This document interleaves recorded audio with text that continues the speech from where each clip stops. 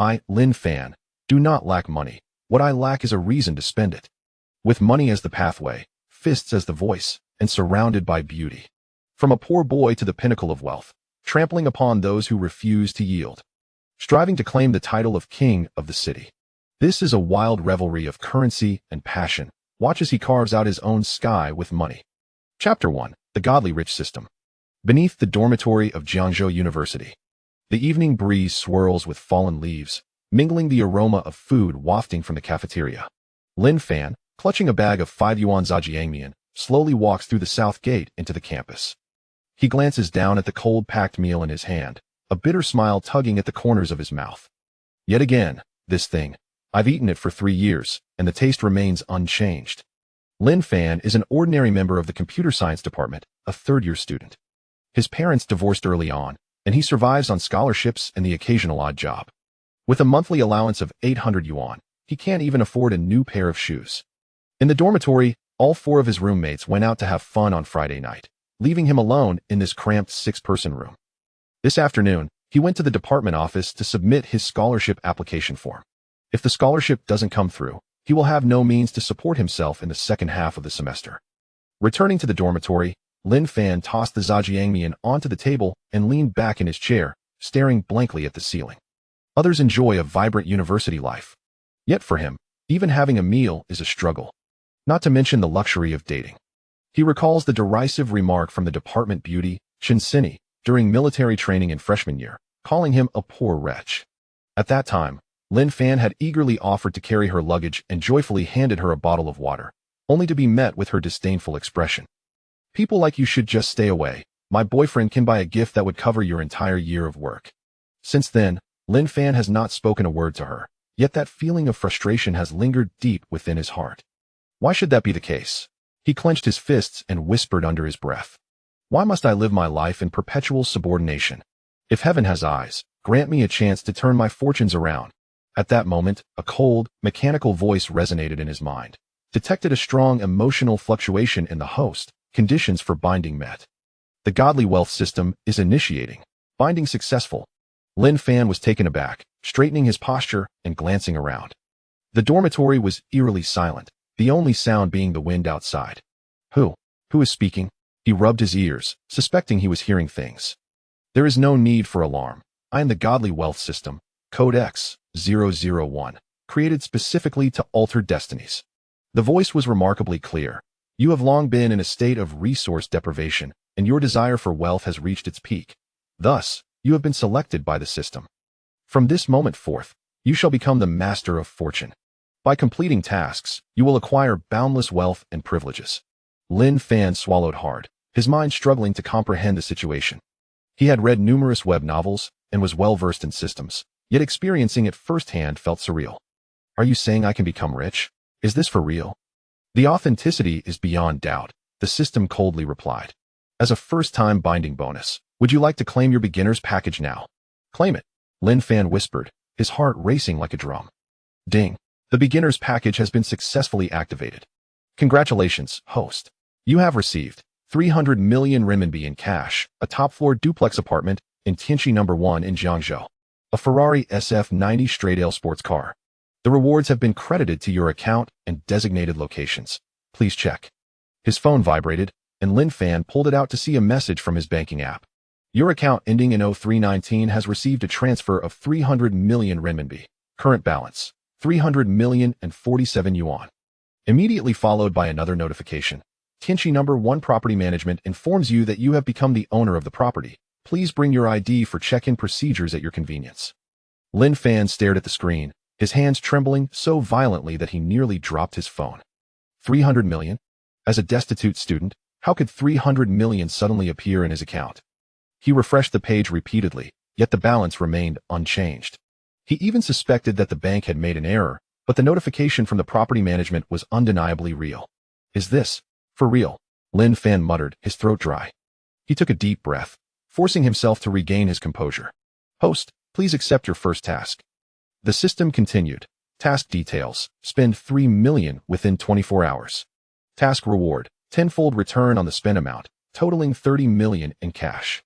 Failure penalty. System disconnection. Spend 3 million and receive 30 million in return? Lin Fan's eyes lit up, the shock within him gradually giving way to excitement. He glanced down at his wrinkled sweatshirt, his mind racing with calculations. 3 million was indeed astronomical for him. Yet, in the face of 300 million, that amount was merely a drop in the bucket. Just then, his phone buzzed with a message from the class WeChat group. Brothers, tomorrow is our department's Belle Chun Sinny's birthday. We're throwing a party at Jindy Hotel. Everyone come and show your support. The message was sent by the class monitor, Zhang Wei, and a flurry of replies followed. Jindy Hotel? That's a 5-star establishment, impressive. I heard her boyfriend is a rich second generation. They have loads of money. Wow, this party is bound to be upscale. Lin Fan squinted at these messages. Remembering the humiliation from Chun Sinny in previous years, a faint smile crept onto his lips. He dialed Jindy Hotel, lowering his voice. Hello, I would like to reserve your top-floor banquet hall for tomorrow night. How much will that cost? The person across the table paused for a moment and replied. Sir, the top-floor banquet hall has already been reserved by a Mr. Zhou for tomorrow. Moreover, the cost of this banquet hall is quite substantial, with a basic fee of 300,000 and a minimum expenditure of 500,000 including catering services. Lin Fan raised his eyebrows slightly, a cold smile forming in his heart. Mr. Zhou? It is highly likely that he is the wealthy second-generation boyfriend of Chun Sinny. He calmly stated, since it is booked, I have a request. Elevate the standards of this banquet to double. Arrange it to the highest specifications. I will cover all costs. Just quote me a number. The manager was taken aback for a few seconds, evidently unfamiliar with such an approach, and cautiously inquired, Sir, are you suggesting to upgrade the originally 500,000 banquet to a specification exceeding 1 million? If we adhere to the highest standards, with imported ingredients, custom decorations, and a top-tier service team, the total cost would be approximately 1,500,000. Should I notify the party that made the reservation? No need, Lin Fan replied calmly. 1,500,000 is perfectly fine. You can proceed with the arrangements. The manager's tone immediately shifted to one of eagerness. Very well, sir. We will certainly execute everything to the highest specifications. Would you like to transfer the payment now, or transfer now? Lin Fan opened his banking app, tapped his finger, and within seconds, the transfer of 1,500,000 was successfully completed. He remarked nonchalantly, the funds have been received. I will come to see the results tomorrow. Absolutely, Mr. Lin. Rest assured, we will make it splendid. The manager's voice brimmed with delight, clearly overjoyed by this unexpected windfall. After hanging up the phone, Lin Fan leaned back in his chair, lightly tapping his fingers on the table. He had no intention of revealing his identity at this moment, nor was there any need to confront Chun Sinny or her boyfriend directly. What he desired was to stand atop the Jindy Hotel tomorrow night and utterly crush his opponents. Lin Fan silently recited to himself, 1,500,000 is just the beginning. I will save the remaining 1,500,000 to add more flair tomorrow. Chun Sinny, isn't your boyfriend wealthy? Lin Fan's gaze turned icy. Tomorrow, I will have you both play supporting roles at my side. Chapter 2. Will you stay with me forever? The following evening, as dusk descended, the lights of Jiangzhou twinkled like a sea of stars. Lin Fan sat in the living room of Tianxi No. 1 mansion, gazing out at the city's resplendent skyline through the floor-to-ceiling windows. Dressed in newly purchased attire, he exuded an understated yet refined elegance. He descended to the garage, where a Ferrari SF90 Straydale awaited him, its fiery red body glimmering under the lights. He settled into the driver's seat, the engine growling to life as the car glided out like a shadow, heading straight for the Jindy Hotel. 20 minutes later, Lin Fan arrived at the hotel, where the parking lot was filled with luxury vehicles, with Porsches and Mercedes-Benzes scattered about. After parking, he stepped out of the car and paused beside it to light a cigarette, squinting at the hotel building. The outline of a crystal observation deck was faintly visible on the top floor, likely a result of his extravagant upgrade for 1.5 million yuan the previous night. As he entered the hotel lobby and stepped through the revolving door, he caught sight of familiar laughter. Looking up, he saw Chun Sinny chatting with a few friends by the front desk. Dressed in an elegant white gown, her diamond bracelet sparkled brilliantly. Beside her stood a tall man in a tailored suit, holding a set of Porsche keys, her boyfriend, Zhou Hao. Brother Hao, this banquet is quite extravagant, exclaimed a man in a floral shirt, playfully patting Zhou Hao on the shoulder. I just asked the manager, and he said the top floor has a crystal observation deck and a fireworks show tonight. How much did that cost? Zhou Hao paused for a moment before smiling. Money is no object. It's my Sinny's birthday. She deserves the best. We set a budget of 500,000, and I told the hotel to make it impressive. I didn't expect them to go all out like this. It's truly thoughtful of them. 500,000. Another friend's eyes widened. Brother Zhou. No one in Jiangzhou can match that. Chen Xinyi flicked her hair and smiled charmingly. Of course. Brother Hao said he wants me to be the brightest star tonight. Did you see how the manager was practically bowing? He probably noticed my Hao Guo's wealth and decided to upgrade us. From a distance, Lin Fan stood quietly, lighting his cigarette with a slight smirk. Zhou Hao's 500,000 yuan could at most secure a basic banquet hall. The crystal observation deck and fireworks show were the fruits of Lin Fan's 1.5 million yuan investment. Just then, a commotion erupted from the terrace as several guests burst in, their faces alight with excitement. Did you see the parking lot? There's a Ferrari SF90 Stradale parked out there, bright red. It's incredible. Is that for real? Zhou Hao blinked in surprise, craning his neck to look outside. SF90. That car costs around 38 million. My Porsche is just over 2 million. Who has the big shot? Chen Xinyi leaned in, astonished. No way. There are only a handful of people in Jiangzhou who own such a car. Who could be here tonight? The man in the floral shirt clicked his tongue in admiration. I just went down to take a picture. The license plate looks new. It must belong to some low-key big shot. Brother Hao, do you know him? Zhou Hao frowned and shook his head. I haven't heard of anyone. I only invited familiar faces tonight. No one of that caliber is here. He paused, forcing a smile. Maybe one of my friends came secretly without mentioning it. Guests murmured among themselves. Some pulled out their phones to search for the model, while others peered toward the terrace. Chen Xinyi entwined her arm around Zhou Hao's, playfully declaring, Brother Hao, who cares whose car it is? We're the stars tonight. No one can steal our thunder. Lin Fan stood in a corner of the terrace, quietly smoking and listening to their astonishment. The mention of 38 million made his lips curve slightly. He extinguished his cigarette and headed toward the elevator, pressing the button for the top floor.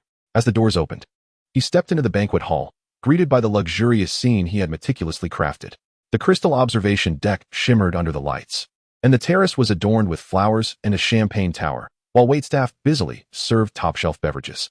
He had just settled into a corner when a piercing laugh interrupted him. Oh, isn't this Lin Fan? Zhou Hao set down his champagne glass, narrowing his eyes as he scrutinized him, his tone dripping with disdain. You actually came? No surprise. I imagine the taste of eating instant noodles every day must be quite unbearable. Make sure to eat plenty. If you don't, remember to take the leftovers home. Lin Fan glanced at him calmly, lifting the coffee that the waiter had brought him to take a sip, remaining silent. Chen Xinyi stood beside Zhou Hao, her brow slightly furrowed, a flicker of disdain in her gaze. Though she loathed Lin Fan, she refrained from speaking directly, merely huffing softly and adjusting her gown as if she hadn't heard him. The man in the floral shirt leaned in, laughing heartily. Lin Fan, aren't you living off scholarships? This meal alone could feed you for a month. You might even take home some leftovers. Quite the clever plan, huh? Another bespectacled fellow chimed in. One must know their place. What makes you think you belong here? Don't embarrass yourself. Zhou Hao waved his hand dismissively, pretending to be magnanimous. Forget it, let him eat. After all, it's my Xinyi's birthday. I should show some grace. He wore a mocking smile. Lin Fan, once you're full, hurry up and leave. Don't linger here and ruin everyone's mood. His lips curled in a scornful smile.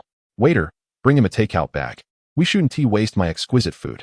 Several guests chuckled quietly, and the waiter cast a curious glance. Lin Fan set down his coffee cup, stood up, and leisurely adjusted his attire, coolly replying, No need for a takeout bag. I can satisfy my hunger. Zhou Hao coldly watched Lin Fan's departing figure, disdainfully curling his lips. This pauper sure knows how to put on airs. He shook his head, seemingly reluctant to let such a minor character spoil his good mood. He turned back to take Chen Xinyi's hand, speaking gently. Darling, let us go. It's time for us to take the stage. Chen Xinyi also huffed softly, a flicker of annoyance crossing her eyes. Yet her face remained adorned with a sweet smile as she obediently linked her arm with Zhou Hao's, walking with him toward the stage. In the center of the stage, the brilliance of the crystal chandelier illuminated their figures, making them shine radiantly. All eyes in the venue instantly focused on them as guests set down their glasses and ceased their conversations, turning to gaze at the dazzling couple. A waiter handed Zhou Hao a microphone, which he took, clearing his throat as his voice resonated throughout the banquet hall. Dear friends, thank you all for joining us tonight. Today is my Xinyi's birthday, and I reserved the top floor of the Jingdi Hotel to give her an unforgettable evening.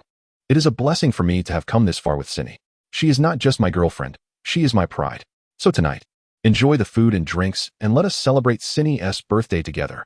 As his words fell, the guests erupted in enthusiastic applause, some shouting, "Brother Zhou is generous. Cinny is truly lucky." Chin Cinny stood beside him, her eyes glistening with tears, covering her mouth with a soft laugh, clearly moved by his words. She looked up at Zhou Hao, her voice catching slightly. "Brother Hao, you're so good to me. I'm at a loss for words." Zhou Hao smiled, a glimmer of pride in his eyes.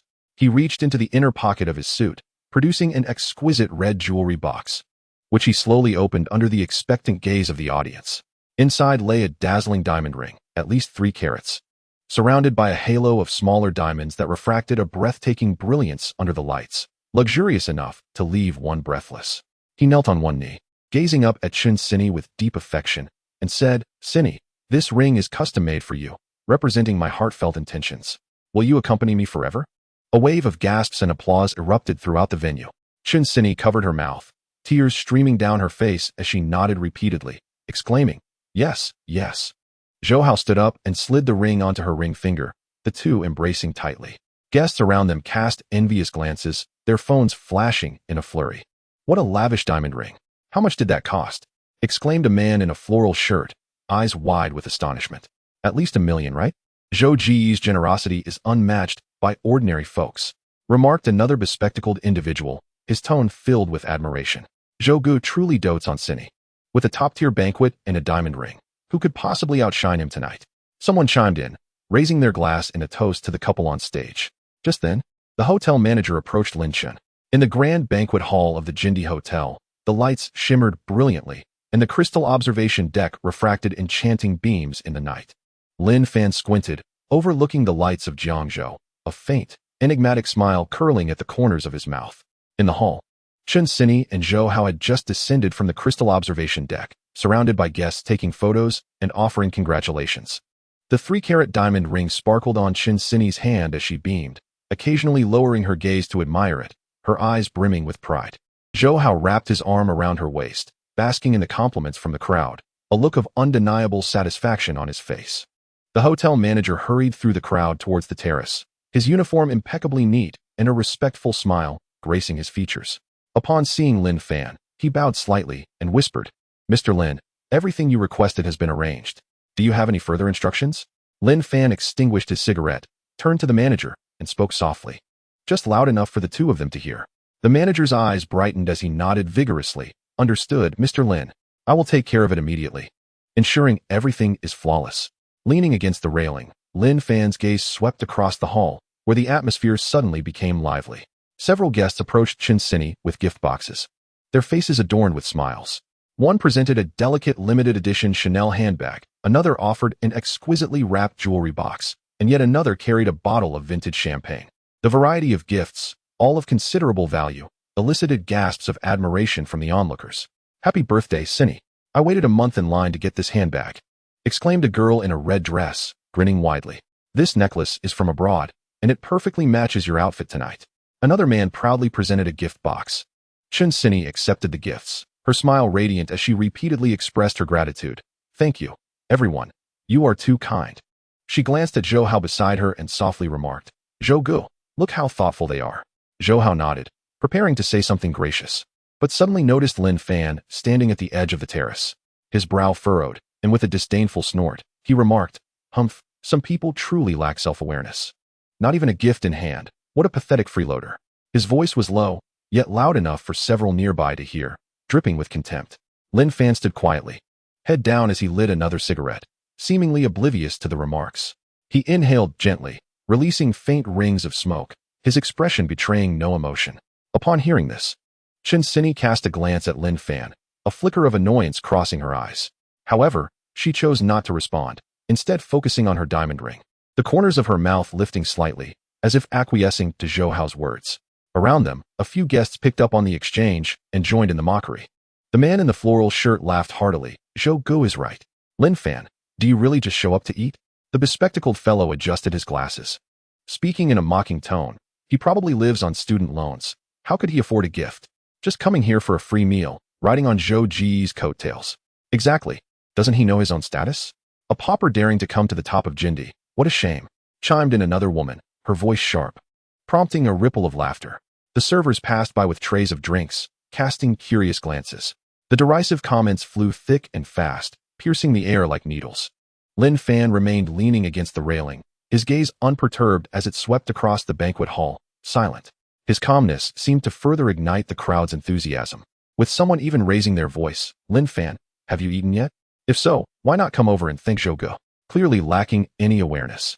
Zhou Hao snickered, wrapping his arm around Chun Sin's shoulders, whispering, "Darling, ignore this trash, he's just an eyesore." He turned to the guests, raising his voice, "Everyone, let's not pay him any mind.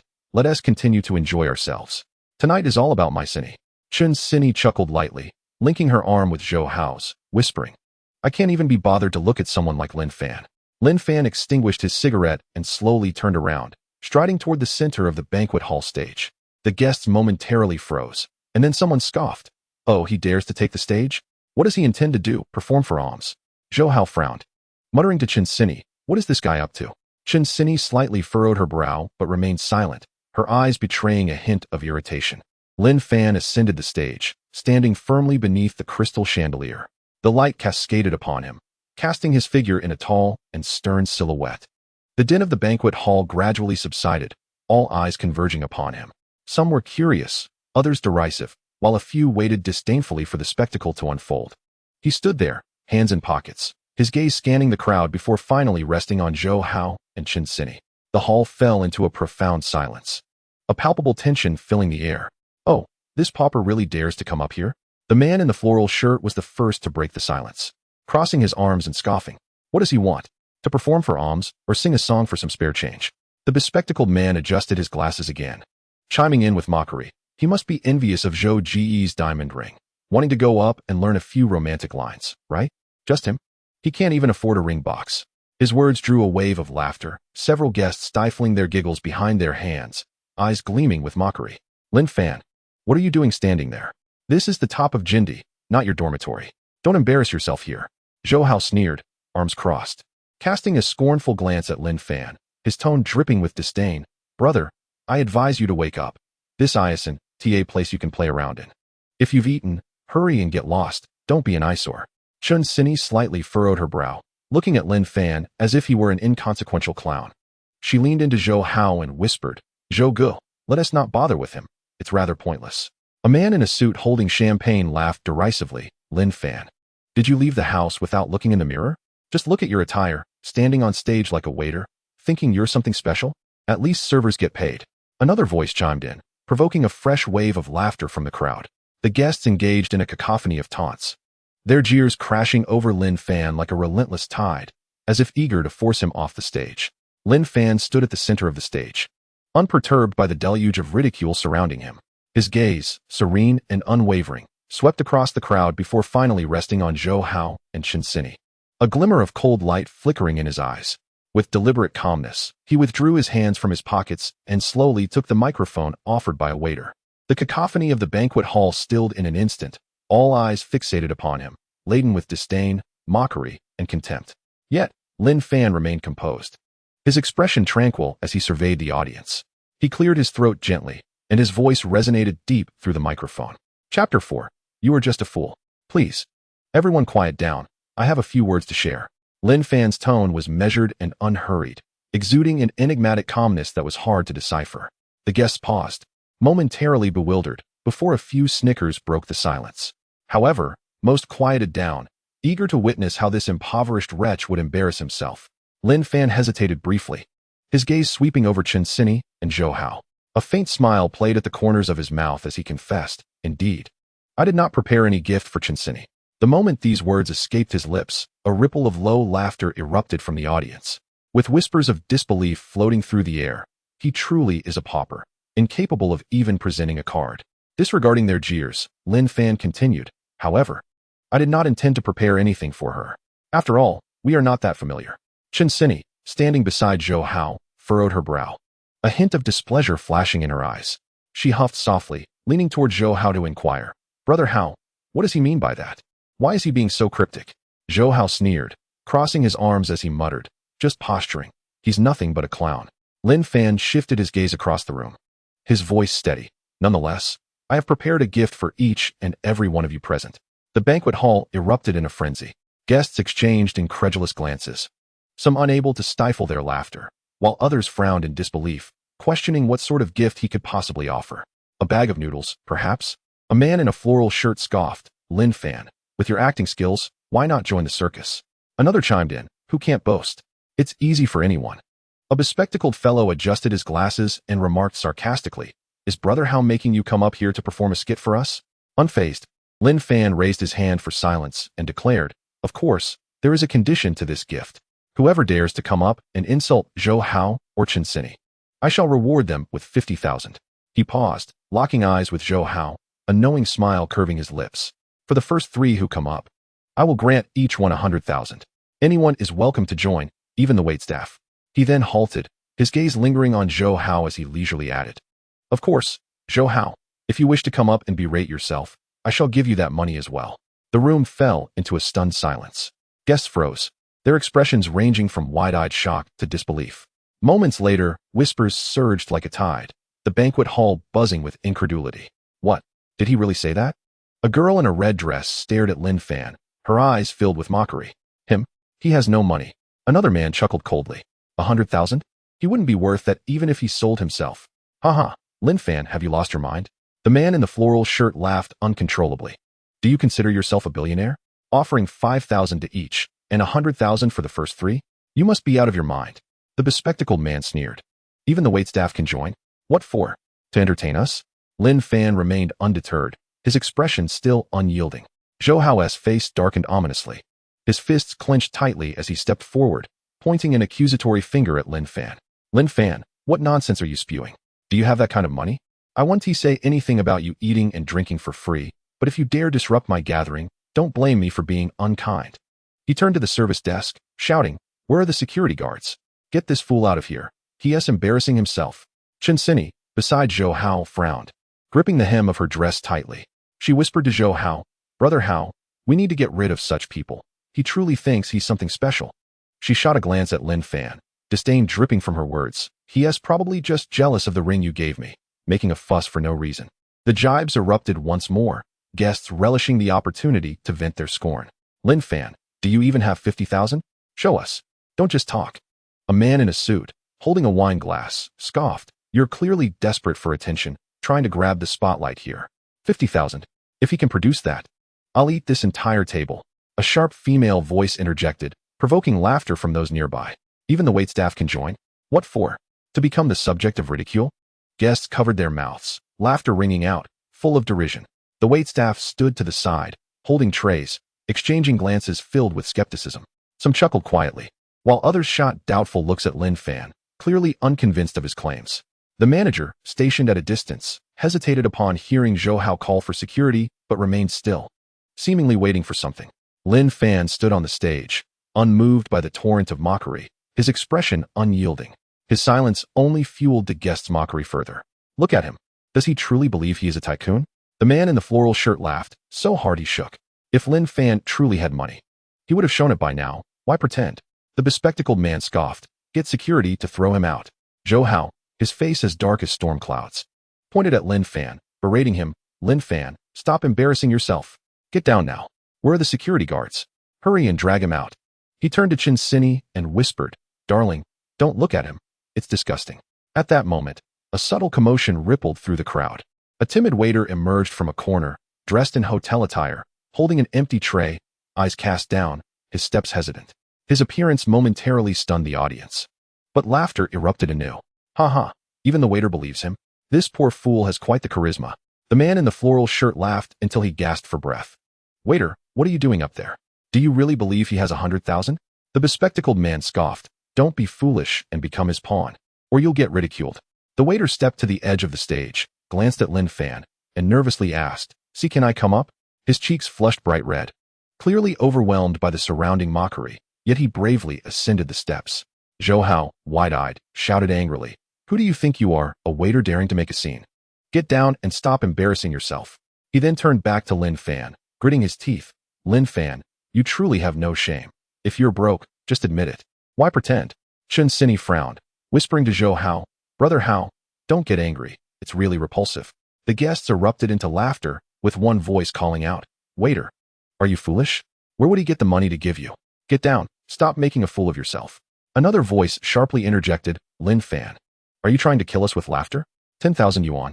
I doubt you can even produce 10. Standing on the stage, Lin Fan's gaze fell upon the timid waiter, to whom he gave a slight nod. He raised the microphone, his voice remaining calm. Come up here, just say a word. Lin Fan then turned to Zhou Hao, a cold smile gracing his lips. The waiter swallowed hard, summoning his courage to whisper, Zhou Hao, you're just a fool. Chapter 5. Quite the actor, aren't you?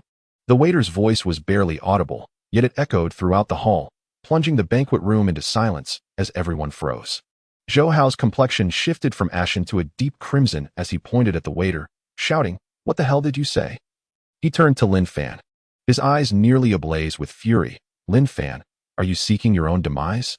Lin Fan ignored him, simply pulling out his phone from his pocket, displaying the bank app with the transfer interface clearly visible. He looked up at the crowd and calmly stated, 100,000 has already been transferred. Who else wants to come up? An eerie stillness enveloped the room. The guests' mockery ceased abruptly, and an invisible force seemed to choke their throats. The timid waiter stood at the edge of the stage, his face flushed, trembling as if electrified. Suddenly, his phone vibrated. He looked down to see the bank message glaring at him. Your account ending in XXXX has received a transfer of 100,000 yuan. Current balance 237 yuan. His eyes widened, hands shaking uncontrollably as he could barely hold onto his phone. In the next moment, he shot his head up, screaming, It's real. He really gave me 100,000. His voice, sharp and ecstatic, resonated throughout the banquet hall, echoing among the crystal chandeliers and champagne towers. The waiter beamed as if he had won the lottery, jumping up and waving his phone in exuberance. It's real. It's real. I have an additional 100,000 in my account. Mr. Lin truly transferred it to me. His exuberance was palpable, his voice cracking with disbelief and joy. All eyes in the room swiftly turned towards the waiter. Some stared wide-eyed, while others gaped in disbelief, as if the hall had been paused. Moments later, hushed discussions surged. Guests exchanging glances, some astonished, while many were skeptical. Is it true? Does he really have 100,000? Impossible. Where would this pauper get the money? The man in the floral shirt frowned, sneering. I bet he is just an actor hired to put on a show for us. Another chimed in, 100,000? Him? Lin Fan. A bespectacled man adjusted his glasses, scoffing. Waiter, don't overact. How much did Lin Fan pay you? $50 an hour? Right, it must be fake. Another man in a suit declared firmly, if he were really wealthy, he wouldn't look so shabby. Hearing their doubts, the waiter turned crimson with urgency. He waved his phone, almost in tears. It's not an act. It's real. I wouldn't act. I've worked here for 2 years. Who doesn't know me? The money has truly arrived. Look, he illuminated his phone screen, displaying the bank message clearly. Yet, guests from afar could hardly see, assuming he was merely causing a ruckus. Zhou Hao stood beside Chen Sini, his expression dark as a storm cloud. He glared furiously at Lin Fan and the waiter, his fists clenched tightly. Suddenly, he turned, bellowing, Where are the security guards? Why haven't they arrived? What about the hotel manager? Is no one going to intervene while this farce unfolds? His voice reverberated through the banquet hall, seething with rage, wishing he could tear Lin Fan apart immediately. Chen Sini frowned, whispering to Zhou Hao, Calm down, it must be a hoax. Where would he get the money? Don't let this petty character ruin our good mood. She cast a glance at Lin Fan on stage, scoffing, just a clown seeking attention. The waiter hurried off the stage to another colleague, excitement radiating from his face as he exclaimed, Li Chong, hurry up. He really gave money. My account has genuinely increased by 100,000. Come on, 100,000. His voice trembled with excitement as he animatedly tugged at the other waiter, as if revealing a monumental secret. Li Chong, a slender young man clad in the same hotel uniform, held an empty wine tray. He hesitated, glancing between the stage and the mocking guests, uncertainty etched on his face. He bit his lip and whispered, Really? Did he truly give money? The previous waiter nodded fervently, Absolutely. Why would I lie?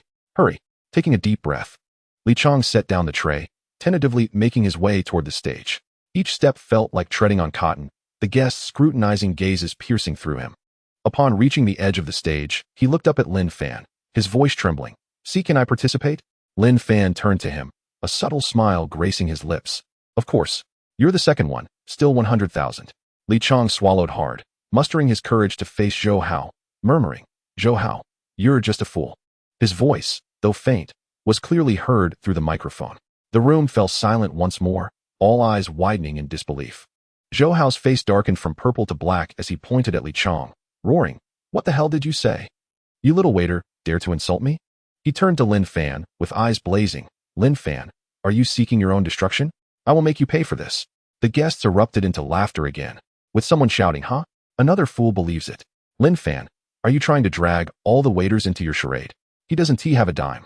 The man in the floral shirt laughed so hard he could hardly breathe. You waiters have offended Hao Go. Let us see how you survive in Jiangzhou from now on. I bet Lin Fan will die without knowing how it happened. Lin Fan paid no mind to their jeers, merely focusing on his phone's banking app. With a few taps, moments later, Li Chang's phone vibrated. He looked down to see the bank message pop up. Your account ending in XXXX has received a transfer of 100,000 yuan. Current balance 128 yuan. Li Chang's eyes widened, his entire being seeming to freeze. Then, he leaped up, shouting, it's real. He also gave me 100,000. It's true. His voice, high-pitched and exhilarated, exploded like thunder in the banquet hall. Waving his phone, his face flushed with joy, he declared, I'm not acting. It's real. 100,000 has arrived. He was so ecstatic that he almost toppled off the stage, his face radiating disbelief and elation. Were all the waiters here once actors? You all seem quite adept at playing your parts. Lin Fan thought, if he had the money to hire actors, he might as well buy himself a few nice outfits. What is there to boast about for a destitute wretch? Zhou Hao's face turned a deep shade of anger as he pointed at Lin Fan and Li Chang on the stage, bellowing, Lin Fan, what kind of pretense are you putting on as a wealthy man? It seems you are courting death. Where are the security and the manager? Is your hotel allowing him to create such a ruckus? He then demanded the immediate dismissal of the two waitstaff. Meanwhile, the hotel manager, wearing a complex expression, was glancing at the nearby server, whispering, did he really give you 100,000? The server nodded excitedly, waving his phone, indeed. Manager, look, there really is an additional 100,000 in my account. He is not lying. He illuminated his phone screen, showcasing the bank notification clearly. Zhou Hao charged towards the hotel manager. Chapter 6. 200,000. The murmurs among the guests gradually escalated. Some were skeptical, others derisive. Yet a few pairs of eyes began to waver. Zhou Hao stood amidst the crowd, his complexion darkening. He glared furiously at Lin Fan on stage, his fists clenched tightly. Zhou Hao dashed in front of the hotel manager, seizing his tie, and thundered, did you pretend not to hear what I just said? Are your ears deaf? I have spent so much money here, and this is how you maintain order? The manager, yanked off balance, struggled to breathe as Zhou Hao's furious tone grew louder. I am giving you 3 minutes. Get your security over here and remove this scoundrel. Zhou Hao pointed at Lin Fan on stage, then jabbed his finger nearly into the manager's face, his eyes ablaze. Did you catch that? 3 minutes, or I'll ensure you no longer work here.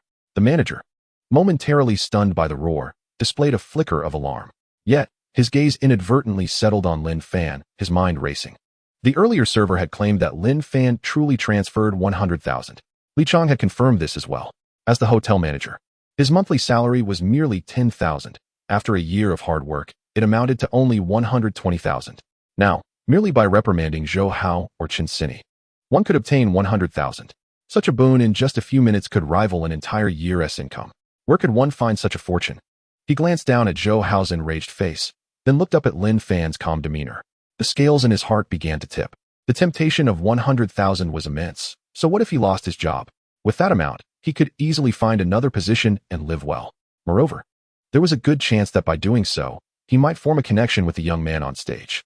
With such a wealthy benefactor, his future would indeed be bright. The manager inhaled deeply, as if steeling himself.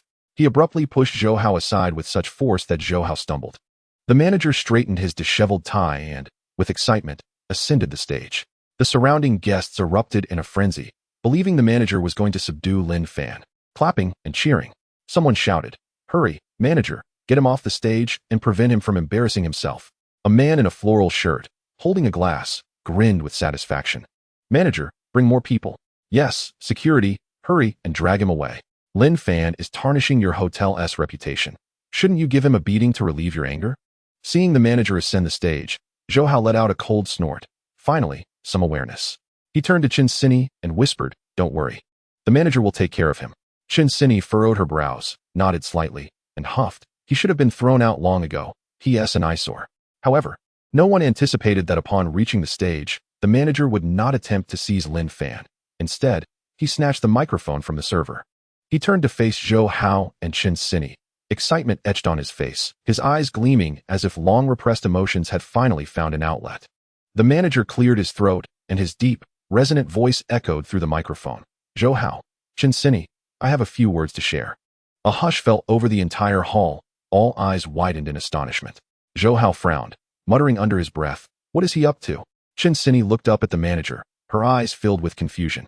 Taking a deep breath, the manager's lips curled slightly, and he continued, Zhou Hao, you presumptuous nouveau riche, spouting nonsense, believing that a little filthy money gives you the right to flaunt it before everyone? Let me be frank. Your petty cleverness doesn't even qualify you to carry someone else's shoes. His tone was firm and powerful, each word striking like a blade. The banquet hall fell silent. All mouths agape, as if struck by lightning. Zhou Hao's complexion shifted from dark to crimson as he pointed at the manager, shouting, what did you just say? How dare you insult me? The manager ignored him, turning his gaze to Chen Sini, continuing, and you, Chen Sini, don't think that just because you possess a bit of beauty, you can see yourself as a princess. Your vanity is so shallow it's nauseating. All you think about is climbing the social ladder, yet you are a textbook example of a gold digger. If I were you, I would have already found a crack to hide in, instead of pretending to be high and mighty here. Do you think your beauty is something to be proud of? If you're so beautiful, why don't you become a courtesan? At this utterance, the hall erupted. The expressions of the guests shifted from shock to blankness. Some stared wide-eyed, some covered their mouths, and others seemed utterly dumbfounded. Chen Sini's face drained of color, her fingers clenching the hem of her gown, knuckles turning white. She glared at the manager, her voice trembling. What did you say? I'm materialistic? Are you out of your mind? Zhou Hao was almost seething with rage. He rushed to the edge of the stage, pointing at the manager, roaring, are you insane? I paid for this venue. How dare you insult my girlfriend?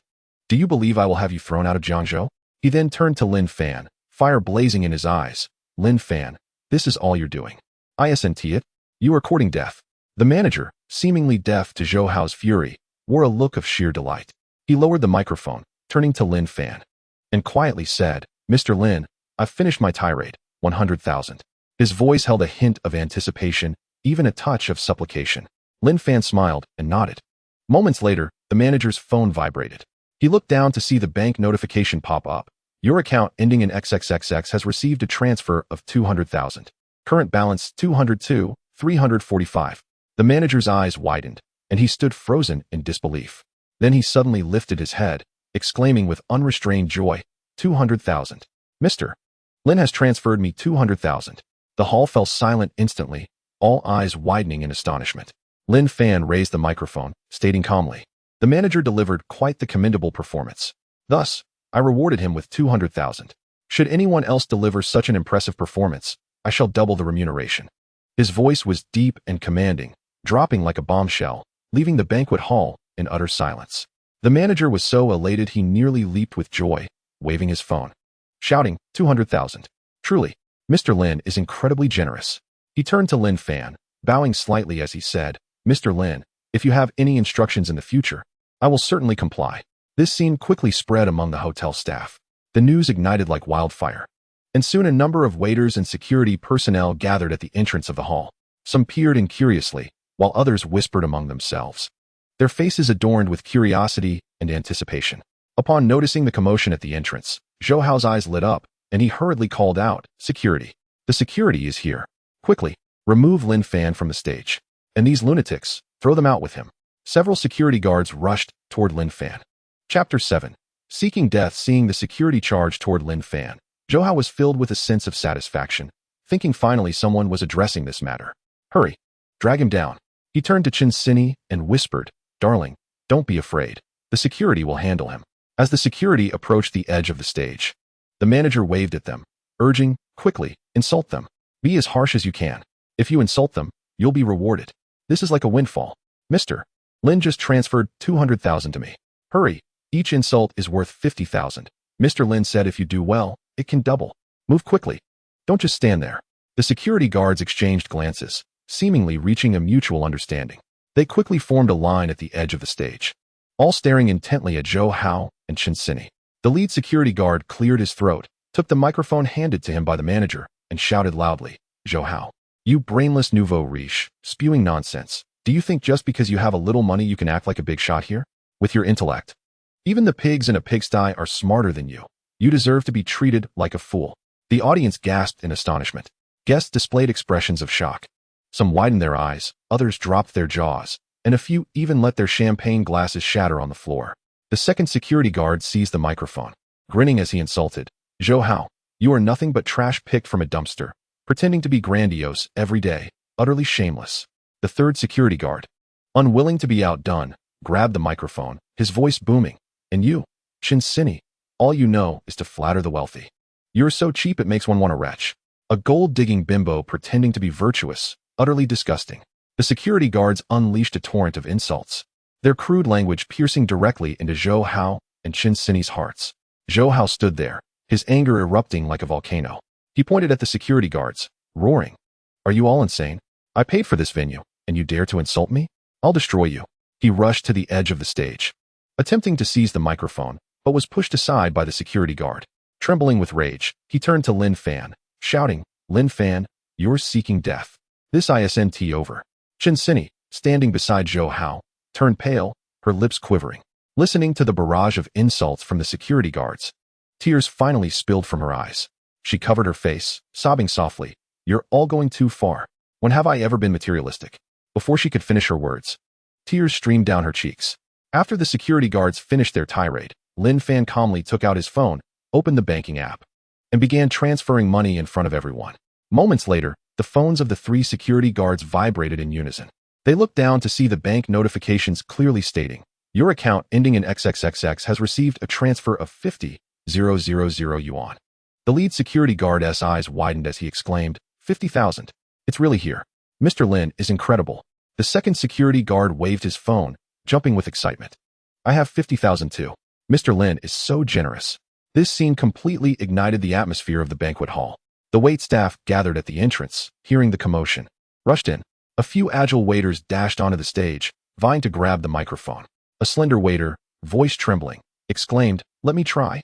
"Zhou Hao, what brand of plastic bag are you? How can you be so full of yourself?" Another waiter snatched the microphone, cursing, "Chin Sini, you green tea bimbo. Pretending to be a saint, yet you're just a materialistic opportunist. Others are childhood sweethearts, but you two have no such luck." Someone just claimed Mr. Lin lacks manners. Mr. Lin's manners are for people, not for dogs. "Zhou Hao, you should spend more time in the sun. If you get a bit darker, no one will know you're an idiot." Chin Sini could no longer contain herself, bursting into tears. She crouched on the ground, her shoulders shaking violently. Zhou Hao's face flushed with rage as he shouted at the waiter, "Shut your mouth. I'll kill you." He turned to Lin Fan, gritting his teeth, and said, "Lin Fan, you're digging your own grave." The surrounding guests watched this spectacle, utterly bewildered. Some began to believe that Lin Fan truly had money, as so many were cooperating with him. It couldn't all be actors, could it? A girl in a red dress stared at the stage, whispering, "Could it be he really has money? Transferring 50,000 like that. How much does he have? It's impossible. Where would he get that money?" A bespectacled man adjusted his glasses, his tone wavering. "If it's true, He trailed off, swallowing hard. At that moment, a man in a floral shirt hesitated, stepping out from the crowd. He rubbed his hands nervously and walked onto the stage, smiling at Lin Fan. Lin Fan, can I join in? I'd like to try too." His tone was somewhat ingratiating, a stark contrast to his earlier demeanor. Lin Fan glanced at the time on his phone, a slight smile gracing his lips as he replied, "I'm sorry, we've finished the insults for today. All spots are taken." He paused, his gaze sweeping over Zhou Hao, and added nonchalantly, "However, if you slap Zhou Hao, I will naturally compensate you." Upon hearing this, the hall fell silent once more. The man in the floral shirt was taken aback, his smile freezing on his face. He looked at Zhou Hao, then back at Lin Fan, raising his hand only to lower it again, a look of conflict etched on his face. Zhou Hao glared at the man in the floral shirt, roaring, "You dare to touch me? I'll destroy your whole family." Chin Sini crouched on the ground, crying even harder. Her voice choked as she pleaded, "Brother Hao, they're going too far. You must do something." She looked up at Lin Fan, her eyes filled with resentment. "Lin Fan, are you insane? Why are you treating me like this? If he really gives money, I want to try too," a bespectacled man murmured, swallowing hard. "Where would this pauper get that money? I still don't believe it." Another person sneered, though their gaze was less certain. The man in the floral shirt stood at the edge of the stage, rubbing his hands, visibly conflicted. He looked up at Lin Fan, then shot a glance at Zhou Hao, his eyes gleaming with greed. With determination, the man in the floral shirt strode purposefully toward Zhou Hao. Zhou Hao believed the man wouldn't dare to confront him, but in that moment of distraction, slap, a crisp sound resonated throughout the hall. The man in the floral shirt raised his hand, and delivered a fierce slap to Zhou Hao's left cheek. Caught off guard, Zhou Hao's head snapped to the side, a bright red handprint instantly appearing on his face. He stood frozen for a few seconds, before erupting like a lit powder keg, lunging at the man in the floral shirt, shouting, "You're seeking death." He seized the man in the floral shirt by the collar, his fist raised high, fire blazing in his eyes. The man in the floral shirt, terrified, stumbled backward, ultimately hiding behind Lin Fan. Zhou Hao clearly had no intention of letting him off the hook and charged straight toward Lin Fan. Chapter 8. Where does such money come from? Zhou Hao swung his fist, intent on striking Lin Fan as well. However, the security personnel standing beside Lin Fan would not permit such an act. After all, Lin Fan was their benefactor, having generously distributed money to them just moments ago. How could they stand idly by and watch their benefactor get assaulted? The man in the floral shirt turned to Lin Fan, his face filled with anticipation, exclaiming, "Lin Fan, hurry and transfer the money. I've taken action." Lin Fan, with a cheerful smile, nodded slightly. With a light tap of his finger, mere seconds later, the phone of the man in the floral shirt vibrated. His eyes widened in disbelief as he leapt up, shouting, 50,000. It's really been credited. Brother Lin, you're amazing. The guests in the room were left in stunned silence, now seemingly convinced of Lin Fan's financial prowess. Lin Fan set down his phone, raised the microphone, and calmly stated, "I have said before, the money will be provided. Each slap will cost 50,000. Zhou Hao, restrained by security, turned to glare at Lin Fan. His face flushed with rage, as if consumed by anger. Trembling, he spat out, "Lin Fan, just you wait. I will not let this go. I will make sure you pay for this today." His entire body shook with fury, fists clenched so tightly that they made a cracking sound.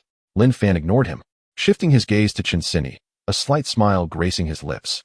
He raised the microphone, his tone calm, yet laced with an icy chill. "Chen Sini, weren't you disdainful of me during military training? Did you not say I was impoverished? Didn't you claim that your boyfriend could buy a gift that would sustain me for an entire year of labor?" He paused, his gaze piercing as it locked onto her. "Today, I intend to humiliate you." Chen Sini crouched on the ground, tears blurring her vision. Upon hearing his words, she abruptly lifted her head, staring at Lin Fan, her voice choked with emotion. "Lin Fan, are you out of your mind? When did I ever say such things? Why are you treating me this way?" She covered her face, tears streaming uncontrollably down her cheeks. Lin Fan let out a cold laugh, choosing not to respond further. Just as his words faded, a thunderous roar erupted from outside the terrace. Fireworks began to burst forth, their vibrant colors illuminating the night sky. The guests' attention was immediately captivated. Some rushed to the terrace's edge, while others raised their phones to capture the moment, gasps of admiration echoing throughout the banquet hall. "Wow, these fireworks are magnificent," exclaimed a girl in a red dress, her eyes wide with wonder.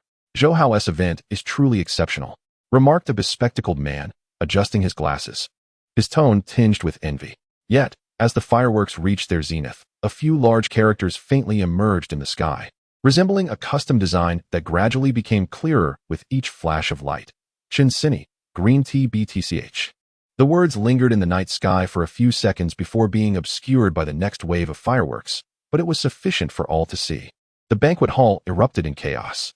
Guests gasped in disbelief, some whispering, "What is happening?"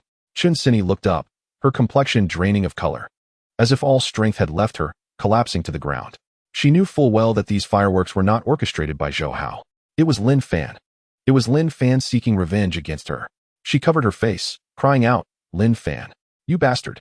I will not let this go." Her voice was sharp and filled with despair, tears mingling with her makeup, leaving her in a wretched state. Zhou Hao also spotted the words in the fireworks, his face turning crimson with rage as he shouted at the sky, "Lin Fan, you've got guts. I will kill you."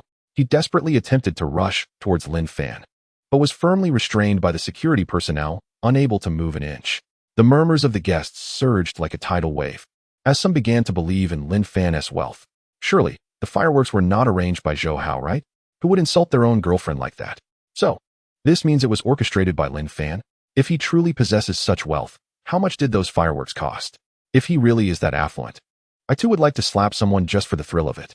Lin Fan set the microphone down and descended from the stage, his steps leisurely, as if he had just completed a meticulously planned performance. He did not cast another glance towards Zhou Hao or Chen Sini, making his way directly to the entrance of the banquet hall. The manager waved his phone, calling out to Lin Fan, "Mr. Lin, take care. If you need anything in the future, I will certainly comply."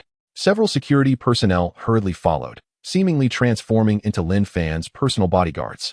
Upon reaching the entrance, Lin Fan pushed open the glass door, the night breeze sweeping in, carrying the scent of fireworks. He approached the parking lot, retrieved his keys, and pressed the remote. The fiery red Ferrari SF90 Straydale illuminating its headlights. He opened the car door, settled into the driver's seat, and with a roar of the engine, the vehicle sped away from the Jean D Hotel like a streak of red lightning. The gathering of security and service staff at the entrance stood in awe, their eyes wide in disbelief. The lead security guard gasped, "My goodness, that's a Ferrari SF90. It must cost over 30 million, right?" A service staff member raised their phone in admiration, exclaiming, "What a true tycoon." The manager stood at the entrance, watching the Ferrari disappear into the distance, murmuring, "Now that is a true big shot. Zhou Hao is nothing in comparison." He turned to face the banquet hall, his expression filled with pride. Inside the banquet hall, Zhou Hao's face was flushed with fury. His heart was in turmoil, and he felt an overwhelming urge to kill Lin Fan. Where did Lin Fan acquire such wealth? How much must one spend to create such a spectacle?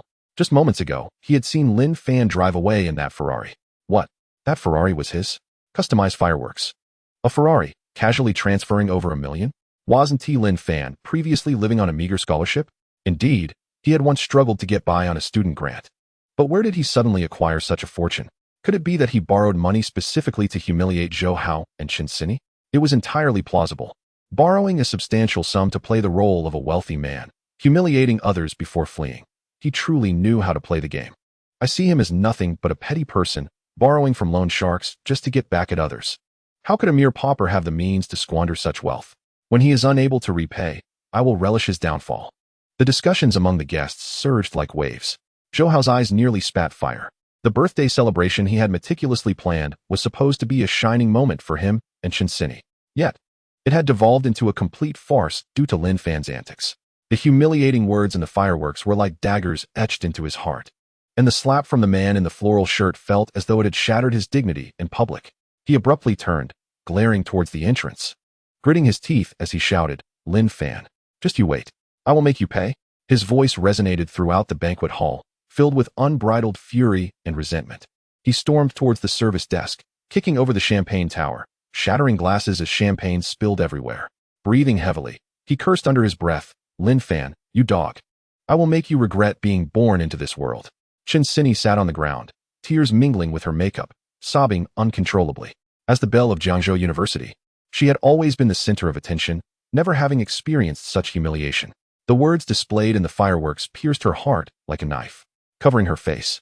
She choked out, "Lin Fan, why are you doing this to me? What have I done to deserve this?" Chapter 9. A generous red envelope, 50 bills of that kind. The night was deep, and the streets of Jiangzhou City sparkled like stars. Lin Fan sat in the fiery red Ferrari SF90 Straydale, the engine growling beneath him. The vehicle sped through the night, heading towards Tianqihua Villa. At that moment, a mechanical and cold voice echoed in his mind. Ding. Host has completed the task of spending 3 million. The task reward of 30 million has been issued, with a current balance of 330 million. The system has released the next task. Please spend 30 million within 3 days. Completion reward, 10-fold return. Failure penalty, 10-fold deduction. Please continue to strive and unlock a more exciting life. The system's voice was crystal clear, and a satisfied smile appeared on Lin Fan's lips. 330 million, excellent. Enough for me to indulge for a while. 20 minutes later, the Ferrari came to a halt in the garage of Tianqihua Villa. Lin Fan stepped out of the car and entered the penthouse duplex. The floor-to-ceiling windows of the living room showcased the dazzling skyline of Jiangzhou City. A crystal chandelier cast a gentle glow, while the Italian-imported leather sofa exuded a subtle air of luxury. As he surveyed the opulent room, memories of his dilapidated university dormitory surfaced in his mind. The creaking wooden bed, the damp and moldy walls, and the sound of his roommates snoring at midnight. He murmured to himself, "From now on, I shall no longer have to sleep in that wretched place." He shed his clothes, carelessly tossing them onto the sofa, and made his way into the master bedroom. The king-size bed was adorned with silk sheets, and a faint scent of sandalwood wafted through the room. He collapsed onto the bed, closed his eyes, and vivid images from that evening flashed through his mind. The slap delivered to Zhou Hao, the disheveled appearance of Chen Sini as she cried, and the glaring words green TBTCH in the fireworks display. A slight smile crept upon his lips, and with a sense of satisfaction, he drifted off to sleep. The next day, Lin Fan awoke to the midday sun streaming through the floor-to-ceiling windows. Rubbing his eyes and stretching, he heard the soft strains of light music emanating from the smart speaker by his bedside. After getting up to wash and changing into understated leisure wear, he walked into the dining room where a sumptuous lunch had already been laid out by the property management: black truffle steak, foie gras with baguette, and a chilled glass of Romani Conti. He savored the meal leisurely before picking up his car keys and heading to class. Arriving at Jiangzhou University, Lin Fan parked the Ferrari in the outdoor lot and strolled into the campus. Just then, a familiar figure approached, class representative Zhang Wei. Dressed in sportswear and holding a bottle of mineral water, Zhang Wei halted upon seeing Lin Fan, an air of disdain flickering in his gaze. "Oh, Lin Fan, you dare to come to school? Aren't you afraid the debt collectors will come looking for you?" Zhang Wei crossed his arms, sneering. "You really pulled off quite the show at the Jindy Hotel yesterday, spending so much money for a grand spectacle. Is it entertaining to borrow money to show off? Have you no shame in sacrificing your dignity just to take revenge on Zhou Hao and Shin Sini?" Lin Fan paused, glanced at him, and replied calmly, "If that is what you think, then so be it." Zhang Wei, incensed by Lin Fan's composed demeanor, scoffed. "What are you trying to play at? Do you think driving a fancy car and spending a few thousand can impress anyone? Let me tell you, Zhou Hao said he won't let this go. Just wait and see." He paused, a hint of schadenfreude in his voice. "Oh, by the way, since you missed class this morning, Teacher Wang asked me to inform you to visit his office." Lin Fan raised an eyebrow and nodded, understood. Without further words, he turned and walked towards the academic building. Zhang Wei stood there, huffing in annoyance, muttering, still acting all high and mighty. Teacher Wang's notorious reputation was well known at Jiangzhou University. A man in his 50s with a balding head and an oily demeanor, he taught principles of economics, and students privately referred to him as Wang Ba Pai. He not only enjoyed taking advantage of female students behind their backs, but also devised various schemes to make students present him with gifts such as cigarettes, alcohol, and tea, even demanding cash directly. Refuse? Then prepare for difficulty, with rewritten assignments and failing grades at his whim, as he could easily fabricate a reason. Lin Fan had previously maintained good grades and had never crossed paths with this old man, only hearing of his notorious deeds. For instance, a male student who failed to present gifts was flunked twice and ultimately had to change majors. Upon reaching the third floor of the academic building, Lin Fan knocked on Teacher Wang's office door. A raspy voice called from within, "Come in." He entered. The office was shrouded in smoke. Teacher Wang sat behind his desk, a cigarette dangling from his mouth, beside a cup of tea that had turned a murky yellow. Upon seeing Lin Fan, he squinted, surveying him up and down, and said in a tone both neutral and accusatory, "Lin Fan, you didn't attend class this morning. Quite bold, aren't you?" Lin Fan stood at the door, replying nonchalantly, "I had something to attend to." "Something to attend to?" Teacher Wang scoffed, extinguishing his cigarette in the ashtray and tapping his desk. "Is your matter more important than my class? You students have no sense of propriety. Are you trying to flunk your exams? Planning to repeat a year?" Lin Fan remained silent, simply observing him. Noticing Lin Fan's reticence, Teacher Wang furrowed his brow, his tone growing harsher. "You're not exactly wealthy, are you? Why do you only learn those bad habits? Zhou Hao's family is rich. He can skip class for a year without consequence. What about you? Scavenging leftovers in the cafeteria, yet you think you can skip class?" Lin Fan replied coolly, "Teacher Wang, how much has Zhou Hao given you?" This question momentarily stunned Teacher Wang, his expression darkening. Leaning back in his chair, he narrowed his eyes. "All right, you have some guts. Since you put it that way, I won't hide it from you. Those who miss class need to show a little token of appreciation. If you don't have anything to offer, your credits this semester might be in jeopardy." He paused, tapping the desk. "I happen to need a large red envelope from my drawer, 50 bills. Understand?" Lin Fan glanced at the greasy desk, and a glimmer of cold light flickered in his eyes. He had previously avoided provoking Teacher Wang out of indifference. But now, with 330 million at his disposal, why would he fear this elderly man? He raised his head, replying calmly, "Teacher Wang, I understand. Just wait and see." Teacher Wang snorted dismissively, waving his hand. "Fine, go. Don't forget my words. Or you might just flunk and have to repeat." He lifted his teacup and took a sip, seemingly confident that he had Lin Fan at his mercy. Lin Fan said nothing further and turned to exit the office.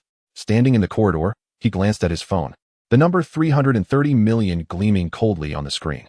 A slight smile curved his lips, and a trace of chill flickered in his eyes as he recalled Wang Ba Pai's greasy face and extortionate tone still ringing in his ears. Lin Fan murmured softly, "You want me to offer gifts? Very well, I shall present you with a grand one." Chapter 10. Lin's leisurely walk. Lin Fan did not return to the classroom, but instead turned towards the principal's office on the top floor of the academic building. The principal's office was located at the end of the 5th floor. He knocked on the door, and a deep voice responded from within, "Come in." Upon entering, he was enveloped in a haze of smoke. Principal Li Guoqiang, in his 50s with graying hair and gold-rimmed glasses, sat behind his desk, engrossed in reviewing a document. The desk was cluttered with folders, and beside it lay a filled ashtray. He looked up and saw a student-like figure, furrowing his brow and impatiently stating, "If you have something to discuss, go find your counselor. I am busy here." Lin Fan walked straight to the desk, standing firmly before speaking calmly. "I wish to make a donation to the school." Li Guoqiang was momentarily taken aback, his documents hovering in midair.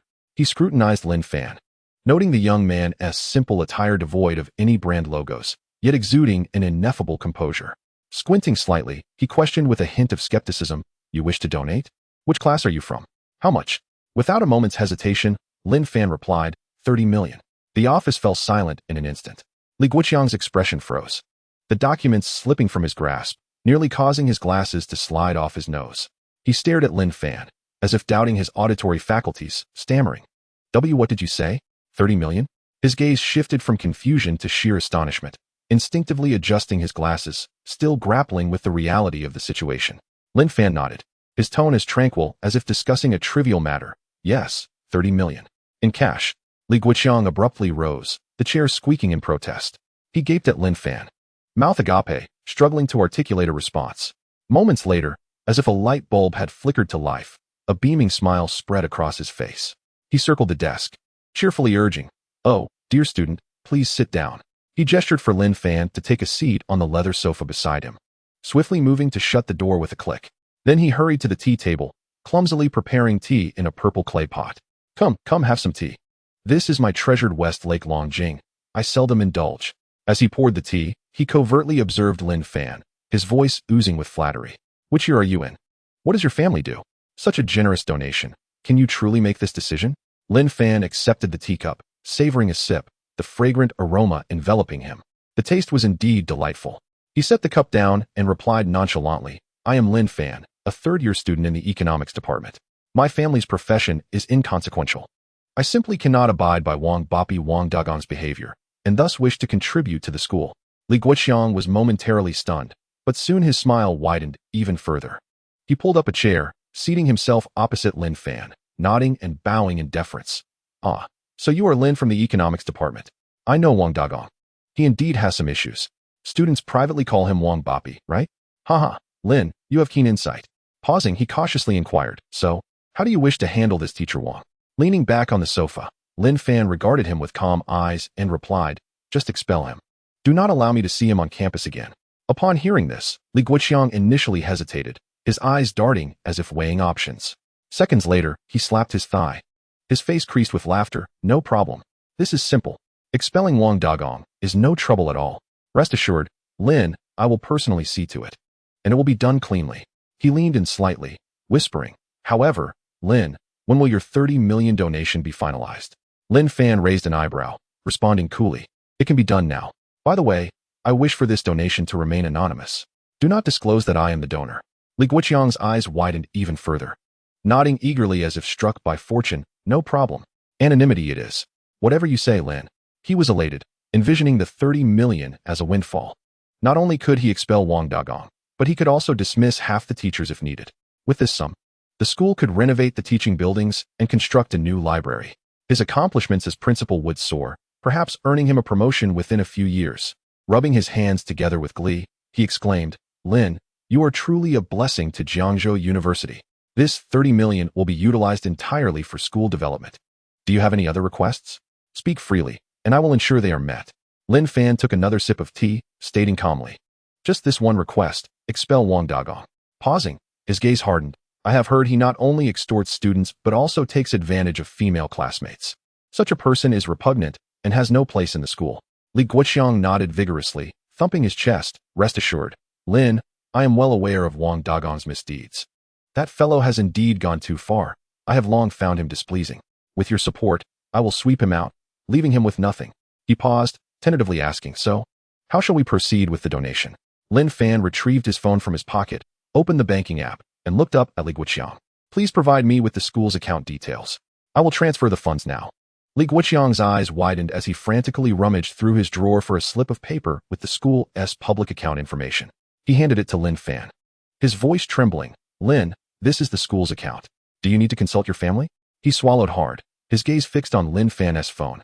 Fearing he might miss something crucial, Lin Fan remained silent, his finger confirming the transaction. Moments later, the screen displayed a notification. Transfer successful. Amount, 30 million. He handed the phone to Li Guoqiang, saying coolly, check if it has arrived. Li Guoqiang took the phone, his hands shaking as he read the transfer record displayed clearly on the screen. His glasses slipped down his nose as he abruptly sprang to his feet. His face flushed with excitement. He turned and rushed to his desk, dialing a number on the landline, whispering, is this the finance office? Please check the school's account. Has the 30 million donation arrived? Yes, check immediately. A few minutes later, a voice confirmed on the other end, Principal Li.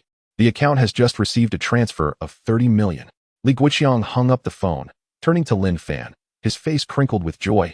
Lin, the money has arrived. You are truly generous. In the future, if you encounter any issues at school, feel free to approach me. He handed Lin Fan a business card, continuing, rest assured. I will attend to Wang Dagong's situation today. Tomorrow, you shall no longer see him. No. Today? Right away. Lin Fan nodded, rising from his seat, stating blandly, that is good. I have class now. I must take my leave. He turned towards the door, his hand just brushing the doorknob, when Li Guoqiang hurriedly followed. Nodding and bowing, Lin, take care. If you need anything, do not hesitate to find me. I will ensure everything is handled splendidly. Lin Fan did not look back as he exited, sunlight pouring onto him in the hallway. Ding. System notification. Congratulations, host. Task completed. Rewards have been distributed. Current account balance, 600 million. The next task will be issued in 24 hours. In the office, Li Guoqiang stood rooted, gazing at Lin Fan's retreating figure. Filled with emotion, this young man is truly a fortune bringer. 30 million donated without a blink. He turned and picked up the phone, dialing a number, whispering, is this the Human Resources Office? Please retrieve Wang Dagong's file. Chapter 11, Expel Me? Lin Fan stepped out of the principal's office. Sunlight streaming through the corridor windows and bathing him in its glow. He glanced down at his phone, where a balance of 600 million flashed coldly on the screen. A faint smile curled at the corners of his mouth, a glint of satisfaction flickering in his eyes. 30 million had already been donated. The good days for Wang Dagong were numbered. He strolled leisurely towards the classroom, where the afternoon lesson was Principles of Economics, taught by none other than Wang Dagong himself. He was quite curious to see how long this old man could continue to prance about. On the third floor of the Economics Department building at Jiangzhou University, the door to classroom 402 was ajar, and a low murmur of discussion emanated from within. As Lin Fan pushed the door open, an immediate silence enveloped the room, followed by dozens of eyes turning toward him in unison. He surveyed the classroom, which housed around 30 to 40 students. Look, Lin Fan is here. The one who caused a stir at Jindy Hotel yesterday. A bespectacled boy whispered to a nearby girl. I heard he transferred over 1 million and even set off custom fireworks to humiliate Chinsini. Quite impressive. Is that true? Wasn't he supposed to be broke? The girl gasped, her pen suspended in midair. I heard he borrowed money to play the rich man. Zhou Hao was furious, saying he would take him down. Borrowed money? Tens of thousands? Where does he get the audacity? Interjected another boy, his tone laced with envy. Lin Fan paid no heed to their chatter and made his way to the back row of the classroom. Just then, a familiar voice called out, Fangirl, come over here. He looked up to see his roommate, Zhou Jian, waving from the second to last row by the window, a bottle of mineral water in hand. Lin Fan approached and sat down in the empty seat beside Zhou Jian, casually tossing his backpack onto the desk. Zhou Jian was a tall, slender boy with slightly tanned skin and black-rimmed glasses, usually quiet but friendly with Lin Fan in the dorm.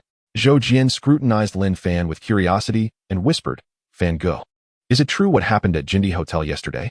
A place so upscale feels out of reach for a student like me. I didn't join in the excitement. I heard you not only went, but also humiliated our department's flower, Chinsini. Leaning back in his chair, Lin Fan's lips curled into a smile as he replied. Why would it not be true? Zhou Jian's eyes widened in shock as he exclaimed, What? You really did it? Wow, Fangirl, that's amazing. After a pause, he lowered his voice, concern creeping into his tone.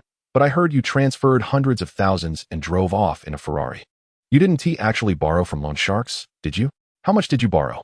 Seeing Zhou Jian's worried expression made Lin Fan chuckle. He patted Zhou Jian's shoulder and replied calmly, It's nothing to fret over. I know what I'm doing. He had no intention of explaining the situation to Zhou Jian, nor did he wish to divulge too much at this moment. Zhou Jian, slightly bewildered by Lin Fan's composed demeanor, frowned and said, You weren't like this before. Fan Ge, why do I feel like you're a bit different? He continued to scrutinize Lin Fan before asking, By the way, why didn't you come to class this morning? Aren't you afraid of Professor Wang flunking you? Upon hearing the name Wang, Lin Fan smirked and replied, Wang Ba Pai is nothing to worry about. I reckon he'll be expelled today. Zhou Jian froze at Lin Fan's words, his eyes widening as he pushed his glasses up in disbelief. What did you say? Fan Ge, how do you know this? Before Lin Fan could respond, a boy with a crew cut and a flashy sweatshirt interjected, casting a sidelong glance at Lin Fan and sneering. Oh, Lin Fan, you're not trying to claim that you informed the school to get Wang Dagong expelled, are you? He paused for effect and disdainfully continued. Never noticed before, but you really enjoy posturing now, huh? Did you get addicted to it after yesterday at the hotel? Laughter erupted in the classroom at Li Ming's words, and several students joined in the mockery. Lin Fan had skipped class this morning, surely out of fear of Wang Ba Pai seeking revenge, and now he was daydreaming about Wang Dagong being expelled. What a futile fantasy. Indeed, Lin Fan. You boast too much. Wang Dagong has been a teacher here for over a decade. Who could possibly touch him? The murmurs of derision washed over Lin Fan like a tide. Zhou Jian leaned closer, frowning as he whispered, Fan Ge, do you really have any news about Wang Dagong being expelled? Lin Fan remained unfazed by the surrounding commentary. With a slight smile, he confidently declared, If I say Wang Ba Pai will be expelled, then he will indeed be expelled. At this, the laughter in the classroom grew even louder. Lin Fan, you really see yourself as a big shot, don't you? You just say expel and it happens? You think you're the principal? Another student chimed in sarcastically. Or did you use that borrowed money to bribe the higher-ups at the school? He turned to the others, mockingly suggesting, Listen, is Lin Fan suffering from some delusion? Yesterday he borrowed money to humiliate Chen Sini, and today he wants to expel Wang Dagong. What's next? Buying the school. Laughter erupted among the students. And Zhou Jian tugged at Lin Fan's sleeve, whispering urgently, Fan Ge, don't say anything reckless. If he hears you, he'll really come after you. Lin Fan merely smiled and chose not to respond. Just then, the classroom door swung open with a loud bang. A familiar figure strode in, instantly capturing everyone's attention. It was Wang Dagong, clutching a crumpled Principles of Economics textbook, clad in a gray shirt, balding and oily, with a face full of displeasure. As he entered, his gaze swept across the room, finally locking onto Lin Fan with a fierce glare that brimmed with wrath. The classroom fell into a sudden hush. The earlier laughter abruptly silenced. Someone whispered, It seems Lin Fan's words have reached Wang Dagong. There was a sense of anticipation in the air. Having provoked Wang Dagong, Lin Fan was likely in serious trouble. What has gotten into Lin Fan? I remember he used to be quite low-key. Must be because of Chen Sini, huh? What a leap for him. Wang Dagong's fiery gaze fixed on Lin Fan as he bellowed, Lin Fan, what did you just say? You want to expel me? Chapter 12. This is too delightful a reprimand. The classroom was so silent that a pin drop could be heard, all eyes glued to Lin Fan and Wang Dagong. Standing at the podium, Wang Dagong's forehead was lined with veins, glaring at Lin Fan as if ready to unleash fire. His hoarse voice trembled with anger. What did you say? You want to expel me?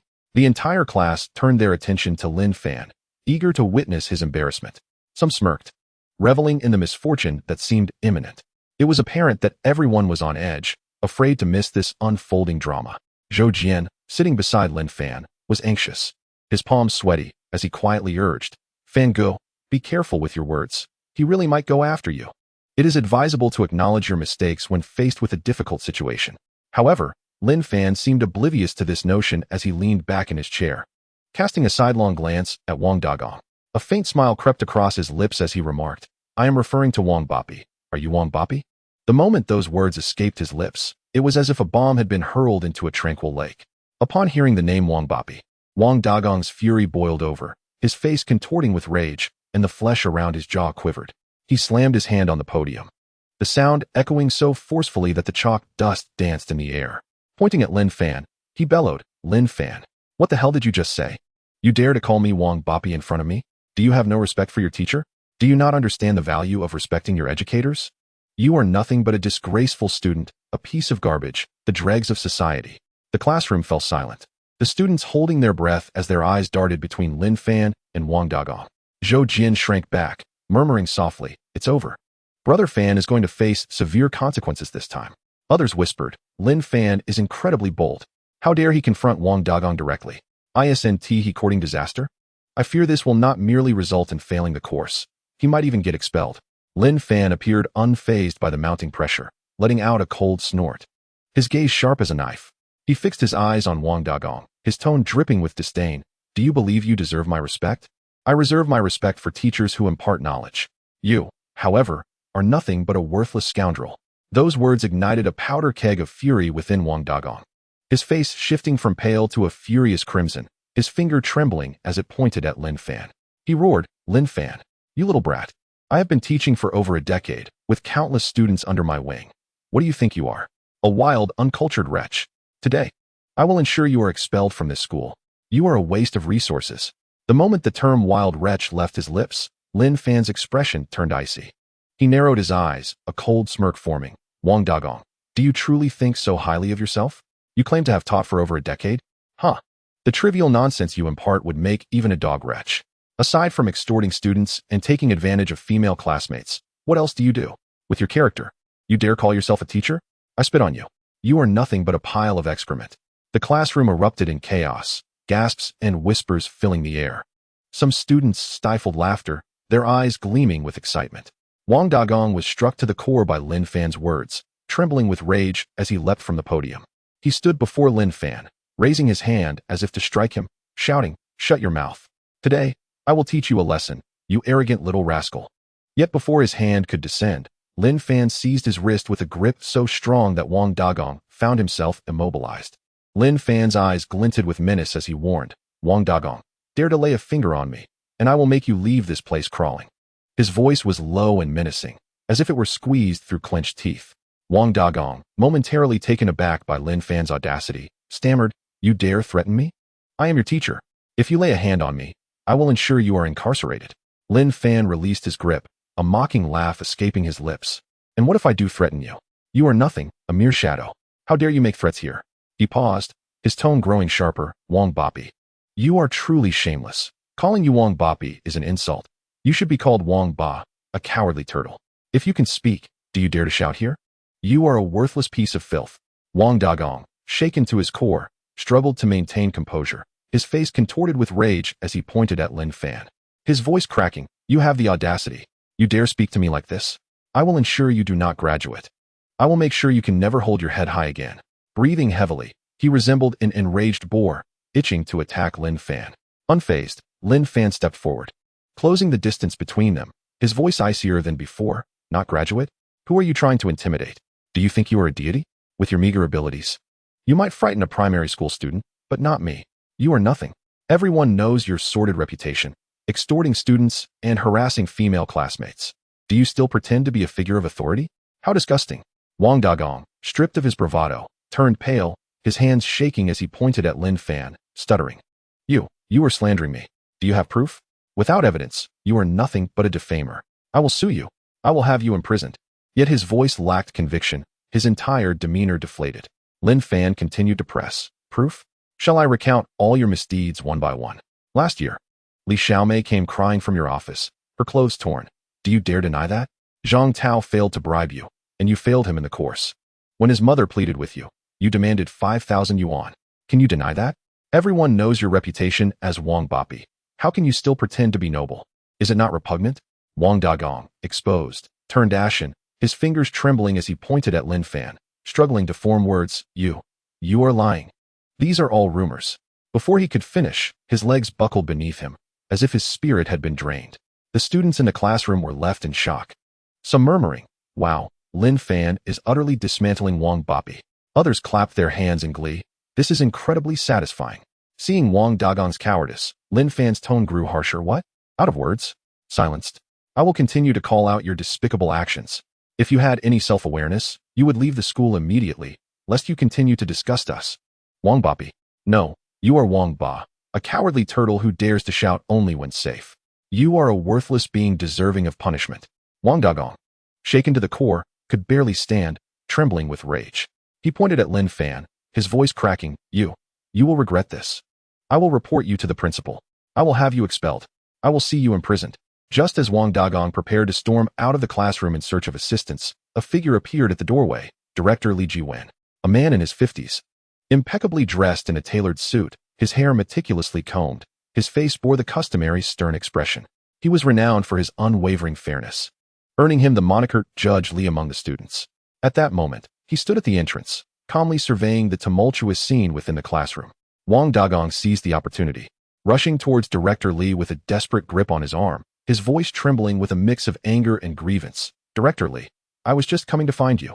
There is a disgraceful student in my class, completely out of control. He pointed a shaking finger at Lin Fan in the back row, his face a mask of humiliation.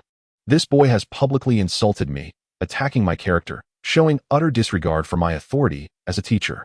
He threatened me and slandered my character. Such a student should not remain in the school.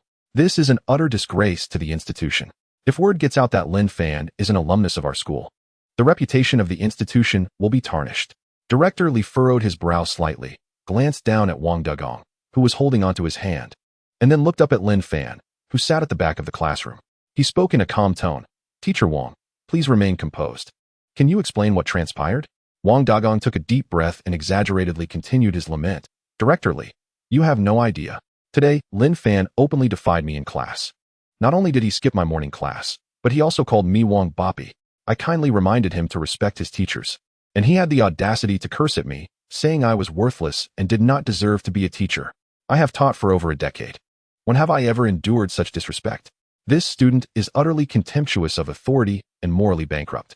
If we do not expel him, it would be an affront to justice. The students in the classroom held their breath, their gazes shifting between the individuals involved. Some whispered to one another, Lin Fan is finished now.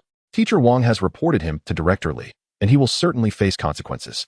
Many students have been expelled by Director Lee. Zhou Jian, sitting beside Lin Fan, murmured, Brother Fan, you've really landed yourself in deep trouble. Director Lee has no tolerance for insolence. He stole a glance at Lin Fan, only to find that Lin Fan's expression bore no trace of panic. In fact, a faint smile lingered at the corners of his mouth, as if everything were well within his control. After listening to Wang Dagong's accusations, Director Lee's frown deepened. He turned to Lin Fan and asked sternly, Lin Fan, is what Teacher Wang said true? Did you openly defy him in class and insult him? Lin Fan raised his head, meeting Director Lee's gaze with calmness, and replied, that is his version of events. I have my own. Would you care to hear it? Director Lee was momentarily taken aback, clearly unprepared for Lin Fan's composed demeanor. He nodded. All right, go ahead. Wang Dagong grew anxious and interrupted. Director Lee, he is undoubtedly going to twist the truth. This type of student speaks nothing but lies. Do not listen to his nonsense. Director Lee gestured for Wang Dagong to be quiet, his attention still fixed on Lin Fan. Please continue. Lin Fan stood up, his gaze steady on Director Lee's face. He spoke with a measured tone. Wang Dagong claims I defied him? Yes, I did. But he did not mention the reason. I was absent from class this morning. Upon entering the classroom, he pointed at me and began to curse, even threatening to fail me unless I provided him with gifts. When I refused, he used my credits to pressure me. Is this the behavior of a teacher? I insulted him as Wang Boppy, and he deserved it. He extorts students and harasses female classmates. Everyone in the school knows this. Director Lee's expression shifted slightly as he turned his gaze toward Wang Dagong. Wang Dagong hastily waved his hands in denial. This is utter nonsense. Pure slander. When have I ever extorted students? Harassed female classmates? These are mere rumors. This brat is trying to deflect attention and shirk responsibility. Lin Fan scoffed. Deflect? Wang Dagong, do you dare to claim in front of the entire class that you have never accepted gifts of cigarettes, alcohol, or tea from students? That you have never taken money from students? That you have never taken advantage of female classmates? Wang Dagong found himself at a loss for words. His face flushed red as he stammered. Why you're talking nonsense? Don't speak recklessly about things you have no evidence for. Inside, Wang Dagong felt as if he were a powder keg, filled with both anger and panic. He never imagined Lin Fan would dare to expose these matters in front of Director Lee. He had always believed that students would remain silent, that those small acts of accepting gifts were merely unspoken rules. Who would actually bring such things to light? Yet now, every word Lin Fan uttered felt like a dagger, piercing his very core. He maintained a facade of composure, but deep down, anxiety surged within him. What if Director Lee truly investigated?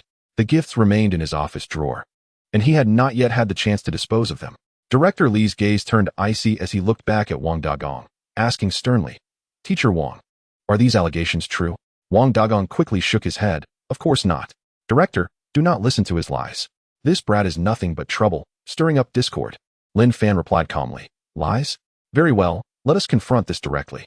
Director, Would you like to summon Li Xiaomei and Zhang Tao for questioning? Or perhaps check Wang Dagong's office to see how many gifts he has received from students? Having worked at the school for many years, Director Li was already aware of Wang Dagong's reputation. Students had been calling him Wang Bapi for quite some time. However, due to his status as a senior teacher and the lack of concrete evidence, the school had always turned a blind eye. At that moment, Wang Dagong turned to the class and called out, "Where's the class monitor? Zhang Wei, you saw everything just now. Tell Director Li whether it happened as I said." Zhang Wei, sitting in the front row, turned pale upon being called. He quickly stood up, casting a glance at Lin Fan and then at Wang Dagong and Director Li. He swallowed hard and, with a trembling voice, said, Lin Fan did indeed have a dispute with Teacher Wang, and his words were somewhat excessive. What Lin Fan said was indeed quite harsh. Even if there were issues, communication should have been proper, and he should not have insulted the teacher. I believe Lin Fan should face serious consequences. Upon hearing this, Wang Dagong's expression finally eased a bit. He looked at Director Li and said, "See, I told you Lin Fan insulted me. Zhang Wei is a witness." Director Li frowned, turning his attention to Wang Dagong, and spoke in a cold tone. "Teacher Wang, please remain calm. I need to investigate this matter thoroughly. I cannot rely on one side of the story." Wang Dagong grew anxious, grasping Director Li's arm. "Director, you must not be biased. This brat is nothing but a troublemaker. If you do not deal with him, how will the school maintain order? If other students follow his example, it will be chaos." Director Li diverted the topic. "Teacher Wang, I actually came here today to inform you of something." Wang Dagong paused. His brow slightly furrowed, a wave of confusion washing over him. "Inform me? What could it be?" Various possibilities flashed through his mind. He quickly recalled the application he had submitted for the position of department head. That was the position he had long coveted. Could it be that the school finally approved it? The more he thought about it, the more plausible it seemed. After all, he had taught for over a decade with diligence. The school's higher-ups could not have overlooked his contributions. Therefore, the fact that Director Li personally came to inform him indicated the significance of this matter. With this thought, the corners of Wang Dagong's mouth involuntarily lifted, a glimmer of triumph flashing in his eyes. If he became the head of the economics department, dealing with a small fry like Lin Fan would be effortless. He even envisioned Lin Fan kneeling before him, begging for mercy, which filled him with a sense of secret delight. Dealing with Lin Fan? That would be a piece of cake. He cleared his throat, suppressing his inner excitement, and then smiled warmly at Director Li. His tone laced with a hint of flattery. "Director, what is it that you wish to discuss? Is there news regarding my application for the department head position?" As he spoke, he straightened his back, feeling as though he was on the verge of reaching the pinnacle of his life. Director Li, upon hearing this, cast a calm glance at him before briefly surveying the students seated within the classroom. His brow furrowed slightly as he murmured, "Teacher Wang, let us discuss this matter in the corridor." He gently tugged at Wang Dagong's arm, clearly reluctant to address the issue in front of the entire class. However, at that moment, Wang Dagong was lost in his own fantasies, unwilling to budge. His mind was consumed with the desire to seize this opportunity to flaunt his authority before the students, particularly to let Lin Fan know that he would soon be the dean of the School of Economics. He envisioned making this little brat's life unbearable. With a wave of his hand and a broad smile, he declared, "It's all right, Director Li, we can speak right here. They are all my students. There's no need to feel embarrassed." He turned to sweep his gaze across the class, deliberately pausing for a few seconds on Lin Fan in the back row. A trace of a provocative smile curled at the corners of his mouth, as if to convey, "I will soon be the dean. How much longer can you hold on?" Seeing Wang Dagong's insistence, Director Li hesitated, sighed, and appeared somewhat helpless. After a few moments of silence, he finally spoke. "Very well, since you were so insistent. The school has conducted a review and determined that you may not be suitable for the teaching position. Please proceed to complete the resignation formalities and vacate the premises by the end of today." The classroom fell into an eerie silence, so profound that one could hear a pin drop. Wang Dagong's smile froze, and he felt as if he had been turned to ice. His eyes widened like saucers, his mouth slightly agape, yet no sound escaped his lips. His mind was a blank slate, as if what he had just heard was not human speech, but a cacophony of meaningless noise. Resignation? Leaving the school? It took him a few moments to comprehend Director Li's words. It felt as though he had been struck by lightning, and he stammered, "What did you say? Resignation? Expelled?" Director Li nodded, maintaining his calm demeanor. "Yes, Teacher Wang, the school has made its decision. You may now proceed to the Human Resources Office to complete the necessary procedures." Wang Dagong's complexion shifted from red to white, then from white to green, beads of cold sweat trickling down his forehead. He had never anticipated that the promotion and raise he had longed for would culminate in being unceremoniously cast out. His disbelief mingled with shock and fury, and he clutched Director Li's arm, his fingers trembling from the force of his grip. With a quivering voice, he demanded, "Why? Why expel me? I have been diligent in my duties, contributing to the school, if not through accolades, then through hard work. Why am I the one being expelled? It should be that student, Lin Fan." He whirled around, pointing an accusatory finger at Lin Fan in the back row, his eyes blazing with fury. "You can't possibly believe that I would heed that little brat-ass nonsense. Those are mere rumors. He is slandering me." Director Li frowned, gently pushing Wang Dagong's hand away, and replied coolly, "Teacher Wang, the school has its own considerations. This matter is not solely within my purview. You should seek clarification from the Human Resources Office." His tone carried a hint of impatience, clearly unwilling to elaborate further. Wang Dagong stood frozen, his mind a whirlwind of confusion. He felt as though he had been violently hurled from the heights of elation to the depths of despair. Just moments ago, he had been joyous at the prospect of becoming the dean, and now he was being told to leave the school. The stark contrast was almost suffocating. Clenching his teeth, he rasped, "No, this cannot be. How can the school treat me this way? I have dedicated over a decade to teaching, nurturing countless students. What have I contributed to the school? Just because of a few words from a student, you expel me? What kind of logic is that?" He turned to the students in the classroom, desperately seeking support. His eyes glistened with unshed tears. "Tell me, have I been unkind to you? I have set strict standards for you, but isn't it for your own good? Can you bear to see me expelled?" Silence enveloped the classroom, students exchanging glances. Some looked down, remaining mute, while others wore faint smirks of schadenfreude. In the back row, Zhou Jian muttered under his breath, "Wang Dagong finally got what he deserved. It's about time." Meanwhile, Lin Fan leaned back in his chair, arms crossed, a smile gracing his lips as he watched Wang Dagong, as if relishing a captivating performance. Seeing the students unresponsive, Wang Dagong's despair deepened. He lunged towards Director Li, clutching at his sleeve with a voice choked with emotion. "Director Li, you can't do this. I have an elderly mother to care for, children to support. I cannot lose this job. Please, I beg you. Intercede on my behalf with the school. I will reform. I will teach diligently. Please." Tears welled in his eyes, his face a portrait of desperation and pleading. Director Li frowned, his tone icy as he said, "Teacher Wang, please calm down. The school has made its decision. There is nothing I can do. You should proceed to the Human Resources Office." He paused before adding, "As for the matters raised by Lin Fan, the school will conduct a thorough investigation." Upon hearing this, Wang Dagong whipped around to glare at Lin Fan, his eyes filled with venom.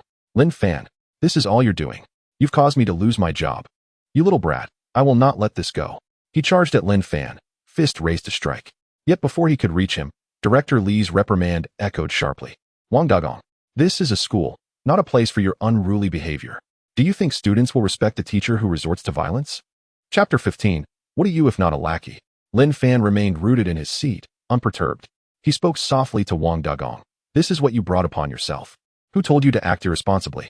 Wang Dagong trembled with anger, pointing at Lin Fan and erupting in a torrent of curses. "You little brat, just wait. I will not let you off the hook. I will report you. You will end up in jail." He turned back to Director Li, his voice trembling. "Director Li, you cannot be so biased. This boy openly defied and insulted me, and instead of dealing with him, you expel me. It's utterly unfair." Director Li sighed, his tone devoid of warmth. "Teacher Wang, cease this commotion. The school has its regulations. You should head to the Human Resources Office." He then addressed the students with a stern voice. "Continue your lesson and maintain silence." With that, he turned on his heel and exited the classroom without a backward glance. Wang Dagong shot one last venomous look at Lin Fan before stumbling out of the classroom, his steps unsteady, like a soul drained of its essence. As the door closed behind him, the classroom erupted into a cacophony of chatter. Is it true that Wang Dagong was really expelled? This is surreal. Someone exclaimed in astonishment. Good riddance. Another cheered. That old coot should have left ages ago. No more being exploited by him. He always picked on me during class, asking questions without mercy. Today is truly a cause for celebration. This must be one of the school's greatest achievements in history. Who would dare touch that old tyrant after teaching for over a decade? It seems the higher-ups have finally taken decisive action. The discussions in the classroom grew increasingly animated. Zhou Jian sat beside Lin Fan. Turning to him with a glimmer of curiosity in his eyes, he whispered, "Fan Ge, how did you know that Wang Bapai was to be expelled? Is there some insider information? You mentioned he would be expelled today, and indeed he has been. Have you been blessed with foresight?" Before Lin Fan could respond, A sarcastic voice interjected from nearby. What insider information could he possibly have? My guess is he merely overheard some gossip, pretending to possess such great abilities. Do you really believe Lin Fan had any influence over the school's decision to expel Wang Ba? Does he have that kind of power? What a joke. Upon hearing this, several students nearby chimed in. Exactly. Wang Gang is a veteran teacher. The school's decision to expel him must have been predetermined by the higher-ups. It has nothing to do with Lin Fan. I think he just happened to stumble upon this incident and is trying to take credit for it. Zhou Jin noticed Lin Fan's silence and frowned, speaking softly. Fan Gu, don't pay them any mind. They simply enjoy causing a ruckus. Regardless, this is a fortunate turn of events. With Wang Ba gone, you won't have to endure his vexations any longer. He paused, a hint of concern creeping into his tone. However, that old fellow is quite cunning. You must be cautious and not provoke his wrath in the future. Lin Fan offered a slight smile. Revenge? He would need the means to do so. At that moment, a voice from the front of the classroom interrupted the students' discussions. Class leader Zhang Wei stood up, banging on the desk, his brow furrowed as he called out, "Silence. It's still class time. I understand many of you are dissatisfied with Teacher Wang, but his strictness is for our benefit. Please refrain from making a commotion." Upon hearing Zhang Wei's admonition, the noise in the classroom diminished significantly. After all, he was the class leader and held some authority. However, Lin Fan found Zhang Wei's words to be a spark igniting a fuse. He glanced at Zhang Wei, a flicker of disdain in his eyes, and quietly uttered, "Lao go." His voice was soft yet clear enough for Zhang Wei to hear. Zhang Wei paused momentarily before sharply turning his head, glaring at Lin Fan, his face flushed with anger. "What did you just say?" Lin Fan raised his head, meeting Zhang Wei's gaze with calm eyes. A slight smile graced his lips as he replied, "I apologize. My voice was a bit low. Let me repeat myself. I said, Class leader Zhang Wei, you are nothing but a lapdog." The atmosphere in the classroom became tense once more, as all eyes shifted to Lin Fan and Zhang Wei. Zhang Wei, veins bulging on his forehead, leapt to his feet. Pointing at Lin Fan in fury, "Lin Fan, what did you just call me? A lapdog? How am I a lapdog? Repeat that." Lin Fan calmly stated. "I said you, Zhang Wei, are Wang Bapai's lapdog. Just now, you twisted the truth to defend Wang Gang. Now that he is gone, you are still here covering for him. What else could you be but a lapdog? You must be quite comfortable. Your knees must be sore from all that kneeling." Zhang Wei was rendered speechless, his face paling, his fingers trembling as he pointed at Lin Fan, struggling to articulate his response. I was just speaking the truth. I wasn't he defending him." Zhou Jin tugged at Lin Fan's sleeve, whispering, "Fan Gu, don't argue with him. Zhang Wei is petty. You don't want him holding a grudge against you." Zhang Wei, his chest heaving with rage, continued to point at Lin Fan, wanting to say more. Just then, a sudden voice rang out in the classroom. A boy sitting by the window, holding his phone, shouted, "Everyone, look at the school forum." Someone said a student donated 30 million to the school. This declaration sent shockwaves through the room, like a stone thrown into a tranquil lake, creating ripples of excitement. The students paused for a moment before eagerly pulling out their phones, hastily accessing the school forum. The post had already gone viral, with the title boldly proclaiming, "Mysterious student donates 30 million. School takes major action against Wang Bapai." The comments section erupted, with responses surging at an astonishing rate. "What? 30 million? Is that for real?" a boy exclaimed, staring at his phone screen as his fingers flew across it. The original poster said it was an anonymous donation. Not even a name left behind. How incredible. Anonymous? They must be incredibly wealthy. 30 million just like that. Are today's rich kids really that impressive? A girl marveled while scrolling through the forum. The classroom buzzed with conversation, students shifting their attention from Lin Fan and Zhang Wei to immerse themselves in this explosive news. 30 million. I've never seen that much money in my life. How many sports cars could that buy? I bet it's a girl. A long-haired boy winked. If it's a girl, I'd go after her right now, trying to become her boyfriend. A wealthy woman with 30 million? I could serve her for a lifetime. You? Don't kid yourself, someone nearby snickered, as if a rich person would even glance at you. Look in the mirror, a toad dreaming of swan meat. But what if it's a guy? So what if it is? We live in an open society. I de-sell myself. 30 million, worth a lifetime. Laughter erupted in the classroom.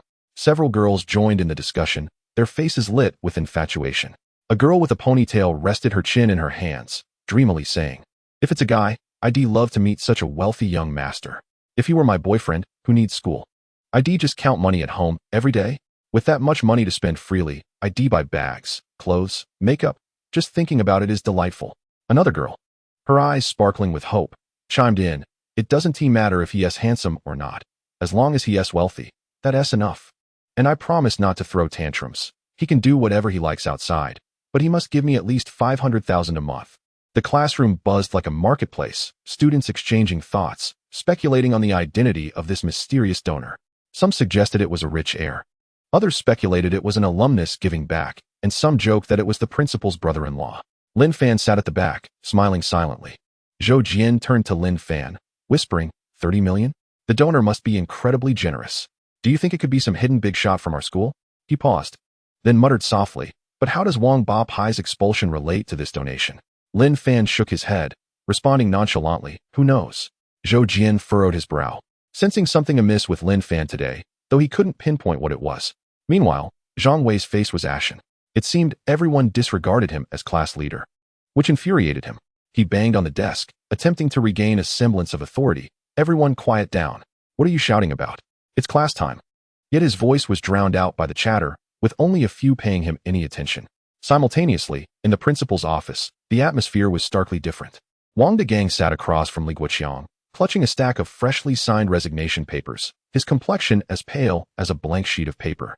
His fingers trembled slightly, cold sweat beading on his forehead, his eyes filled with resentment. He stared at Li Guoqiang and asked in a hoarse voice, Principal, I have completed my resignation procedures. But you must tell me, why was I dismissed? After teaching for over a decade with utmost diligence, even in death, I deserve to know the reason behind my expulsion. Li Guoqiang, seated behind his desk with a pen lightly tapping the surface, glanced up at Wang Dagong, sighed, and shook his head. Old Wang, this matter is not solely for me to decide. Someone donated 30 million to the school and specifically requested your removal. Wang Dagong was momentarily taken aback, as if frozen in place, his mind buzzing with disbelief. 30 million? They want me gone. He widened his eyes, staring incredulously at Li Guoqiang, his voice trembling. What? 30 million? Who donated? Why am I being targeted? Who have I offended? Li Guoqiang set down his pen, leaned back in his chair, and replied calmly, Lin Fan. Lin Fan. Wang Dagong's voice suddenly escalated, leaping from his chair as if pricked by a needle. His face flushed crimson, and his eyes bulged as if they might pop out. What did you say? Lin Fan. That little brat? He donated 30 million? To expel me? His voice brimmed with astonishment, fingers gripping the documents tightly, crumpling the paper into a ball. Li Guoqiang nodded, maintaining a composed tone. Indeed. He donated anonymously but insisted on your dismissal. There was little I could do. 30 million is no small sum, and the school's higher-ups unanimously agreed. Wang Dagong's mind felt as if struck by a hammer, buzzing with confusion, his entire being teetering on the edge. He slumped back into his chair, staring blankly at the desk, muttering, Lin Fan. How could that be? He's just a poor student. Where did he get 30 million? His voice dwindled, as if engaged in a self-dialogue. Yet, an overwhelming fear surged within him. He would rather donate 30 million to the school than see Lin Fan. Li Guoqiang furrowed his brow, stating matter-of-factly, Old Wang, the decision is final. The school had already heard some whispers about you, and this incident merely served as a catalyst for addressing it. The compensation you are owed will be disbursed without a penny missing. You should pack your things and leave today. He paused before adding, do not create further disturbances. It will do you no good. Furthermore, Lin Fan's ability to come up with such a sum merely to have you dismissed is already a considerable act of leniency. If he were to use that 30 million to seek revenge against you, it would not only affect you, but could also implicate your family. You should tread carefully. Wang Dagong stood frozen, his expression gradually shifting from rage to despair. He gritted his teeth and whispered, Lin Fan. His voice dripped with resentment, like a cornered beast rendered powerless. He abruptly rose, scattering the documents from his grasp, stumbling out of the office, his steps unsteady, resembling a lost soul. Chapter 17. Aren't you quite capable? As the bell rang, the classroom erupted in lively chatter once more. Students packed their bags and exited in clusters. Discussions about the 30 million donation still echoing in the air. Lin Fan turned to Zhou Jian with a smile. Let us go grab a meal together. It's on me. In the past, when Lin Fan had little money, he often relied on Zhou Jian's generosity for meals. Back then, Zhou Jian would readily treat him to whatever he was having. Now that Lin Fan had some funds, he was eager to reciprocate. Zhou Jian adjusted his black-framed glasses, scratching his head, a hint of embarrassment in his demeanor. Thank you, Fan Go. However, I have a club activity shortly, so I can't join you this time. Next time, I promise to treat you. Lin Fan nodded, patting his shoulder lightly. All right, next time it is. You go ahead. He stood up, slung his bag over his shoulder, and walked towards the exit alone. Zhou Jian watched his retreating figure, murmuring to himself, "Could it be that Fan Ge has truly made it big? He actually has money to treat me?" Upon exiting the teaching building, Lin Fan strolled leisurely towards the cafeteria. Sunlight filtered through the tree-lined paths of the campus, the air imbued with the scent of fresh grass. The cafeteria at Jiangzhou University was not extravagant, but offered a variety of dishes, including stir-fries, noodles, and snacks. Previously, Lin Fan, constrained by finances, often settled for a bowl of 5 yuan zhajiangmian, a simple yet filling meal. Now, things were different. He was eager to sample the dishes he had never tried before. He entered the cafeteria and approached the stir-fry counter, ordering a few dishes: spicy chicken cubes, fish-flavored shredded pork, garlic broccoli, and a serving of rice. The cafeteria lady swiftly prepared the dishes, placing them on a plate and smiling as she said, "That'll be 28 yuan 50. Habitually, Lin Fan reached for his meal card, ready to pay. However, as he brought the card close to the card reader, it emitted 2 beeps. The screen displayed a message: insufficient balance. Current balance, 0, 5 yuan. Lin Fan was taken aback, glancing down at his meal card, his lips twitching slightly. The last time he had eaten zhajiangmian, he had depleted the card to mere cents. And since then, he had been too busy with matters at Jindi Hotel and making donations at the principal's office to recharge it. Just as he was about to speak, the cafeteria lady looked up at the card reader, kindly reminding him, "Student, your meal card has insufficient funds. Perhaps you should recharge it and come back." "I'll hold your meal." Lin Fan nodded, about to agree, when a mocking voice interrupted from behind. "No money for food? Trying to eat like everyone else? Why not stick to your zhajiangmian?" The voice was sharp and dripping with sarcasm, and Lin Fan didn't need to turn around to know who it was. He glanced back to find Zhou Hao, clad in branded sportswear, wearing a smug grin. Beside him stood the department beauty, Chen Xinyi, dressed in a white dress, sporting a 3-carat diamond ring, her face adorned with exquisite makeup. They loomed behind Lin Fan like 2 roosters ready for battle, their eyes filled with provocation. Zhou Hao appraised Lin Fan from head to toe, sneering, "Aren't you quite the show-off? Last night, at Jindi Hotel, you were flaunting your wealth, transferring hundreds of thousands. And today you can't even scrape together 28 yuan 50? I said, your money must be borrowed. You flaunted your riches all night. But now you can't adapt to being a poor student? Without money, stop pretending to enjoy stir-fries. Just stick to your zhajiangmian." Chen Xinyi, standing beside Zhou Hao, scoffed. "You were so arrogant yesterday. How is it that you can't even come up with 28 yuan 50 today? How shameless of you to order food here."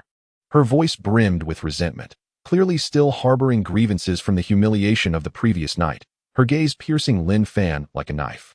Lin Fan turned around, not rushing to respond. He lowered his head, pulling out his phone from his pocket, and with a few gentle taps, opened his banking app. Just as he intended to transfer the payment, Zhou Hao continued his relentless taunting, raising his voice. "What? No words now. Lin Fan, aren't you quite capable? Keep pretending. A poor wretch is still a poor wretch. You reveal your true colors after a day." Surrounding students began to turn their heads, drawn by the commotion. Someone recognized Zhou Hao and Chen Xinyi and whispered, "Isn't that Zhou Hao? How could Lin Fan, who was so extravagant last night, not even have money for a meal today?" As the crowd gathered, Zhou Hao's arrogance intensified. He pointed at Lin Fan and sneered, "Everyone, look at this big spender from last night. Transferred hundreds of thousands, humiliated my girlfriend with fireworks, and what do we have today? He can't even pay for his meal. I bet that Ferrari of yours is rented too. What a pathetic display, pretending to be something you're not." Lin Fan narrowed his eyes, casting a cold glance at Zhou Hao and Chen Xinyi. Just as he was about to retort, a gentle voice came from behind him. "Classmate, let me swipe my card for you. You can pay me back when you have the money." The voice was melodious, like a spring breeze, providing a comforting sensation. Turning around, Lin Fan saw a girl standing behind him, slender and clad in a light blue shirt and jeans. She wore a faint smile, her eyes radiating a gentle demeanor. Holding a meal card, she swiped it lightly at the machine, and with a beep, the 28.5 yuan for the meal was settled. The cafeteria lady smiled and said, "All right, classmate, you can take your meal now." Lin Fan was momentarily taken aback, then nodded and said softly, "Thank you. Let us add each other on WeChat. I'll pay you back later." He turned to the girl, feeling a sense of familiarity. She seemed to be from the economics department, but he rarely interacted with her. Zhou Hao, witnessing the scene, laughed mockingly. "Oh, Lin Fan, so you're relying on a woman to get by now? How humiliating. I thought you were wealthy. But it turns out you can't even afford your meal without someone else's help." He turned to Chen Xinyi, smugly saying, "Darling, isn't this hilarious? This poor wretch pretended to be a tycoon last night, and today he can't even afford a meal. It's utterly laughable. Chin covered her mouth and chuckled, her tone dripping with sarcasm. Lin Fan, aren't you quite capable? Why don't you spend some money to have someone scold me today? If you're broke, don't embarrass yourself here. Lin Fan held his meal tray and turned to Zhou Hao and Chin. Zhou Hao, Chin, you two really have short memories. It seems last night's lesson wasn't enough for you. His voice was low, yet it carried an icy intensity, his gaze sharp as a blade. Zhou Hao flinched at that stare but quickly regained his composure, sneering, "You, a poor wretch, think you can teach me a lesson? If you have the ability, transfer a few $100,000 again. You can't even pay for your meal, yet you still pretend to be a big shot. How pathetic to rely on a woman for food." Chapter 18. It seems I was too lenient. Lin Fan turned to Zhou Hao, a hint of a smile appearing on his lips. It was a smile devoid of warmth, like a cold wind on a winter night, sending shivers down one's spine. Zhou Hao continued to ramble on, arms crossed, delighting in his ridicule. Chin chuckled derisively, her eyes filled with disdain. In an instant, Lin Fan stepped forward with the speed of lightning. With a loud clap, he flipped the meal tray directly onto Zhou Hao's face. Spicy chicken cubes, fish-flavored shredded pork, and garlic broccoli mixed with rice splattered all over Zhou Hao, coating him in a sticky mess. Greasy sauce dripped down his hair and onto his designer sportswear, leaving him in a pitiful state. The scene unfolded so suddenly that the surrounding students erupted in chaos. Some screamed, while others recoiled. The cafeteria quickly cleared a space, forming a natural arena. Zhou Hao stood stunned for a few seconds before reacting, roaring, "Lin Fan, how dare you!" But before he could finish, Lin Fan kicked him squarely in the abdomen. Zhou Hao fell to the ground like a kite with a severed string, clutching his stomach and wailing. Lin Fan did not relent. He bent down, pressing the meal tray firmly against Zhou Hao's face with such force that he was rendered immobile. As he pressed down, he coldly taunted, "This meal is on me. You must remember my great kindness. How does it taste? If it's not enough, I can buy you another." His voice was low and filled with a fierce determination. With a powerful smash of the tray, Zhou Hao's head thudded against the ground, producing a dull sound. Pain contorted Zhou Hao's face. Remnants of food smeared across his features as he struggled to rise. However, Lin Fan's strength was overwhelming. He was utterly helpless. Lin Fan scoffed, continuing his tirade, "Like a pesky fly, buzzing around while I eat. Does my meal bother you? Are you a dog that bites at everyone? What does my meal have to do with you? Your filthy mouth is polluting the air." The onlookers widened their eyes in disbelief. Some gasped in shock, while others pulled out their phones to record the scene. The cafeteria felt ignited with excitement. Wow, Lin Fan has lost it. He just dumped food on Zhou Hao's face. This is brutal. Lin Fan has never acted like this before. It feels exhilarating to watch. Zhou Hao clearly hadn't anticipated Lin Fan's reaction. Lying on the ground, he gasped in pain, yet his stubbornness persisted as he shouted curses. "Lin Fan, you have guts. I'll kill you. You poor wretch, how dare you touch me?" Yet with each insult, Lin Fan brought the tray down harder, leaving Zhou Hao dizzy and blood streaming from his nose. His vitriol gradually transformed into desperate cries. "Stop. I'm dying. Please stop. I want tea. Let this go." Lin Fan chuckled coldly, his actions unfaltering. "Not done. What do you think gives you the right to continue this? Haven't you been scolded enough last night? You still dare to prance in front of me? That face of yours is in dire need of a beating. I see you have a masochistic streak. I can't feel comfortable until I've taught you a lesson." With another forceful press, Zhou Hao's head collided with the ground, eliciting a muffled groan from him. His face twisted in agony, reduced to a pitiful whimper. Chin could no longer stand by. Her face turned pale with rage as she charged forward, shouting, "Lin Fan, you bastard! How dare you hit Hao Gu? I'll fight you." She reached out to grab Lin Fan's arm, but he was quicker. He turned, bent down, and scooped up a handful of fallen rice from the floor. With one swift motion, he yanked Chin ponytail, pulling her forward. Caught off guard, she screamed in pain and stumbled forward. Lin Fan snorted disdainfully and stuffed the dirty rice ball into her mouth. Greasy rice mixed with dust filled her mouth, and she widened her eyes, making muffled sounds as she struggled to spit it out. But Lin Fan held her chin firmly, preventing her from swallowing or expelling it. He sneered, "Is this enough for you? If not, I can pick up some fish-flavored shredded pork from the ground. Don't be shy. Eat until you're full. You like to act so high and mighty, right? Isn't this meal down to earth enough?" Chin mouth was stuffed with food, tears mingling with her makeup as she looked utterly helpless. She fought desperately, her hands flailing, but Lin Fan's grip was too strong. She couldn't break free. Her screams turned into whimpers, her muffled curses barely audible. "Lin Fan, you bastard." But the rice ball silenced her, rendering her protests feeble and powerless. Lin Fan released his grip, stood up, and coldly gazed at the two individuals sprawled on the ground. Zhou Hao clutched his abdomen, his face smeared with food and blood. Gasping in pain, Qin Sini lay on the ground, her mouth stuffed with rice balls, her hair disheveled, and her makeup a ghastly mess. The surrounding students were all stupefied, with some exclaiming, "Isn't this a bit too harsh? How did I never notice how formidable Lin Fan was?" This time, Lin Fan had gone too far. Zhou Hao had yet to settle the score from their previous encounter, and now he had escalated matters significantly. Zhou Hao writhed on the ground, moaning in agony. Through gritted teeth, he spat, "Lin Fan, just you wait. I will make you pay." His voice was weak, his eyes filled with malice. Qin Sini finally expelled the rice ball from her mouth and cried out, "How go? Please get up. How dare he hit someone at school? The institution must impose severe punishment on him." Lin Fan let out a cold laugh, glanced down at them, and replied nonchalantly, "Reporting me? Go ahead, I'm waiting. Next time, just let me know what you want to eat in advance. Today was my unilateral decision." He turned around, slung his bag over his shoulder, and scanned the cafeteria once more, only to find that the girl who had paid for him earlier had already left. He then proceeded to walk out of the cafeteria. The students who had gathered were abuzz with chatter, some astonished. "Lin Fan is incredible. He just pinned Zhou Hao to the ground." Others cheered, "Finally." Zhou Hao's mouth should have been silenced long ago. A few whispered, "Isn't he broke? How is he so bold?" Upon returning to his dormitory, Lin Fan intended to order takeout using his phone. Just then, Zhou Jian barged in, looking astonished as he stared at Lin Fan. "Fan Go? Did you really beat up Zhou Hao? Is that true?" Lin Fan smiled and replied, "He was just too mouthy. I couldn't hold back." "The two of them are still in the cafeteria, right? They left by the time I went to buy food." Zhou Jian, at a loss for words due to his shock, finally managed to speak. Lin Fan opened WeChat, found the girl he had just added, and proceeded to initiate a transfer of 285 yuan. However, upon entering his password, a notification appeared. "The recipient is not your friend and cannot complete the transfer." Lin Fan frowned. "What does this mean? Did she block me?" Chapter 19. Must be expelled. Zhou Hao and Qin Sini, looking utterly disheveled, clambered up from the ground. Their faces were smeared with remnants of food, and their clothes were stained with grease and dust. The snickers and pointed fingers of the surrounding students felt like daggers piercing their skin. Qin Sini lowered her head to wipe her face, tears mingling with her smeared makeup, resembling a wilted flower. She sobbed while clutching Zhou Hao's arm, her voice choked with emotion. "How go?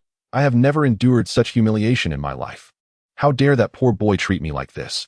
He stuffed that food into my mouth. It was revolting. You must stand up for me."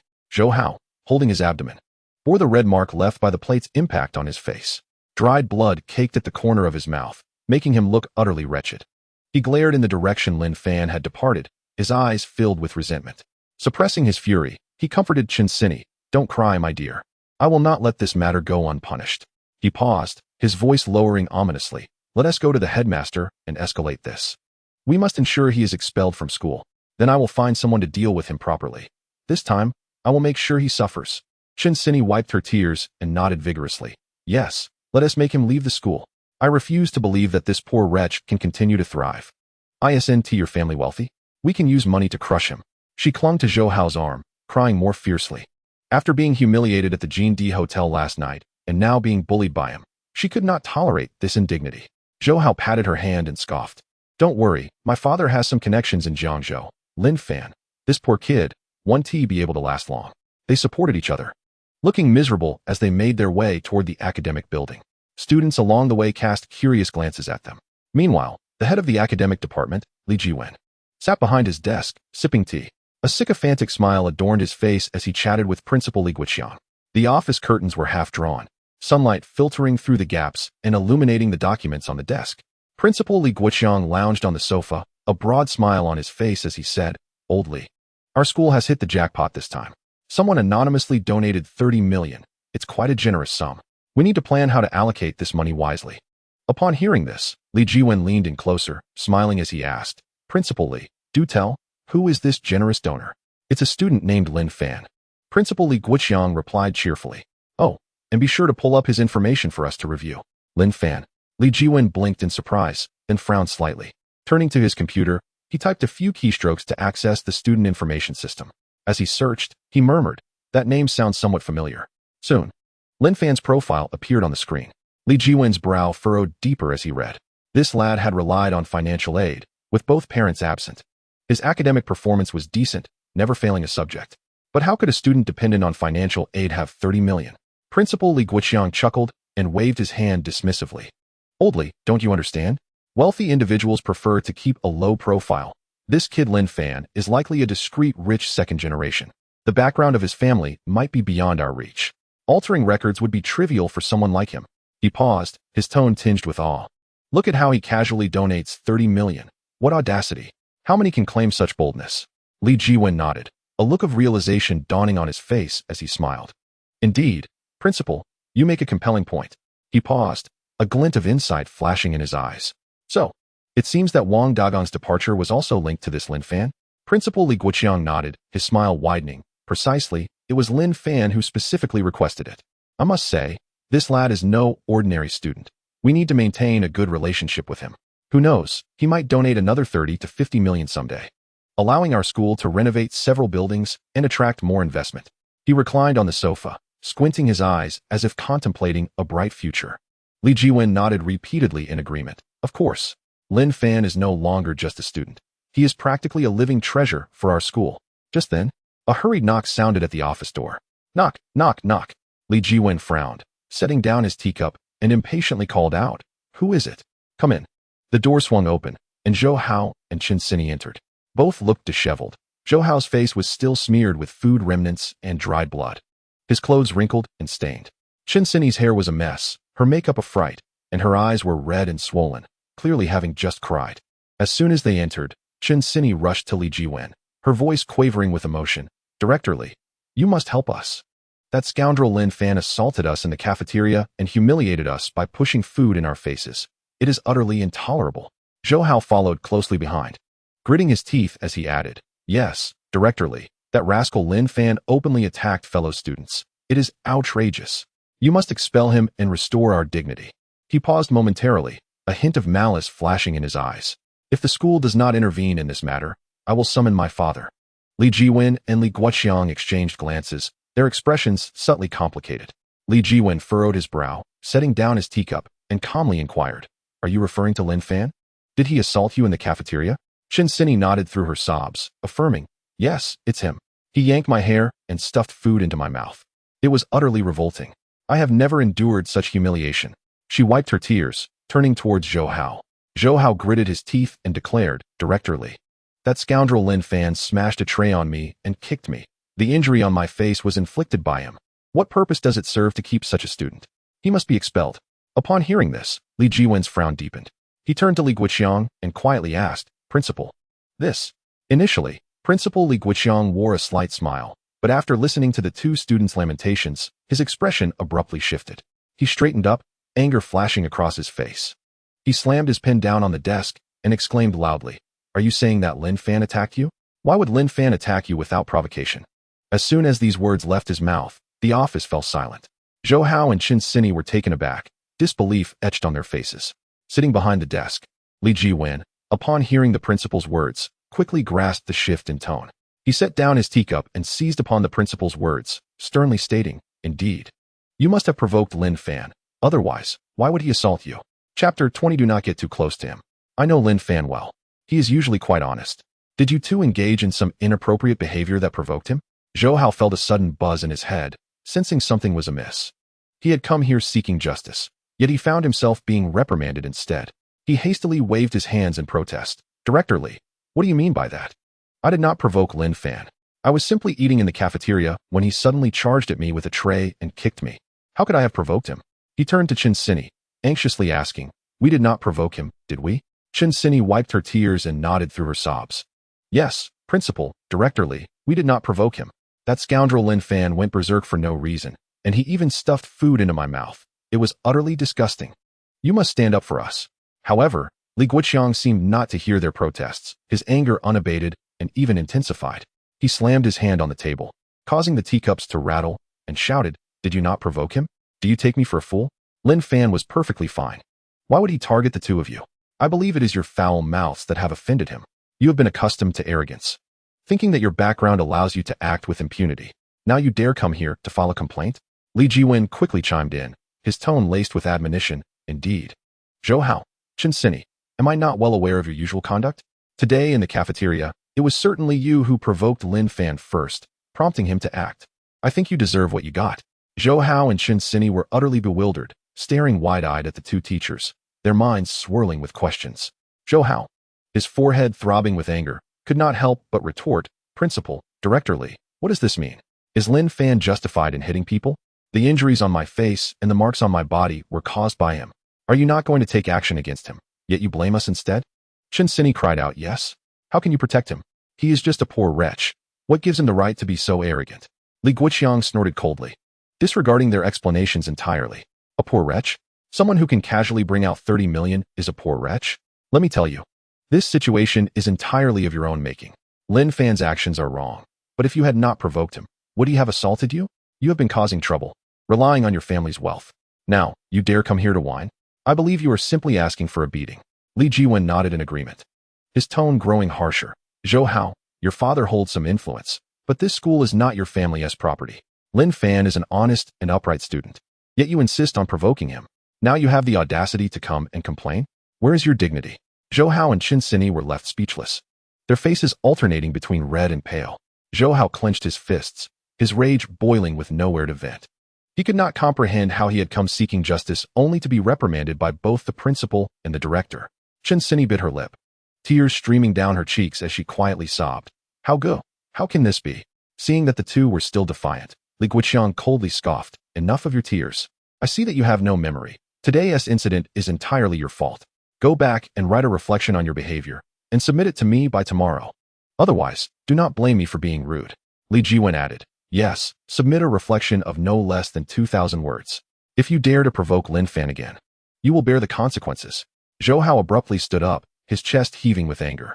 He pointed at Li Guiqiang, wanting to say something. But when he saw the principal's cold expression, he swallowed his words. Through gritted teeth, he said, fine, you protect him. I will remember this. He turned and pulled Chen Sini, whispering, let us go. We want to stay here to be insulted. Chen Sini, still sobbing, shot a fierce glare at the two before stumbling out of the office behind Zhou Hao. The door slammed shut, and the office returned to silence. Li Guiqiang leaned back on the sofa, took a sip from his teacup, and remarked blandly, these two really have no sense of propriety. Li Jiwen chuckled in agreement. Lin Fan is our golden goose. These two little brats dare come to file a complaint? Outside the office, Zhou Hao and Chen Sini walked down the corridor, looking disheveled. A few students lingered behind, sneaking glances at them. Zhou Hao clenched his fists, veins bulging on his forehead, and seethed, that scoundrel Lin Fan. I must make him pay dearly. He turned to Chen Sini, saying softly, my dear, stop crying. Since the school protects him, we must take matters into our own hands. Chen Sini wiped her tears, sobbing, how go? We must avenge this grievance. What gives that poor wretch Lin Fan the right to be so arrogant? Zhou Hao snorted coldly, a glint of malice flashing in his eyes. Since they refuse to help us, do not blame me for being ruthless. In the dormitory, Lin Fan lay on his bed, scrolling through his phone while glancing at Zhou Jian, who was tidying up his desk not far away. He squinted his eyes and casually asked, Zhou Jian, do you know anyone who can gather information? Zhou Jian, busy organizing his textbooks, paused momentarily at the question. He turned to Lin Fan, slightly puzzled, asking, gather information?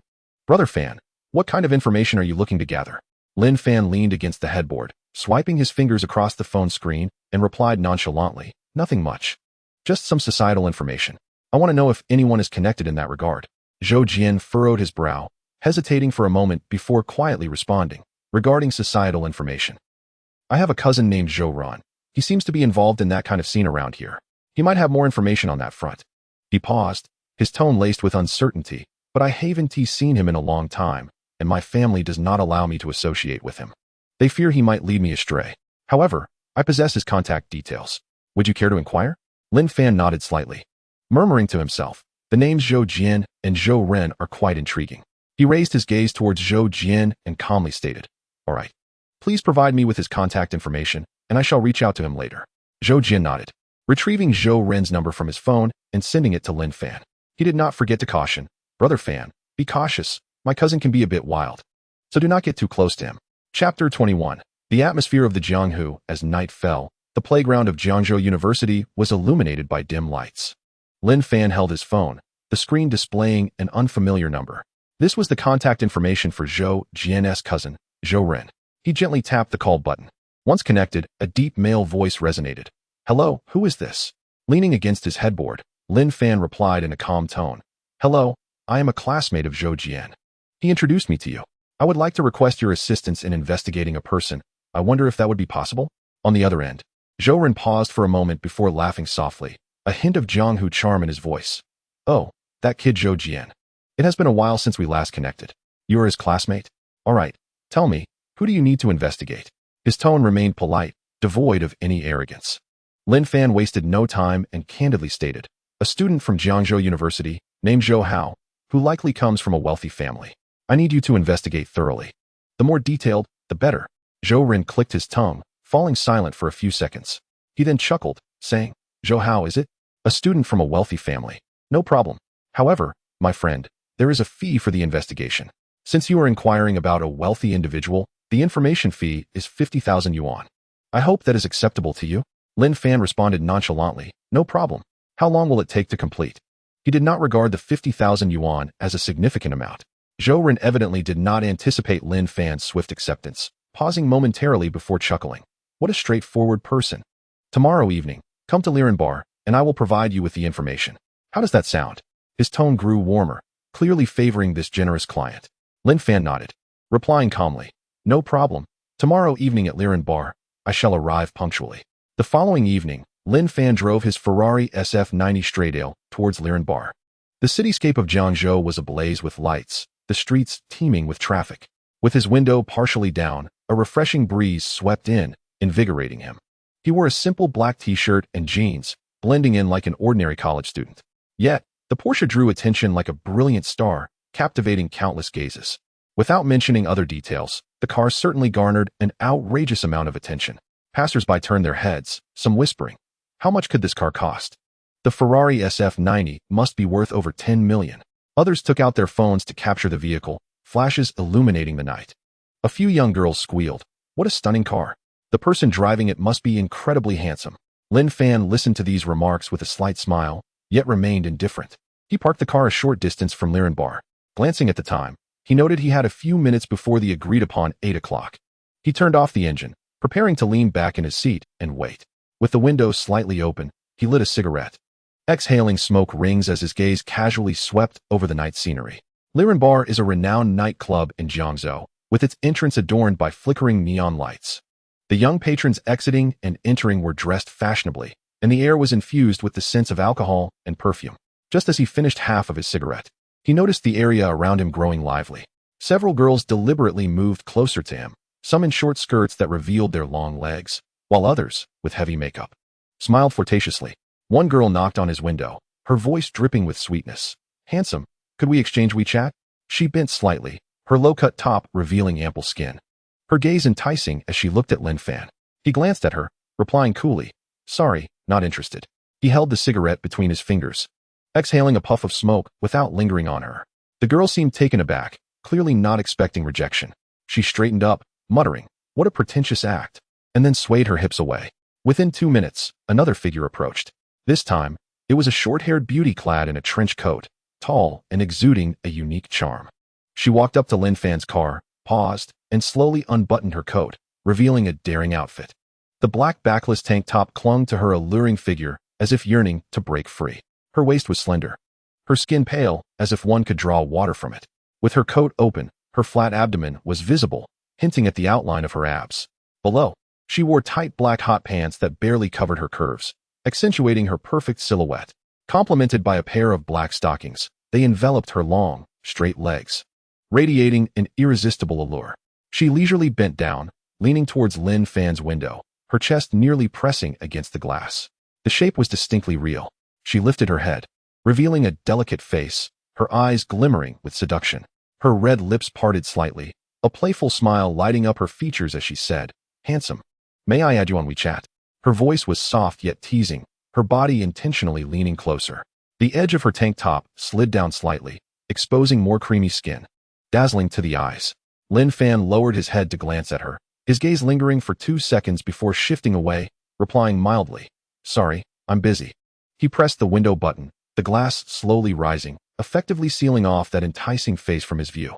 The moment the window closed, he let out a wry smile, murmuring to himself, Is this how beautiful Su Mu Ro behaves when she encounters wealthy individuals? Lin Fan checked his phone. It was just past 8. He extinguished the cigarette in his hand and opened the car door, stepping out. A few girls by the roadside were still glancing his way, whispering about the stunning Ferrari. However, Lin Fan had no interest in these alluring figures. He scanned the crowd with a cold gaze, striding directly towards Liren Bar, pushing the bar door open. A gentle aroma of alcohol mixed with soft music enveloped him. Liren Bar was a quiet establishment, contrasting with the noisy clubs he had imagined, featuring an elegant and understated decor. The lighting in the hall was soft, adorned with a few abstract paintings, and wooden tables and chairs were arranged in a pleasing manner. In the center, a small stage hosted a singer in a white shirt, softly strumming a guitar, the melody soothing as if recounting tales from an old time.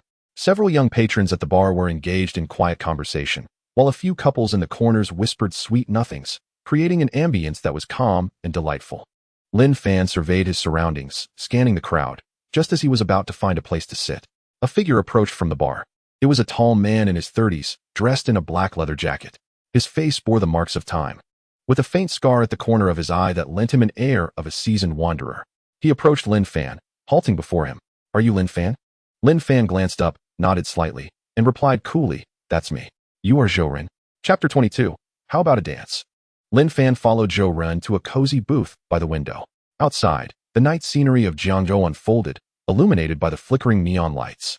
The bar exuded a relaxed ambience. The booth's sofa was soft and inviting, adorned with a bottle of unopened whiskey and 2 glass cups. Zhou Ren clapped his hands, summoning a waiter to uncork the bottle. He then poured a glass for Lin Fan, grinning as he said, "Here, savor this whiskey, the signature of Liren Bar. It has a delightful flavor." Lin Fan accepted the glass, giving it a gentle swirl before saying, "Thank you." He refrained from drinking immediately, allowing his gaze to rest on Zhou Ren as he inquired directly, "What have you found out?" Zhou Ren flashed a broad smile, revealing a set of white teeth. He retrieved a stack of documents from his black leather bag and handed them to Lin Fan. "Take a look." Leaning back on the sofa, he lit a cigarette, exhaling a circle of smoke. "I am always reliable in my work. The information you requested about Zhou Hao is all here." Lin Fan picked up the documents and began to peruse them. The materials were meticulously bound, spanning over a dozen pages, and the content exceeded his expectations in detail. The first page contained Zhou Hao's personal information. Zhou Hao, a third-year economics student at Jiangzhou University, aged 22, standing at 1.75 meters and weighing 65 kilograms. With complete details of his home address and phone number. Attached were photographs, including candid shots of Zhou Hao at the school entrance and one of him with Chun Sini outside the Jingdi Hotel. As Lin Fan turned to the second page, his brow slightly furrowed. This page detailed information about Zhou Hao's father. Zhou Hao's father, Zhou Tianming, was 48 years old, a local of Jiangzhou, and operated a decoration company named Tianming Decoration. The company had a registered capital of 5 million and an annual income of approximately 5 million. In recent years, it had taken on numerous renovation projects for government buildings and commercial properties. The financial records were transparent, with a recent project list meticulously outlined, including renovations for the Jiangzhou CBD new office building and the Jiangzhou No. 2 high school teaching building, with the total amount nearing 10 million. The documents also indicated that Zhou Tianming had some connections within the Jiangzhou business circle, maintaining good relationships with several building material merchants and government officials. Even the addresses of 3 properties under his name and the license plate numbers of 2 cars were clearly listed. Further along were details about Chun Sini. Chun Sini, a second-year economics student at Jiangzhou University, aged 20, was noted as the belle of her department. Her parents were ordinary wage earners, yet she had a wide social circle, with several names of wealthy friends included in the documents, clearly having leveraged her looks to infiltrate elite circles. The list of Zhou Hao's relatives and friends included a distant uncle working in the police department, a cousin who owned a nightclub, and even the names and contact information of several of Zhou Tianming's main business partners. As Lin Fan finished going through the pages, he nodded to himself. The information was not only thorough but also provided a clear picture of Zhou Hao's family background, even including some dubious details, such as rumors of tax evasion concerning Zhou Tianming's company and photographs of him indulging with a certain official. The 5,000 yuan spent was well worth it. Zhou Ren certainly had his connections. He set down the documents and looked up at Zhou Ren, stating calmly, "Impressive, very comprehensive." Zhou Ren, pleased with Lin Fan's satisfaction, chuckled heartily, took a sip from his glass, and said, "Of course. I have been navigating Jiangzhou for over 20 years. I know the ins and outs of the connections here." What you requested is merely a piece of cake. He paused, pulled out his phone, and presented a payment code to Lin Fan. Here, 5,000 yuan, let's settle the bill. Without further ado, Lin Fan opened his banking app and, with a couple of taps, transferred the amount. A notification chimed on his phone, and Zhou Ren looked down, nodding with a smile, pleasantly swift. Brother Lin, should you require any further investigations, just give me a call. Not only investigations, but if you need assistance with any gray matters, I can help with that too. He lowered his voice, adding, my fees are absolutely reasonable. You can trust my work. Lin Fan nodded, responding coolly. All right, I will reach out if needed.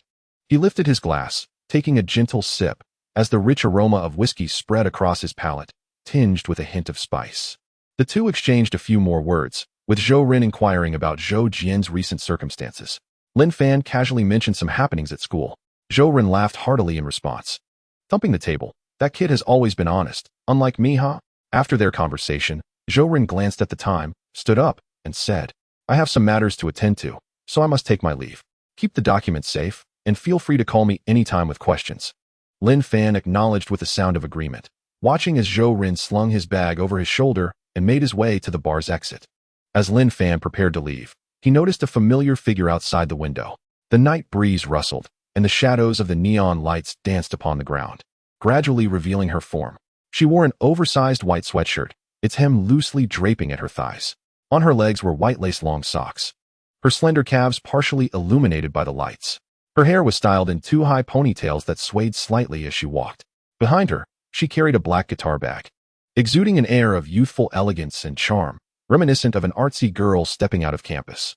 Lin Fan's gaze lingered on her for a few seconds, his brow furrowing slightly as he recognized her face.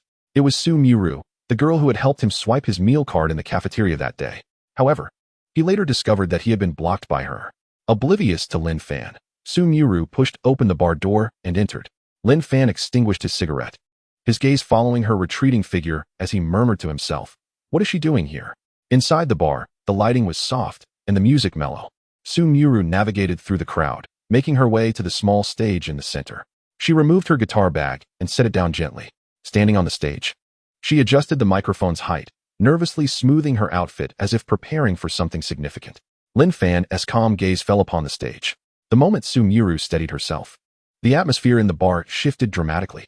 The patrons below erupted with enthusiasm, as if ignited by a spark. Whistles filled the air, accompanied by applause and cheers, creating a cacophony of excitement. Several men in the front row fixated on her, their eyes glinting with unabashed greed, akin to wolves eyeing their prey. A middle-aged man sporting a beard raised his glass and shouted, Hey, where did this lovely girl come from? So beautiful. Is she the resident singer? How about performing a pole dance for us? At this, laughter erupted around him. Others chimed in, teasing, I've got a pole. Do you know how to dance? The raucous suggestions surged like a tide towards the stage. Chapter 23. Quite spirited standing on stage, Su Miru's complexion paled slightly upon hearing the taunts. Her fingers instinctively tightened around the microphone. She lowered her head, biting her lip as if to summon courage. Only then did she raise her gaze towards the audience, and, with a voice slightly trembling, declared, I am merely a singer, not a dancer. If you have any favorite songs, please let me know, and I shall sing for you. Her voice was clear yet tinged with nervousness, evidently unaccustomed to such a setting. However, the audience below remained unimpressed.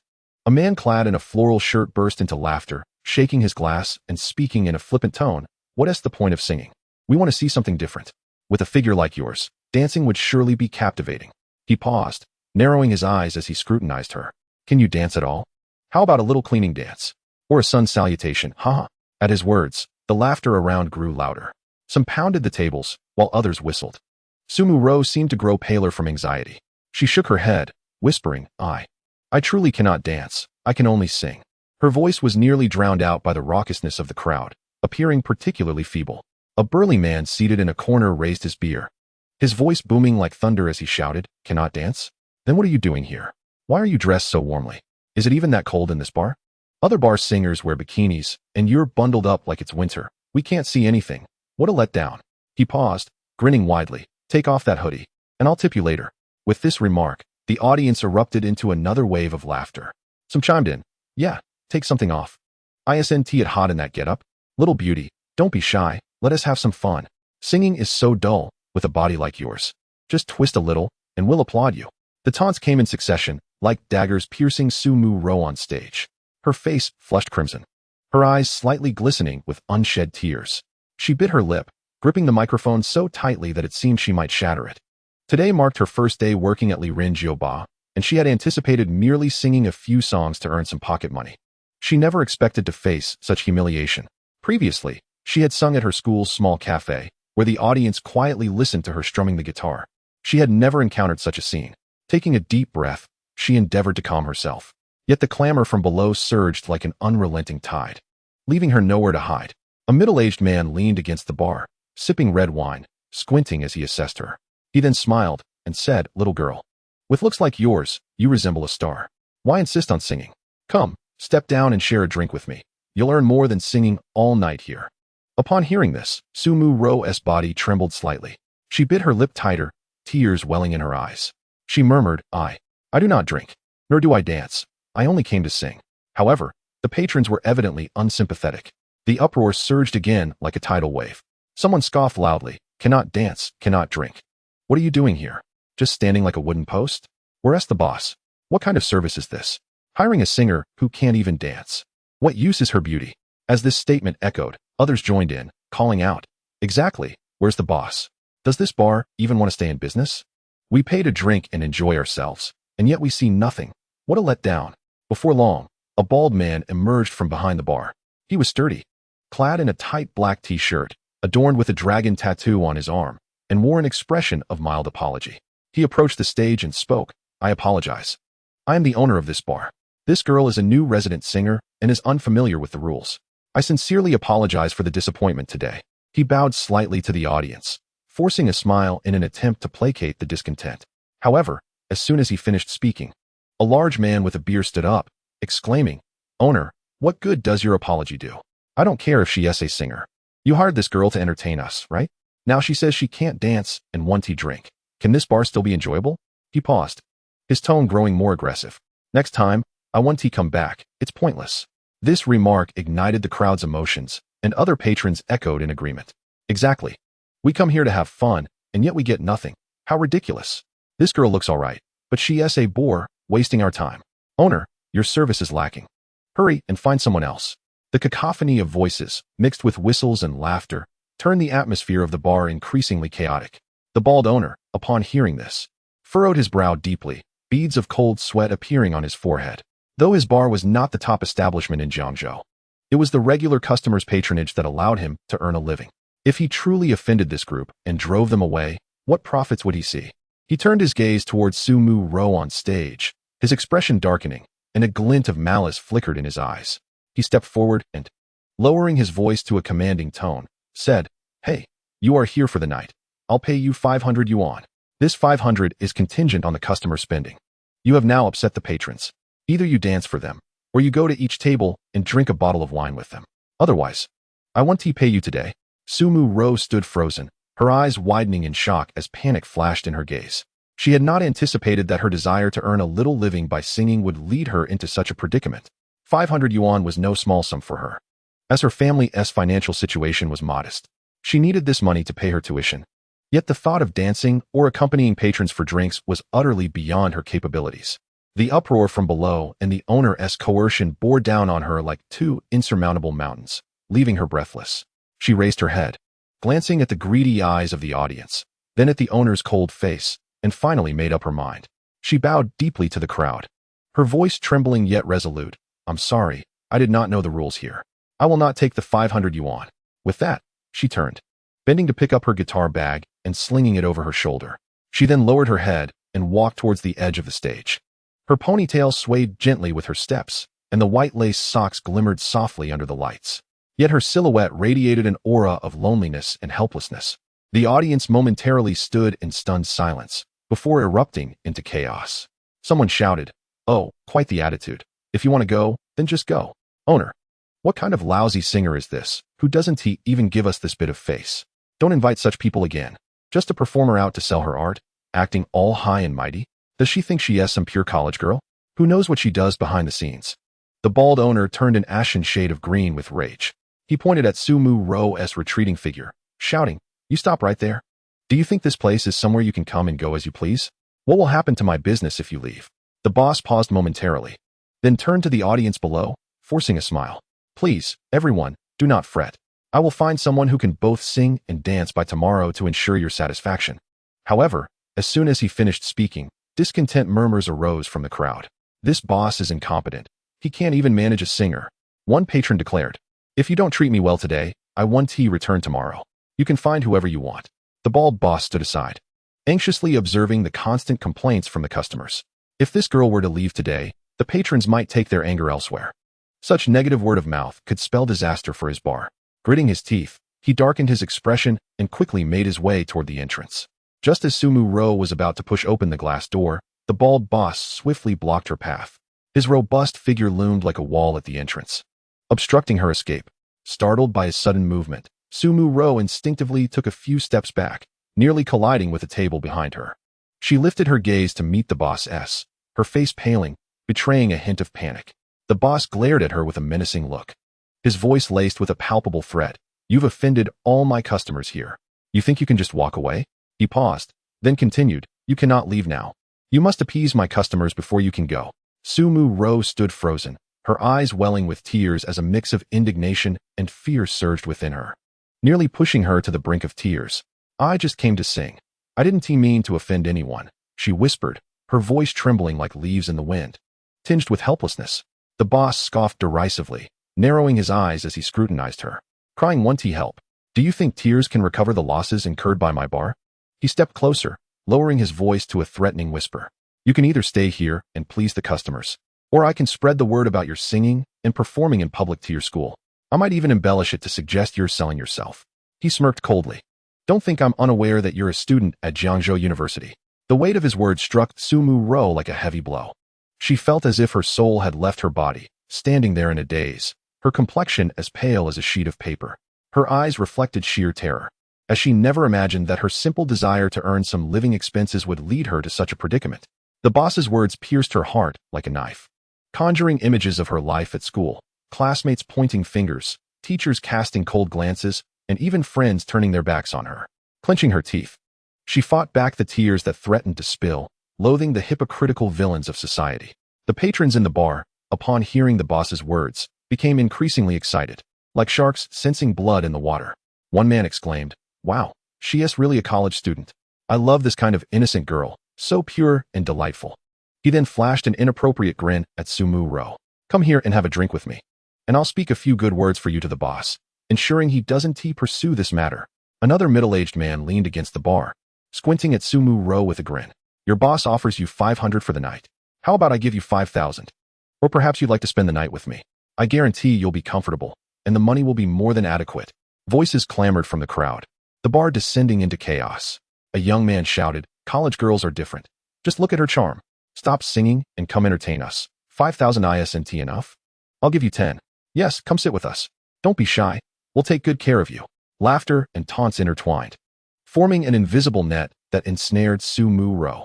Standing at the door, her eyes were filled with dread, her body trembling slightly.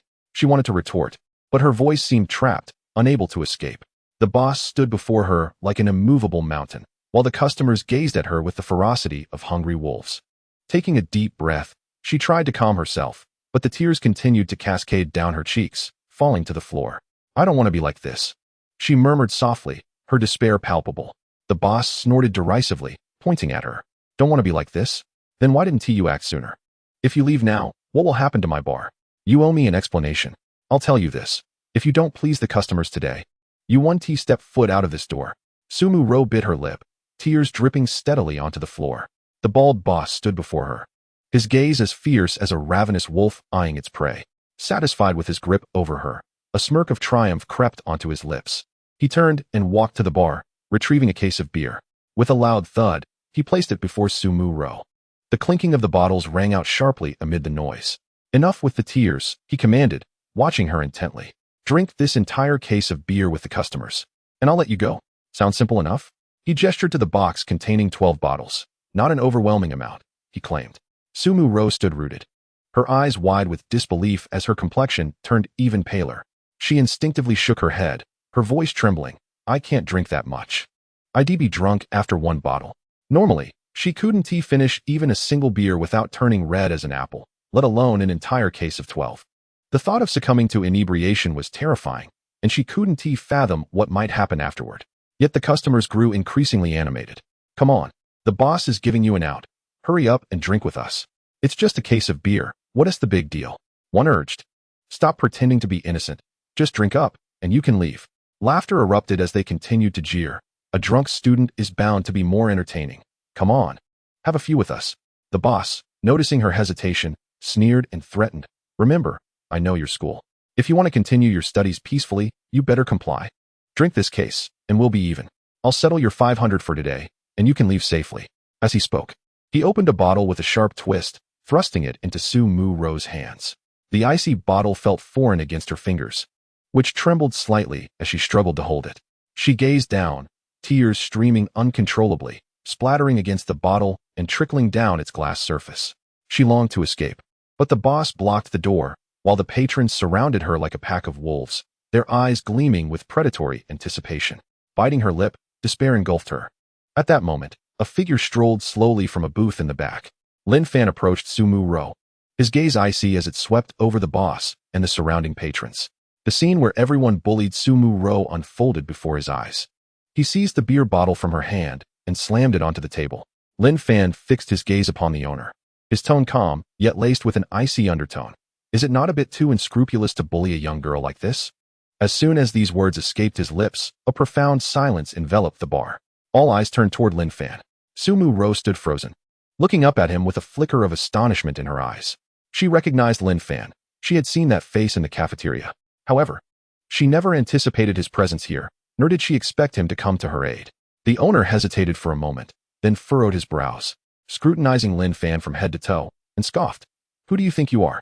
Why meddle in matters that do not concern you? This bar is my territory. I shall conduct my affairs as I see fit. He paused and pointed at Su Mu Ro, saying, This girl has upset my customer. What is wrong with me asking her to serve drinks?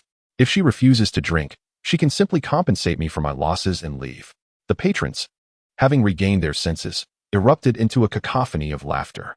Oh, where did this hero come from? Kid, do you know whose territory you are in? Indeed, meddling in affairs that do not concern you may lead to trouble. Huh, this kid thinks he can show off. How amusing. Laughter and taunts mingled together, creating a raucous atmosphere. Upon hearing the mention of compensation, Lin Fan's eyes brightened. At this moment, he lacked nothing but money. His account balance of 600 million lay there, just a fingertip away from being utilized. He glanced at the owner and calmly inquired, How much do you expect me to pay you? The owner sized Lin Fan up again. Seeing him clad in a plain black t-shirt and jeans, he appeared no different from an ordinary university student, hardly resembling a wealthy individual. Narrowing his eyes, he gritted his teeth and quoted an exorbitant figure, 200,000. If you pay me 200,000, I will let you both leave. Upon hearing this, the surrounding patrons were taken aback, then burst into laughter. Owner, you certainly have some nerve. Look at this poor kid, dressed in tatters. Do you really expect him to cough up 200,000? Exactly 200,000? He is barely worth 200. Huh, owner, have you lost your mind over money? The owner crossed his arms and looked at Lin Fan with unabashed disdain. So, what will it be? Will you pay or not? Before Lin Fan could respond, Su Mu Ro tugged at his arm, her face filled with remorse. I'm sorry, this really isn't your concern. Perhaps you should just leave. I can handle it myself. Her voice trembled, tears still clinging to her cheeks, clearly not wishing to burden Lin Fan. Lin Fan turned to her, his gaze resolute. He replied coolly, I have decided to intervene in this matter today. He then turned back to the owner, his tone frigid. 200,000. I shall pay you every cent. I will make a call, and someone will bring it over shortly. The owner paused, then snorted dismissively, crossing his arms. Oh, such grand words. Very well, I shall wait here, counting my money. After all, if the money does not arrive, neither of you will be leaving today. He paused, then shouted toward the bar. Lao Zhang, keep an eye on them. Do not let them escape. His tone dripped with contempt, clearly dismissing Lin Fan's words as mere bluster. Lin Fan muttered to himself. The real show has yet to begin. How could I possibly leave? At that moment, a mechanical voice suddenly resonated in his mind. Ding. Detection of the host's strong desire to spend money. A related task is now issued. The host needs to use money to assist Su Mu Ro and take revenge on the people in the bar. Task rewards will be randomly returned at a rate of 1,100 times the amount spent. Lin Fan was momentarily taken aback. Then a smile crept across his face. The system had a knack for timing. He narrowed his eyes, the cold light in them intensifying. Since that's the case, let us make it grander. Lin Fan turned to the owner and stated nonchalantly, 200,000. I hope you can handle it when the time comes. The owner sneered, crossing his arms. Keep pretending. Let us see how long you can maintain this charade. He then shouted to the patrons below, everyone, just wait and see. This kid claims he will pay me 200,000, and I will share it all with you.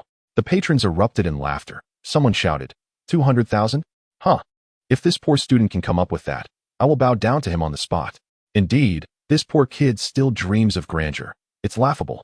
Owner, stop wasting time and just beat him up and throw him out. Sumu Ro stood behind Lin Fan, her eyes wide with concern.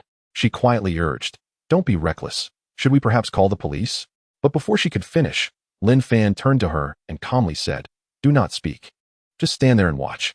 For these people, calling the police would be far too lenient. Today, I shall orchestrate a splendid performance for you. Half an hour earlier, on the stage of Liren Bar, Sumu Ro stood under the spotlight, facing the taunts of the patrons below, her expression one of helplessness. Lin Fan sat in a booth at the back, sipping whiskey, his gaze coldly observing the scene. In light of the girl who had once helped him, Lin Fan took out his phone and dialed Zhou Rin's number. When the call connected, Zhou Rin's enthusiastic voice rang out. Hello, Boss Lin. What is up? Do you have any instructions for me? In the background, the sounds of clinking glasses could be heard, suggesting that Zhou Rin was somewhere enjoying drinks and conversation. Leaning back on the sofa, Lin Fan's gaze swept over the visibly anxious Sumu Ro on stage. He spoke softly. I need you to bring a few people to Liren Bar to help me with something. The payment is negotiable. There was a moment of silence on the other end.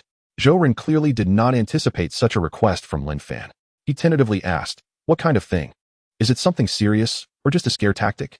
He was clearly weighing the gravity of the situation. As a serious matter and a scare are two entirely different pricing scales. Lin Fan narrowed his eyes, surveying the rowdy patrons below, and replied softly, no need for anything serious, but we may need to take some action. Zhou Rin fell silent for a moment, quickly calculating in his mind. He lit a cigarette, taking a deep drag before exhaling a cloud of smoke. After a moment's hesitation, he finally spoke with a smile. All right, Boss Lin. 2,000 per person. If anything goes awry, we can discuss it then. How many do you need? Lin Fan scanned the bar, finally resting his gaze on the bald owner. He replied coolly, start with 30. He paused, adding, I will give you 5,000 for each person, plus an additional 50,000 as a bonus. You must handle this efficiently. His voice was unhurried yet infused with grandeur. Also, bring me 1 million in cash to use for the time being. I will transfer the money to you. Upon hearing this, Zhou Rin on the other end was thrown into a state of shock, nearly dropping his cigarette. His eyes widened, mouth agape. His mind buzzed as if struck by a hammer. He swallowed hard, heart racing, his thoughts in disarray. What? 30 people, 5,000 each, plus a 50,000 bonus? That amounts to 200,000. Another 10 million in cash?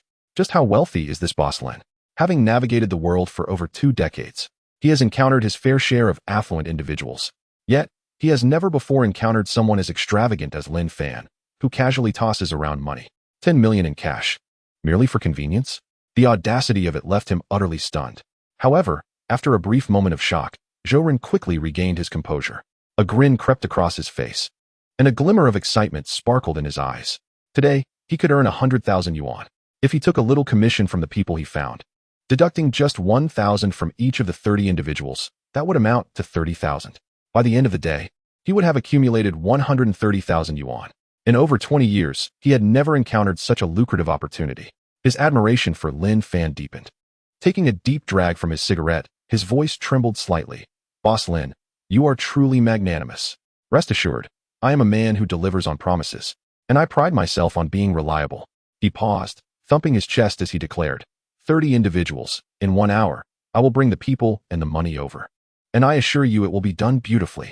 His tone brimmed with excitement, as if he had just won the lottery. Lin Fan acknowledged him with a simple mm, and replied coolly, then hurry up. After hanging up the phone, he glanced at the screen, a glint of cold light flickering in his eyes. He tucked the phone back into his pocket and leaned back on the sofa, his gaze once again settling on Sumu Ro on stage, murmuring to himself, 10 million. Enough for a night of revelry. Returning to the present, the boss crossed his arms and scrutinized Lin Fan with palpable disdain. His tone dripped with contempt. Weren't you supposed to have someone bring money? Where are they? Where's the money? Are you just stalling for time? He paused, sneering. I see you're nothing but hot air, pretending to be wealthy. The patrons below began to murmur among themselves upon hearing this. Is he really that arrogant? Making up tales without a shred of evidence? Just because he drank a couple of bottles of wine, he thinks he can live the life of a rich second generation? Laughter echoed, like a swarm of flies buzzing chaotically. Sumuro stood behind Lin Fan, tears still glistening on her cheeks. She tugged at his arm and whispered urgently, "You should leave quickly. There are too many of them." Her voice trembled, laden with concern. Lin Fan turned to her, his expression calm as he replied, "Stay right there." He then directed his attention back to the boss, murmuring, "Just wait, they will be here shortly." The boss snorted derisively. Arms crossed. "I think you're just bluffing. I'll give you 1 minute. If no one arrives, you will kneel and apologize." He paused, turning to the crowd below. "Everyone, just wait and see. If this kid fails to produce the money, I will make him kneel and beg for forgiveness." The crowd cheered in agreement. "Sounds good. Let us make him call you daddy. That should be fair enough. What is the point of a man calling you daddy? Make that girl call you daddy instead. Come on. I'm not into that kind of act. Just call me a good husband instead. You two are generations apart. How can you even say that? You wouldn't understand. We're playing with contrast. To be honest, recently I often lingered by Jiangda's entrance. With a Red Bull in the car, countless girls would flock to you. No way. Is there really a secret code for that? You really are out of touch. A Red Bull is 500. It guarantees a comfortable experience. So, can I just put a bottle of mineral water instead? Look at you, so stingy. Just ask your son for 50 cents to buy some Tang Sang meat to stash in your bicycle basket. Is that even allowed? Hey, boss, it's been a minute. Hurry and bring that poor kid here to kneel and apologize. Yes, you've entertained us today. We'll come back tomorrow for more fun." The bald boss chuckled along, then turned serious as he glared at Lin Fan and Sumuro. "Stop pretending. Kneel down already." Just as the words left his mouth, the bar's glass door was suddenly thrust open with a loud bang. All eyes shifted towards the entrance. The bald boss's eyes widened in shock, frozen in place. The entire bar fell eerily silent. With a sudden crash, the glass door swung open, and the atmosphere shifted as if a mute button had been pressed. A wave of young men surged into the bar, one after another, 5, 10, and ultimately over 30. Each one bare-chested, showcasing their lean and muscular physiques. Their skin adorned with tattoos, dragons coiling around arms, tigers descending from mountains.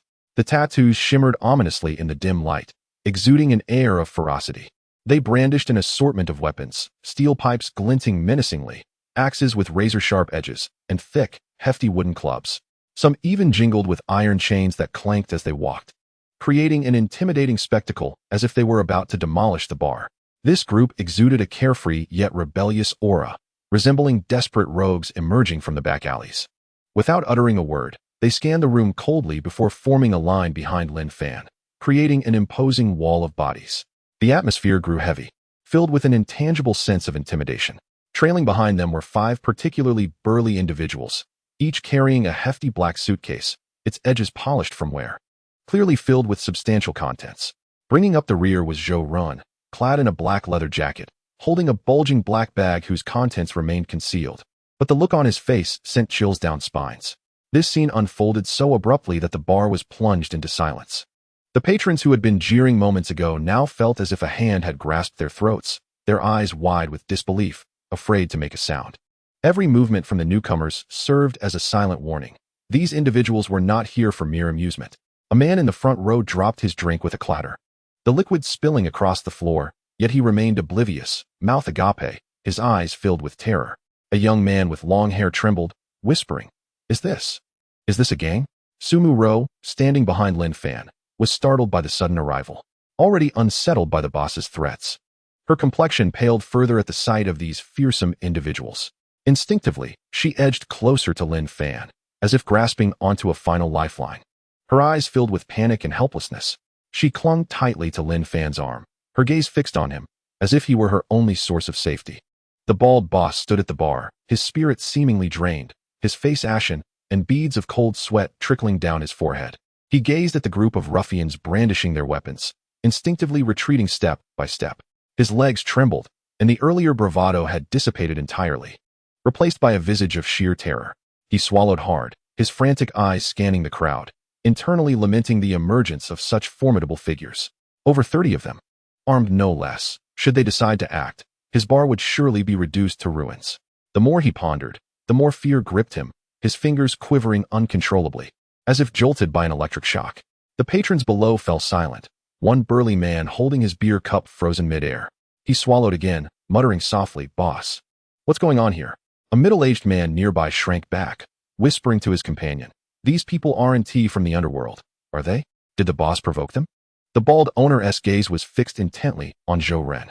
Having navigated Jiangzhou's underbelly for years, he had encountered numerous situations. Observing Zhou Ren's imposing aura, he deduced that this man was likely the leader.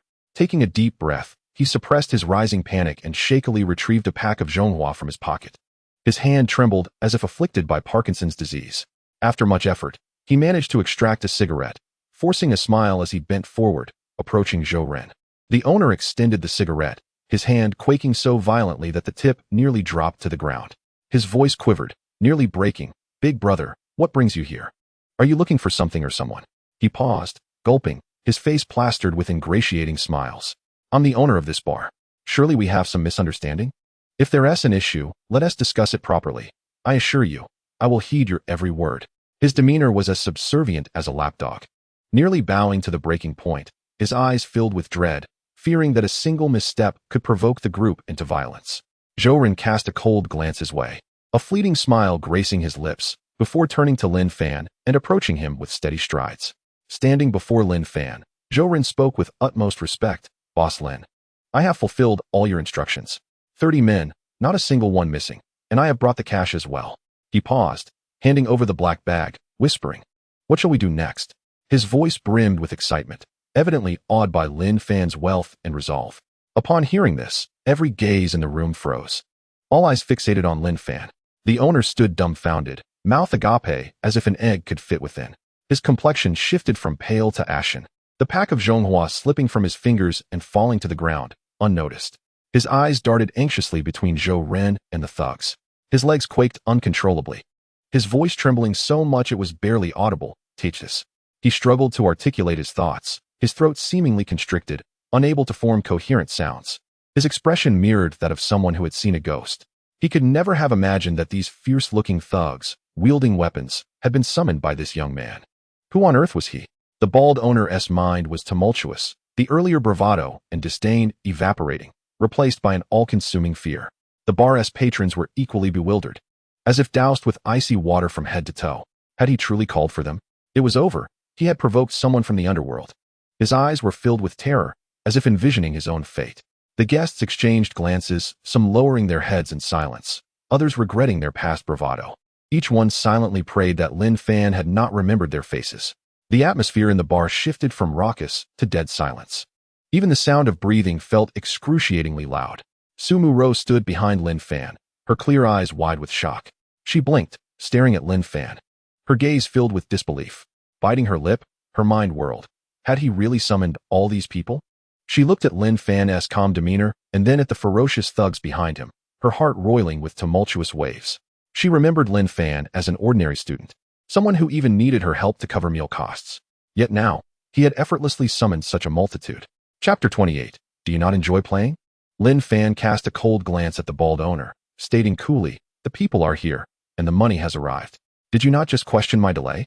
Do you still think I was merely pretending?" The bald owner stood frozen, his legs buckling beneath him, nearly collapsing to the floor. Panic engulfed him, beads of cold sweat cascading down his forehead, pooling on his cheeks. He opened his mouth, yet his throat felt constricted, producing only a few dry croaks. The owner swallowed hard, forcing a smile that appeared more grotesque than weeping, stammering, "Big brother, I was wrong. I truly did not know you were such a person." The bar's patrons were silent as tombs, huddling in their seats, fearful that even the sound of their breath might provoke trouble. Yet amid the heavy stillness, a man seated by the door stirred. Moments ago, this middle-aged man had joined in mocking Lin Fan, but now he was drenched in cold sweat. Cautiously rising from his chair, he hunched over, attempting to slip towards the exit amidst the chaos. Step by step, he approached the door, nearly exhaling a sigh of relief as he reached for it. Suddenly, a bare-chested thug wielding a wooden stick obstructed his path. The thug, tall and slender, bore a tattoo of a green snake on his arm. The wooden stick stood firm before the man, who was rendered speechless. The middle-aged man jumped in fright, his legs nearly giving way beneath him. He stammered, "What do you want? I need to leave, let me go?" His tone was fraught with panic, his eyes darting about like a cornered rat. The thug remained silent, turning his gaze toward Lin Fan, seemingly awaiting orders. Lin Fan coolly replied, "Did I grant you permission to leave?" No sooner had he spoken than the thug swung the wooden stick, landing a blow on the man's shoulder. The man cried out in pain, stumbling back, clutching his shoulder as his face contorted in agony. He gritted his teeth, wanting to say more. But upon meeting Lin Fan's icy stare, he swallowed his words, no longer daring to utter the phrase leave.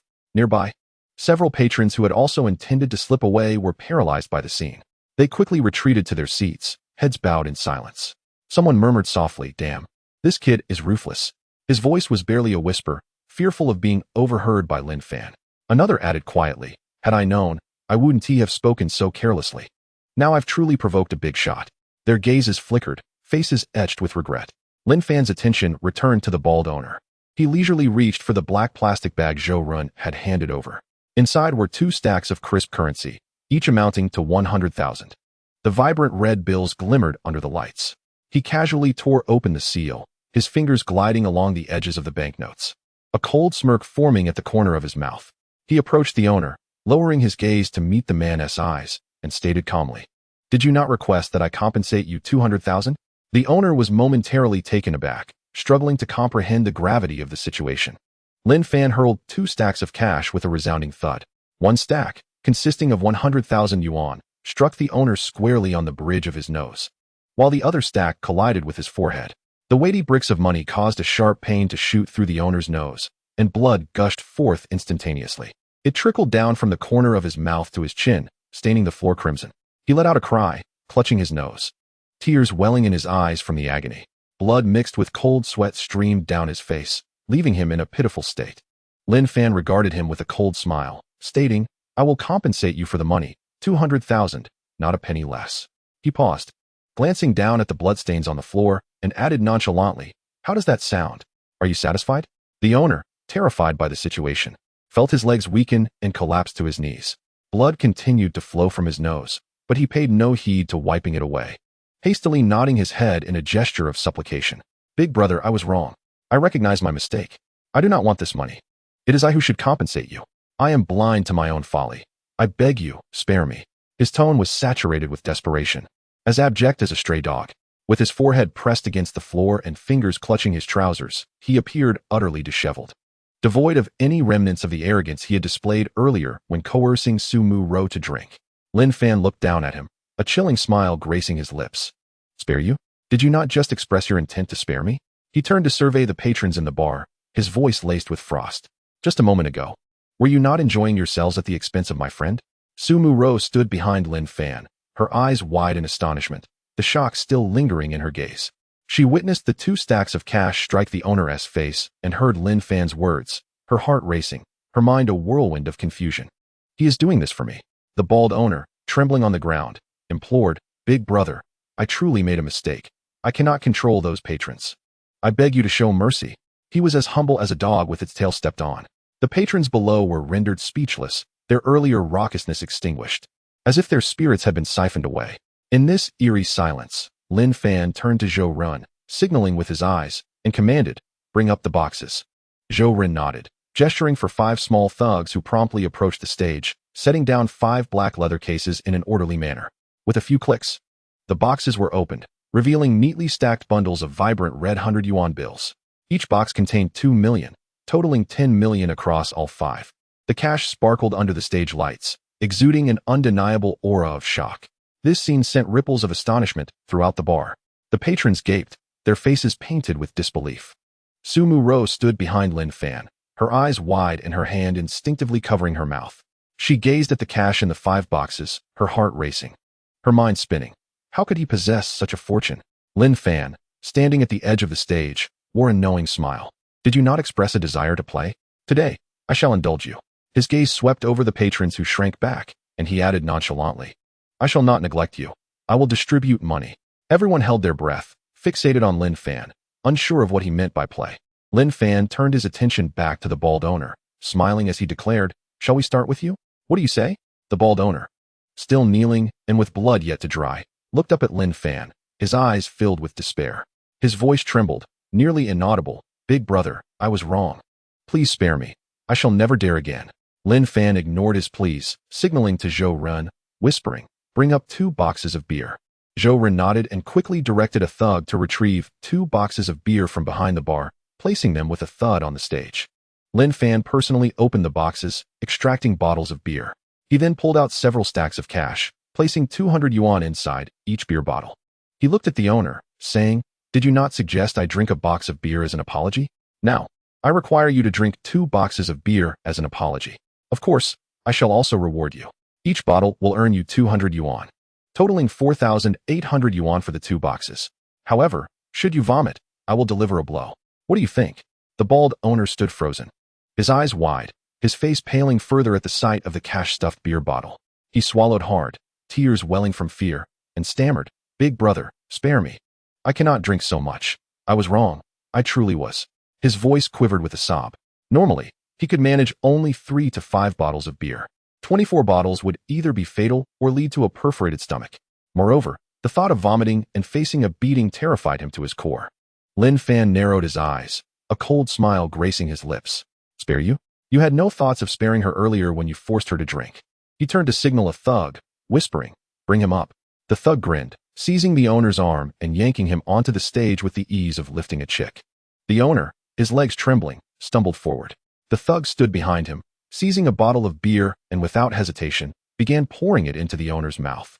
The beer gushed down the owner's throat, forcing him to choke and flush a deep crimson.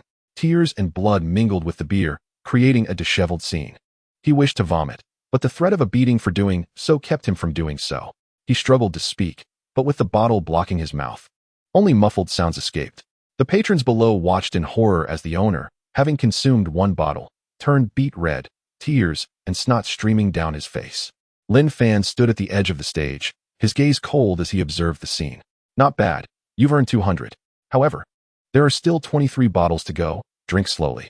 As he spoke, he slipped the 200 yuan into the owner's pocket. The thug gripped the second bottle, again pouring it into the owner's mouth. The owner, choking and red-faced, struggled to swallow, forcing himself to finish the second bottle, his face resembling that of a cooked liver, gasping for air as he collapsed on the stage. Yet, before he could catch his breath, the thug had already opened the third bottle, aiming it at the owner once more. The owner's eyes widened in terror as he shook his head, trembling. I cannot drink anymore." But the thug ignored him, forcing the beer down his throat. After merely 2 sips from the third bottle, the owner could no longer contain himself, his throat convulsing violently. With a retch, the beer erupted from his mouth, mixing with the acid from his stomach and splattering the stage, emanating a pungent odor. He clutched his mouth, agony etched across his face. Lin Fan stood at the edge of the stage, his expression cold as he watched. He frowned slightly, a hint of disdain crossing his features. "With such a tolerance, how can you run a bar?"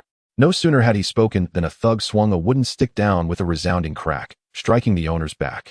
The boss let out a pitiful cry, lunging forward, his face contorted in agony as a crimson flush spread across his back. Lin Fan, with a stern countenance, murmured, "Continue to drink."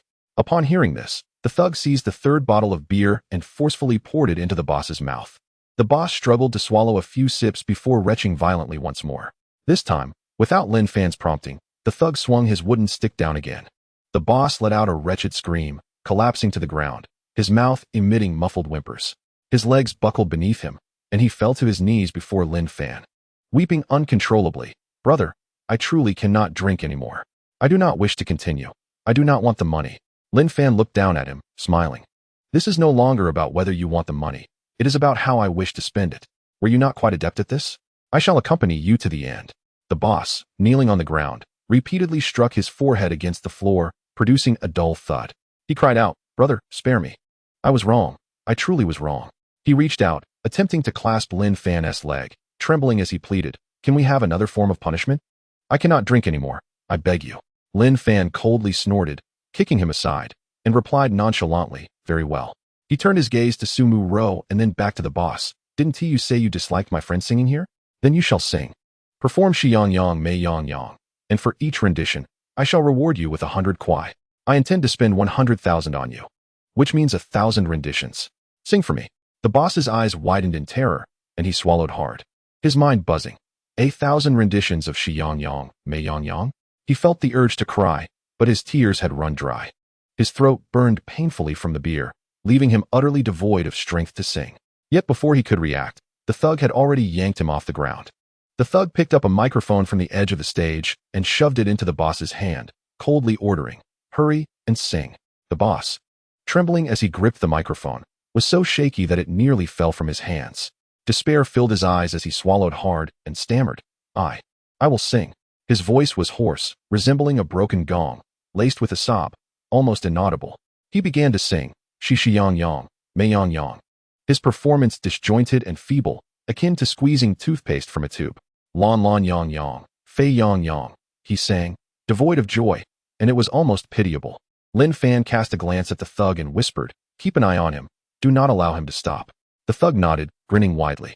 Turning to the audience, Lin Fan smiled and inquired, "Didn't someone just say for me to call him daddy? Who is it? Step forward and let me see." At this utterance, every head in the room ducked lower. Those who had previously mocked Lin Fan and teased Sumu Ro now wished they could vanish into the ground. The scene on stage was too vivid to ignore. The boss was utterly miserable. 2 cases of beer had been forced down his throat, and for every wretch, he received a blow. Now he was being coerced into singing "Shi Yang Yang" 1,000 times. Even for money, this was no mere transaction. It was a matter of life and death. Someone could not help but mutter softly, "Do not look at me. I did not say that. It was not me." Lin Fan's gaze leisurely swept across the crowd until it settled on a man in the corner. This was the very individual who had previously joined in the mockery, loudly calling for Lin Fan to refer to him as daddy. Now, however, he was huddled in his chair, drenched in cold sweat, his eyes darting nervously. Lin Fan squinted and pointed, stating coolly, "It is you, isn't it?" He gestured to a thug, "Bring him up here." The thug, upon hearing this, let out a cold laugh and yanked the man up. The man, terrified beyond measure, cried out, "It was not me. I did not say that." But the thug paid him no heed, striking his shoulders and back with the stick. The man cried out in pain, "Ouch. Behave yourself." The thug delivered another kick to his leg. The man winced, his teeth gritting in agony, and he dared not protest further. Dragged by the thug, he was forcibly brought onto the stage.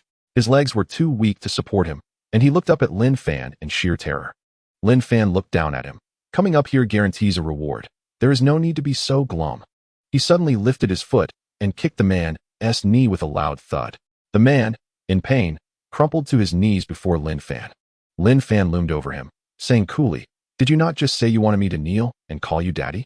Now I shall reduce that by one word. You shall call us all daddy."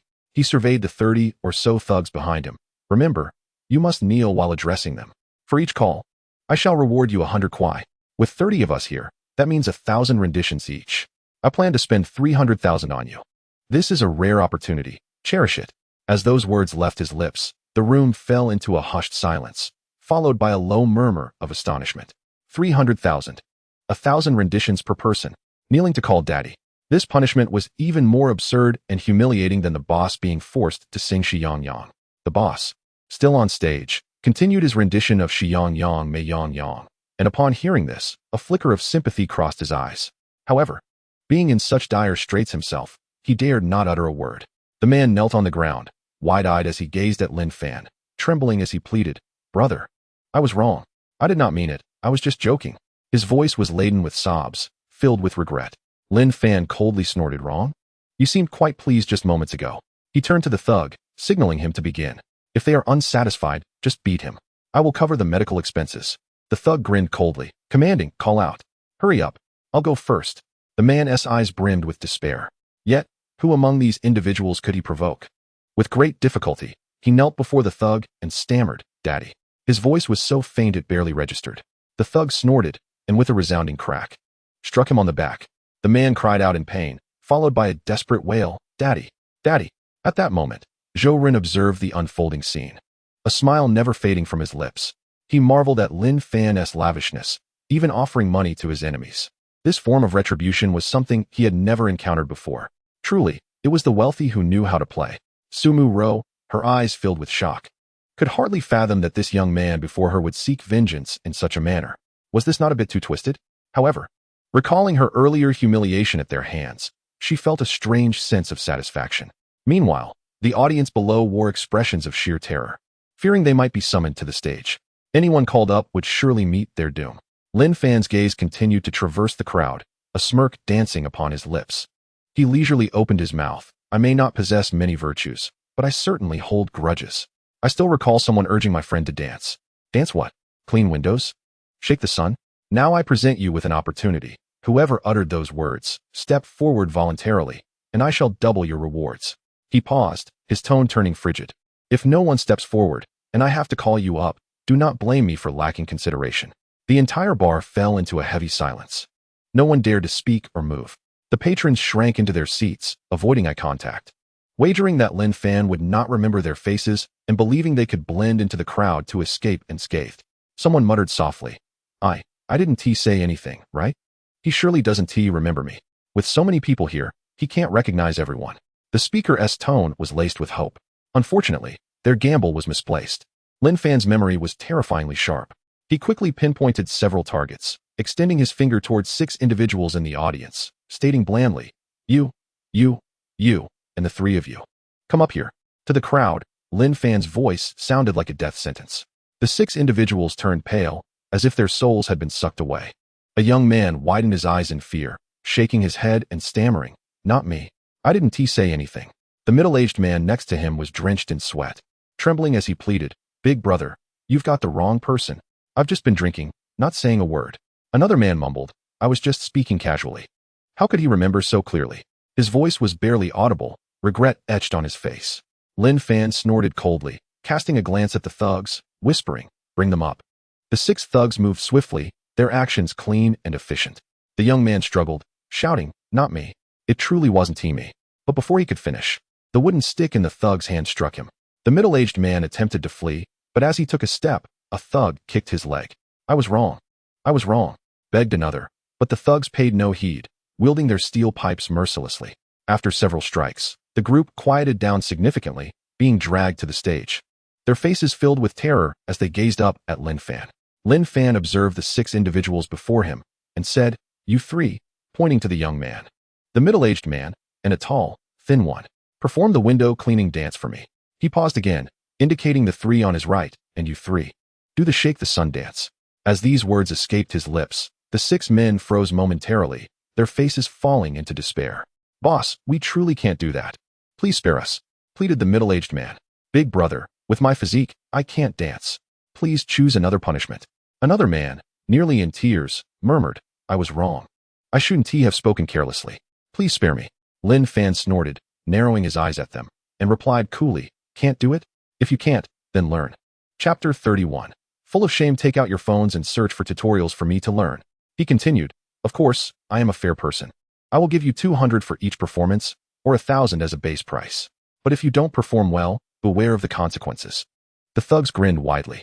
They were all too familiar with these 2 dances, having seen them performed by women flaunting their figures. Watching these men perform would undoubtedly be entertaining. The videos they found depicted dancers twisting their waists, their movements exaggerated and comical. As the lively music played, the color drained further from the faces of the 6 men. The young man, in agony, whispered, how am I supposed to learn this? But before he could finish his sentence, a thug's stick struck his leg. The middle-aged man stood up shakily, mustering his courage to mimic the video, his movements stiff and wooden, provoking a cold laugh from the thug. Is that what you call dancing? The steel pipe crashed against his back, causing him to writhe in pain. Another man gritted his teeth and attempted to follow the video. His movements awkward and duck-like. The thug scoffed, not impressive. The stick landed on his shoulder, eliciting cries for mercy. The remaining 3 fared no better. Each performed poorly and received punishment, their dignity in tatters.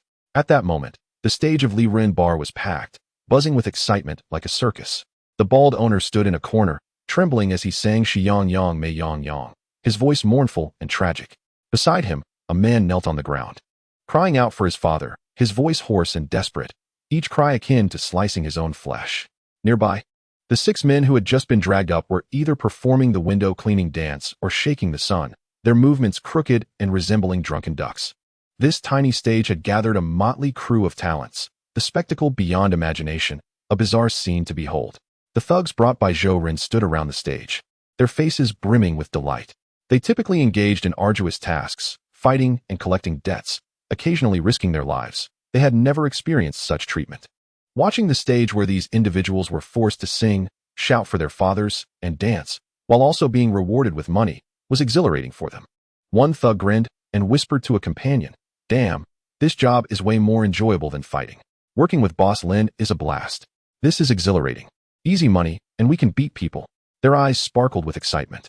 Nearby, Zhouren leaned against the bar, a cigarette pinched between his fingers, unable to contain his laughter. He watched the farce on stage, marveling internally. Boss Lin truly has a flair for the dramatic. The variety of ways to entertain is astounding. In my 20-plus years, I have never witnessed such a scene. Lin Fan glanced at the stack of money in his hand, a glimmer of amusement flickering in his eyes. He looked toward the audience, smiling as he announced, "Next, I shall deal with those who have truly angered me." His tone turned icy. "Who told my friend to take off their clothes? Who suggested my friend sleep with you?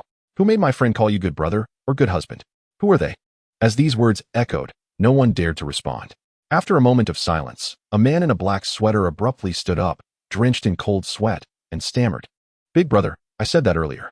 I was just drunk. Consider it a slip of the tongue. I know I was wrong. Please spare me." Lin Fan shot him a glance, ignoring him as he continued coldly, "Who else? Who called for companionship?" Those who had witnessed Lin Fan's methods could no longer remain seated. Their faces filled with regret. As if cornered, they trembled and stood up one by one. They were afraid, terrified that if they did not step forward voluntarily, they would face even greater retribution. They dared not meet Lin Fan's gaze, their faces now solely reflecting fear. Lin Fan surveyed the crowd, narrowing his eyes to count. Finding 4 individuals, he waved his hand, softly instructing, "Bring them up." The 4 thugs immediately advanced, their movements swift and precise. The man in the black sweater cried out, "Big brother, I was wrong." But before he could finish his sentence, the ruffian launched an attack. 4 individuals stood on the stage, their heads bowed, afraid to meet Lin Fan's gaze. One man swallowed hard and mustered the courage to ask softly, "Big brother, if I voluntarily admit my mistakes, can you let me off the hook?" His eyes were filled with desperation, as if pleading with Lin Chun for a chance at redemption. Lin Fan looked down at him and smiled. "Let you off? While admitting your mistakes is commendable. You didn't think of sparing my friend when you forced her to strip and sleep with you, did you?" The 4 men before Lin Fan dared not utter a word in response.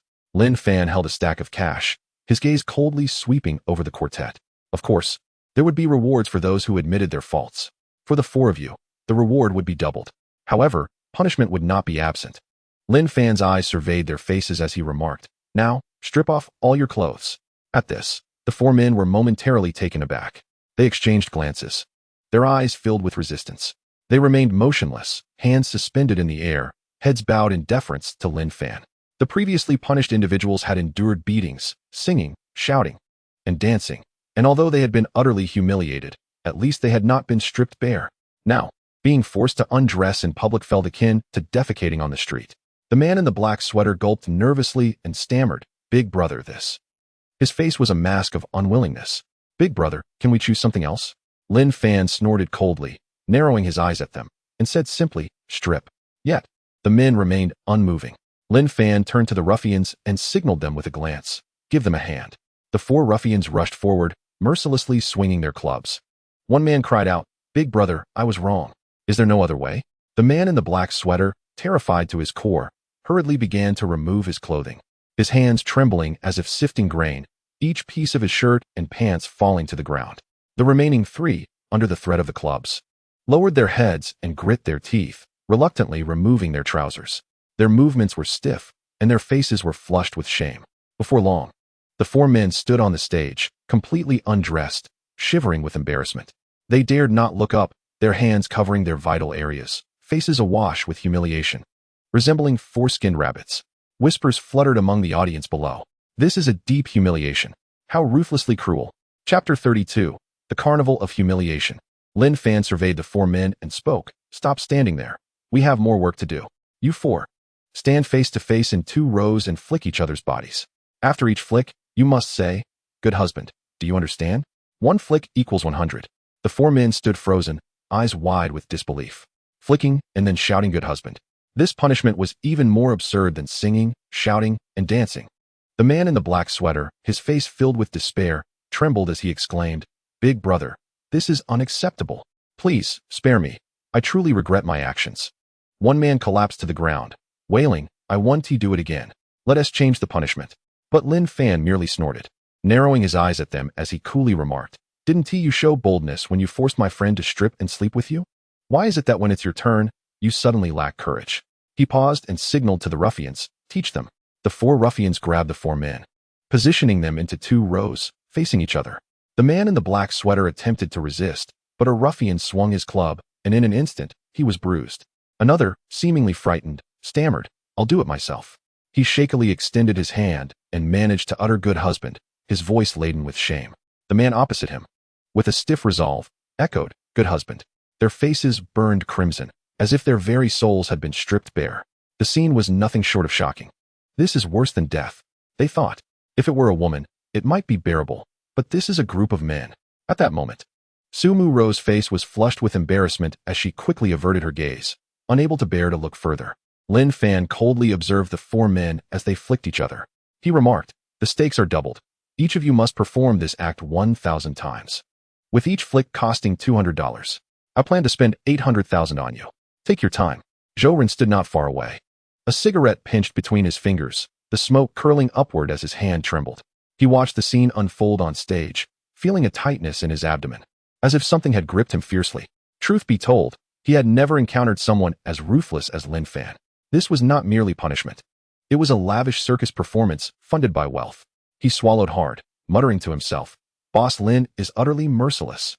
His eyes were filled with awe, and he thought to himself that one should never provoke such a person.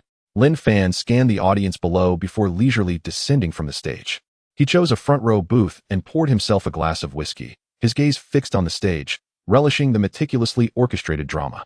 Lin Fan raised his glass, taking a gentle sip, revealing a knowing smile. Seeing this, Zhou Ren hurried over, his face beaming with flattery, his tone laden with a hint of servility. "Boss Lin, what a masterful display. After all these years, I have never witnessed something so remarkable." He gave a thumbs up, grinning widely. "And your financial prowess is truly eye-opening." His eyes sparkled with admiration, as if he wished to bow before Lin Fan on the spot. Lin Fan glanced at him, smiled slightly, and said nothing. He lowered his gaze to take another sip of whiskey, the liquid sliding down his throat with a slight warmth. After setting down his glass, Lin Fan instructed Zhou Ren, "You supervise here. This 10 million will conclude when it has been spent. Our school may close if we return late, and I am not one of those delinquent students who stay out all night." As Lin Fan stood to leave, he suddenly remembered something and turned back to Zhou Ren. "By the way, once this is over, arrange for a few construction vehicles to turn this bar into ruins. Let me know the compensation amount, and I will not forget your share of the benefits." Lin Fan's tone conveyed a chilling urgency. Zhou Ren was momentarily stunned, a flicker of shock passing over his face. Turn the bar into ruins? This is incredibly ruthless. He had demolished venues before, but he had never encountered someone intent on leveling a bar entirely. This was the true essence of destruction. He took a deep breath and quickly nodded. "Rest assured, Boss Lin, I will handle this splendidly. No need for any benefits. I am already satisfied to be by your side." He paused, rubbing his hands together, and quietly inquired, "By the way, Boss Lin, do you need any subordinates? What do you think of me?" As Lin Fan remained silent, Zhou Ren hurriedly added, "I am reliable, well-connected, and well-informed. I could certainly assist you with many matters." His tone brimmed with anticipation as he eagerly awaited Lin Fan's response. Lin Fan, after hearing these words, surveyed Zhou Ren from head to toe. He replied nonchalantly, "All right, I have something to discuss with you." Upon hearing this, Zhou Ren's face lit up with joy, and he eagerly nodded, exclaiming, "Rest assured, Boss Lin. I will diligently ensure everything is handled perfectly." His smile was so wide it seemed as though aligning himself with Lin Chun would guarantee his rise to prominence. Lin Fan chose not to elaborate further and turned to glance at a distant corner. Sumu Ro was seated in a booth, her gaze averted from the farcical performance on stage, her cheeks flushed. Lin Fan smiled faintly and, standing before her, casually remarked, "Sumu Ro, do you find this spectacle satisfactory as a token of gratitude for covering my meal today?"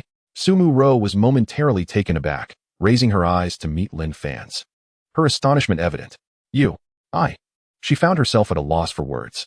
Observing Lin Fan's tranquil demeanor, she cast a glance at the stage where the humiliated individuals were still reeling. Her eyes were filled with a complexity of emotions. She had never anticipated that Lin Fan would cause such an uproar in the bar for her sake. Lin Fan looked at her and remarked coolly, "Silence indicates satisfaction." He then turned his attention back to the stage, adding, "Leave this to him. Come with me. The school will close soon. And I presume you wouldn't want to spend the night outside with me, would you?" Sumu Ro's face flushed once more, and she hastily lowered her head, unable to dare meet Lin Fan's eyes. "The school doesn't allow staying outside," she murmured softly. Lin Fan chuckled at her response. As they exited the bar, Lin Fan glanced back at the entire establishment, muttering to himself, in the future, this bar will no longer exist in Jiangzhou. On stage, the singing continued. The cries for help persisted, the dancing went on, and the cacophony of humiliation showed no signs of abating. Chapter 33. I am your admirer. The streets under the cloak of night were quiet, illuminated only by the dim glow of street lamps. Lin Fan and Su Mu Ro stepped out of the bar, where the breeze brought a hint of chill, causing Su Mu Ro's ponytail to sway gently. She looked up at Lin Fan, hesitated for a moment, and softly suggested, "It's rather late. Let me call a cab, and we can go back together." Her voice carried a trace of weariness, as if she had never anticipated such an eventful day. Lin Fan turned to her with a smile, saying casually, "No need." He then retrieved his car keys from his pocket and pressed a button. In the distance, a fiery red Ferrari SF90 burst to life with a flicker of its lights. The car's aerodynamic design gleamed with a stunning luster under the streetlights, resembling a poised predator. The surrounding darkness was instantly illuminated. Lin Fan pointed towards the vehicle, grinning. "No need for a taxi. I shall drive." Su Mu Ro stood frozen, her eyes wide in disbelief as she stared at the Ferrari. She glanced between the car and Lin Fan, her expression filled with astonishment. After swallowing hard, she hesitantly asked, "Is this your car?" Lin Fan shot her a teasing glance. His tone playful. "Nope, I stole it." He elongated his words with a mischievous grin, akin to teasing a curious kitten. Su Mu Ro gasped, her eyes widening. "Huh?" Unable to contain her surprise, she stared at Lin Fan with incredulity. Thoughts raced through her mind. Stolen? Is he joking? Or is it true? She examined Lin Fan's composed face and then glanced at the extravagant Ferrari, her expression a mixture of confusion and disbelief. Seeing her reaction, Lin Fan couldn't help but chuckle and chose not to elaborate further. He approached the car, opened the passenger door, and said nonchalantly, "Get in. Today, I will make an exception and be your designated driver." Su Mu Ro hesitated for a moment before cautiously moving closer. She slid into the car, sitting upright as if she were a primary school student experiencing a luxury vehicle for the first time. Lin Fan closed the door and took his seat in the driver's position, effortlessly starting the engine. The Ferrari roared to life with a deep, powerful growl, reminiscent of an awakening beast, shattering the night's tranquility. He turned to Su Mu Ro, softly advising, "Buckle up. I wouldn't want you to scream in fright later." Su Mu Ro's face turned crimson, and she hurriedly looked down to fasten her seatbelt, flustered. Stealing a quick glance at Lin Fan, she murmured, I won't scream." Lin Fan, suddenly intrigued, couldn't resist asking, "When do you usually scream?"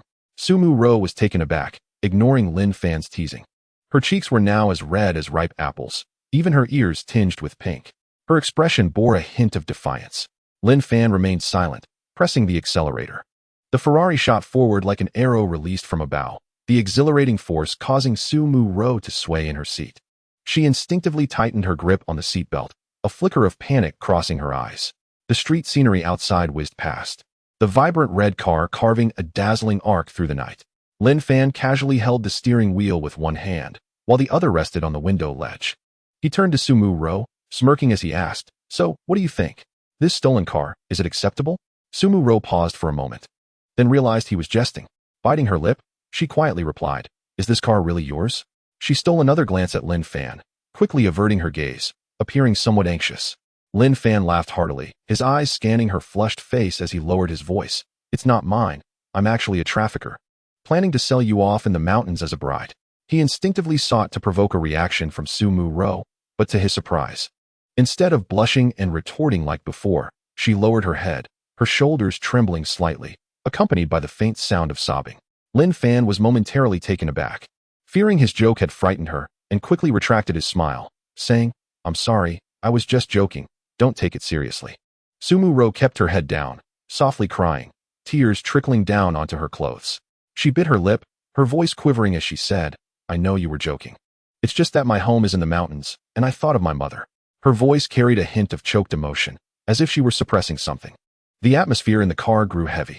Lin Fan glanced at her, softly suggesting, "If you wish to return home, just visit during the weekend." After a moment of hesitation, Su Mu Ro bit her lip and quietly confided, "My mother has kidney disease and has to undergo dialysis every month. We don't have money, so I can't visit often." She paused, her voice dropping even lower. "The round-trip fare is quite a sum. That money could cover half a month's worth of my meals." With a sigh, she turned her gaze towards the window. The night blurred her vision. yet her eyes were filled with fatigue and sorrow. She murmured softly, "I hope my mother gets better soon." Her words were almost inaudible, as if she were speaking to herself. Upon hearing this, Lin Fan fell silent. The only sound remaining in the car was the deep rumble of the Ferrari engine. As Lin Fan's gaze fixed ahead, seemingly lost in contemplation. After a moment, he finally spoke. "So you sing at the bar to earn money for your aunt's treatment?" Sumu Ro nodded, letting out a sigh, tears still glistening on her cheeks. In a hushed voice, she replied, "Yes, our family is not well off. My father passed away early, and my mother raised me alone. Now that she is ill, I must do something." Her voice was laden with helplessness, as though a heavy stone pressed upon her chest, leaving her breathless. Lin Fan regarded her in silence for a moment before offering words of comfort. "She will surely recover. Kind-hearted individuals ultimately receive their just rewards." He paused, his tone lightening as he added with a smile, "However, I believe you are not kind enough." Sumu Ro was taken aback, clearly not expecting such a remark from Lin Fan. With surprise, she turned to him, her eyes still shimmering with tears, and softly asked, "Why?" Lin Fan glanced at her, a teasing tone in his voice. "Back in the cafeteria, I added you on WeChat, and you immediately blocked me. Is that kindness?" Upon hearing this, Sumu Ro's face flushed instantly, her tear-streaked cheeks now tinged with embarrassment. She lowered her head and quietly explained, "At that time, I saw you fighting in the cafeteria, and I thought you were a bad person. I didn't want any connection with you, so I blocked you." Lin Fan chuckled heartily, turning to admire her rosy face, and said with a grin, "And what do you think of me now?" Sumu Ro bit her lip, hesitating for a moment before softly replying, "Regarding tonight, although those people were badly dealt with, it was for my sake." She paused, gazing at him with sincerity in her eyes. "You are a good person." Upon hearing this, Lin Fan waved his hand dismissively, smiling as he replied, "I am not a good person." He paused, deliberately lowering his voice, and added playfully, "I am your beloved." Chapter 34. Truly quite admirable. Sumu Ro's face turned crimson again, as if struck by a jolt of electricity, leaving her frozen in her seat. She averted her gaze from Lin Fan, murmuring shyly, "Don't say such things." Lin Fan found her demeanor increasingly amusing. With one hand steering the wheel, he smoothly navigated the car toward the school, casually remarking, "All right, don't be shy. We have arrived at school." He paused, turning to look at her with a smile. "Cheer up, perhaps your aunt will feel better tomorrow." Sumu Ro unbuckled her seatbelt, lowering her head to open the car door, softly saying, "Thank you." She glanced back at Lin Fan, whispering, "Drive safely." With that, she turned and hurried away, her silhouette appearing somewhat flustered against the night. Lin Fan leaned back in his seat, watching her retreating figure, murmuring to himself, "This girl is rather charming." He parked the car in the lot outside the school, turned off the engine, and exited the vehicle. The night had deepened, and the campus streets were desolate. Only a few streetlights cast a dim glow, illuminating the cold shadows on the ground. A gentle breeze rustled through, producing a faint whisper, as Lin Fan adjusted his jacket zipper and made his way toward the dormitory. It was nearly midnight. The school dormitories, though modest, were considerably more convenient than returning to his villa, which would require more hassle. He had little desire to drive back, especially with morning classes requiring an early wake-up.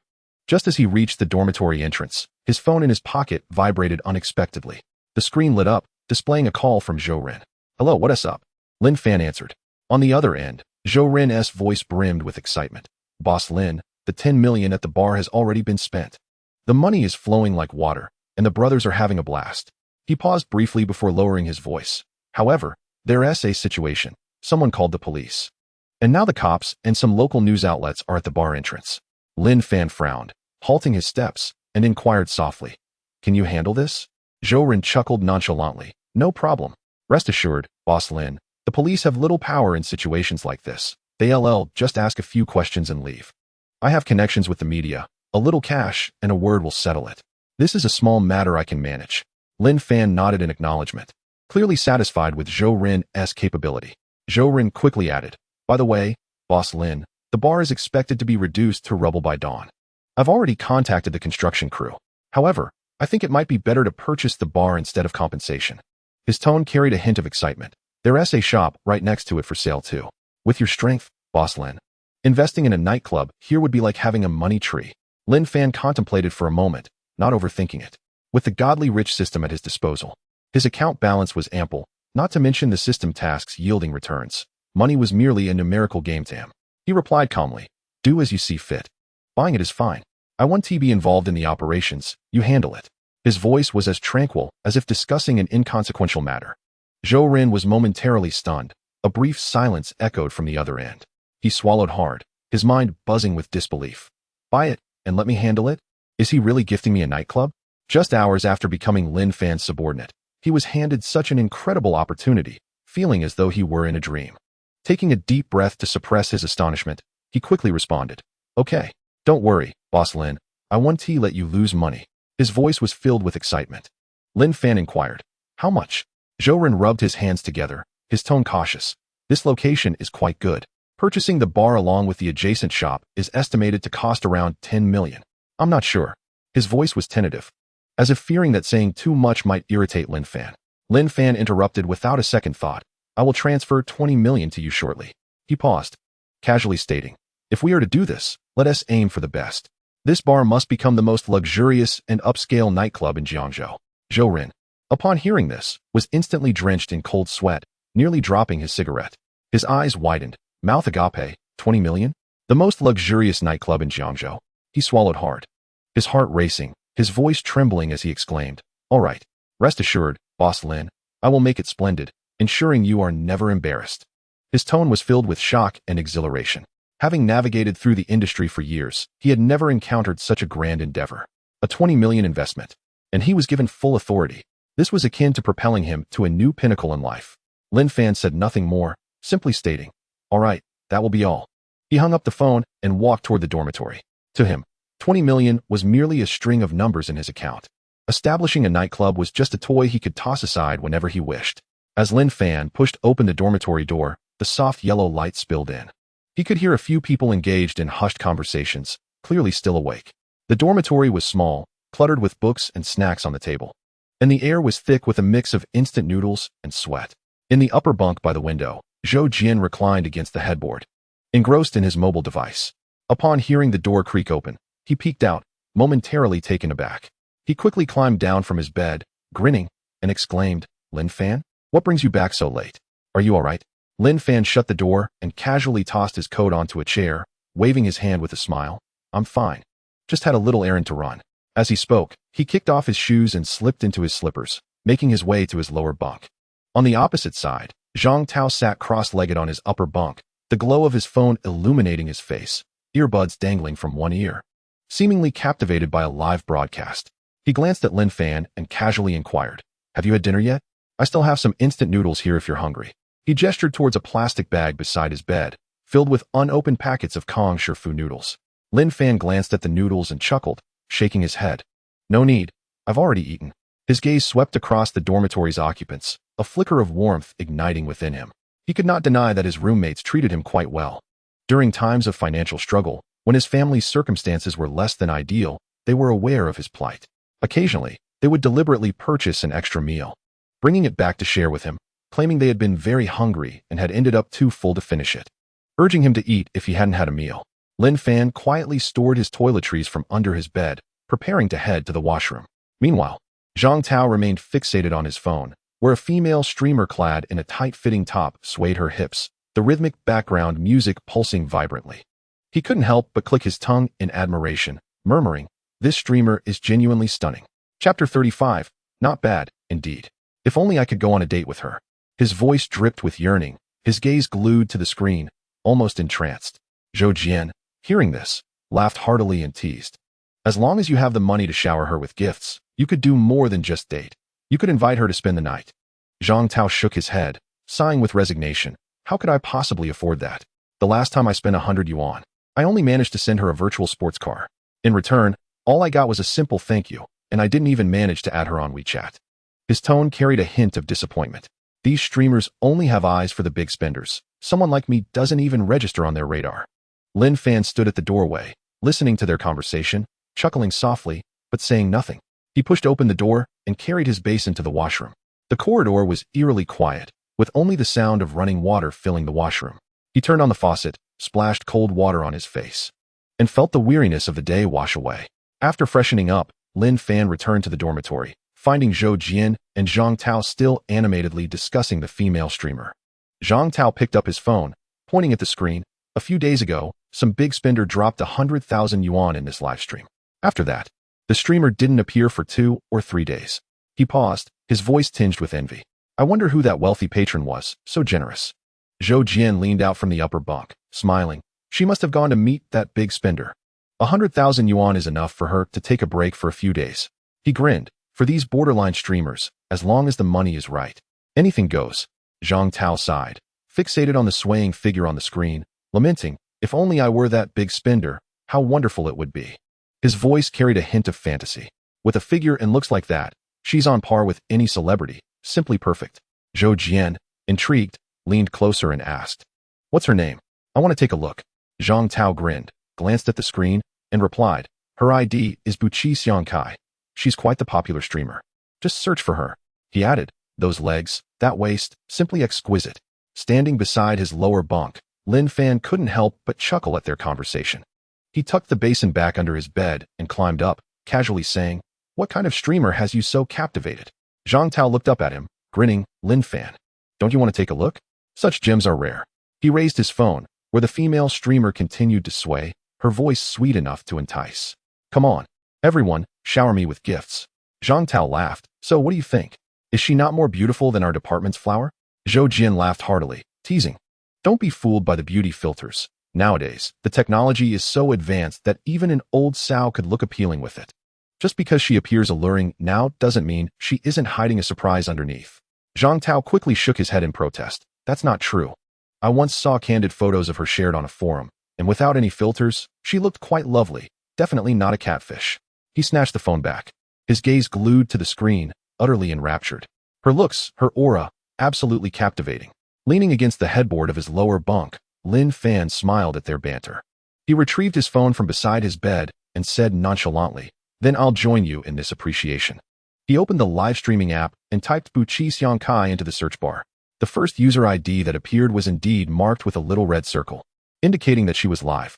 He tapped on it, and the screen instantly switched to reveal a scantily clad woman. The female streamer wore a tight-fitting halter dress with a neckline so low it barely concealed anything. Her slender waist swayed gently to the music, her long hair cascading over her shoulders, and her face adorned with exquisite makeup. She occasionally squinted her eyes and licked her lips, exuding charm and allure. Her voice enticingly sweet. Come on, everyone, shower me with gifts, and I'll dance for you. Her movements and tone were playfully provocative, seemingly designed to tease the audience in front of the screen. The live stream room was packed with over 10,000 viewers, and the barrage of comments flowed like a waterfall. Some shouted, thank you, while others demanded, show us your feet. And some directly asked, let us see some benefits. Comments like, where's the streamer? How do I add you? And what's your phone number? Flooded in. The moment I laid eyes on you, I even thought of names for our future children. And stopped dreaming, she's my wife. Filled the screen with a riot of colors, overwhelming the senses. Lin Fan couldn't help but laugh at the comments. Leaning against the headboard, he swiped at the screen, murmuring to himself, these guys sure know how to have fun. Just as he was watching, a flashy car effect suddenly popped up on the screen, and the comments erupted with 666. Others commented, the boss is generous. While some chimed in, the boss is foolish. The streamer halted her movements, a flirtatious smile blossoming on her face as her voice became even more sultry. Thank you, Wang Gu. Thanks for the sports car. She then threw a flirtatious wink at the camera. Wang Gu, could you send me a couple more sports cars? I'll dance for you. What would you like to see? Her tone was laced with charm, her eyes sparkling with shrewdness, clearly well-versed in the art of captivating these affluent gentlemen. The live stream room erupted into chaos, with comments streaming in faster than ever. Wang Gu is amazing. Send 2 more, and the streamer will do a pole dance. Wang Gu is generous. Streamer, quickly take off a piece. I am Wang Gu, streamer, add me. The female anchor laughed exuberantly, occasionally engaging with the barrage of comments. Yet most of the interactions revolved around soliciting gifts. Brothers, shower me with gifts, and I shall sing and dance for you. Plus I can send private messages with exclusive perks. Her voice, sweetly seductive, sent shivers down the spine, yet the effect was surprisingly effective. The gifts flowed in continuously, casting a mesmerizing glow across the screen. Zhang Tao leaned over from the upper bunk, his eyes filled with envy. That Wang has already sent several sports cars, which translates to hundreds of dollars. No wonder this anchor is so exhilarated. Zhou Jian grinned and said, but this woman is genuinely attractive. Lin Fan, what do you think? Lin Fan leaned against the headboard, scrolling through the screen, and replied nonchalantly, it's all right. Though he spoke casually, He soon recharged his live streaming account with 1 million yuan. In the past, when he had no money, he wouldn't even dare to watch. Now that he had wealth, it was time to indulge. In the dormitory, Zhang Tao and Zhou Jian were still animatedly discussing their disdain for coriander. The glow from their phone screens flickered against the wall. Lin Fan, reclining on his lower bunk, held his phone, preparing to recharge a little to amuse them. However, just as his finger was about to touch the recharge button, a crisp notification chimed in his mind. Ding! The bar's revenge mission has been completed. The host has spent a total of 30,400,000 yuan. With a 50-fold return, the total refund amounts to 1,520,000 yuan. The account balance now stands at 420,600,000 yuan. Lin Fan paused for a moment, a flicker of amusement crossing his eyes. The system's voice echoed again. The system has detected the host's desire to recharge and reward. A recharge of 10 million yuan has been automatically applied to the host's relevant account. Please consume within 2 hours. The reward for task completion is a 10-fold return. Failure to complete the task will result in a penalty, deducting the entire account balance. This unexpected notification invigorated Lin Fan. He swiped through his phone, first checking his bank app, where the balance prominently displayed 420,600,000 yuan. Today, he had spent 10 million at the bar to teach a lesson to a group, and had also allowed Zhou Rin to purchase the bar's territory for 20 million. The remaining expenses totaled 30,400,000 yuan, which indeed aligned with the 50-fold system refund of 150,200,000 yuan. He couldn't help but chuckle quietly, muttering, "This system is rather punctual." Following that, he opened the live streaming app. Upon checking his personal account, he indeed found an eye-catching new balance of 10,000,000. This system truly understands its host, akin to offering a pillow when one is weary or presenting a bowl of rice when one is hungry. He glanced at Zhang Tao, who was engrossed in the stream, and thought with a smirk, "Since you enjoy it so much, shall I help you arrange a meeting?" He deftly altered his ID, typing Xingan Zhang Ge wants to date the anchor before confirming and entering. The screen instantly shifted to reveal an even more alluring figure. The female anchor had changed into a black lace camisole dress, nearly transparent and hugging her slender waist, the neckline so low it was enough to make one blush.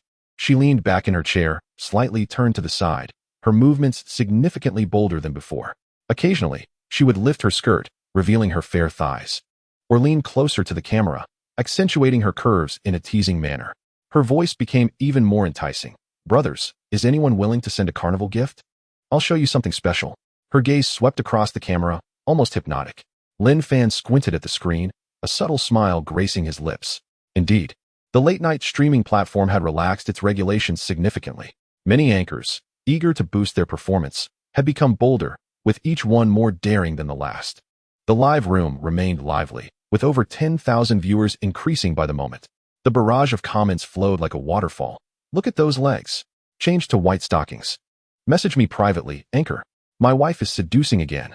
Come on, send more. I want to see some pole dancing." The comments were a cacophony of variety, with gifts pouring in continuously, albeit mostly smaller ones. Zhou Jian complained from the side. "I've been watching for half a day, and I haven't seen any perks. It's boring. I'm done." However, Zhang Tao was still captivated. "You don't understand. It's still early. Just wait a bit longer for the perks to come." "What perks are you talking about? Just a little shake counts as a perk? If you ask me, I'd rather watch those Japanese teachers," he retorted. "Maybe a big shot will show up soon, and then we'll see some real perks. Don't secretly use tissue to wrap dumplings while watching." Zhang Tao chuckled. "I'll make sure to smear it all over your face later." He then flipped over, still engrossed in the stream. Lin Fan whispered to himself, "Spending 10 million in 2 hours for a 10-fold return of 1 billion is quite a bargain." His gaze swept over the gift list, directly locking onto the most expensive carnival gift, priced at 3,000. He tapped it, and a confirmation box instantly popped up. Without hesitation, he clicked confirm. The screen erupted in a dazzling display of golden effects, accompanied by a booming sound as a massive carnival icon swept across the entire screen. The comments exploded. "Wow, carnival. Someone sent a big gift. The wealthy have arrived. Xingan Zhanggu is amazing. 3,000 each. This big shot is generous. I envy the boss. Not the couple or the immortals, but the boss every day." The multicolored barrage of comments flooded the screen. In the live room, the popularity surged by several thousand in an instant. The female anchor Lu Yin faced the camera, twisting her waist in the black lace dress, her movements alluring. The sudden appearance of the carnival effect momentarily stunned her, her eyes wide with disbelief. She stared at the screen for a few seconds. Then her face lit up with joy, as if she had found a treasure. She quickly stood up, covering her neckline, and bowed deeply to the camera. Her voice several decibels higher. Thank you, Shingon Zhanggu, for the big gift. Zhanggu is magnificent. Zhanggu is powerful. She beamed with delight, her excitement palpable. One carnival gift was worth 3,000 yuan. After deducting the platform share, she would receive 1,500 yuan. She had already been streaming for over 2 hours. And the total gifts received were less than 500 yuan. This single carnival gift equaled the earnings from her arduous 2-hour performance. How could she not be thrilled? While smiling, she blew a kiss to the camera, her fingers playfully tousling her hair, her movements becoming even more seductive. Zhanggu is so handsome. Can you send a bit more? I'll dance for you. Her tone was filled with charm, as she posed enticingly, striving to showcase her allure. As Lu Yanyan's voice echoed, the barrage of comments resumed. This person, named Shingon Zhanggu, wants to date the anchor. He's taken a liking to our coriander. Shingon Zhanggu? Haha, do wealthy people really have such names? But wait, why does this Zhanggu only have a level 3 account? Perhaps he is a big shot checking in with a secondary account. In the vibrant atmosphere of the live stream, the third-tier account was undoubtedly used by a newcomer, affectionately dubbed Shingon Zhanggu. The barrage of comments flooded the screen, with some teasing, others cheering, and many speculating about Lin Fan's true identity. Lu Yanyan. Observing Lin Fan's ID, couldn't he help but smile sweetly, suggesting a playful invitation to the host. She leaned slightly closer to the camera, revealing a hint of her alluring figure, and continued in a flirtatious tone. Shingon Zhanggu, not only are you charming, but you also exude an air of authority. Pray tell, who are you? Are you perhaps the small account of our #1 fan? I knew you were here to tease me. Pausing for effect, she winked at the camera. If you truly are the #1 fan small account, you ought to send me 10 huazi, or else I shall not acknowledge you. Her tone carried a hint of provocation, subtly gauging Lin Fan's response, while her eyes sparkled with anticipation. Lin Fan, reclining against his headboard and watching Lu Yanyan's performance alongside the deluge of comments, couldn't he suppress a smile. This girl certainly knows how to reel them in. He mused quietly. His fingers glided to the gift section, and he promptly sent 10 huazi, a total of $30,000, showering the screen with golden effects. The live stream erupted with excitement, the sound of cheers echoing as the comments flooded in. Wow, 10 huazi, $30,000. Zhanggu is incredible. Quick, host, dance for Zhanggu.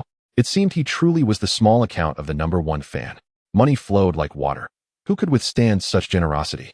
The online viewer count soared to 30,000 in an instant, and the barrage of comments came in a rapid succession, overwhelming the senses. Lu Yanyan's eyes widened in disbelief.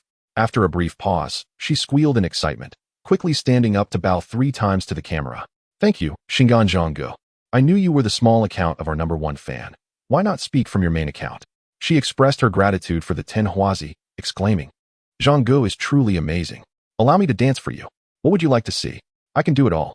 With $30,000, deducting the platform's cut, she would pocket 15,000, equivalent to half a month's salary. She felt invigorated, her voice trembling with exhilaration. Zhang Tao peeked down from the upper bunk, staring at his phone screen in awe. Wow, 10 huazi, 30,000. Who is this Shingon Zhanggu? So impressive. He expressed his envy. Lin Fan, did you see that? Where did this wealthy benefactor come from? Such a generous display. Zhou Jin quickly pulled out his phone, exclaiming, do you think this guy is some rich second-generation small account? The host is going to rake in a fortune tonight. If I were a woman, I would also become a flirtatious host. At that moment, the alluring voice of the host rang out again. Yisnt Ba Wang Gu speaking. Has he struck it rich again? Or is he simply the best to me? Always remembering me when he earns? Her tone was sweet, filled with flattery, resembling a devoted puppy. Lin Fan paused, pondering Ba Wang Gu. Who could that be?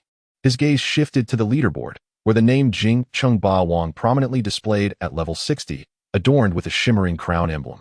He chuckled disdainfully, typing into the public chat, Ba Wang Gu? What is he even worth? He is nothing but an old turtle, unworthy of even carrying my shoes. His fingers flew over the keyboard, and the comment instantly appeared on the screen. The chat exploded as if a bomb had been dropped. Wow. The big brother speaks with such authority. This tone suggests he might not be the small account of the #1 fan after all. The tension is palpable. Where are the moderators? Hurry and bring out your big brother. They might lose their host to another big shot.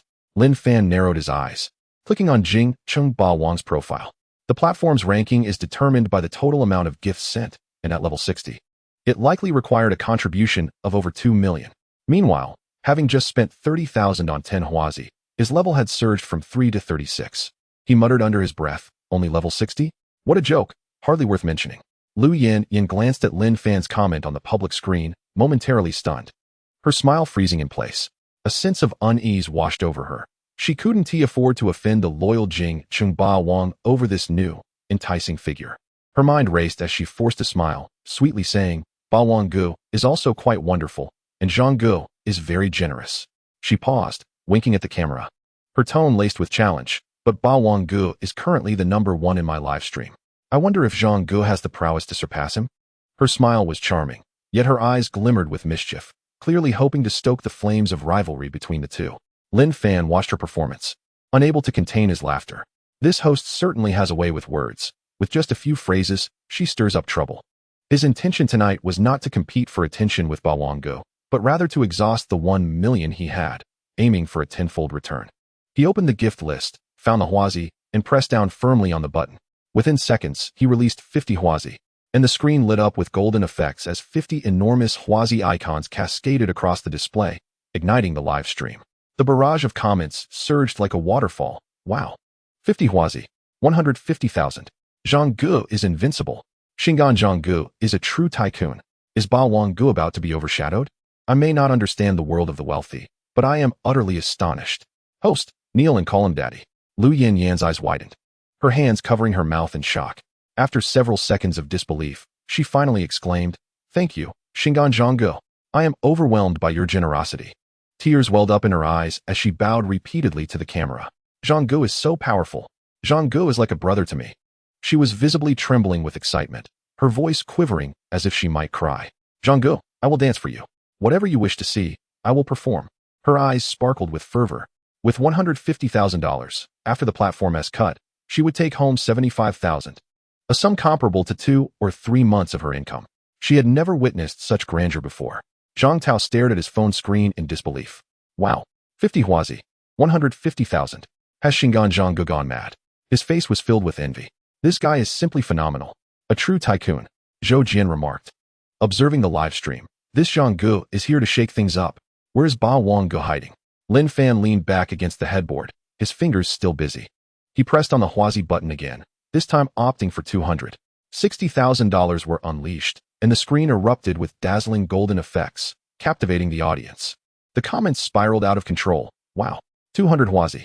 600,000. Zhang Gu is a deity. Xingan Zhang Gu is unbeatable. Why hasn't Ba Wang Gu shown his face yet? Host, quickly call him daddy. This effect is overwhelming my phone. The live stream's popularity soared, locking in the top spot on the platform's homepage. Yin stood frozen, tears streaming down her face. After a moment of shock, she finally shouted, Thank you. Xingan Zhang Gu. Thank you, Zhang Gu, for the 200 Huazi. Zhang Gu is like a father to me. He is simply incredible. Overwhelmed with excitement, she spoke incoherently, her eyes brimming with fervor. 600,000, after deducting the platform's share, would leave her with 300,000. What does that signify? She could hardly earn such an amount in an entire year of live streaming. At that moment, a figure entered the live stream, none other than Jingqing Bawang. Chapter 38. The Battle of the Wealthy begins suddenly. A dazzling entrance effect appeared in the upper right corner of the live stream. A user with the ID Jingqing Bawang had entered. Almost immediately, 2 carnival effects burst forth on the screen, and the barrage of comments erupted. Wow, Bawang Gu has arrived. The top supporter has appeared. Bawang Gu is generous with his gifts. It's a clash of titans. Then, Jingqing Bawang typed on the public screen. I heard someone is trying to disrupt my show. His tone was laced with provocation, resembling a king surveying his domain. Yin was momentarily taken aback, but quickly regained her composure, forcing a sweet smile as she cooed. Welcome to the live stream, Bawang Gu. You're just joking, right? No one is disrupting anything. She paused and threw a flirtatious glance at the camera. Bawang Gu remained as imposing as ever, showering 2 Huazi as soon as he entered, leaving Yin deeply touched. Her face radiated eagerness, but her eyes reflected a hint of anxiety, seemingly intent on preventing any conflict between the 2 wealthy patrons. Lin Fan observed the entrance of Jingqing Bawang with a smirk, typing on the public screen. Is the little king of Jingqing here? His tone was flippant, dripping with disdain. As soon as he sent the message, the live stream erupted like a powder keg. the barrage of comments exploding in chaos. Jingqing Bawang's face darkened upon reading Lin Fan's comment. His fingers flew across the keyboard. Who are you calling a little king? Beside his ID was a level 60 crown emblem, his tone radiating fury. Lin Fan narrowed his eyes, typing rapidly in response. I mean you, what's wrong? Little king? It was as if he were deliberately stoking the flames. Jingqing Bawang, incensed, cursed, you bastard. He typed again, what are you pretending for? Just because you threw a couple of carnival gifts, you think you're the big shot? Your level is barely over 40, and you've spent less than 200,000. What are you pretending for? If you have the guts, throw in a gift, and I'll match it. With that, the live stream was completely set ablaze. The comments flying in frenzy. Wow. They're arguing. This could escalate into something big. Let us go. Let us go. The battle of the wealthy has begun. Bawang Gu is going head-to-head with the alluring Zhang Gu. This is getting exciting. Hurry, call the management to witness this spectacle. I'm ready to record. The popularity of the live stream soared in an instant, the heat reaching unprecedented levels. Lu Yanyan, witnessing the verbal clash on the screen, found herself momentarily at a loss. Her mind raced as she forced a smile, saying sweetly, Gentlemen, please don't be angry. Bawang Gu is our top supporter, and Zhang Gu is also very generous. You're both wonderful brothers. I'm happy with any gifts from either of you, so let us keep the peace, shall we? While her words attempted to diffuse the situation, her excitement was palpable, clearly relishing the escalating confrontation between the wealthy rivals. Lin Fan leaned back against the headboard, chuckling at Jingqing Bawang's provocation, muttering to himself, playing the gift-throwing game with me? Does he truly think I need that little money? Lu Yanyan forced a smile, sweetly urging, Brothers, let us not fight. Harmony brings wealth. Her voice was saccharine, laced with an undertone of mediation. Yet, deep down, she eagerly anticipated a fierce contest between the two affluent gentlemen, hoping they would shower her with gifts in the process. This was a classic case of the clam and the heron, with her poised as the fisherman. If these two truly engaged, she could earn a fortune in just one night. Observing Lu Yanyan's performance, Lin Fan chuckled and typed on the public screen, What is the point of following your lead? How about a competition instead? Let us see who can throw more huazi in a minute. Upon reading this comment, Jingqing Bawang sneered. He dismissed Lin Fan's words entirely. As a wealthy second-generation heir, his monthly allowance exceeded 2 million. The 20,000 Lin Fan had just thrown was mere pocket change to him. He replied, Let us compete then. I'm not afraid of you. When it comes to spending, I've never feared anyone.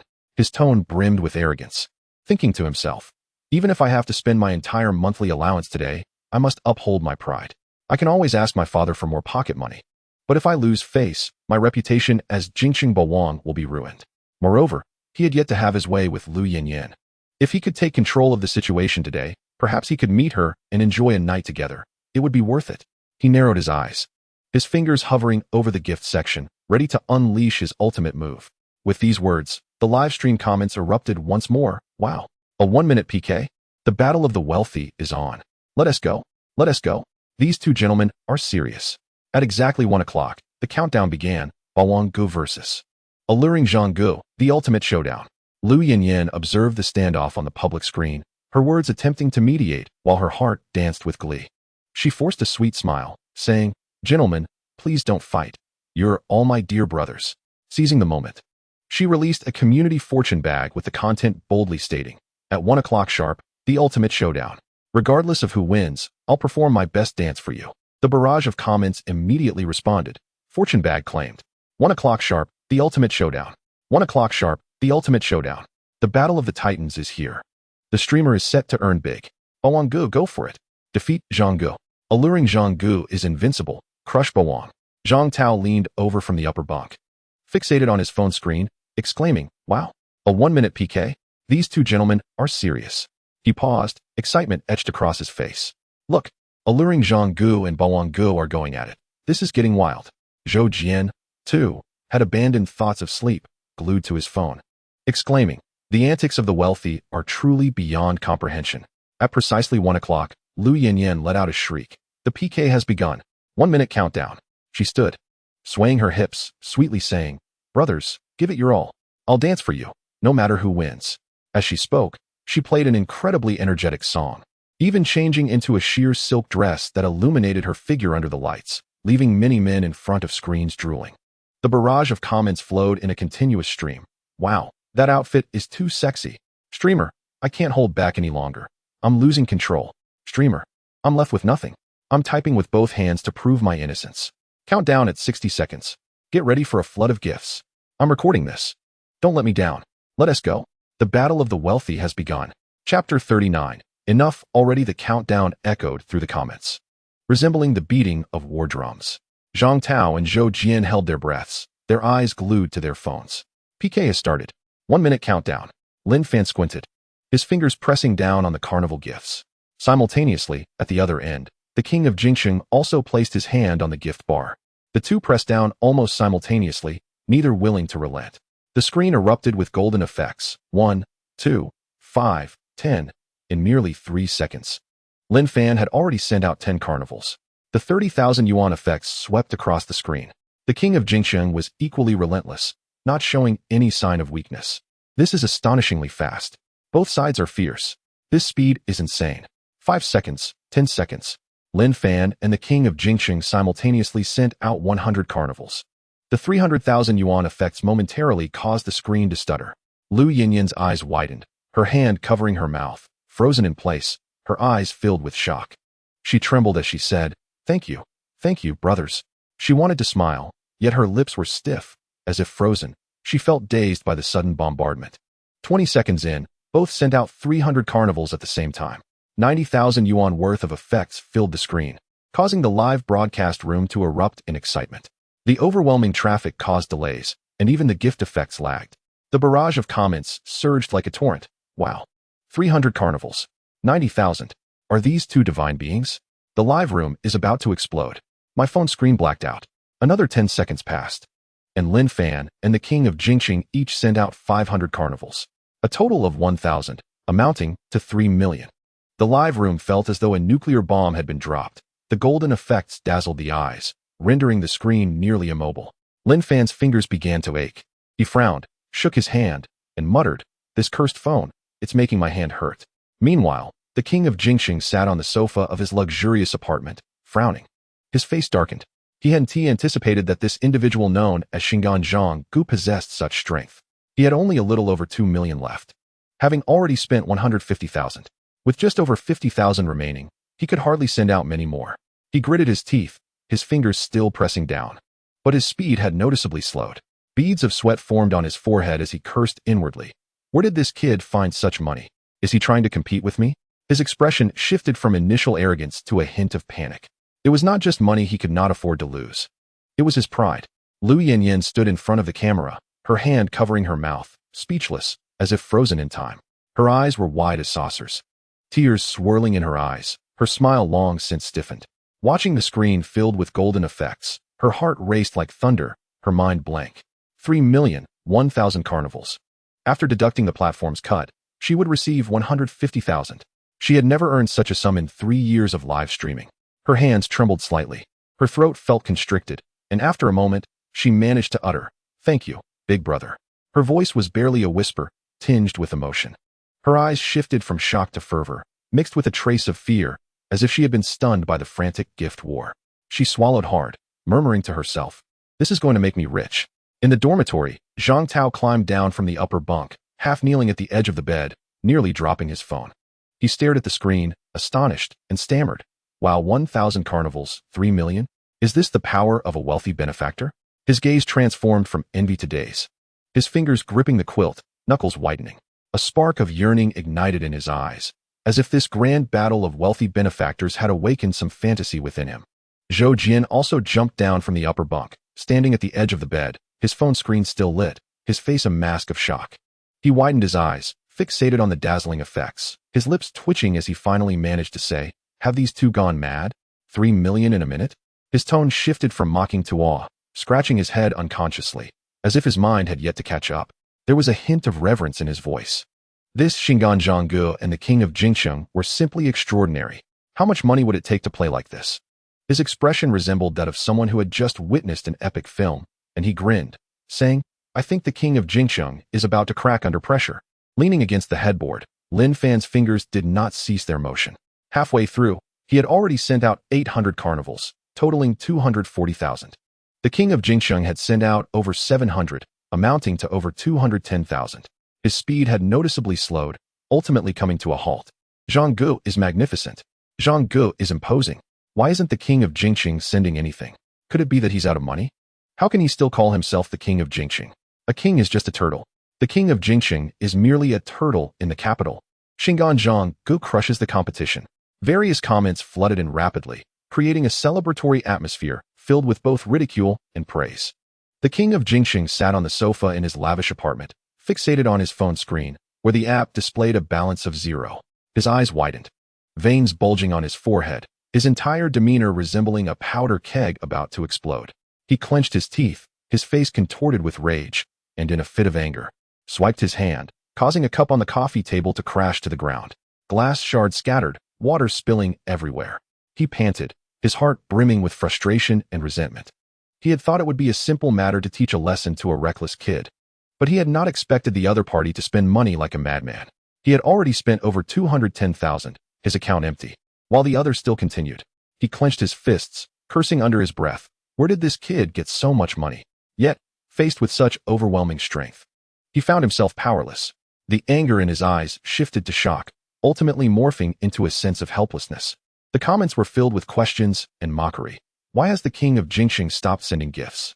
It seems his strength can't match Shingan Zhanggu after all. Shingan Zhanggu is indeed sensational, while the king of Jingqing is merely a turtle. Being a rich second generation doesn't amount to much. The king of Jingqing stared at these glaring remarks, his face dark as coal. His fingers froze on the screen, ultimately not responding at all. Lin Fan, on the other hand, continued to swipe, sending out carnivals as if they were free. At the 40-second mark, he sent out 1,200, totaling 360,000. At 50 seconds, 1,800, amounting to 540,000. Lu Yinyan watched the screen filled with effects, tears streaming down her face as she cried out, "Enough, Zhanggu! It's really enough." Her voice trembled, filled with fear, her hand covering her mouth, her eyes reflecting a mixture of fervor and excitement. She was utterly stunned by the insane numbers. Her legs weakened, nearly causing her to kneel. Chapter 40. Quite serious. The comments on the barrage split into two factions, one praising Lin Fan. Zhanggu is wealthy, a big spender. Remarkable, incredible. A wealthy benefactor has arrived. The other mocked the king of Jingqing. Where did the king of Jingqing go? With this little strength, he still dares to challenge? The turtle has flipped. More people began to unite in counting the carnivals Lin Fan sent out. 1,900, 2,000, 2,100, 2,200, 2,300, 2,400, 2,500. As the 1-minute countdown ended, the screen froze at 2,500 carnivals, totaling 750,000. The entire live room erupted once more. 2,500 carnivals, 750,000. This broken platform has indeed recorded everything. Is Brother Zhang truly human? Why is there such a vast chasm between us? Is the king of the capital still around? Have you noticed the stark contrast between you and a genuine tycoon? Indeed, there are realms beyond realms. The barrage of comments flooded in like a deluge, intermingling shock, admiration, and ridicule. Lin Fan shook his aching fingers, flashed a grin, and murmured to himself, "This wretched phone is making my fingers numb." He typed on the public screen, "Beijing little turtle, are you convinced yet?" Just as he sent the message, he fixed his gaze on the avatar of the king of the capital and noticed the dazzling 60-level crown insignia suddenly dimmed. Squinting, he looked again and saw the opponent's ID had transformed into a string of garbled characters. User has been deactivated. A comment in the barrage exclaimed, "Look, the king of the capital has deactivated his account. How embarrassing, he just fled." Brother Zhang achieved instant fame, while the king exited in disgrace. Lu Yinyan stood dazed before the camera, her tears still fresh, as if she had been drained of life. She swallowed hard and trembled as she said, "Thank you. Sexy Brother Zhang. 2,500 Huazi, 7 million. Brother Zhang is incredible." Overwhelmed with excitement, she stumbled over her words. 7 million, minus the platform's cut, would net her 375,000. She seemed almost delirious, struggling to articulate her thoughts. In the dormitory, Zhang Tao stood by the bed, his face awash with disbelief. His voice quivering as he said, 7 million in a minute? He swallowed, his Adam's apple bobbing, his eyes shifting from shock to reverence. Could this sexy Brother Zhang be a deity? 7 million in a minute. He murmured softly, "This is the true tycoon. If only I could possess a fraction of that." Zhou Jian's lips twitched before he managed to stammer. "This is too exaggerated, right? 2,500 Huazi, 7 million. Could this guy be a money printer?" The king, even at level 60, was driven away. Brother Zhang's prowess was astonishing. His eyes sparkled with excitement, leaving him yearning for more. The barrage continued to flood in. Brother Zhang, I am your long-lost brother. Brother Zhang, do you need a mistress? I can send my wife to you. Brother Zhang, how about we date? You can use my words freely. Brother Zhang, do you need someone to warm your bed? I can do that. Brother Zhang, can I come over and be your chair? Brother Zhang, your money has struck my heart. I am so moved. As the comments flowed, they gradually aligned into a chorus. The screen was ablaze with the words Tycoon, resembling a fervent pilgrimage. The colorful fonts surged in a dense wave. The entire live stream room seemed to be dominated by sexy Brother Zhang. Tycoon, Tycoon, Tycoon, Tycoon. Lu Yinyan knelt partially on the ground, her hand pressed against her chest, her heart racing like a drum. She took several deep breaths, striving to calm her emotions. Yet the corners of her mouth still quivered uncontrollably. She shouted towards the camera, her voice trembling. Thank you, sexy Brother Zhang. Brother Zhang, you are amazing. Is there anything you would like to see? Yinyan will do as you say. Her tone carried a hint of ingratiation, her hands subconsciously gripping the hem of her skirt. With her sparkling eyes fixed on the screen, she brimmed with anticipation. She knew full well that this Brother Zhang was a genuine tycoon. If she served him well, there would be even more rewards to come. Lin Fan leaned against the headboard, observing the ceaseless barrage and Lu Yinyan's performance, unable to suppress a laugh. These folks really know how to flatter. He squinted, swiped across the screen, hesitated for a moment, and then typed on the public screen. How about you perform a set of calisthenics for me? Upon this statement, the live stream room fell silent for a moment before the barrage erupted. What? Calisthenics? Brother Zhang's request is so down to earth. 7 million just to watch calisthenics. The tycoon's world is beyond my comprehension. Brother Zhang is amazing. I can do calisthenics too. Host, hurry up and perform. I want to see a tycoon version of calisthenics. Is this real? Am I living on Earth? Is there truly someone spending over 7 million to watch calisthenics? Lu Yinyan stared at this comment, stunned for several seconds. Her eyes wide with disbelief. 7 million just for me to perform calisthenics? Is Brother Zhang serious? Lu Yinyan sweetly replied. Brother Zhang, you really know how to joke. I can do calisthenics. She stood up, hurriedly adjusting her skirt. Under the gaze of the audience, she obediently complied. Taking a deep breath, she called to the camera. Then I will perform calisthenics for Brother Zhang. Please don't dislike it. Her voice trembled, tinged with excitement. Immediately, she struck the pose for the first stretching exercise and began to twist. Lu Yinyan, clad in a black lace camisole dress, performed the calisthenics awkwardly yet alluringly. Her slender waist swayed with the stretching movements, the hem of her skirt fluttering slightly, revealing her fair thighs. She danced while stealing glances at the camera, sweetly asking, Brother Zhang, is this okay? As she transitioned to the chest expansion exercise, she spread her arms wide, accentuating her curves. Though her movements were comical, her sweet face and charming gaze added a unique flair to the calisthenics. The barrage quickened. I can't handle this calisthenics performance. Brother Zhang has a keen eye. The tycoon-esque aesthetic is superb. Lin Fan watched Lu Yinyan's performance, unable to stifle a laugh. She's quite earnest. Zhang Tao said, his voice trembling. 7 million for calisthenics? This Brother Zhang really knows how to play. Zhou Jian's lips twitched. This Brother Zhang's thought process is extraordinary. Meanwhile, a highly trending news item appeared on the livestream platform's hot list. Tycoon appears in the livestream. 7 million spent in 1 minute just to watch the host perform calisthenics. Chapter 41. Zhang Tao, you have struck it rich. In the livestream room, Lu Yinyan completed a set of calisthenics, her movements stiff yet tinged with allure. The black lace camisole dress swayed gently as she caught her breath. Throwing a flirtatious glance at the camera, she sweetly asked, Brother Zhang, I've finished my performance. Are you satisfied? The heat of the livestream room continued to rise. It seemed as though the entire space had been completely dominated by the phrase, sexy Brother Zhang. Simultaneously, the heat from the livestream spread like wildfire. The top trending item on the livestream platform boldly declared, Tycoon appears in the livestream. Spending 7 million in 1 minute just to watch the host perform calisthenics. This news rapidly circulated across the internet, igniting discussions on various platforms. Users were abuzz with comments. 7 million for calisthenics? Has this tycoon lost his mind? Is Brother Zhang a money printing machine come to life? 7 million in 1 minute. That's more than my annual salary.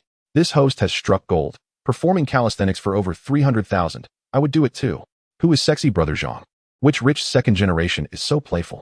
The comment section was lively as if it were a festival, with some expressing shock, others envy, and still others teasing. I should learn calisthenics. Maybe I could catch the eye of a tycoon. Which set of calisthenics was the host performing? Can I learn the 8th set? The discussions continued unabated. Soon after, the livestream platform released another trending news item. User Sexy Brother Zhang intends to invite the host to break the platform's gift-giving record. The original record indicated a gift amount of 3 million per minute, while the current record stands at 7.5 million per minute. As soon as this news broke, the online community erupted in astonishment. 7.5 million surpassing 3 million? Is this individual here to disrupt the platform? To spend 7.5 million in just 1 minute? One's fingers would surely cramp from the sheer effort. This record is likely to remain unbroken for a decade.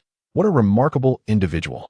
The platform ought to bestow a medal upon this person, as they are essentially a living advertisement. The comments section beneath the trending topic was inundated with discussions about the enigmatic figure known as Sexy Zhang. Some speculated that he was a wealthy magnate, while others suggested he might be a hidden powerhouse. A few even jested, asking if Zhang was an extraterrestrial, claiming no earthly being could possess such financial prowess. Moments later, a third trending topic emerged. The user, Sexy Zhang, had shattered the platform's record for leveling up. In just 30 minutes, he ascended from a level 3 user to a level 70, setting a historic high. Upon this revelation, the online discourse spiraled out of control. From level 3 to level 70 in half an hour? How much must that have cost? I calculated that reaching level 70 would require at least 10 million. Zhang is indeed extraordinary. The speed of this upgrade surpasses that of a rocket. The platform's programmers must be utterly bewildered. Is Zhang employing cheats? The comments section was flooded with exclamations praising Zhang's wealth and questioning his identity. The phrase Sexy Zhang became a trending topic across the internet, with some even forming a fan group discussion that quickly filled with eager participants. In the live broadcast, Lu Yinyin performed a round of calisthenics once more. Breathless, she stood before the camera, hand pressed to her chest, glistening with perspiration. Gazing at the barrage of comments and the ever-increasing popularity of the live stream, her heart raced uncontrollably. Taking a deep breath, she managed a sweet smile and said in a coy tone, "Thank you, Sexy Zhang. I am truly grateful." Just then, Lin Fan pressed the button to send his final 250 million. Over 800 celebratory effects erupted on screen, causing the live stream to crash completely. Wow, another 800 gifts. 250 million. Zhang has gone mad. The wealthy Zhang has become invincible. Has he spent a total of 10 million by now? Lin Fan mused as he watched the effects dance across the screen, typing calmly in the public chat, "I'm heading to bed, goodbye." His demeanor was tranquil, as if he had merely completed a trivial task. He checked the time. His objective was perfectly timed. Having exhausted 10 million, he anticipated a return of 100 million, and his account balance was set to surge. Just as he prepared to exit the live stream, Lu Yinyin called out, "Zhang, wait. You've showered me with so many gifts. May I know your name?" Her voice trembled slightly, filled with humility and longing. With delicate hands gripping her skirt, she exuded an air of anxiety, as if fearing that this benefactor might depart and never return. She added, "Just a name. Yinyin truly wishes to know." Her tone was cautious, reminiscent of a maid beseeching a reward. Unable to suppress a chuckle, Lin Fan replied casually, "I am Jiang de Zhang Tao. Feel free to come find me." After sending the message, a glimmer of mischief flickered in his eyes. He glanced at the name Zhang Tao displayed above him and murmured to himself, "I have prepared thoroughly for you. Cherish it." With that, he exited the live stream, tossed his phone onto the bed, and pulled the blanket over himself. Lu Yinyin paused upon reading his reply, then quickly managed a sweet smile, exclaiming, "Thank you, Zhang. Jiang de Zhang Tao. I shall remember that. Good night, Zhang." She blew a kiss to the camera, thinking, Jiang de Zhang Tao? I must remember this name. Perhaps it will yield future opportunities. Meanwhile, the comments exploded. Jiang de Zhang Tao? For real? Is Zhang a university student? How incredible. Jiang de has become a wealthy magnate. Amazing. Is this Jiang de from Jiangsu University? Zhang Tao, come out and receive your guests. The broadcaster is coming to find you. The comments were rife with playful banter. Zhang Tao stood by the bed, his phone screen still aglow, his expression one of shock. Jiang de Zhang Tao? Isn't that me? He exclaimed, eyes wide in disbelief, unconsciously gripping his phone tighter. This Zhang shares my name. What a coincidence. Zhou Jian, perched on the upper bunk, couldn't help but laugh. Jiang de Zhang Tao? This Zhang can't possibly be from our school, can he? And to share your name too. He grinned at Zhang Tao. Tao, you've struck gold. The broadcaster might truly think it was you who showered her with gifts. What if she comes looking for you? Zhang Tao gulped, bewildered. I have no such power. If only I had even a fraction of Zhang's wealth. No, even 1% would suffice. This Zhang is a true magnate among us. Lin Fan leaned against the headboard, listening to their conversation, and remarked, "This sexy Zhang has likely departed. He seems to have lost interest." He then turned to Zhang Tao. "What if this broadcaster genuinely believes you are that wealthy benefactor and comes searching for you? What will you do?" Chapter 42. Interview me. Please. Zhang Tao was momentarily taken aback, frozen in place, scratching his head absently. He swallowed hard, muttering, I don't know what to do. I only have 300 in my pocket. How could I afford 750 million? Zhou Jin laughed heartily, teasing, "Why so timid? Seize the opportunity and go out with her. Isn't Lu Yinyan the female broadcaster you adore? Seizing the moment is crucial. If she truly comes looking for you, won't you be overjoyed?" Zhang Tao shook his head, sighing, and tossed his phone onto the bed, saying resignedly, "Let us not fantasize. She probably is just someone who shares my name, and she won't come looking for me." He paused, chuckling at himself, "With my circumstances, she wouldn't even glance my way. 750 million? I couldn't even dream of affording that." He climbed onto the bed, pulled up the blanket, and joked, "I might as well indulge in dreams of her." With that, he turned off his phone, rolling over to sleep. Lin Fan observed Zhang Tao's reaction with a smile, choosing not to comment further. He glanced at his own phone, where notifications from the live streaming software were overwhelming. In a mere 2 hours, his follower count surged from 0 to over 20,000. The private message notifications were incessantly blinking, reminiscent of a flashing alarm. He opened them casually, noticing that the majority were from an account named Xing Yao Guild. The sender wrote in the chat box, "Hello Zhang. I am from Lu Yinyan's live streaming guild, and we are immensely grateful for your generous support today. Would you be available to meet for a meal and get acquainted?" Following that, another message appeared.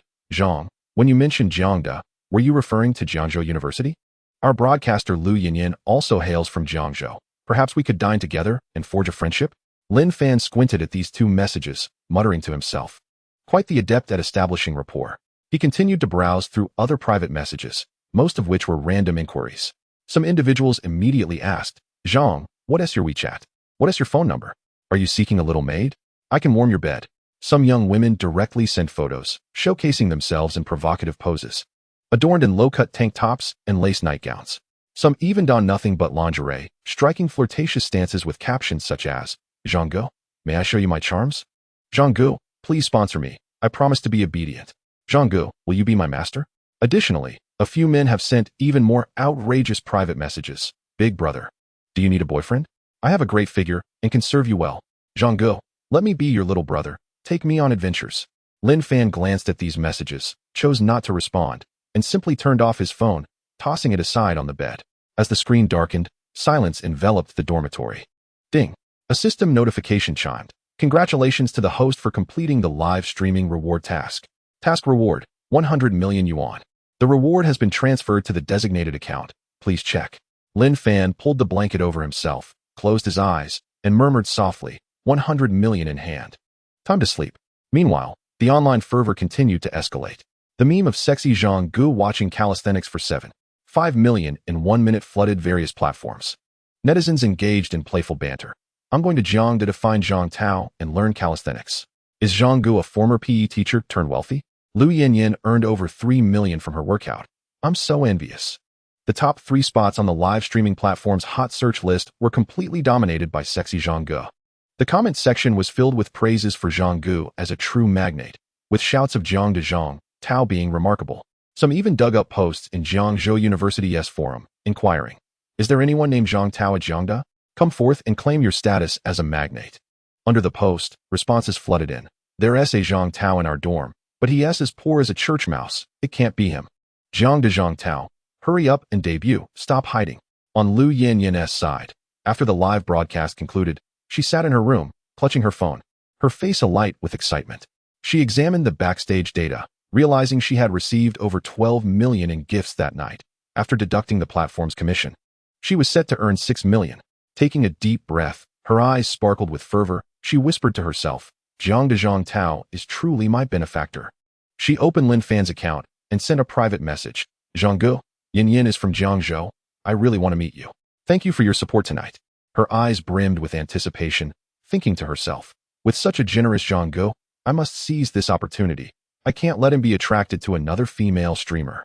Online, the name Jiangda Zhang Tao had reached unprecedented heights, the trending topic remaining fervent. Yet the real Zhang Gu lay comfortably in his dorm bed, sleeping soundly. A night passed without incident. The following morning, Lin Fan rose from his dorm bed, rubbing his eyes as sunlight streamed through the curtains. A faint aroma of instant noodles lingered in the air. Zhang Tao and Zhou Jian were still lost in deep slumber. After freshening up, Lin Fan headed to class. The campus buzzed with lively discussions. Who exactly is Zhang de Zhang Tao?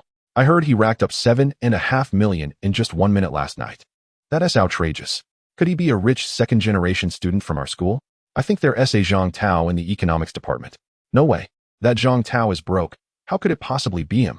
Students gathered in clusters, whispering with curiosity and excitement. On the other hand, Zhang Tao faced a more challenging situation. He sat at the back of the classroom, head bowed, surrounded by a circle of classmates who scrutinized him like a criminal. Zhang Tao, was it you who received 7.5 million on the live streaming platform last night? Have you secretly come into wealth? Come on, tell the truth. Did your family suddenly receive a windfall? Zhang Tao was left bewildered, frantically waving his hands. He chuckled awkwardly. If only that were true. If I had that much money, I'd be living the dream. He self-deprecatingly laughed and added, I barely have 300 yuan in my pocket.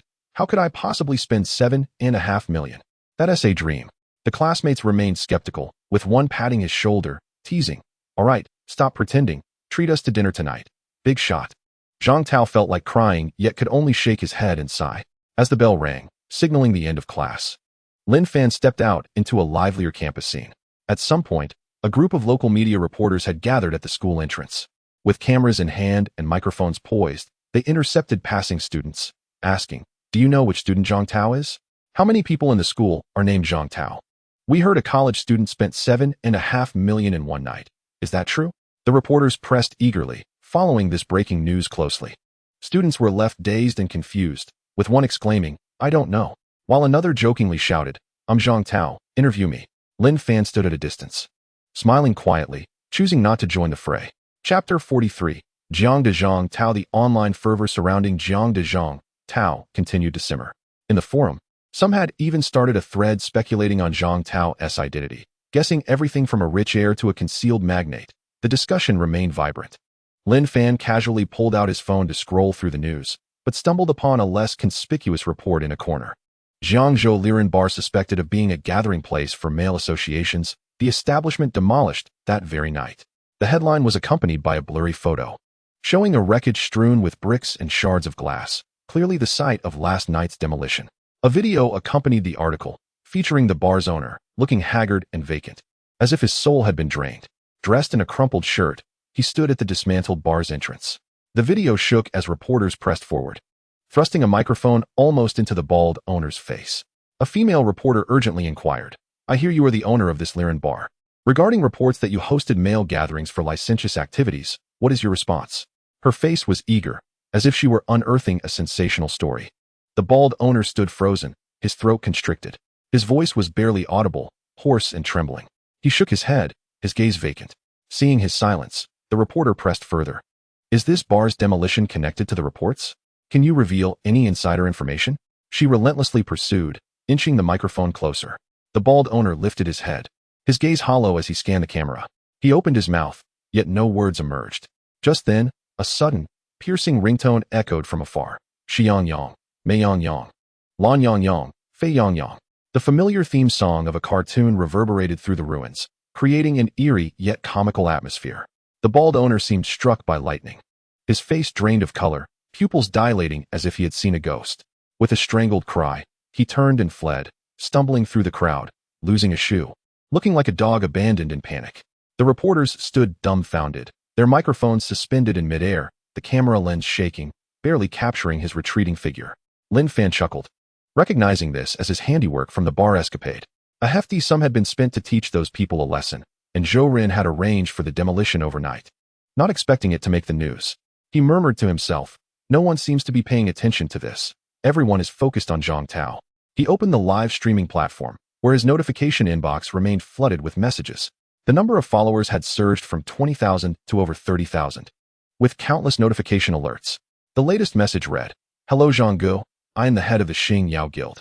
Our boss has taken a particular interest in you and wishes to befriend you. Shortly after, another message followed. Our guild has numerous female streamers like Yin Yin, who are not only beautiful but also charming. If Zhang is interested, he can take a look at them all. Our boss is especially eager to invite you to dinner for a personal acquaintance. A few messages followed. Zhanggu, are you at Jiangzhou University? Our boss is also in Jiangzhou and can meet at any time. Since you are so generous, our guild wishes to collaborate with you, ensuring you have a delightful experience. The tone was filled with flattery, reminiscent of a sycophantic underling. Lin Fan glanced at these messages and casually replied, not really interested at the moment. Perhaps another time. Just as he was about to close the private messages, the other party responded instantly. Zhanggu, you are too courteous. Could we add each other on WeChat for easier communication? Our boss genuinely wishes to get to know you. A smiling emoji followed, akin to a persistent salesperson. Lin Fan frowned slightly, a hint of impatience flashing in his eyes. After a moment's hesitation, he decided to share one of his WeChat accounts with the other party. This was a minor account he seldom used, designated for handling such trivial matters. Moments later, his phone chimed. A WeChat notification appeared. Xingyao Guildsley Xingyao has requested to add you as a friend. Lin Fan glanced at it, clicked to accept. And the other party promptly sent a message. Hello, Zhanggu. I am Li Xingyao, the owner of Xingyao Guild. Thank you so much for adding me on WeChat. Another message swiftly followed. Zhanggu, what type of streamers do you usually prefer? I can recommend a few, all guaranteed to be top-notch.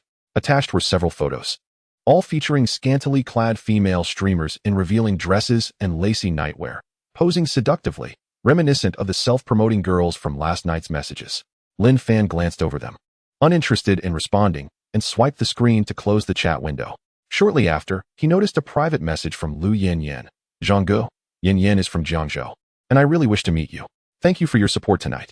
The message timestamp indicated it was sent at 2 a.m., evidently after her live stream ended. Lin Fan hesitated before replying. Why do you want to meet me so badly? Is it because you are attracted to me? To his surprise, Lu Yanyan replied instantly. It was unclear whether she was still awake or simply too excited to sleep. Just as he sent the message, his phone chimed again. Lu Yanyan responded, Zhanggu, you are really amusing. It's inappropriate to say such things out loud. Her tone was flirtatious, followed by a shy emoji, resembling a coy little fox reluctant yet inviting. Lin Fan scoffed at her reply, muttering to himself, this flirtatious girl is certainly skilled. He replied, then tell me, what do you want to meet me for? Lu Yanyan quickly responded, Zhanggu, you are so generous. Yanyan just wants to get to know you. You were incredible last night. I'm still excited about it. She paused before adding, Zhanggu, you are at Jiangdao, right? I am also in Jiangzhou. Let us meet in chat. Her tone was filled with flattery, cautiously probing. Lin Fan looked at her message and replied with a smile. What shall we discuss? Your technique in performing calisthenics? Lu Yanyan responded. Discussing other techniques would also be acceptable. Then she sent another shy emoji. Lin Fan disdainfully snorted, tapping the screen as he replied. There's a hotel called Rujia near Jiangda. Reserve a room for tonight and wait for me. On the other end, Lu Yanyan sat in her rented apartment. Gripping her phone, she stared at the message Lin Fan sent. Her heart raced as she softly murmured, Rujia? Reserve a room for tonight. She swallowed, her excitement shifting to nervousness, mixed with a hint of anticipation. Biting her lip, she whispered to herself, is Zhanggu really going to meet me? After all, she had already spent so much money on him. Meeting in person was not a big deal. Chapter 44. What is this fellow up to? Lin Fan pushed open the door to his dorm room, which was already bustling like a marketplace. His roommates were all busy with their own activities. Zhou Jian leaned against the upper bunk, shouting into his phone, Zhang Tao? Can you stop feeding? I'm almost at 5 kills. Zhang Tao, sitting on the lower bunk, was frantically operating his game, muttering, I just ran out of blue. Is it my fault you died recklessly? Another roommate wore headphones, quietly speaking with his girlfriend, a silly smile on his face, his tone so sweet, it was nauseating. Baby, that dress you wore today was beautiful. Please send me a picture tonight. Lin Fan tossed his backpack onto a chair and casually suggested, how about we all go out for dinner tonight? My treat. As soon as he spoke, the room fell silent, and several pairs of eyes turned to him in unison, as if they were looking at an alien. After an awkward pause, a strange atmosphere filled the air. Zhang Tao broke the silence, cautiously asking, is the sun rising in the west? Lin Fan, did you come into some money? Zhou Jian leaned over the upper bunk, grinning widely. Could it be that the scholarship has arrived? Lin Fan chuckled lightly, taking advantage of Zhou Jian's comment to play along. Yes, the scholarship has arrived. You all have helped me a lot while living in the same dorm. So it's time for me to treat you all. Upon hearing this, everyone paused for a moment and then erupted into chatter. Zhang Tao was the first to jump up, clapping his hands in excitement. All right, Lin Fan is treating us. We must go. Zhou Jian laughed teasingly. How much could a scholarship be? Don't treat us this time. and end up eating instant noodles tomorrow. Another roommate chimed in with a grin. Lin Fan is treating us? Such an opportunity is rare. I must savor this meal. They all began to chatter enthusiastically, eagerly packing their things in preparation to head out. They chose a familiar barbecue stall to sit down. The stall was small, located by the roadside, with charcoal crackling and the air filled with the aroma of cumin and chili. Lin Fan called over the owner. Bring out skewers freely. Lamb, beef, chicken wings, anything goes. Also 2 cases of beer. The owner happily agreed and got busy. The roommates gathered around the table, and Zhang Tao rubbed his hands together, excitedly saying, Lin Fan, you're treating us so generously today. What is the occasion? Lin Fan replied with a smile. I've always been mooching off you guys. It's about time I treated you all. The skewers quickly arrived, with lamb skewers sizzling and chicken wings grilled to a golden brown, paired with chilled beer. They all feasted joyfully. The atmosphere lightened, and they began chatting. Zhang Tao took a bite of a lamb skewer and mumbled, it's all because of that Lu Yin's live stream. I can't tell you how many people have been asking me today. If I were that Zhang Tao, that would be amazing. But that Zhang Tao is too formidable. He paused, his face filled with envy. 750,000 in 1 minute. If I had that kind of money, I could probably keep her for a month. Zhou Jian laughed heartily, taking a swig of beer and teasing, dream on. The other roommates chimed in, grinning. But who is this Zhang Tao? I saw the forums are buzzing, saying they want to find him and claim the identity of the wealthy. Lin Fan sat to the side, taking a bite of a chicken wing, smiling but remaining silent. As they chatted, the topic shifted to games. Zhang Tao excitedly recounted. Last night, I duo queued with Zhou Jian. He insisted on playing marksman and ended up getting wrecked by the opposing jungler. Zhou Jian retorted indignantly. If you hadn't given me a lack of vision, would I have died? The next time I venture into the wild, just watch me soar. Another roommate chuckled and interjected, you two are equally matched. Just yesterday, I was gaming with my girlfriend. She played support and healed me all night. And I went straight to godlike. The conversation then shifted to campus gossip. As Zhang Tao mysteriously remarked, I heard that couple from the computer science department, who have been together for 5 years, just broke up. The guy was caught dining with a beautiful girl from the foreign languages department. Zhou Jian clicked his tongue in mock disbelief, teasing, that guy has some nerve. I've seen that girl from the foreign languages department. She's indeed quite attractive. Another roommate waved his hand dismissively, boasting, what does that even mean? My girlfriend is the most beautiful. She sends me pictures every day. He pulled out his phone and displayed a selfie of his girlfriend. His face lit up with a goofy grin. Lin Fan sat quietly on the side, listening intently, occasionally chiming in, that girl looks decent. But your gaming skills are quite lacking. University life is just like this. Carefree, filled with the essence of games, gossip, and the aroma of beer. The group indulged in food and drink, merrymaking until past 8 in the evening, the table strewn with empty beer bottles and skewers, each one with a full belly. At that moment, Lin Fan's phone chimed, signaling a text message. He glanced down to see a message from an unknown number. Zhang, I'm already at the home inn, room 318. When are you coming over? Lin Fan chuckled and replied, I'll be there within an hour. He locked his screen, tucked his phone back into his pocket, and noticed that his roommates had nearly finished eating. Zhou Jian let out a contented burp, declaring, I'm full. Let us head back to the dorm to game. I need to return to chat with my girlfriend, added another. Zhang Tao stretched and mumbled, I need to sleep early tonight. I stayed up too late last night. Lin Fan stood up, tapped the table, and said, you all go back first, Zhang Tao. Accompany me to buy some cigarettes. Zhou Jian looked puzzled. Lin Fan, you still smoke? Li Ming waved his hand. You two go ahead. I'll head back first. The group gathered their belongings and returned to the dormitory. Lin Fan pulled Zhang Tao aside and whispered, let us go. Come with me to buy cigarettes. Zhang Tao was taken aback, but nodded. Sure, let us go. The two exited the barbecue stall and walked along the dimly lit path outside the campus. The streetlights cast a yellow glow, and the night breeze was cool. After a few steps, Lin Fan stopped, turned to Zhang Tao, and casually remarked, a girl just mentioned she's looking for you. You should head straight to room 318 at the home inn. She's quite a stunner, too. Zhang Tao froze, his expression one of utter confusion as he stared at Lin Fan, subconsciously scratching his head. He swallowed hard, finally managing to stammer out, what? Home in 318? What girl are you talking about? His voice carried a hint of doubt, as if questioning his own hearing. Lin Fan, don't joke with me. I've never had a romantic encounter in my life. Who is she? His tone shifted from confusion to anxiety, his hand tightening around his pocket. A glimmer of hope flickered in his eyes, mixed with disbelief. Lin Fan smiled, offering no further explanation, and patted his shoulder, saying, you'll find out when you go. She yes, truly beautiful. He paused, turned to walk away, leaving behind the words, by the way, if anything happens, just call me. With that, he waved his hand and walked off without looking back, leaving Zhang Tao standing there, utterly bewildered. Zhang Tao stared vacantly at Lin Fan's retreating figure, murmuring to himself. Home in 318. What is this guy up to? He swallowed again, his heart racing. Suddenly, the alluring face of Lu Yanyan flashed through his mind. The uncertainty in his eyes gradually transformed into anticipation. He whispered, could it really be possible? Chapter 45. Who are you calling shameless?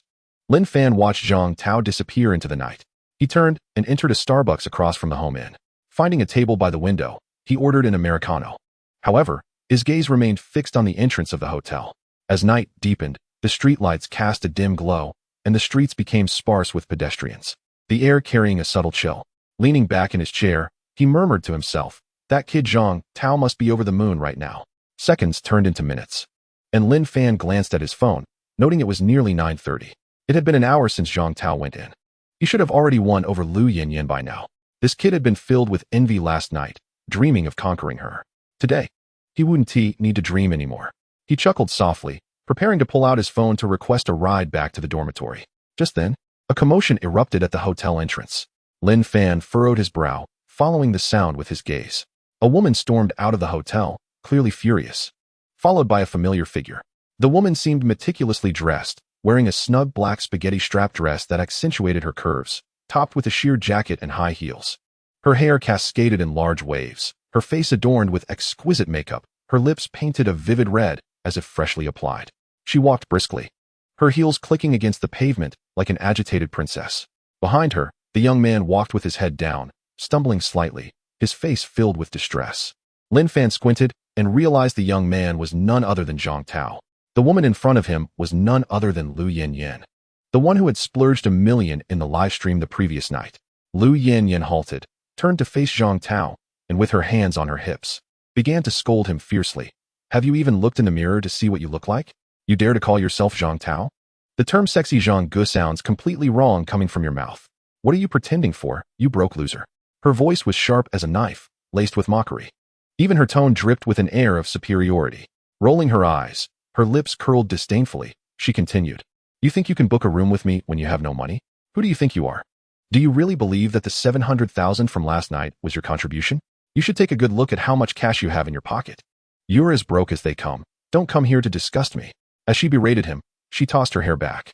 Her words dripped with sarcasm and venom, as if she wished to crush Zhang Tao beneath her heel. Zhang Tao stood behind her, head bowed, his face flushed. It appeared he was stunned by the tirade, finally managing to stammer a quiet retort. I am Zhang Tao. You were looking for Zhang Tao, weren't you? His voice was barely audible, filled with a sense of grievance. Summoning his courage, he dared to look at Lu Yanyan, murmuring, I really am your fan. I watch your streams every day. I even remember the mole on your arm. His tone was imbued with humility, akin to a love-struck admirer, yet still clinging to a shred of hope. Upon hearing this, Lu Yanyan let out a cold laugh, as if she had just heard the greatest joke.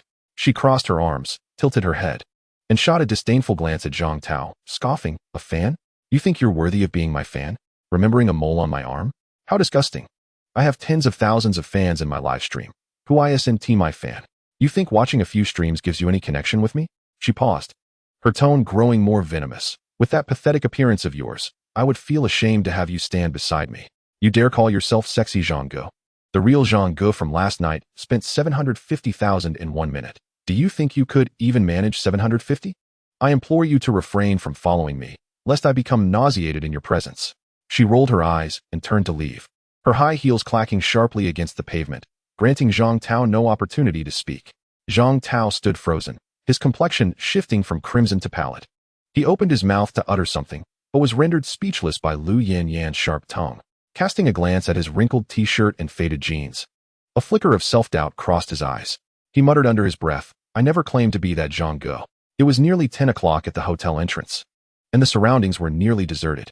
Only a solitary streetlight illuminated the desolation of the scene. After her tirade, Lu Yanyan continued forward without a backward glance, grumbling, what bad luck, wasting my time. As she walked, she hurriedly typed on her phone, seemingly venting her frustrations about the evening's absurd encounters. Her acerbic demeanor resembled that of a certain type of scheming woman, who, boasting a modicum of beauty and online popularity, would trample upon men. She perceived herself as superior, often adopting a stance of feminism, as though the entire world should revolve around her. How utterly vexing. As she prepared to summon a ride, Lin Fan suddenly stepped in front of her. The abrupt appearance of a man made Lu Yanyan frown. Annoyed, she muttered, "I have no time to add you on WeChat. Move aside." Her tone was unkind, and she cast Lin Fan a disdainful glance, as if swatting away a fly. Lin Fan narrowed his eyes and scoffed. "Who said I wanted to add you on WeChat? You certainly think highly of yourself." He regarded Lu Yanyan as one might a foolish jester. Upon hearing this, Lu Yanyan paused, her anger bubbling to the surface. She glared at Lin Fan and muttered, "What a disgusting man. You don't even know how to flirt. Why are you blocking my path? Get lost." As she turned to leave, Lin Fan let out a cold laugh, the chill in his gaze intensifying. He stepped forward, fixing his stare upon Lu Yanyan, and called out, "Stop. Did I give you permission to leave?" Lu Yanyan whirled around, a sneer escaping her lips. "Who do you think you are? Just because you tell me to stop, I will? You pathetic man, lacking both wealth and power, pretending to be someone important? Do you really think so highly of yourself? It's laughable."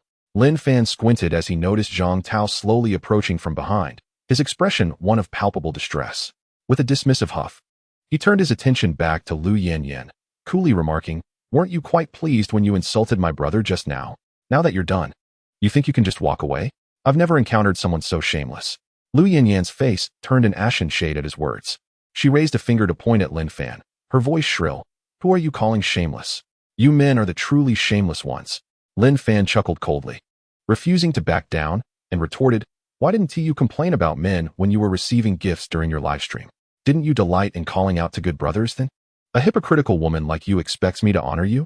Lu Yanyan's face twisted in rage, her lips quivering as she pointed an accusatory finger at Lin Fan, exclaiming, "How dare you call me that? If it weren't for us goddesses providing entertainment, would any woman even speak to you? Pathetic loser. All you do is drool over your phone, begging for attention.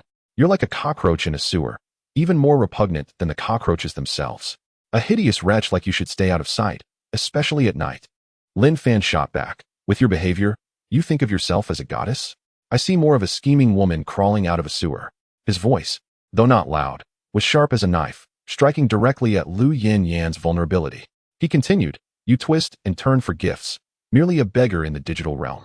How dare you act as if you're high and mighty? Return to your filthy gutter. You dare to call me ugly? Isn't your face plastered with makeup? You must have used several bags of powder. Your face could sustain a small nation. Without makeup, you resemble a ghost, yet you pretend to be a goddess? Your looks are a product of surgical mishaps, a disgrace to the beauty industry. Without your mask, you wouldn't dare show your face in public.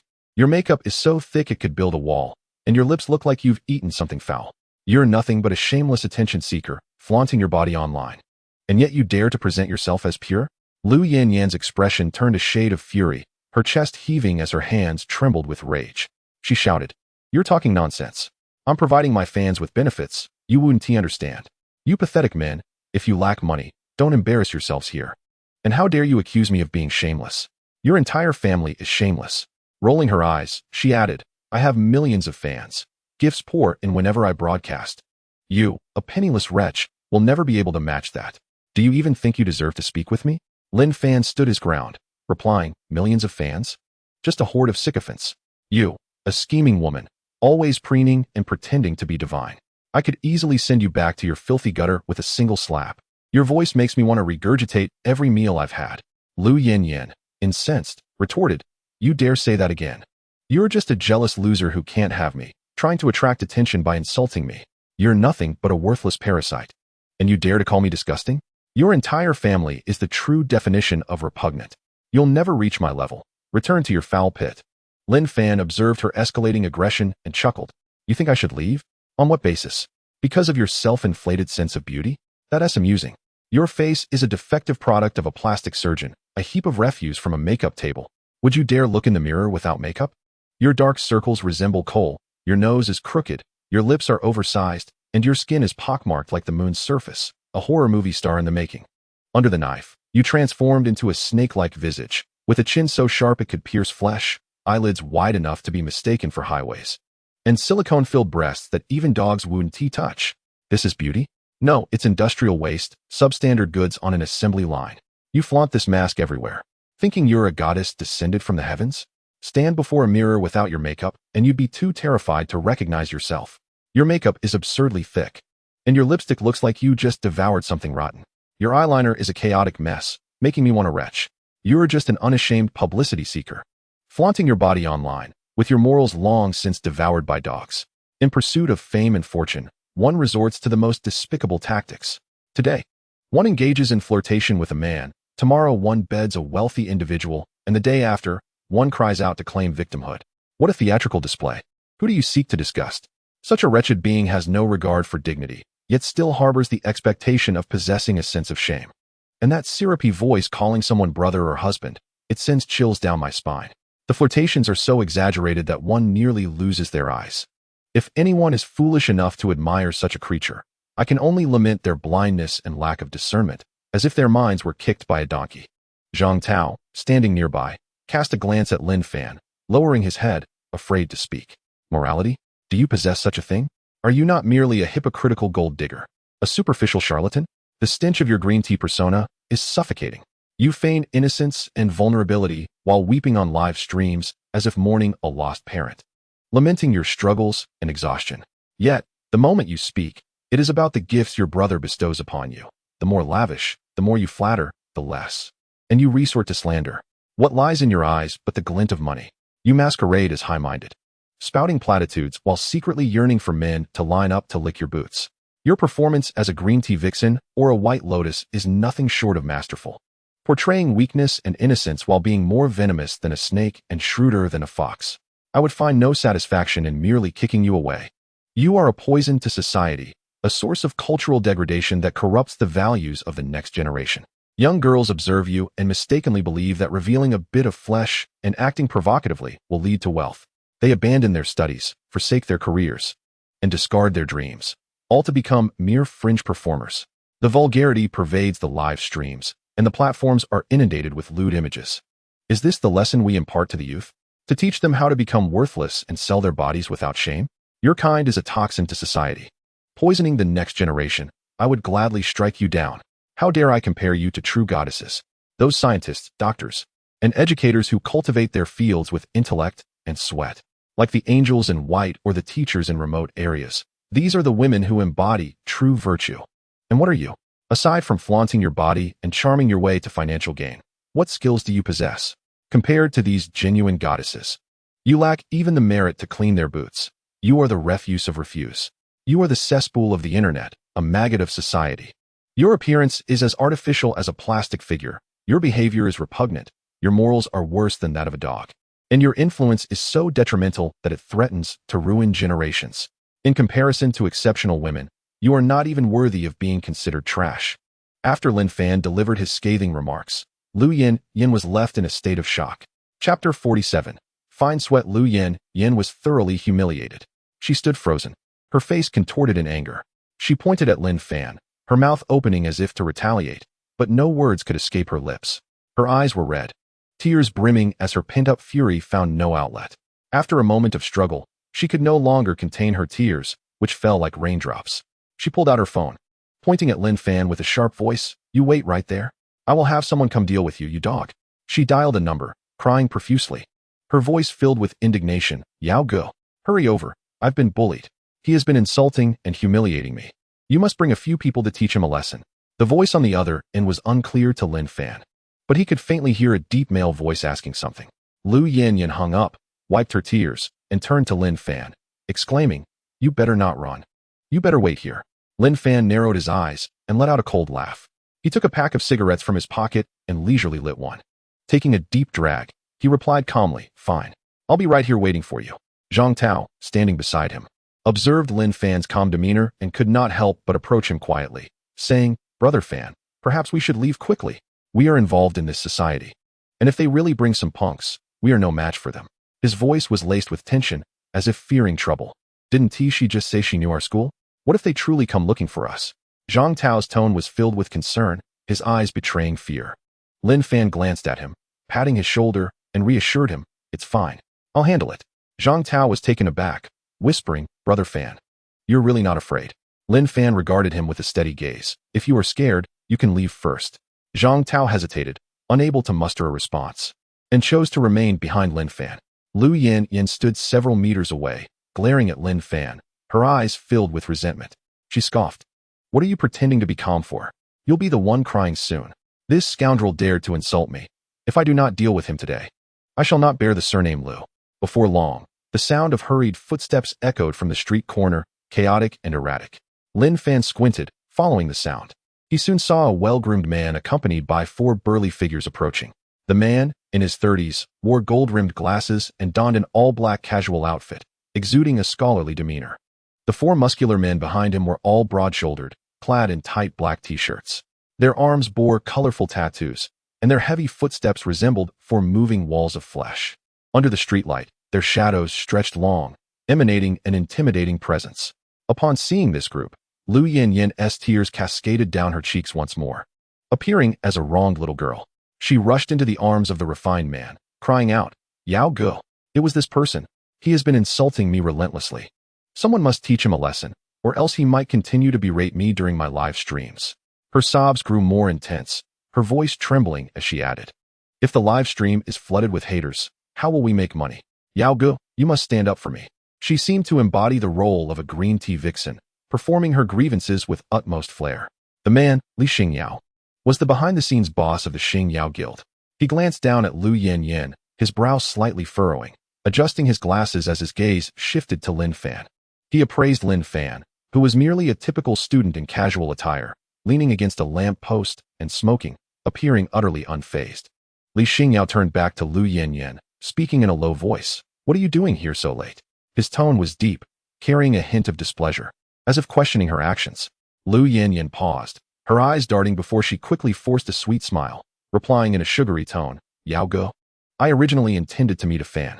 Who would have thought I would encounter these 2 wretched poor fools? One tried to pass himself off as Zhang Gu, but was exposed, and this one insulted me. She pointed at Lin Fan, her voice rising. He called me a BTCH, claiming I was disgusting. He even said I couldn't live without a man. Yao Go, can you believe how outrageous that is?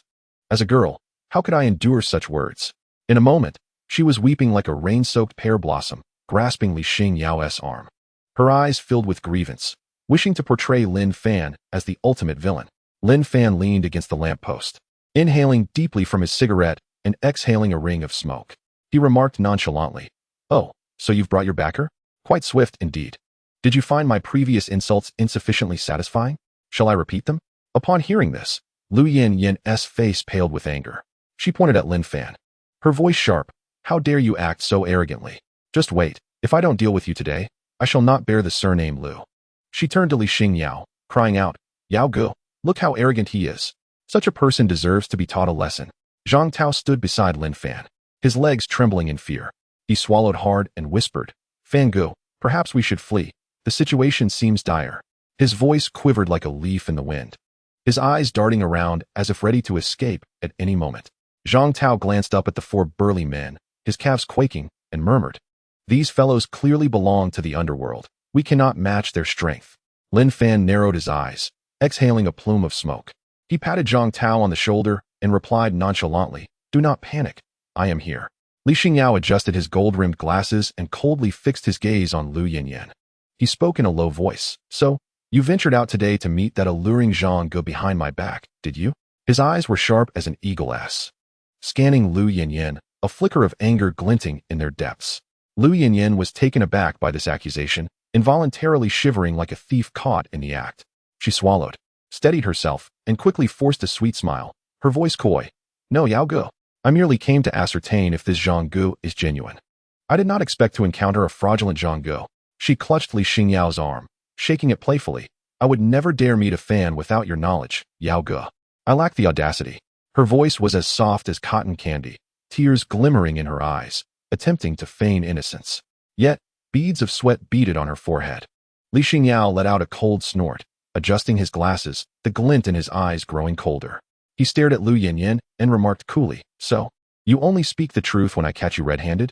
Feeling increasingly anxious, Lu Yanyan pleaded, Yao Gu, let us discuss our matters later. Can you assist me in dealing with this brat first? She pouted and pointed at Lin Fan, her voice trembling. He just insulted me so harshly. As a girl. How can I endure that? You must stand up for me. Li Xingyao shrugged off Lu Yanyan's grip, striding toward Lin Fan. However, as he approached and illuminated by the streetlight, he was struck dumb, his eyes widening in shock. He involuntarily gasped.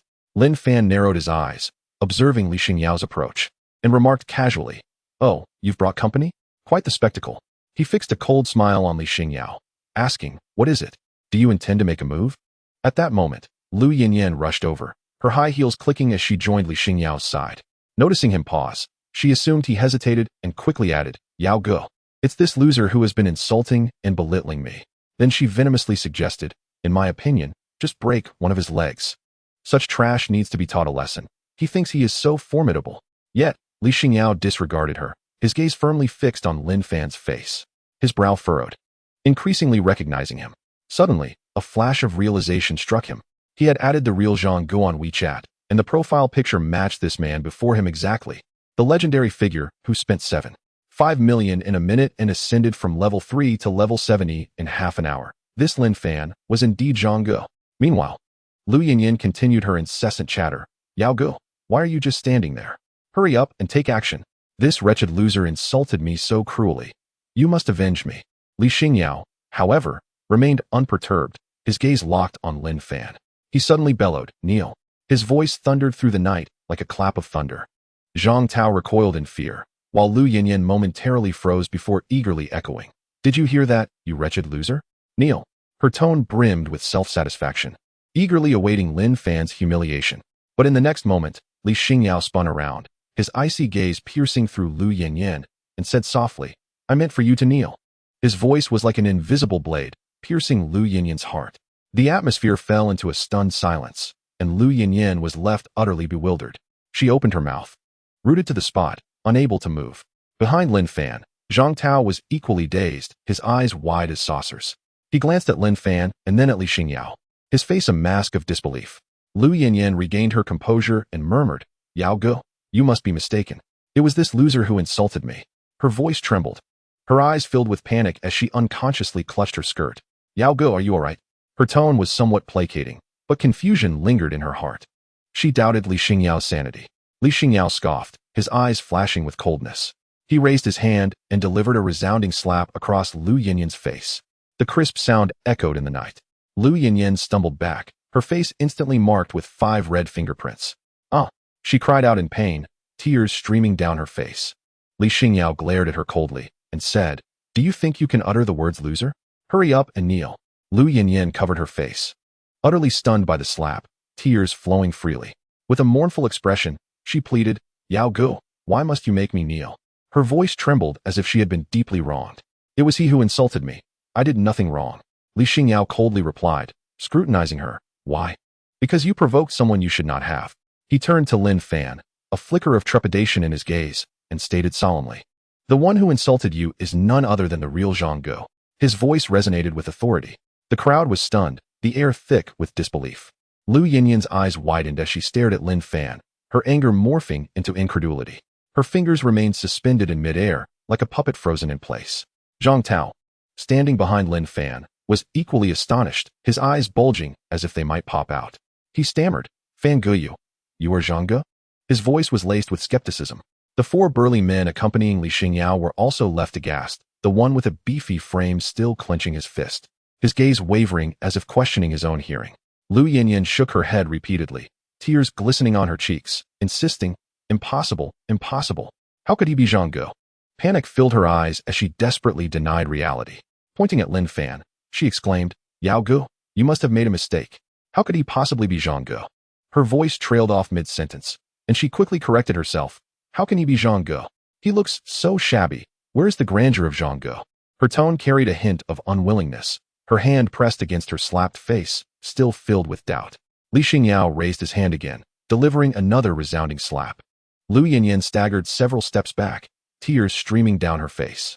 "Yao Ge, please do not hit me again. If you do, I will be unable to livestream. I have not said anything wrong." Lu Yinyan cried, her face a picture of despair. Li Xingyao fixed his gaze on her and retorted, "Shabby? You think he is shabby? Did you not hear me say to kneel?" The fury in his eyes intensified, and he had completely lost patience for any further dialogue with her. Lu Yinyan stood frozen in place, yet she remained unwilling to accept the truth. Biting her lip, She fixed her gaze on Lin Fan and spoke in a hushed tone. I don't believe you. Show me your live streaming platform account. If it's true, I will kneel before you. Her voice was thick with resentment, akin to a final struggle. She was gambling, wagering that Lin Fan could not produce the evidence. This boy was merely a pretentious, impoverished student. How could he possibly be the illustrious Xian Ganzhangge at such a tender age?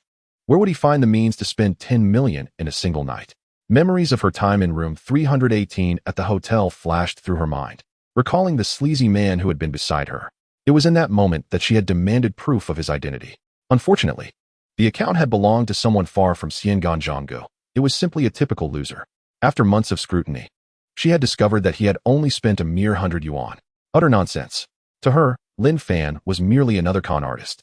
The corners of her mouth lifted slightly, as if she awaited Lin Fan's embarrassment. Alas, she had miscalculated. Lin Fan regarded Lu Yanyan's provocative demeanor and replied coolly, You want to see the account? Very well. I shall show you. He leisurely tossed the cigarette butt to the ground and extinguished it with his foot. He then retrieved his phone, deftly swiping open the screen to reveal the live streaming platform interface. The account ID prominently displayed read, Xian Ganzhangge, seeking to engage with the streamer. He turned the phone towards Lu Yanyan, where the consumption records were laid bare. A total expenditure of 10 million, complete with recharge records and detailed spending. The timestamps precisely reflected every tip made during last night's live session. This was an authentic real-time interface, not a fabricated screenshot. The golden text shimmered against the dark backdrop, casting a blinding glow in the night. Chapter 49. Did I not just spend 10 million for you? Lu Yanyan stared at the phone screen, her eyes wide as saucers. Her mouth involuntarily fell open, the defiance in her gaze swiftly replaced by sheer shock. She gaped at the familiar ID and the astronomical figures displayed in the consumption records, muttering in disbelief. How is this possible? How could he? Her eyes brimmed with panic, resembling a woman who had just been harshly slapped by reality. Her fingers trembled like leaves in the wind as she pointed at the screen, whispering, This cannot be real. She desperately denied the evidence, yet the proof before her loomed like a mountain, suffocating her with its weight. Li Xingyao, standing beside her, adjusted his gold-rimmed glasses and interjected at the opportune moment. What? You still don't believe it? His gaze glimmered with a cold light, warning Lu Yanyan not to dig herself deeper. He turned to Lin Fan, his tone laced with respect. I have already added Zhang Guo on WeChat. I recognize this avatar. It is indeed him. His words struck Lu Yanyan like a hammer, shattering her last shred of hope. Thud. Lu Yanyan felt her strength drain away, her legs buckling as she fell to her knees before Lin Fan. One of her high-heeled shoes slipped off, rolling away forlornly. Her knees met the cold floor with a sharp pain, causing her to wince, but she paid no mind to it, hastily pleading, I'm sorry, Zhang Guo. I'm so sorry. It was my ignorance, my blindness. Tears streamed down her face, her voice quaking with terror. She braced herself on the ground, lifting her gaze to Lin Fan, murmuring, I truly did not know you were Zhang Guo. It was my fault. I apologize for my earlier remarks. Please forgive me. As she spoke, she even began to bow her head in supplication. Thud, thud. Her forehead collided with the ground, producing a dull thud. With a red mark still visible on her face from Li Xingyao's earlier slap, she appeared utterly disheveled, like a drowned rat. Lin Fan looked down at her and couldn't help but sneer. Now you realize your mistake? You were quite arrogant when you insulted my brother earlier. Nearby, Li Xingyao seized the moment, flashing a sycophantic smile. He leaned closer, chiming in, Zhang Guo, this is all a misunderstanding. This incident surely has as much to do with Yin Yin as it does with me. His tone was imbued with a hint of flattery, resembling a crafty old fox. He adjusted his glasses and added softly, I failed to manage the streamer properly, which led to this conflict. Look, Yin Yin has already knelt and bowed. Could you not temper your anger and let us resolve this matter amicably? He tentatively suggested, Zhang Guo, you are magnanimous. We can still cooperate in the future. Kneeling on the ground, Lu Yanyan echoed his words. Yes, yes, Zhang Guo, it was my mistake. I should not have provoked you. I was just being foolish. Please do not take it to heart. I am bowing to apologize. She continued to knock her head against the ground, her forehead now reddened. Her eyes filled with confusion and subservience, resembling a frightened dog. Zhang Guo, I remember your 10 million. Your generosity is something I foolishly failed to recognize. I beg for your forgiveness. She supported herself on the ground, looking as pitiful as a beggar, completely stripped of her earlier bravado. Lin Fan gazed at Lu Yanyan's tear-streaked face and thought to himself with a cold smirk, transforming a major issue into a minor one? When she insulted my brother, Did she ever think of downplaying it? Standing behind Lin Fan, Zhang Tao was utterly astonished, his eyes wide as if they might pop out. He opened his mouth, but no words emerged. He glanced at Lin Fan, then at the kneeling Lu Yanyan, and finally at the fawning Li Xingyao, his mind swirling in confusion. He murmured, "Fange, are you really Zhang? Did you really spend that 10 million last night?" His voice trembled, brimming with admiration and disbelief. "Then you asked me to go to the hotel." Before he could finish, Lu Yanyan began apologizing again in Zhang Tao's direction. "Brother, I sincerely apologize. I truly did not know you were a friend of Zhang Ge. Had I known Zhang Ge had arranged for you to accompany me to the hotel, I would have gladly spent 10 days or half a month with you. I beg you, persuade Zhang Ge to spare me." Lin Fan turned to Lu Yanyan and coldly remarked, "Is begging on your knees all it takes? Weren't you rather bold just now?" Lu Yanyan hesitated for a moment before quickly responding, "Zhang Ge, I was wrong. I truly was wrong. I spoke thoughtlessly. I should not have insulted your brother. I deserve punishment. You may decide how to penalize me, as long as you are appeased." Li Xingyao, seeing this, hurriedly leaned closer, whispering, "Zhang Ge, look at her. She is in this state. How about? We still have opportunities for collaboration in the future." Yin Yin was just being naive. "Please do not hold it against her." His tone was laced with a hint of pleading, clearly attempting to cling to Lin Fan, the golden goose. Lin Fan sneered and fixed his gaze on Li Xingyao, saying coolly, "Cooperation? With your kind of conduct, do you think you are worthy? I am quite disappointed by today's events, and I believe your Xingyao guild has no reason to continue existing." He paused and added, "I intend to purchase your guild. Today marks the end of this matter." With that, Lin Fan turned to leave. Upon hearing this, Li Xingyao's face drained of color, a flicker of panic flashing in his eyes.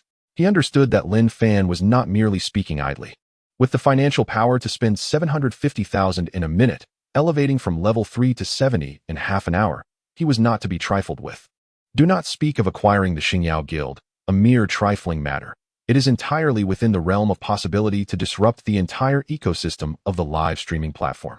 Even if the acquisition proves unattainable, one could simply invest a sum to cause chaos amongst the guild streamers, and their downfall would be inevitable. He hastily stepped forward, grasping Lin Fan's arm, his demeanor as humble as that of a lapdog. "Brother, please, don't." Lin Fan halted, casting a sidelong glance at him. Snorting softly without uttering a word, Li Xingyao quickly interjected, "I understand that Yin Yin has displeased you today. Please, calm your anger. You are free to impose any punishment you see fit." He forced a sycophantic smile. "We are but a small guild, unworthy of your attention. Whatever punishment you deem appropriate. I beseech you, spare our guild." At that moment, Li Xingyao wished he could kneel and cling to Lin Fan's leg. Lin Fan regarded him, then glanced at the kneeling Lu Yanyan and remarked coolly, "Punishment?" He chuckled lightly, saying, "Did I not just grant you 10 million? In return, you will assist me for 10 days. Once completed, I shall let you off." Lu Yanyan remained kneeling, still in shock, her eyes filled with trepidation. She opened her mouth to speak, but before she could utter a word, Li Xingyao shot her a glare, coldly commanding, "Hurry up and agree." Lu Yanyan promptly acquiesced, "All right. I will follow Brother Zhang's arrangements. Whatever you say, I shall do." At that moment, Lu Yanyan had completely lost her previous bravado. Lin Fan snorted dismissively. Choosing not to regard her further, he retrieved his phone and dialed a number, "Zhou Ren. How is the matter I entrusted to you regarding my friend's mother with kidney disease? How has it progressed?" Zhou Ren on the other end hesitated momentarily before responding. "Boss Lin, we are close to matching a kidney source. The surgery can be scheduled in half a month." Lin Fan nodded, inquiring further, "Last time, you mentioned that her family possesses around 10 acres of uncultivated land?" Zhou Ren replied with a sigh, "Yes. The kidney disease has rendered her unable to perform labor, leaving the land fallow." Lin Fan cast a glance at Lu Yanyan, whose heart raced under his scrutiny.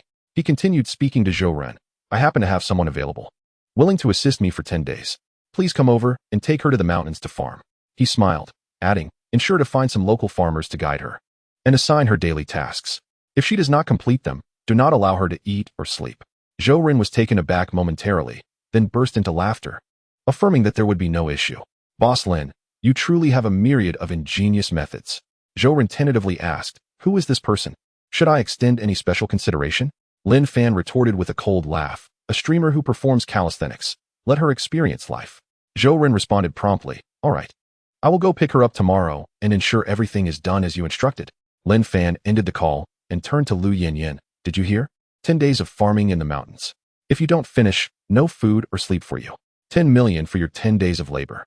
That amounts to 1 million a day, quite a bargain for you. Lu Yinyan's face was a picture of panic. Brother Zhang, can we not change it? I truly cannot farm. How about I accompany you instead? No, I can accompany your brother. I will come whenever you call. I promise to attend to you comfortably. Lin Fan shot a disdainful glance at Zhang Tao, stating, my brother does not require your foolish services. With that, Lin Fan draped his arm over Zhang Tao's shoulder and whispered, let us return to the dormitory.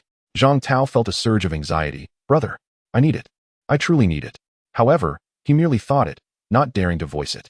Lu Yinyan remained kneeling, staring blankly at Lin Fan's retreating figure. Tears streamed down her face as she murmured, farming? In the mountains? She glanced at Li Xingyao, her voice barely above a whisper, Brother Yao.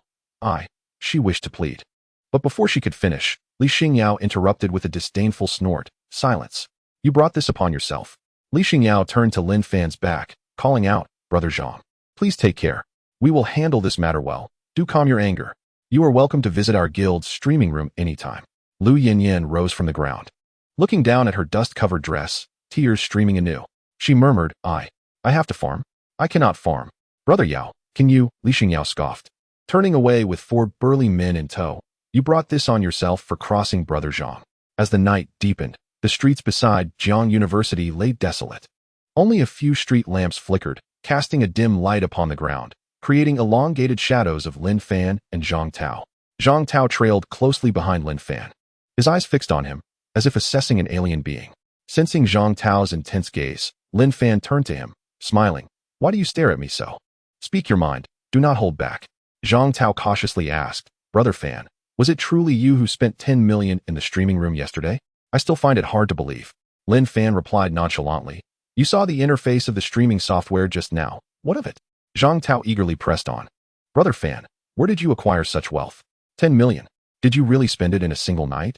His voice rose several octaves, filled with astonishment and admiration. Weren't you always quite poor? How did you suddenly? Lin Fan casually remarked, my family underwent a demolition. We received several 100 million in compensation. He paused before adding, however, keep this to yourself. I prefer not to broadcast my wealth. Upon hearing this, Zhang Tao immediately patted his chest in assurance. Brother Fan, rest assured, my lips are sealed. I will never let it slip. However, Brother Fan, you are simply extraordinary, several 100 million. I have never seen such a sum in my life. His voice brimmed with excitement as he envisioned mountains of cash. Lin Fan sighed.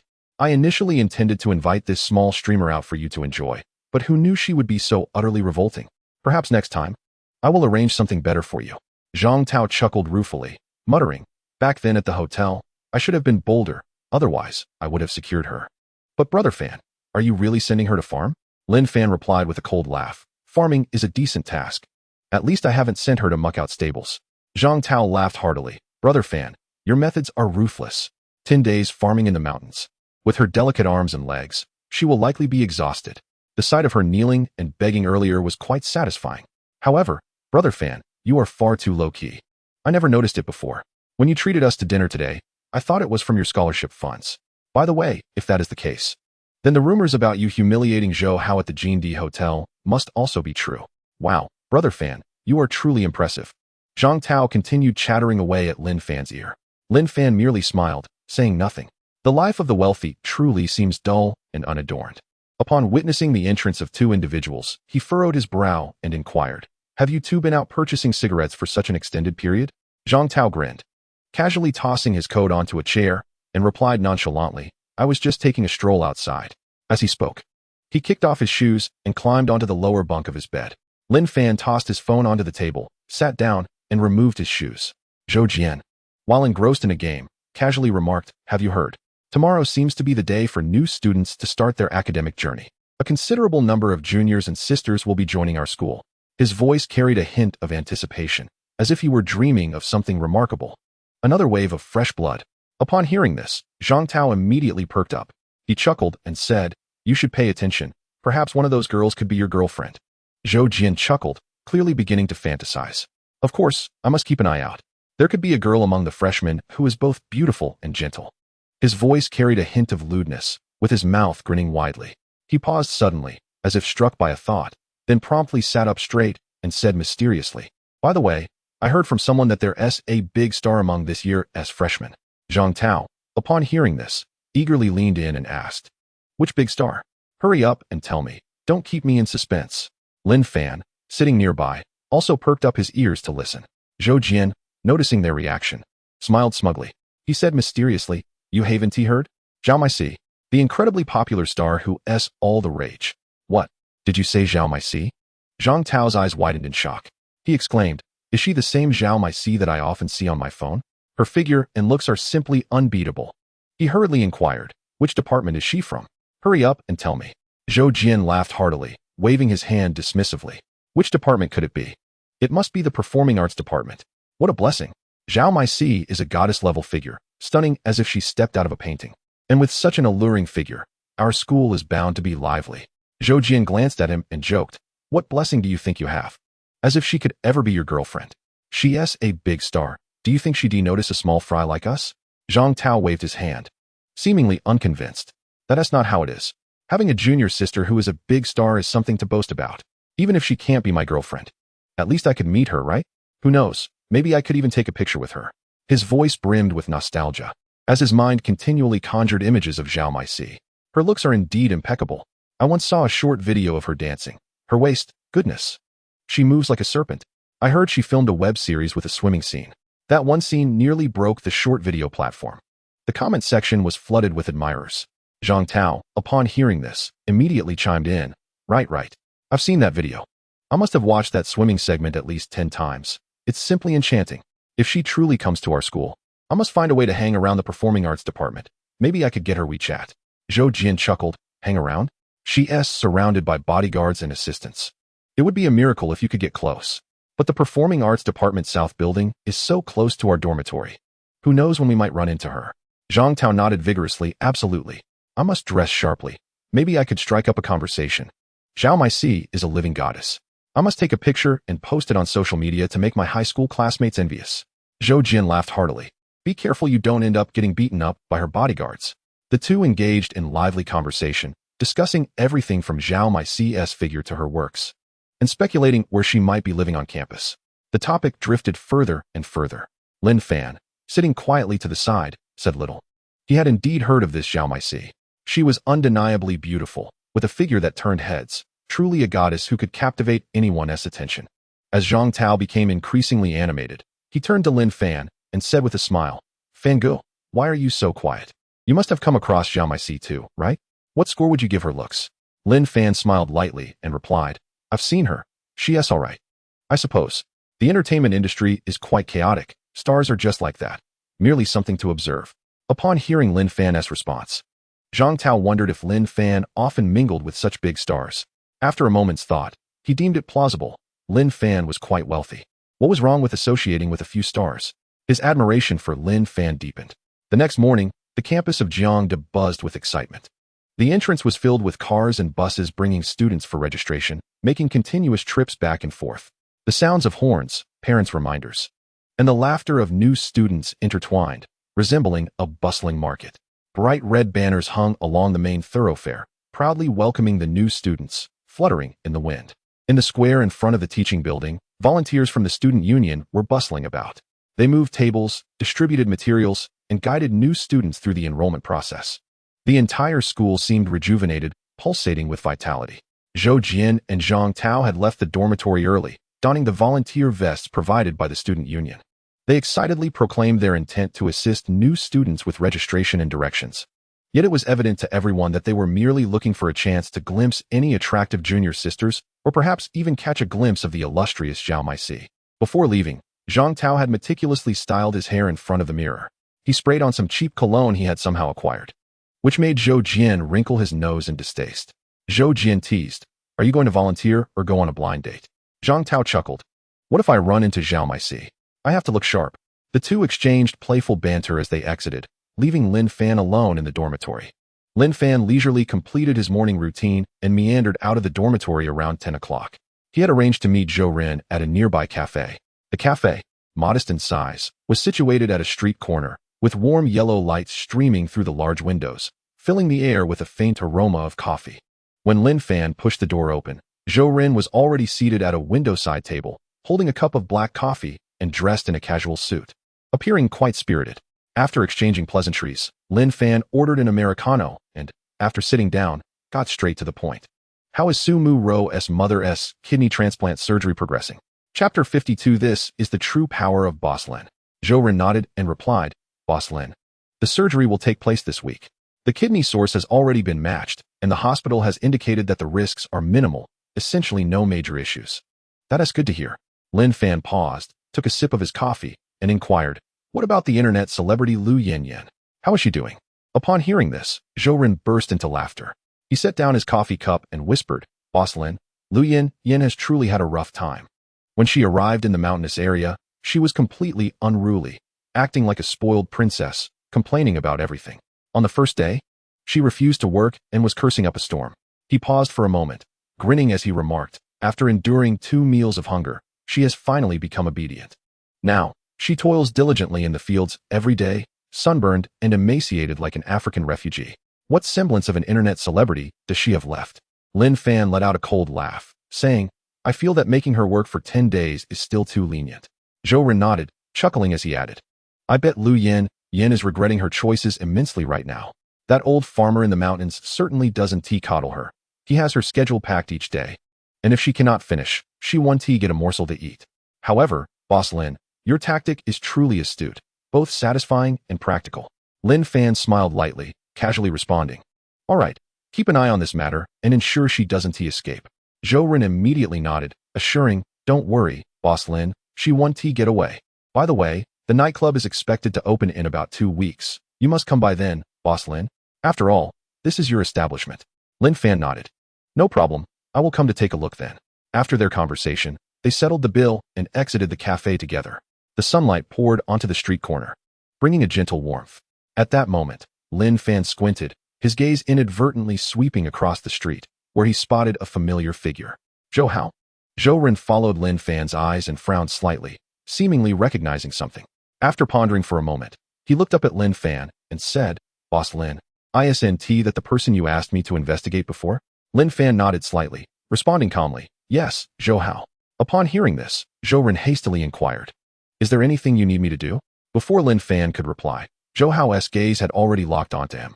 His expression darkened, and a flicker of disdain gleamed in his eyes as he strode purposefully towards Lin Fan. Trailing behind him were 3 or 4 young men, dressed in flashy t-shirts and jeans, resembling students from Jiang University rather than thugs.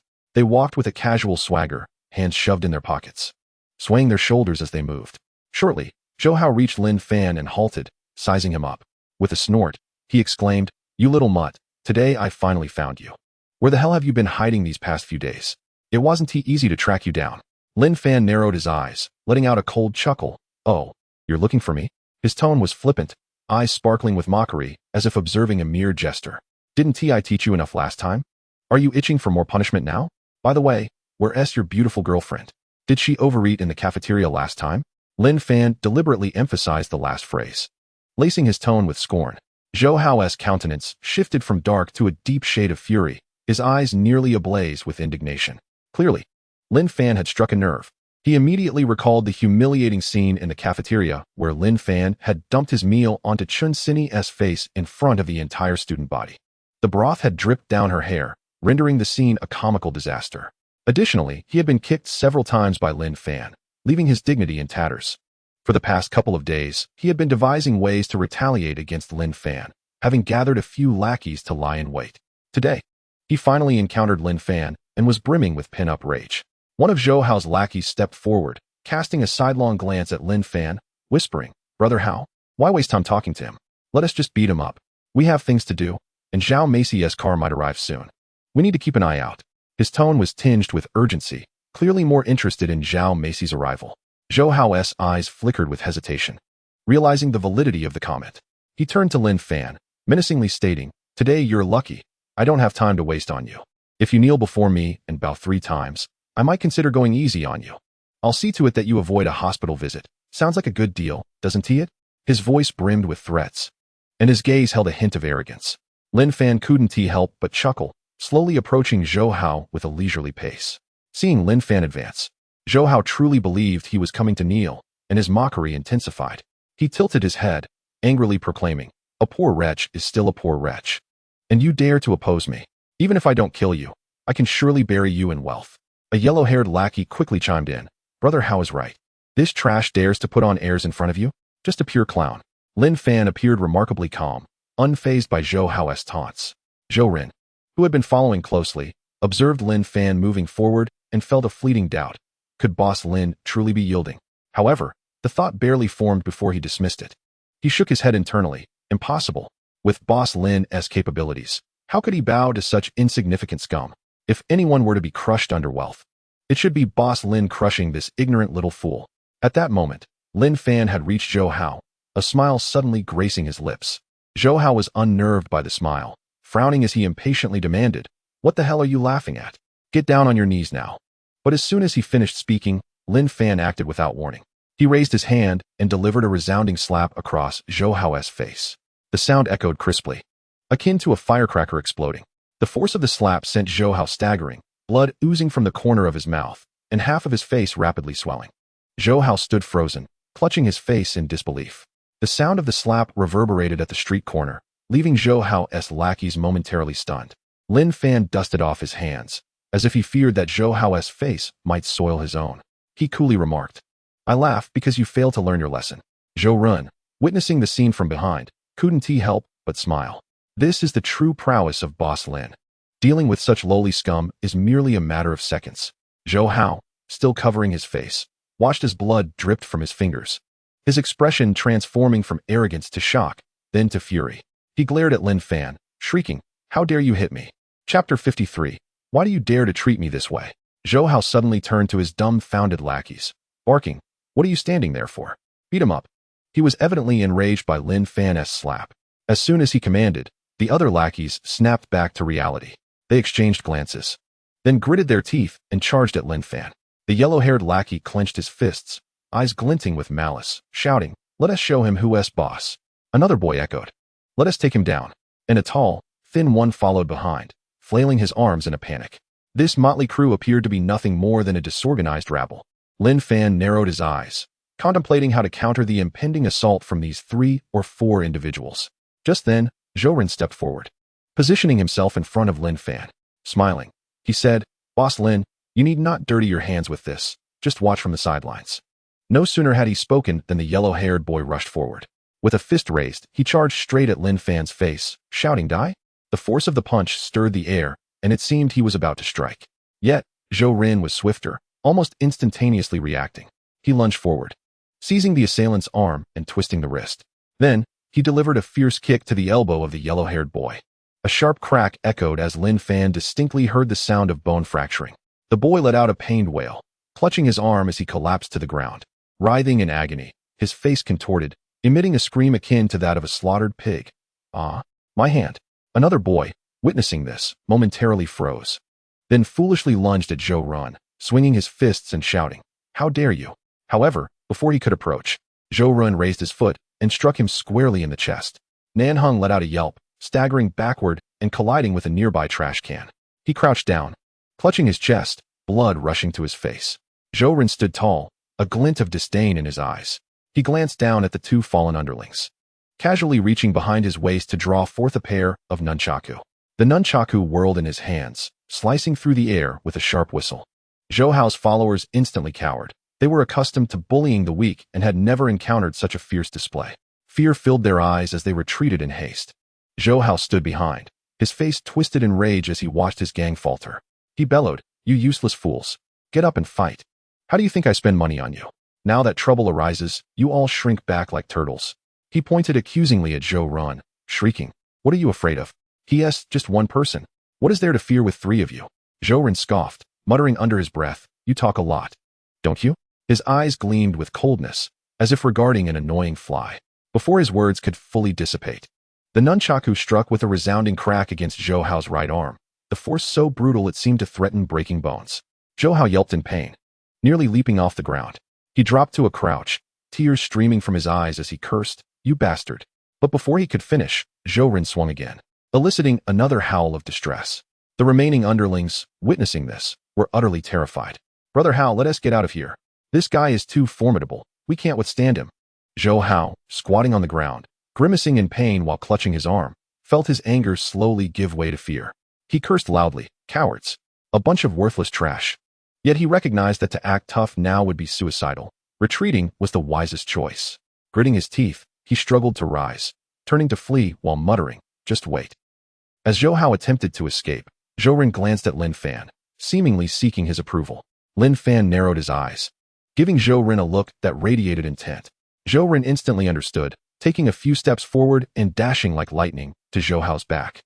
He seized him by the neck, tightening his grip as if lifting a chick, hoisting Zhou Hao off the ground. Zhou Hao's feet dangled, his hands flailing. He gasped for air, his face turning crimson, resembling a duck whose neck was being choked. He struggled, pleading, "Let go of me." The other underlings stood frozen in fear, with the yellow-haired boy whispering, "Brother Hao." Lin Fan, standing behind, let out a cold laugh, hands in his pockets, saying nonchalantly, "Run? Go ahead and run." Zhou Hao was released and fell to the ground, gasping for breath, clutching his neck, glaring at Lin Fan with growing malice. He gritted his teeth, mustering the strength to stand upright, defiantly shouting, "Try to touch me. You think you can get away with this? I am the son of Zhou Tianming. You will not survive this." In response to Zhou Hao's threats, Lin Fan merely felt contempt. He replied coolly, "Your father? Zhou Tianming." Zhou Hao paused, momentarily stunned. He mistakenly believed Lin Fan was intimidated by his father's name, emboldening him. With a puffed-up chest, he declared, "Yes. Zhou Tianming is my father. What? Are you scared? If you don't kneel and apologize today, you will regret it." His underlings echoed, "Brother Hao is giving you a chance. How can you offend Zhou Zong and expect to survive in Jiangzhou?" Hearing this, Lin Fan couldn't help but chuckle. He regarded Zhou Hao's self-satisfied expression as if observing a fool oblivious to his own demise. He paused, turning to Zhou Ren, instructing, "In a moment, gather a few of the younger brothers and hang this fool from a tree at the school gate. Then prepare a banner that reads, 'Tianming Decoration welcomes new students with Zhou Tianming and his son.' Consider it a small gift for the school." Upon hearing this, Zhou Ren couldn't help but laugh heartily. "We shall do as Boss Lin says." Zhou Hao, taken aback by Lin Fan's words, was bewildered. This wasn't right. Wasn't he aware of his father's identity as Zhou Tianming? He even mentioned his father's company, Tianming Decoration. How could he still dare to act against him? Was Lin Fan insane? His father was wealthy enough to crush Lin Fan with a mere flick of his wrist. How could Lin Fan dare to treat him this way? Was he truly unafraid? Zhou Hao stared blankly at Lin Fan, stammering, What did you say?" Lin Fan coldly replied, "I said I will hang you from a tree for your father to see how accomplished his son truly is." Chapter 54. Hang from a tree? How dare you hang me? My father is Zhou Tianming, the Zhou Tianming of Tianming Decoration. You, a pauper, dare to touch me? My father will annihilate your entire family. I will ensure you cannot survive in Jiangzhou. Lin Fan fixed his gaze on Zhou Hao's contorted face and replied coolly, "Annihilate my family? Fine, come and try. I advise you to release me now. One word from my father could make you kneel in apology. If you dare proceed, I promise you will meet a fate worse than death." Zhou Hao raged, veins bulging in his neck as he continued to curse.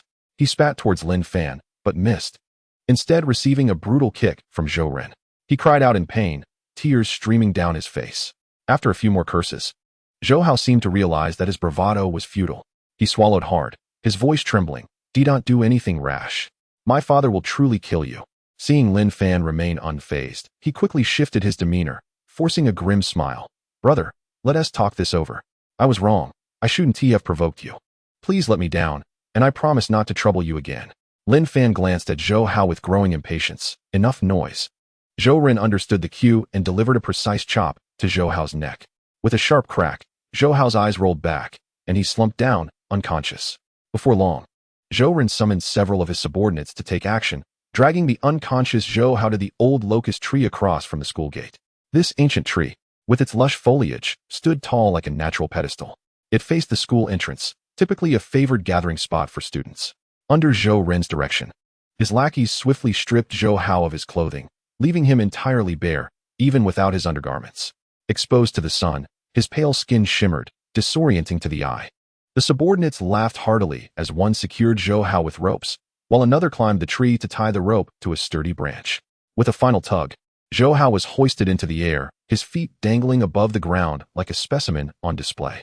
One of the subordinates unfurled a bright red banner, upon which were scrawled clumsy black characters, "Tianming Decoration. Zhou Tianming welcomes all new students." The banner was affixed beneath Zhou Hao, swaying gently in the breeze. Hanging from the tree, Zhou Hao's head tilted to one side, blood trickling from the corner of his mouth, his face swollen like that of a pig. The sunlight illuminated him, making his appearance both pitiful and absurd. The lively atmosphere of new student orientation had already attracted a considerable crowd. The sudden presence of a living spectacle beneath the old locust tree was irresistible to onlookers. In less than 5 minutes, a circle of spectators gathered below, students, parents, and volunteers alike. The sound of phones clicking filled the air, and discussions surged like a tide, layered and overlapping. Someone exclaimed, "What on earth happened? Look at that banner. Tianming decoration, Zhou Tianming? Isn't that the owner of the renovation company in Jiangzhou? Is that his son?" As he spoke, he began recording a video. "This guy is in a terrible situation. Who did this? How ruthless. I heard his name is Zhou Hao, and he's usually quite arrogant. I wonder who he upset. Isn't his family wealthy? The banner suggests his father put him up there. It can't be true, could it? Such a humiliating act from his father seems unlikely. He must have crossed someone he shouldn't have. He deserves it, relying on his father Zhou Tianming's reputation to flaunt his power everywhere. Someone was bound to retaliate. What a pity. I heard the beauty of the economics department is his girlfriend, Chen Sini, and she's quite stunning. Truly, a flower placed in manure. Now he looks worse than manure. Do you know who did this? It seems someone does. Who cares who did it? It feels satisfying. Zhou Hao clearly isn't a good person." The crowd continued to swell, with voices rising and falling in a cacophony of shock and mockery. Many raised their phones, capturing the scene with expressions akin to witnessing an extraterrestrial being. A few passing parents approached, asking, "What on earth is happening at this school? Is this how new student orientation is conducted? The discipline here is appalling. Isn't Jiang University renowned nationwide?" Another responded quietly, "Who knows? Perhaps this person isn't even a student here and was just retaliated against. This is unacceptable. Maybe we should call the police?" Another mother waved her hand dismissively, saying, "Forget it. Don't stir up trouble. Didn't you hear that student? This guy is a rich second generation. If someone can bring him down like this, their background must be significant." Her tone held a hint of apprehension. If they angered the wrong person, perhaps the next one hanging from the tree would be them. Once her words were spoken, several parents nodded in agreement, murmuring among themselves. Before long, the incident spread like wildfire, from the school gate to the teaching building, and then to the administrative building, ultimately reaching the ears of Director Li Jiwen. He was seated in his office, reviewing the new student orientation schedule when the phone rang abruptly. Frowning, he answered to find it was the security department calling. The voice on the other end was frantic. "Director Li, there's a person hanging from the big tree at the school entrance. It appears to be one of our students. What should we do? Should we bring him down first?" The urgency in their tone was palpable. Upon hearing this, Li Jiwen's brow furrowed tightly, and he quietly exclaimed, "What? Hanging from a tree? A student?" He slammed his hand on the desk, fuming. This is a blatant threat to the school's reputation. Today is the day for new student orientation. We can't leave him there to embarrass us. His tone softened slightly as he continued, "Hurry, get him down and bring him to the security office to clarify the situation." The security department responded quickly, "Yes, Director Li, we will go right away." After hanging up, Li Jiwen rubbed his temples, muttering to himself, "These students are becoming increasingly outrageous." Meanwhile, Principal Li Guoqiang was driving towards the school, fully prepared for the day's events. He had meticulously arranged everything with the academic office, student council, and security department. He even planned to dine with several leaders from the Education Bureau to discuss future investment and construction plans for Jiang University. With over 30 million in public funds at his disposal, he contemplated how to allocate this money. Building new structures was essential, but for him, the priority was not merely what to build, but how many buildings to erect.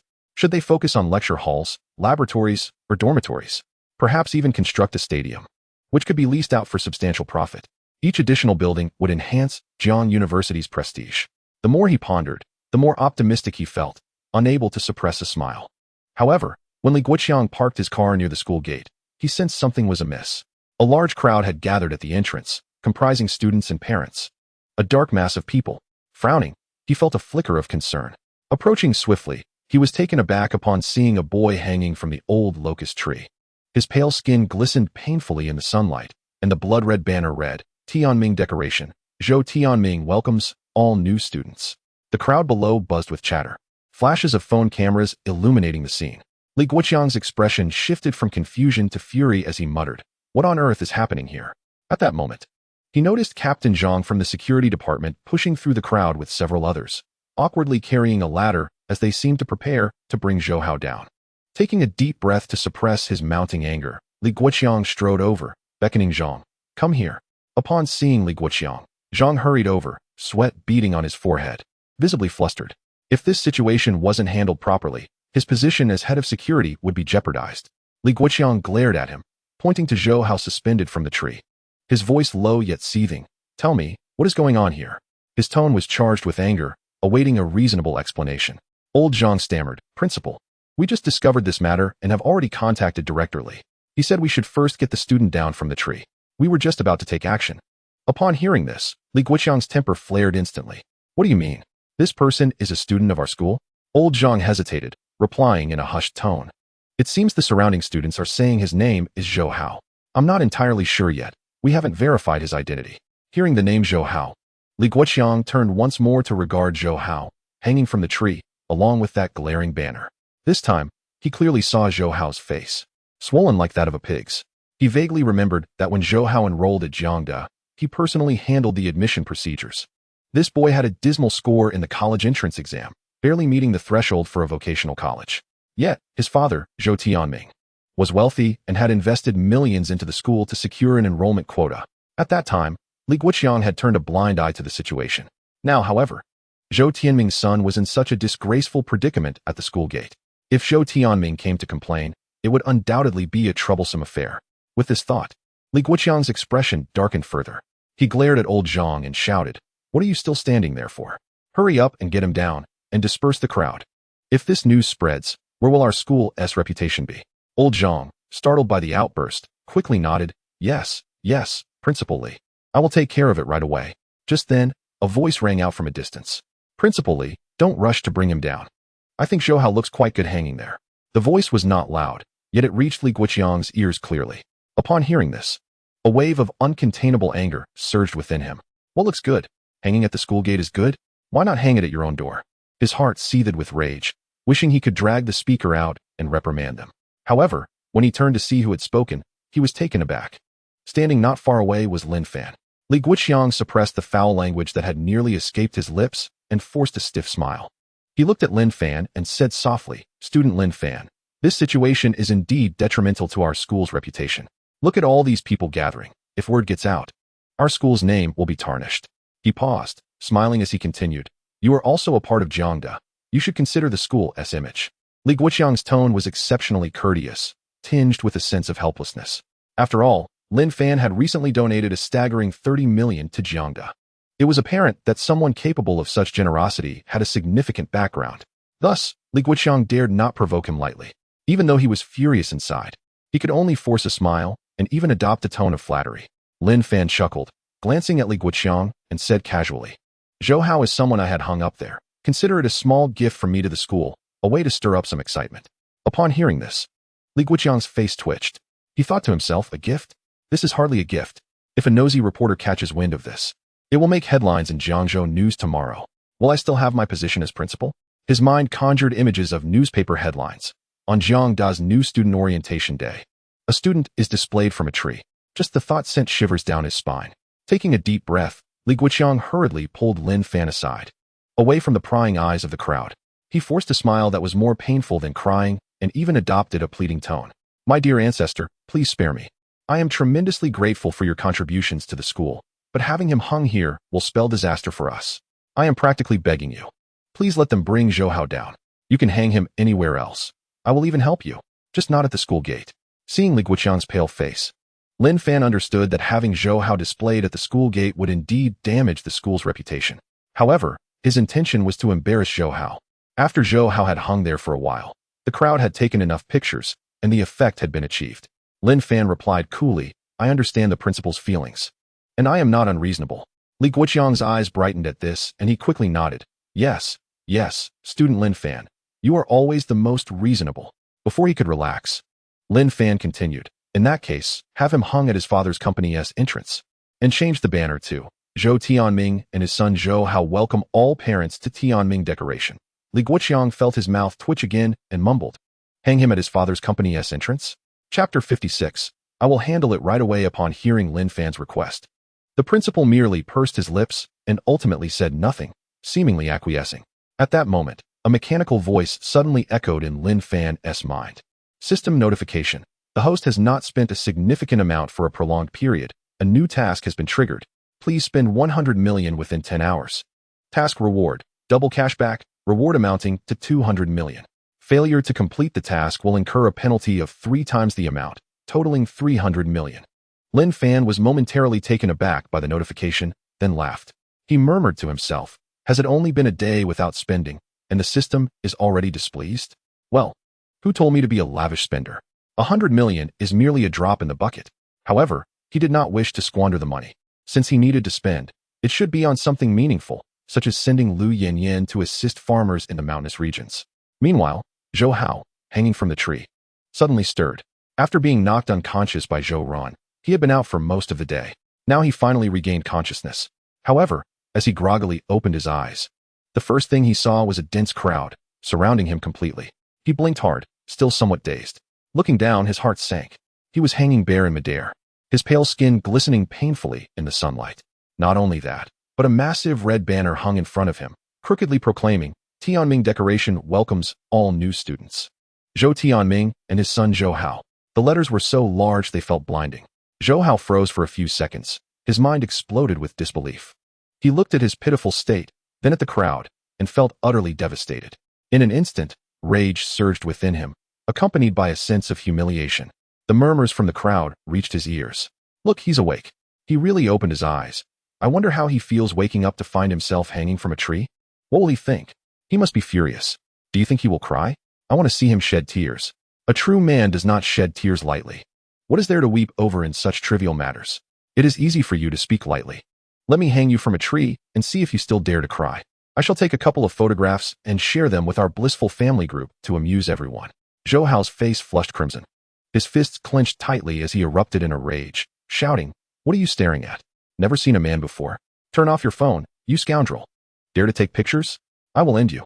His eyes bulged as if they might pop out, the veins on his neck prominently visible. Yet, the more he reacted, the louder the crowd's murmurs and laughter became. This guy has some nerve, hanging there bare-skinned and still cursing. What bravado! I see only shame and impotent fury on his face. His thick skin seemed to suggest a hint of enjoyment in his predicament. Zhou Hao's face contorted in anger. He was suspended from a tree while onlookers mocked him as a mere glass doll. Who could refrain from being infuriated in such a situation? It felt as if the embarrassment had escalated beyond mere anger. He pondered why his hands were bound instead of his neck. Perhaps it would be better to be a ghost instead. Zhou Hao suddenly turned his head and spotted his little brother Huang Mao in the crowd. He shouted sharply, Huang Mao, are you joining in the mockery too? Hurry up and get me down. Huang Mao, startled by the outburst, looked around nervously, uncertain. Brother Hao, I dare not. Someone is watching. I fear that if I let you down, they will retaliate against me. Zhou Hao, upon hearing this, was nearly driven to the brink of bloodshed. You are such a coward. Are you just going to stand there and watch them humiliate me? You better not hope for someone to rescue me, or I will bind you here to experience this humiliation for yourself. Huang Mao's face turned pale at this threat. Zhou Hao strained against his bonds, the ropes digging painfully into his arms, but he disregarded the pain and urgently exclaimed, Quick, call my father. Have him come to find me. Huang Mao hesitated, muttering, Brother Hao, my phone is dead. Zhou Hao's face turned a shade of green with fury as he screamed, Useless. A bunch of useless fools. Can't you find another phone if yours is dead? I swear. Tears nearly welled in his eyes. In his 20-plus years of life, he had never felt so humiliated. With his family's wealth, he should be the one acting without restraint. Just wait. When my father arrives, you will all pay? Zhou Hao continued to shout defiantly. At this moment, Captain Zhang of the security team, along with several guards, pushed through the crowd, ladders in hand. Sweating profusely as they called out, Make way, make way. Captain Zhang glanced up at Zhou Hao dangling from the tree, muttering, This kid truly knows how to cause a scene. One of the guards chimed in, Who cares? The principal ordered us to get him down and deliver him to the entrance of Tianming Decoration Company. We must protect our jobs first. Captain Zhang climbed the ladder, hastily attempting to untie the ropes. Upon seeing someone approach, Zhou Hao began to struggle and yelled, Let me down. Where the hell have you been? Why are you only arriving now? Are you scared because my father is coming? I see that you will all perish. Captain Zhang frowned, muttering, Stop shouting. We will deal with it once you are down. With a pull of the rope, Zhou Hao fell to the ground with a thud, crying out in pain. Indeed, Captain Zhang had done so intentionally. Lin Fan observed the unfolding scene with a smile creeping onto his lips. He turned to Zhou Run beside him and whispered a few words. Zhou Ren nodded in response, a knowing smile gracing his face. Rest assured, Boss Lin. I will take care of it. With that, he quickly departed, vanishing into the crowd. Lin Fan felt that the spectacle at the school gate was reaching its conclusion and prepared to leave. However, just as he turned, his gaze inadvertently swept over the crowd, landing on a familiar face. A strikingly beautiful girl stood at the edge of the crowd, quietly observing Zhou Hao as he fell from the tree.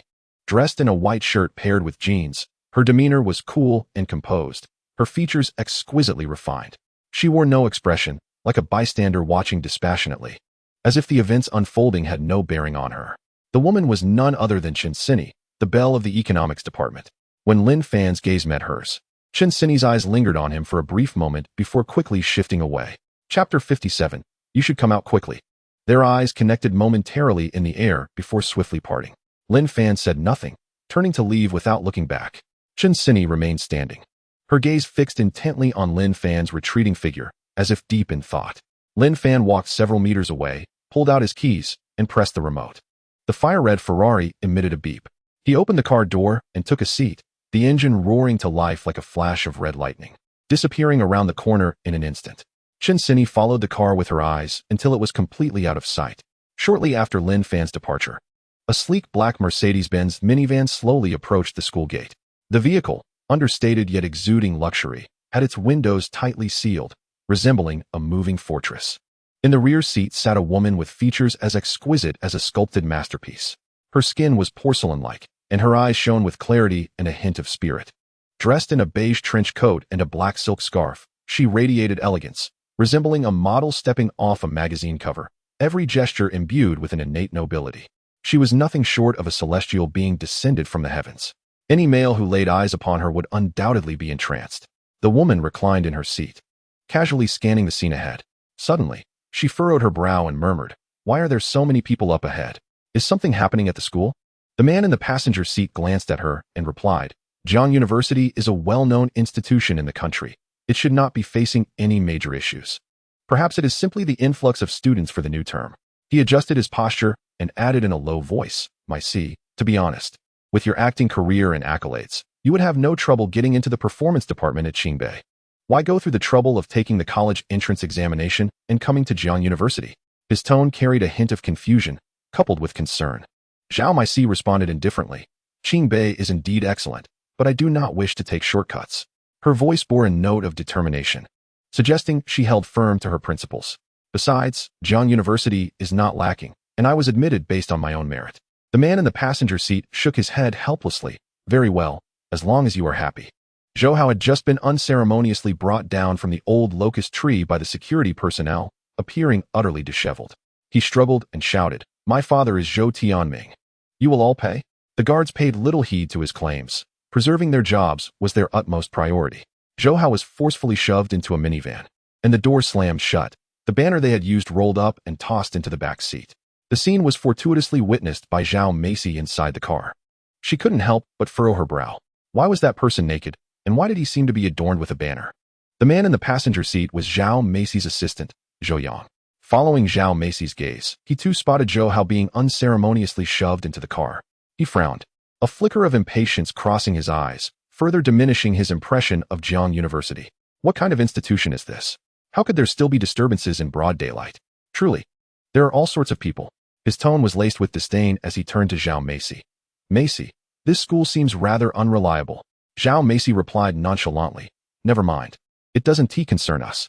We need to hurry and complete the enrollment procedures today." She squinted towards the school gate. "I see that the vehicle cannot enter. Shall we disembark here and walk over?" Upon hearing this, Zhou Yang became anxious and hastily waved his hands. No. If we get out here, it will surely attract a lot of attention. There are people all around, and if any paparazzi take photos, it will be troublesome. Moreover, we didn't bring any security. What if something happens?" Zhao Meisi, however, remained unfazed. "They are just students. What trouble could arise?" Zhou Yang frowned. "It is precisely students who might cause trouble. Did you not see that student earlier? Who knows what happened to him to end up like that?" Zhao Meisi responded, "It's fine. Let us keep a low profile. And they won't recognize us." As she spoke, she donned her mask and adjusted her sunglasses. "Besides, I'm wearing sunglasses. Who would pay close attention to me?" With that, she pushed open the car door and stepped out, leaving Zhou Yang no time to react. He called out from behind, flustered. Macy, slow down. He turned to the driver, shouting, Lao Lu, quickly get out and protect her. Don't let anything happen. Zhao Macy emerged from the car, her slender figure enveloped in a beige trench coat, exuding an elegant aura that instantly attracted numerous gazes. A few sharp-eyed students glanced over. One bespectacled boy paused for a moment and whispered, Hey, look, ISNT that. Before he could finish, a nearby girl exclaimed, Oh my gosh, ISNT that Zhao Macy, the superstar. The crowd erupted in excitement. Everyone turned their attention towards her. Wow, it really is Zhao Macy. Such grace, absolutely stunning. Why is she at Jiang University? Could it be that she is here to enroll? Ah, goddess. Zhao Macy, I love you. It's really her. She is even more beautiful than in the videos. Zhao Macy frowned upon hearing these voices. She lowered her head and adjusted her mask, murmuring, They recognized me so quickly? Zhou Yang, following behind and sweating profusely, exclaimed, I told you this wouldn't work. Look at these students. They're acting like they've gone mad. Lao Lu, you block the front, and I'll cover the back. Let us move. However, the crowd only grew larger, with someone shouting, Zhao Macy, can I have your autograph? Others raised their phones, calling, Goddess, look this way. The flashes of cameras went off incessantly, resembling a miniature fan meeting. Zhao Macy kept her head down and hurried towards the campus. If only I had brought a hat. Tianming Decoration Company is located on a bustling street in the center of Jiangzhou. Tall buildings surround it, with traffic flowing incessantly. Beneath a sturdy sycamore tree at the entrance, Zhou Hao was once again hoisted up. The rope constricted painfully around his arms, his pale flesh shimmering in the sunlight. A new banner had been unfurled, emblazoned with red background and black lettering. Zhou Tianming welcomes all parents to Tianming Decoration. Suspended in midair, Zhou Hao felt dizzy. He continuously shouted, Dad, come save me. Your son is going to be killed. If you don't come out soon, the Zhou family will be left without descendants. Dad, I'm begging you, please come out. As he cried out, he began to weep. Chapter 58. Iron-fisted tactics not far away. A fiery red Ferrari came to a gradual stop. Lin Fan opened the car door and stepped out. Moments later, he stood before Zhou Hao, smiling as he asked, How does it feel? Zhou Hao looked up to see Lin Fan, and the fury in his eyes was almost palpable. Let me tell you, today, you're finished. How dare you cause a scene at my father's company? I'll make sure you leave here lying down, and I'll ensure your entire family pays the price. His tone dripped with threats, akin to a cornered mad dog. Yet, his bare body dangling from the tree made him appear more like a fool. Lin Fan scoffed, Go ahead and shout louder. Let us see if your dad can hear you. The sight of Zhou Hao hanging from the tree quickly drew the attention of numerous passersby. The entrance of Tianming Decoration Company, already a hub of activity, had turned into a spectacle. Within 10 minutes, a crowd had formed around the tree, comprising pedestrians and employees from nearby businesses. Even a sanitation worker's tricycle came to a halt. An employee, wide-eyed, murmured, ISNT that Zhou Hao? The person next to him paused and asked, Who is Zhou Hao? He is the son of our general manager Zhou. How do you not know him? What? How did he end up hanging from a tree? Right in front of the company? A nearby colleague chuckled. Maybe young Master Zhou offended General Manager Zhou and got punished. What? My goodness, that general manager is terrifying. This is utterly ruthless. A new intern at the company listened to the gossip, eyes wide, mouth agape, filled with awe for Zhou Tianming's ruthlessness. An older employee scoffed. You still don't understand General Zhou's methods? We all get scolded by him daily. Honestly, if it weren't for this meager paycheck to support my family, I would have left long ago. Someone in the crowd whispered, Should we inform General Zhou about this? Another colleague waved his hand dismissively. What is there to say? This is General Zhou's family matter. It's none of our business. Another employee pointed at the banner, whispering, Look at what it says, welcoming all parents. General Zhou really knows how to market. He not only handled family affairs, but also remembered to attract clients. Who could argue with that? Otherwise, how could he be a boss? At that moment, a middle-aged man in a well-tailored suit approached the company entrance, carrying a briefcase and exuding an impressive demeanor, seemingly there to discuss business. Mr. Zhang had come specifically to negotiate a significant project with Zhou Tianming, intending to collaborate on the renovation of a newly developed residential complex. However, as he reached the entrance, he spotted Zhou Hao hanging from the tree. He couldn't help but frown, a flicker of confusion crossing his eyes. He paused, glancing up at the banner, then down at Zhou Hao's disheveled state. The murmurs of the surrounding employees reached his ears, leaving him both astonished and contemplative. Mr. Zhang squinted, muttering to himself, Zhou Tianming is indeed a man of great ambition. His own son makes a mistake, and he hangs him at the company entrance as punishment. What a remarkable tactic. He glanced at the banner once more and murmured, "Welcome to all the fathers and mothers present." To treat clients as if they were one's own parents is indeed a rare marketing strategy. Yet, in his gaze lay a hint of admiration, as if he were reflecting on Zhou Tianming's unconventional approach. Quite intriguing. Boss Zhang adjusted his tie and strode confidently into the entrance of Tianming Decoration Company. Inside the office on the top floor, sunlight streamed through the floor-to-ceiling windows, casting a warm golden glow upon the solid wood floor. A set of exquisite tea utensils adorned the desk in the general manager's office. The air was suffused with the delicate fragrance of tea. Zhou Tianming sat comfortably in a leather chair, clad in a deep gray suit, his hair meticulously styled. Holding a cup of gongfu tea, he savored it leisurely. He squinted his eyes and took a sip, a flicker of satisfaction gleaming in his eyes, clearly pleased with the first-rate new tea that had just been airlifted from Nanyun. At that moment, a gentle knock echoed on the office door. "Come in." Boss Zhang entered, carrying a briefcase and wearing a smile. Upon seeing him, Zhou Tianming promptly set down his teacup and rose from his chair.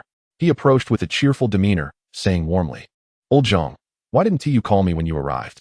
I was just about to head downstairs to greet you." His voice boomed with politeness. Boss Zhang waved his hand and shook Zhou Tianming's hand.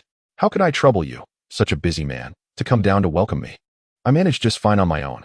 His tone carried a note of modesty. "Besides, my legs are still quite nimble. No need for you to come all the way down." Zhou Tianming laughed heartily and gestured, "You're too kind, too kind. Please, take a seat and enjoy a cup of tea to rest your feet." As he spoke, he guided Boss Zhang towards the sofa. "I was just drinking it. This tea was freshly airlifted from Nanyun, this year's first-rate new tea. Do have a taste." His tone was laced with a hint of pride, as if showcasing his refined taste. Boss Zhang settled down and nodded with a smile. "Then I must savor it. Zhou General's tea surely cannot disappoint." Zhou Tianming skillfully poured a cup for him, the water flowing gently into the cup, releasing an aromatic bouquet. He handed over the teacup. "Here you go, old Zhang. Give this flavor a try." Boss Zhang took a sip, his eyes widening in surprise. "What an exquisite tea. Zhou General, your taste is indeed exceptional." He paused, placing the cup down, and continued with a smile. "I've often heard of Zhou General's iron-fisted approach, unorthodox methods, and swift decision-making. I was skeptical at first, but today, I have truly come to reassess my view on you." Zhou Tianming was momentarily taken aback, then burst into hearty laughter, feeling quite pleased. The terms iron-fisted, unorthodox, and swift had been used to compliment him in succession, which flattered him immensely. He lifted his teacup and, feigning humility, replied, "Old Zhang, you flatter me." Despite his air of modesty, a sense of pride lingered in his voice, for one must maintain decorum in business dealings. He poured another cup for Boss Zhang and then spoke, "When it comes to managing subordinates, one must occasionally employ a firm hand. Otherwise, how can one demonstrate their leadership abilities?" Zhou Tianming's tone took on a note of authority. "Some subordinates, despite knowing their mistakes, show no sign of learning from them. Such individuals certainly deserve strict punishment. After all, they are under my care, and if they lack gratitude and continue to err, then I must take measures." Chapter 59. In this kid, Zhou Tianming's tone carried an air of inevitability, as if he were sharing his management philosophy. Boss Zhang listened, his eyes reflecting admiration. He silently mused, "The big boss is indeed different. He treats his own son not as a son, but as a subordinate." This thought brought to mind Zhou Hao, who was hanging by the tree outside, and he felt that the method of disciplining subordinates was somewhat exaggerated. Boss Zhang chuckled. "I've often heard of a company called Juner, renowned for its remarkable marketing strategies. Many prominent entrepreneurs claim that no one can compete with Juner's marketing. Until I met Zhou General, I too held that belief. But today, I must say, I am utterly impressed by your marketing tactics." Zhou Tianming paused, slightly bewildered. He laughed a couple of times. "Old Zhang, you exaggerate." Yet inside, he pondered. What marketing tactics? How did he discern them? Boss Zhang set down his teacup and remarked, "I honestly did not expect you to treat your clients as if they were your own parents, even hanging a banner at the company entrance. That is truly remarkable. If all businessmen had your sincerity towards clients, what business would be impossible?" Zhou Tianming laughed heartily and nodded. "Treating clients as parents is only right. If clients do not provide us with business, how shall we make a living?" However, midway through his statement, he abruptly halted, furrowing his brow. "A banner? What banner?" His voice held a note of confusion. Boss Zhang hesitated, thinking Zhou Tianming was playing coy. He chuckled. "The one at the entrance of the company. Your son is hanging from the tree, and beneath it, there is a banner that reads, Zhou Tianming and his son Zhou Hao welcome all fathers and mothers to Tianming decoration. This creativity is truly impressive. Zhou General, you are indeed a marketing genius. While disciplining your child, you still manage to promote the company. This tactic is simply brilliant. I could never have thought of such a clever idea. Admiration shone in Boss Zhang's eyes, appearing utterly sincere. Upon hearing this, Zhou Tianming's teacup crashed to the floor, tea splattering everywhere, his face turning a deep shade of anger. He suddenly stood up, whispering, "What did you say? My son is hanging from a tree?" Boss Zhang was taken aback by his reaction, momentarily at a loss for words. Zhou Tianming dashed to the window and flung it open, looking down. Indeed, he saw his son Zhou Hao dangling beneath the sycamore tree at the entrance of the company. The glaring banner caught his eye, and the murmurs of the onlookers surged like waves. "Dad, save me!" Zhou Hao's hoarse voice called up to him. Zhou Tianming stood frozen, his face flushed with rage as he bellowed, "What in the world is going on?" Boss Zhang, standing behind him, hesitated. "Zhou General, you." His tone was awkward, uncertain if he had misspoken. Zhou Tianming whirled around, glaring at him, and then whispered, "Old Zhang, you sit tight. I need to handle a situation." Zhou Tianming stormed down from the office, his anger causing his steps to falter. He marched directly toward the sycamore tree, spotting his son hanging there. A glance at the glaring banner filled him with rage. This was utterly humiliating. His voice trembled with fury as he shouted at Zhou Hao, "Who did this?" He scanned the surroundings. "Who dares? Come at me. What kind of ability is it to harm my son?" The gathering crowd remained silent, heads bowed and whispers exchanged. In the tree, Zhou Hao spotted his father's arrival, and his pent-up grievances could no longer be contained. Tears streamed down his face as he cried out in despair. "Dad, save me!" Zhou Tianming, hearing his son's heart-wrenching wails, felt a surge of anger twist his face. He shouted at the entrance of the company, "Are you all still working? My son is stuck up in that tree, and you're all just standing around like useless bystanders? Hurry up and get him down." Several employees at the company, startled by his roar, hurriedly rushed over, some carrying ladders, others seeking tools. Just then, Lin Fan approached from a distance, squinting his eyes and smiling at Zhou Tianming. "You must be Zhou Tianming, Zhou Hao's father?" Zhou Tianming frowned, glancing at Lin Fan with a hint of confusion. "Who are you? What do you mean by that?" But before he could ponder further, Zhou Hao cried out even more desperately, "Dad, it was him. This Lin Fan did this to me. He put up the banner on me. Dad, you have to make him pay. I want him dead." Upon hearing this, Zhou Tianming's face shifted from a pallid hue to a deep crimson. Clenching his fists, he pointed at Lin Fan. "Did you do this? Who do you think you are, daring to touch my son? Are you tired of living?" Lin Fan responded with a smile. "Your son doesn't learn his lesson. I'm just helping you teach him a lesson. It looks quite good hanging there, don't you think? It also serves as a nice promotion for your company." Zhou Tianming's rage intensified. "Do you know who I am? I am Zhou Tianming of Tianming Decoration. Who dares to provoke me in Jiangzhou?" Lin Fan chuckled. "Zhou Tianming? I haven't heard of you. It seems there are plenty of big shots around, but I wonder which type you are." His words heightened the tension in the atmosphere. Zhou Tianming had never encountered such disrespect before. With his son dangling from the tree, he felt compelled to address the situation. "Where are the security guards? Where the hell are they? Get over here."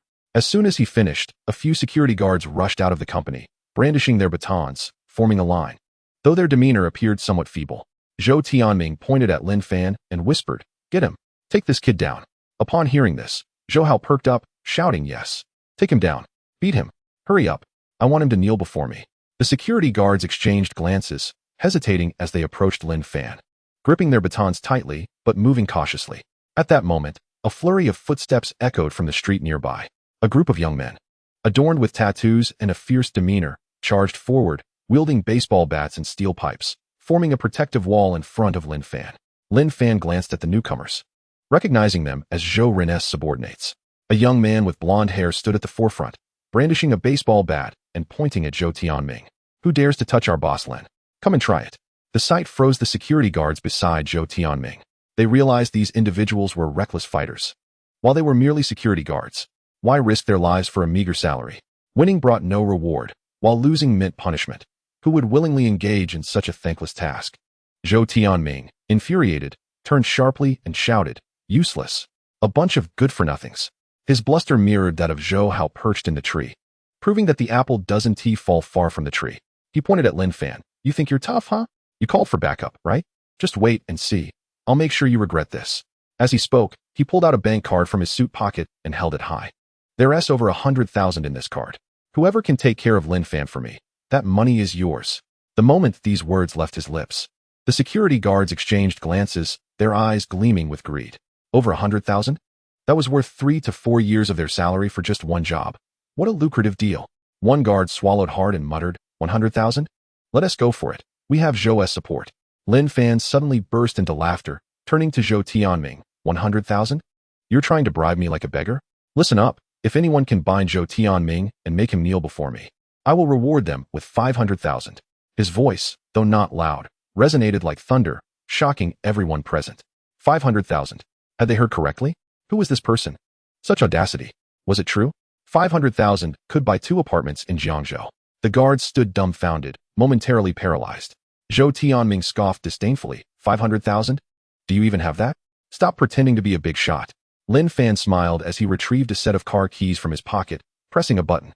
The distant red Ferrari beeped twice. He looked at Zhou Tianming. This limited edition Ferrari SF90 should be worth that much, wouldn't you agree? The crowd's eyes widened in disbelief. Was that the Ferrari SF90? A car worth tens of millions. It seemed to be the limited Straydale model. There were hardly any in existence globally, yet one was in Jiangzhou. Lin Fan continued nonchalantly. So? How do you want to choose between 100,000 and 500,000? I think the answer is quite clear. He added, and everyone who helps will be compensated. 10,000 each.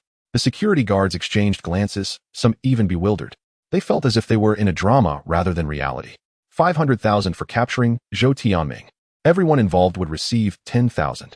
Who could resist such temptation? Before the guards could act, an employee in work attire shouted, I'll do it. Without waiting for a response, he lunged at Zhou Tianming like a ravenous wolf seizing its prey. The surrounding guards panicked, shouting, You're not security. Don't interfere. Let me handle this. Several others joined the fray. Zhou Tianming had never witnessed such a scene. His own employees and security guards were turning against him. What are you doing? Have you all lost your minds? Before he could comprehend the situation, the employee tackled him, grabbing his tie and yanking him down. Zhou Tianming fell to the ground with an ouch, wincing in pain. Seeing this, the crowd could no longer contain themselves. Security guards, employees, and even a few onlookers joined in. Everyone knew that participation meant 10,000. Who could pass up such an opportunity? Zhou Tianming, you insolent brat. I have long harbored disdain for you. Day in and day out, working tirelessly, do you truly believe I am but a beast of burden? Damn it. Last time I was penalized half a month's salary for being late. Today, I shall not refrain from delivering a few punches upon you. I am prepared to relinquish my job. Today, I seek to indulge in a thorough release of my pent-up frustrations.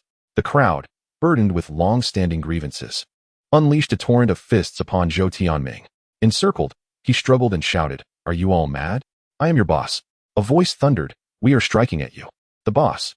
One security guard seized his arm, while another employee yanked at his hair. Several individuals swiftly bound him, the ropes constricting painfully around his arms. Before long, Zhou Tianming was ensnared like a dumpling and unceremoniously tossed before Lin Fan. Disheveled and covered in mud, his suit marred by footprints, he resembled a stray dog. As the crowd dispersed, a security guard, seemingly unsatisfied, stepped forward and delivered a kick to Zhou Tianming. Boss Lin commands you to kneel. Who allowed you to lie on the ground? You wretched creature. Do you find lying down comfortable? The guard then turned to Lin Fan, bowing and inquiring, Boss Lin, does this seem appropriate? Lin Fan, smiling, nodded, yes, quite satisfactory. Zhou Hao, witnessing the entire scene, wept uncontrollably. Father, why are you so useless? Just kill him. Zhou Tianming, battered and bruised, his eyes filled with despair, strained to lift his head and glared at Lin Fan. Do you think your wealth makes you superior? Lin Fan crouched down, gazing at the kneeling Zhou Tianming. I must apologize. Wealth does indeed confer superiority. And you wish to kill me? Still so arrogant? Allow me to inform you that my purpose today transcends merely delivering a beating. I intend to ensure you can no longer thrive in Jiangzhou from this day forth. Upon hearing this, Zhou Tianming erupted in laughter. My network in Jiangzhou is intricately woven. Do you truly believe you can dismantle it? Do you consider yourself a deity? Certain things cannot be purchased with money. Understand? He conceded that Lin Fan was indeed wealthy, but added, as long as I survive today, I will make you experience the depths of vengeful insanity. I shall personally bury you alive with your own wealth, leaving you without a resting place. Lin Fan regarded Zhou Tianming with an unperturbed demeanor. Bury me alive with money? It sounds like a splendid idea. Alas, you no longer possess that opportunity. You have lost everything. Lin Fan's gaze drifted to the distance. where Zhou Ren approached briskly. Boss Lin, I have arranged everything you requested. There will be no issues. Lin Fan nodded in satisfaction and turned slowly, his icy gaze landing upon the kneeling Zhou Tianming. Zhou Tianming, your greatest reliance lies in the clientele and orders of Tianming decoration in Jiang'o, does it not? You believe that with these assets, you can amass further wealth and confront me? Lin Fan paused, a hint of derision flickering in his eyes. Regrettably, you are mistaken. With gritted teeth, Zhou Tianming glared at Lin Fan, his voice brimming with rage. Who do you think you are? You believe you can shake the very foundations of Tianming decoration? Lin Fan replied languidly. I have spent 50 million to secure the majority of your clients. From this moment forward, they will visit your construction sites, deliberately raising objections about the quality of your work and withholding final payments. Of course, that is not the gravest concern. The most perilous aspect is that they will unite with a team of lawyers to sue you for breach of contract, demanding compensation that multiplies the original amount. He smiled. Your financial chain will soon be suffocated. Without funds to pay your workers and suppliers, your entire company will collapse. Zhou Tianming raised his head, scoffing. Do not attempt to deceive me. I have numerous clients, long-standing relationships. How do you, Lin Fan, presume to achieve this in such a short span? Lin Fan remained unfazed. Do you doubt me? Then allow me to share another detail. He continued methodically. I have spent 20 million to bribe your material suppliers, halting the supply of all essential materials, cement, tiles, timber. Without materials, your construction sites will come to a standstill. What business can you conduct then? Zhou Tianming paused, then let out a derisive laugh. Bribing suppliers? Lin Fan, do you take me for a fool? I have collaborated with them for years, and our contracts are crystal clear. They would not dare halt supply. Breaching a contract incurs penalties. Who do you think you are intimidating? Lin Fan shook his head gently, a hint of mockery lacing his tone. Penalties? They have accepted my 20 million. What does your meager breach compensation matter? Furthermore, I have already prepared their penalty funds. They have nothing to fear. Lin Fan's gaze turned colder. Moreover, I have spent 10 million to hire a top-tier black public relations team. Within 24 hours, the internet will erupt with allegations against Tianming decoration for cutting corners, harming clients, and the owner absconding, complete with fabricated evidence. Clients and banks will flee. Your credibility will be utterly annihilated. Upon hearing this, Zhou Tianming's expression shifted, a flicker of panic crossing his features, yet he maintained his facade, gritting his teeth. Lin Fan, do you think such underhanded tactics will intimidate me? You are dreaming. I, Zhou Tianming, have operated in Jiangzhou for many years. My foundations are deep-rooted. You are but a mere fledgling who cannot shake them. Lin Fan scoffed, crouching closer to Zhou Tianming, whispering, deep roots? Just how deep are they? At that moment, a flurry of phone rings echoed around them. Lin Fan chuckled. Look, a call has already come through. Zhou Ren assisted in connecting Zhou Tianming's call and then handed him the phone. As soon as the call connected, a cold voice emerged from the other end. President Zhou, we regret to inform you that we have discovered serious quality issues at your construction site. We are refusing the final payment, and our legal team is preparing the lawsuit materials. Zhou Tianming, struck as if by lightning, stammered, Old Li, what are you saying? We have collaborated for so many years. How could you? Before he could finish, the caller hung up. Another call quickly followed.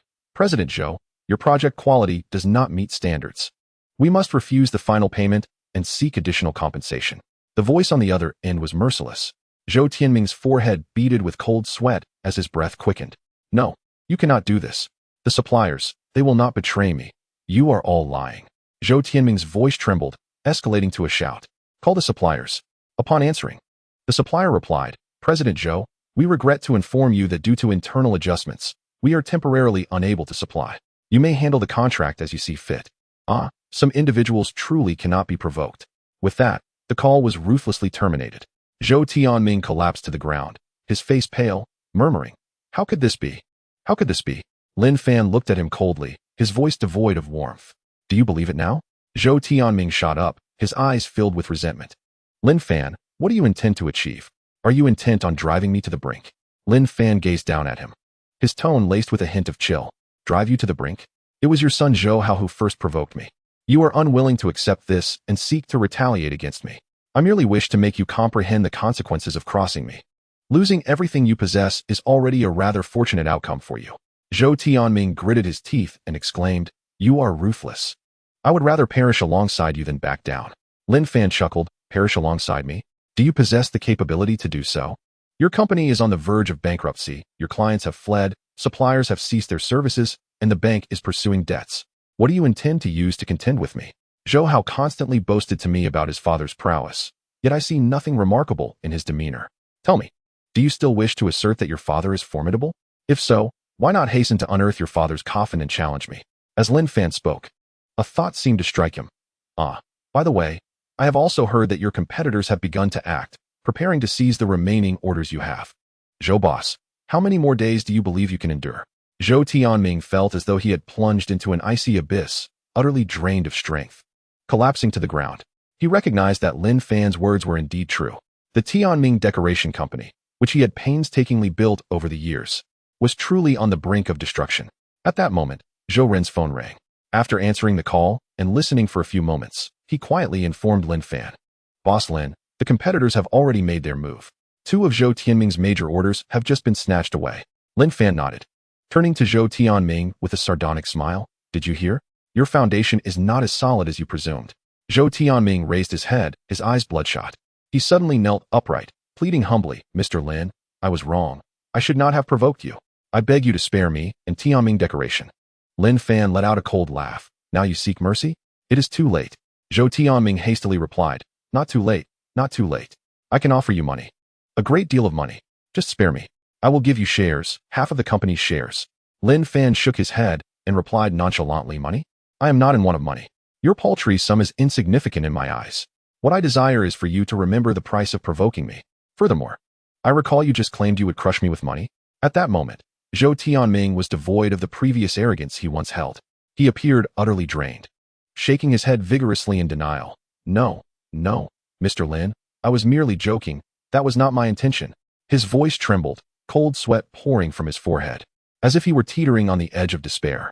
It felt as though Lin Fan might truly bury him under a pile of money. Lin Fan cast a disinterested glance at him. Whether you intended that or not, I find your idea rather appealing. I am curious to experience what it feels like to bury someone with money. As soon as he spoke, Zhou Tianming's countenance turned ashen, panic filling his eyes. Zhou Tianming was thoroughly alarmed, crawling towards Lin Fan, his demeanor pitiful to behold. He pleaded, Mr. Lin, I am sorry, it was wrong of us, the Zhou family. I implore you, show mercy and spare us. We will leave Jiangzhou immediately, ensuring you will never have to see us again. His voice trembled with tears streaming down his cheeks, mingling with snot, rendering him a pitiable sight. Before Lin Fan could respond, Zhou Hao, who was hanging nearby, suddenly interjected. Dad, how can you kneel before this contemptible creature? Get up at once. Did he not claim he would crush us with money? Let him do it. The more the better, even if he were to throw a few billion at us. With that, Dad, you could surely make a comeback. Zhou Hao's voice was filled with resentment, completely oblivious to the perilous edge upon which he stood, pouring fuel onto the fire. Upon hearing his son's words, Zhou Tianming was consumed with rage. He turned sharply to glare at Zhou Hao, his eyes nearly ablaze, shouting, Unfilial son, shut your mouth. The reason we find ourselves in this predicament is entirely due to your actions. If it were not for you antagonizing such a significant figure, would we be in this position? Would our family company be facing collapse? Wretched beast, prodigal scoundrel. As Zhou Tianming cursed, he gasped for breath, seemingly attempting to alleviate the tension with Lin Fan through his verbal assault on his son. However, his efforts only appeared as futile struggles in Lin Fan's eyes. Lin Fan remained indifferent to Zhou Tianming's theatrics. He turned to Zhou Ren and casually inquired, how many one-dime coins can 1 million yuan be exchanged for? Zhou Ren paused momentarily before grasping Lin Fan's intent. He replied with a smile, Boss Lin, 1 million yuan can be exchanged for approximately 100 million one-dime coins. Lin Fan continued, by the way, just now he said he would bury me alive with coins. I have heard of burying someone with dirt, but burying someone with money is a novel concept. What would be the volume of 100 million coins? I am quite curious if that would suffice to bury 2 individuals. Zhou Ren pondered for a moment before stating, to calculate volume, we need to know the dimensions of a one-dime coin.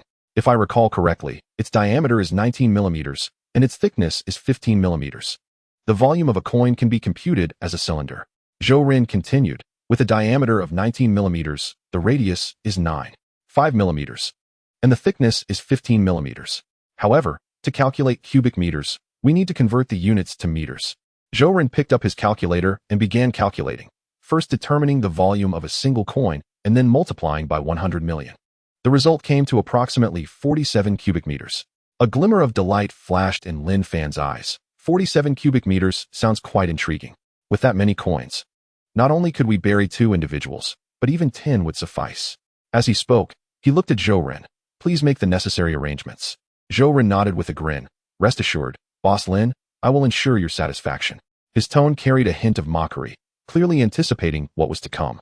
Zhou Tianming, now thoroughly terrified, hastily bowed his head in supplication. Mr. Lin, I was wrong. I shall never dare again. I will do whatever you ask, just spare me.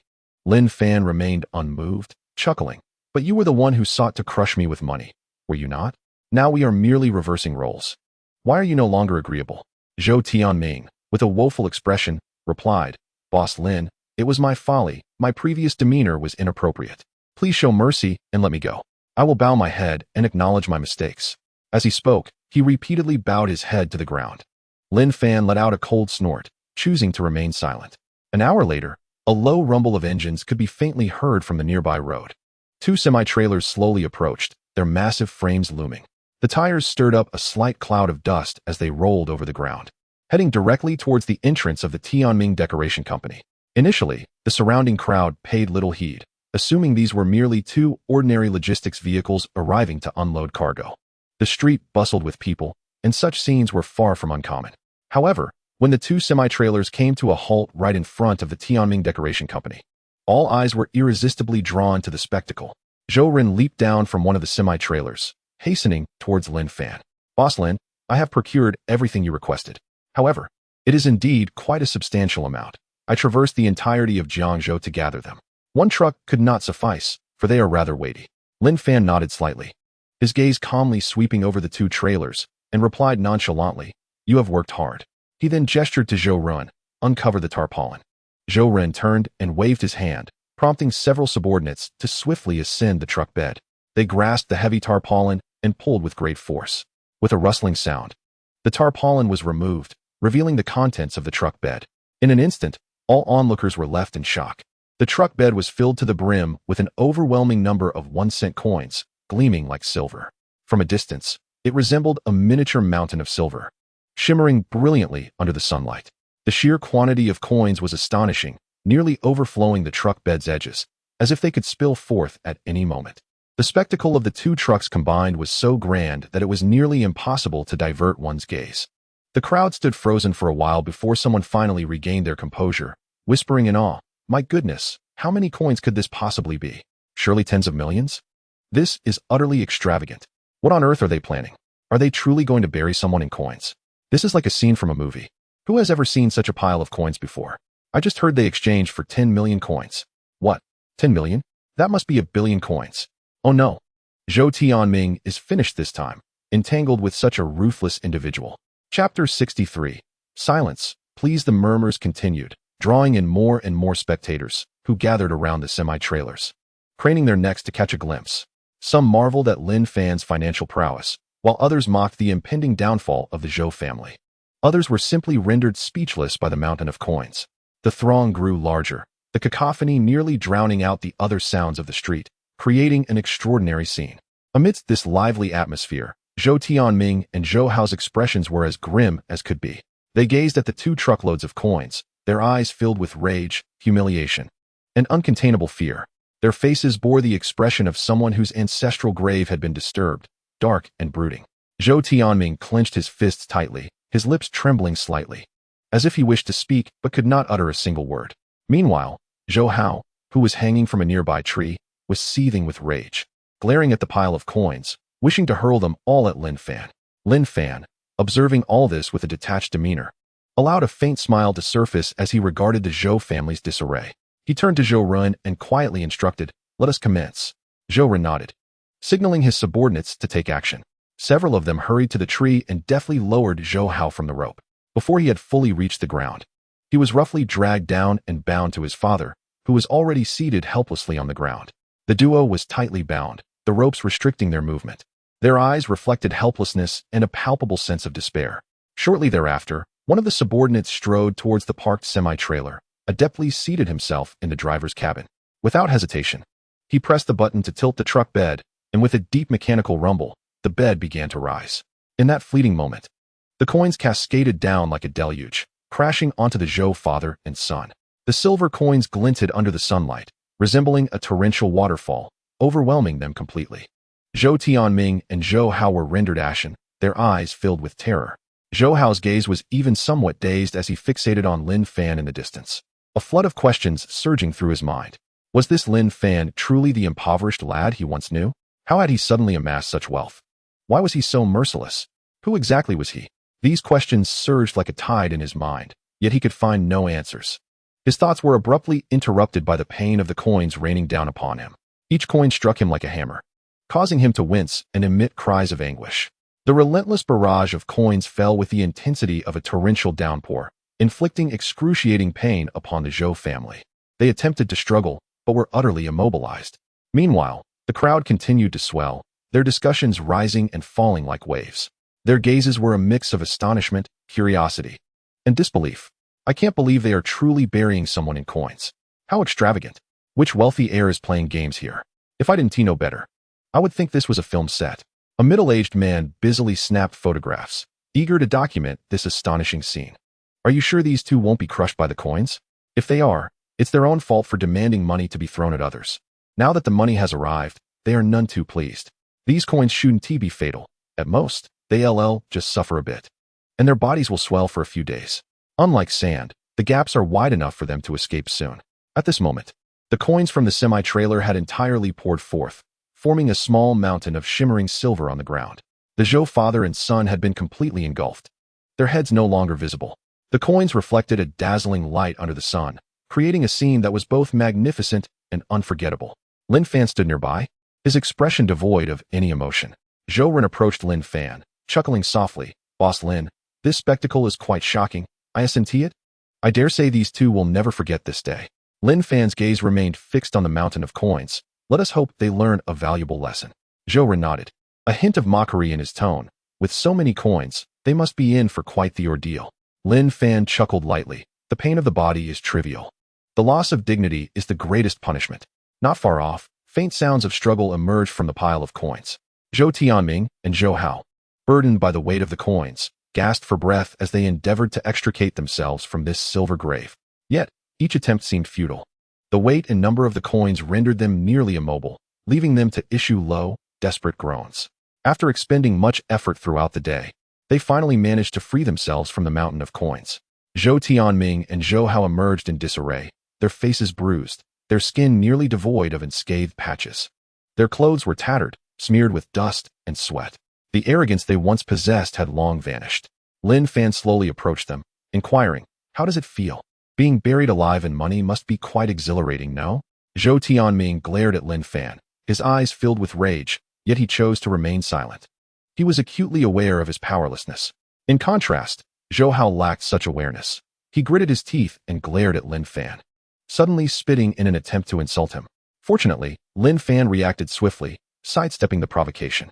Instantly, Lin Fan's smile turned icy, his gaze becoming sharp. He fixed his eyes on Zhou Hao, his tone laced with a hint of chill. "You seem quite spirited, young man. No matter, do you see that? There's a truck full of coins over there, all intended for your comfort." He gestured towards another semi-truck parked not far away, its cargo hold brimming with glimmering coins. Zhou Hao followed Lin Fan's finger, a flicker of fear passing through his eyes, quickly replaced by anger. He gritted his teeth and bellowed, "Come on. If you have the guts, kill me today." It was as if he clung to his last shred of dignity with stubbornness. Zhou Tianming's expression changed drastically. He hurriedly scolded, "Unfilial son, shut your mouth." At this point, Lin Fan knows better than anyone what methods he possesses. This brat aims to drag me down with him. Lin Fan replied nonchalantly, "I do not intend to kill you today, but I plan to torment you thoroughly." He bent down, scooped up a handful of coins from the ground, and turned to the crowd of onlookers. "I'm preparing to play a game. I wonder if any of you are interested in participating." Chapter 64. A most handsome appearance. Lin Fan's voice resonated clearly throughout the venue, instantly capturing everyone's attention. He pointed towards the truck laden with coins and continued, "The rules are simple. You will take coins from that truck and hurl them at this father and son duo. The amount you throw is the amount you can take home. We will have supervisors to ensure that everyone respects the game rules. We also guarantee fairness and justice. However, if I find anyone breaking the rules, they will share the same fate as these two." He pointed to the Zhou father and son, his tone commanding authority. As soon as the words left his mouth, the crowd erupted in excitement. Throwing coins for money? How thrilling, especially targeting these arrogant father and son. It was a delight to the heart. Surely, there can't be any traps, right? Lin Boss has promised supervision and fairness, so what is there to fear? Even if I don't get paid, I will throw coins. I want to smash this Zhou scoundrel. I call upon all employees to join in throwing at Zhou Tianming. This beast. The chatter grew louder, as most were captivated by the allure of the game. The rules were straightforward, allowing for emotional release while earning real money. Who could resist? Once Lin Fan finished speaking, he pointed to Zhou Ren beside him, adding, anyone wishing to sign up can do so with him. No sooner had he spoken than a throng of people rushed forward like a frenzy. Within seconds, a long line formed for registration. Some rubbed their hands excitedly, while others whispered strategies on how to throw harder. Meanwhile, some calculated their potential earnings. The Zhou father and son, bound in place, turned pale as paper. Before long, a group eagerly descended upon the semi-truck to retrieve coins, hastening to hurl them at the Zhou father and son. The coins gleamed in the air, accurately striking Zhou Tianming and Zhou Hao. Cheers erupted from the crowd, with some shouting encouragement and others bursting into laughter. The scene was as festive as a celebration. Zhou Ren's companions supervised while shouting, throw with all your might. Don't hold back. Initially, the crowd threw coins one by one, but it wasn't long before they began tossing them in groups of 10 or 20. Some found the process of fetching coins tedious and simply lifted their shirt hems to fill their pockets to the brim. Others appeared with baskets, basins, and even a worn plastic bucket. They filled them with coins and directly hurled them at the Zhou father and son. The coins cascaded down, ringing against the ground, creating a chaotic yet magnificent spectacle. Not spending their own money, but earning from the throws was exhilarating. Another person laughed heartily. I've never thrown so much money in my life. Today feels liberating.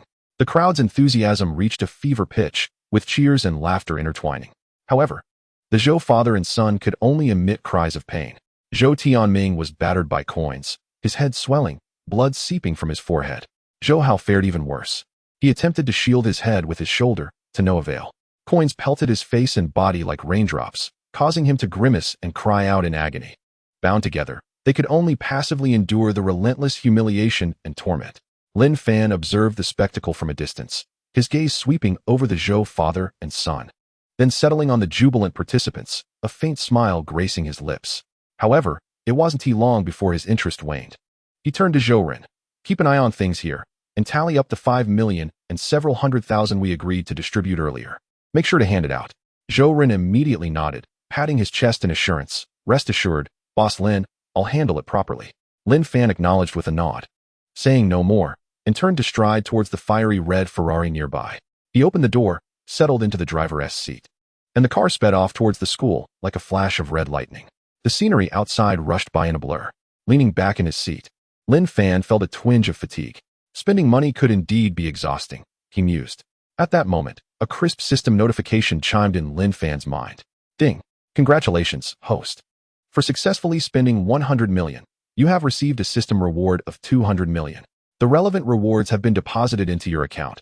Please check. Hearing this notification, Lin Fan paused momentarily. He then took out his phone, opened the banking app, and checked his account balance, 615,360,000.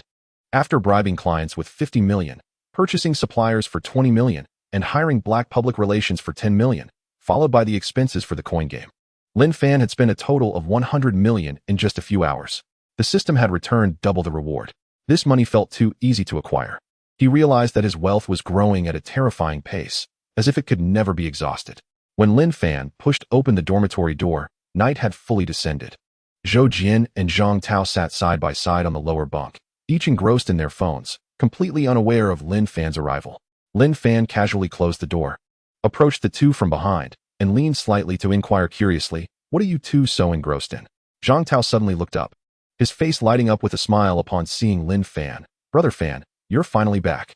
Zhao Macy really reported to our school. Have you seen her?" His tone conveyed a hint of excitement, as if he were thrilled to see Zhao Macy in the flesh. Lin Fan shook his head, casually tossing his coat onto a chair. "I didn't see anything. I haven't been at school all day." Upon hearing this, Zhou Jian looked at Lin Fan with a face full of regret. "What a shame. Today, Zhang Tao and I witnessed Zhao Macy in person, and she is truly stunning. Especially her poise. It is simply beyond words. You should check out the school forum. There are countless photos of Zhao Macy circulating now." Lin Fan, puzzled, replied, "Aren't there already plenty of her photos online? Is it necessary to check the forum?" Zhang Tao waved his hand and hurriedly explained, Brother Fan. It's different. The photos on the forum were all taken today at school with a high-definition camera. The angles are perfect and the details are exquisite. They are far more authentic than the retouched images online. Purely natural, no filters. Look at this. As he spoke, he handed his phone to Lin Fan. Chapter 65, Timely Rain. On the screen was a photograph of Zhao Meisi standing at the school gate. She wore a beige trench coat and sunglasses, exuding a cool and elegant aura. Indeed, it possessed a touch of life that the online photos lacked. Lin Fan glanced at it, nodded, and smiled, not bad. Suddenly, Zhang Tao seemed to recall something and exclaimed, By the way, I heard there will be a welcome party tomorrow night. I wonder if Zhao Meisi will perform? Zhou Jian shook his head at this remark. She probably won't. A big star like Zhao Meisi charges millions for a commercial appearance. How could she attend a small welcome party at school? Her time is far too valuable. However, Zhang Tao, unwilling to concede, frowned and countered, You never know. What if she wants to experience college life in a low-key manner? If she actually attends, and we miss it, that would be such a loss. The more he spoke, the more animated he became. He turned to Lin Fan, asking, Brother Fan, will you go? Leaning against the headboard, Lin Fan casually replied, I might as well go take a look if I'm free. Zhou Jian, upon hearing this, became interested as well. Then let's go together. But I still think Zhao Meisi won't perform. She will most likely just sit in the audience. Zhang Tao chuckled, sitting is still great. Getting to see the goddess up close is worth it for me. While saying this, he resumed scrolling through the forum, muttering, This profile is stunning, Brother Fan. You really should take a look. Lin Fan smiled, but did not respond. Brother Fan, do you think if Zhao Meisi really goes on stage, she will dance like in her swimsuit video? Zhang Tao suddenly turned to Lin Fan. Amused by this question, Lin Fan laughed. You wish. If she really danced like that, the school would explode. Zhang Tao chuckled. We must secure a good spot then. Zhou Jian joined in the laughter, saying, All right, stop dreaming. Just being able to see her would be great, let alone a swimsuit dance. Do you think you are a billionaire? The night passed without incident. The next morning, Lin Fan walked into the classroom as usual. The room was already filled with students who were fervently discussing yesterday's explosive news, the arrival of the celebrity Zhao Meisi. The boys talked predominantly about her looks, physique, and charisma, while the girls focused more on the details, discussing her outfit and speculating that the beige trench coat must be a new release from a high-end brand. Others analyzed her skincare, wondering if she used some luxurious products.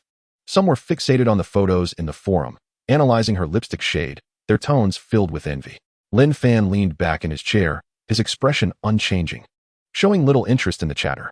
Just as he was about to pull out his phone to scroll for a while, the classroom door was suddenly pushed open, and the class monitor, Zhang Wei, walked in. Zhang Wei approached Lin Fan directly, his eyes filled with disdain. Lin Fan, the dean wants you in his office. After saying this, he turned to leave, muttering under his breath, The poor guy keeps causing trouble. The dean won't treat you kindly. Though his voice was low, Lin Fan heard him clearly.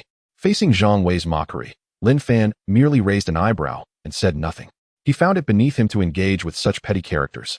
However, a hint of curiosity arose within him. What could the dean want with him? Was it related to Zhou Hao? The dean's office was located on the second floor of the administrative building. Lin Fan made his way there with ease, knocking on the door. A low voice called from within, Come in. Upon entering, he discovered not only the dean, Li Jiwen, but also the principal, Li Guoqiang, present. Li Jiwen sat behind his desk, holding a stack of documents, while Li Guoqiang leaned against a nearby sofa, sipping tea with a warm smile directed at Lin Fan. Director Li, Principal Li, Lin Fan greeted simply. Li Guoqiang set down his teacup, gestured to the chair opposite him, and said amiably, Lin Fan, come, sit down. Don't just stand there. Following his instructions, Lin Fan took a seat and then turned to Li Jiwen, inquiring, Director Li, is there something you wanted to discuss with me? Li Jiwen smiled and pushed the documents aside. Then he looked at Li Guoqiang and said, Actually, it's not me looking for you. It's Principal Li who wants to see you. Since I happen to be in my office, I called you over. Lin Fan turned his gaze to Li Guoqiang, nodding slightly as he awaited his words. Li Guoqiang, still wearing that gentle smile, began, Lin Fan. We are not here for anything negative. Our school is having a welcome party tonight. Are you aware of this? Lin Fan nodded. I've heard about it. Li Guoqiang continued. After the welcome party, we have a ribbon-cutting ceremony planned. You previously invested 30 million in the school, correct?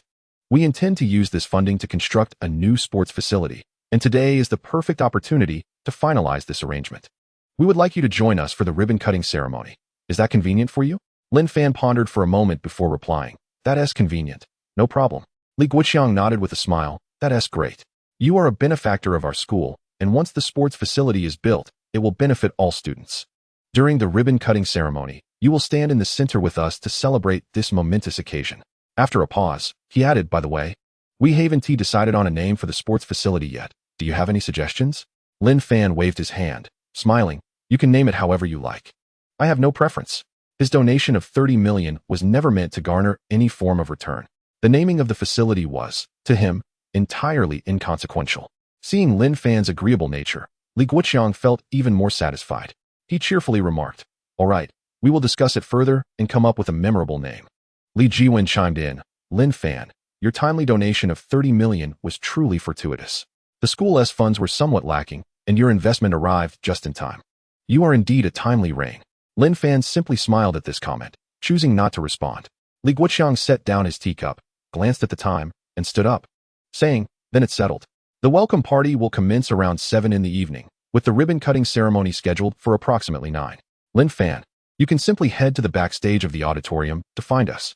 Lin Fan nodded in acknowledgement, saying, I understand, but I mentioned an anonymous donation. So I hope you won't mention me during the ceremony. Li Guoqiang chuckled, rest assured, I will keep that in mind. Chapter 66. Recuperating at home, Lin Fan emerged from the office of the head of education and returned to the classroom to continue his lessons. The teacher droned on at the podium, while some classmates listened attentively and others were engrossed in their phones. Seated by the window, sunlight streamed through the glass, casting a warm glow upon his desk. However, today's lesson felt particularly interminable to Lin Fan, as he found it impossible to concentrate. He recalled that before acquiring the Shinhouse system, he had been a diligent student, taking extensive notes and even completing exercises multiple times. Yet now, with wealth surpassing hundreds of millions, his mindset had undergone a profound transformation. At this moment, his prevailing thought was that studying was futile. This notion had quietly taken root in his mind, prompting him to ponder questions he had never considered before. What is the ultimate purpose of education? He glanced around at his classmates, all of whom had fought their way through the grueling gauntlet of college entrance exams. Each was a stellar performer in high school. Otherwise, how could they gain admission to a prestigious institution like Jiangzhou University? During their university years, they would continue to strive, burning the midnight oil to write papers, prepare for exams, and seek internships. All this effort was aimed at securing a good job after graduation, to earn a living and support their families. Yet for Lin Fan, these endeavors seemed to have lost their significance. Wasn't the end goal of education to earn money?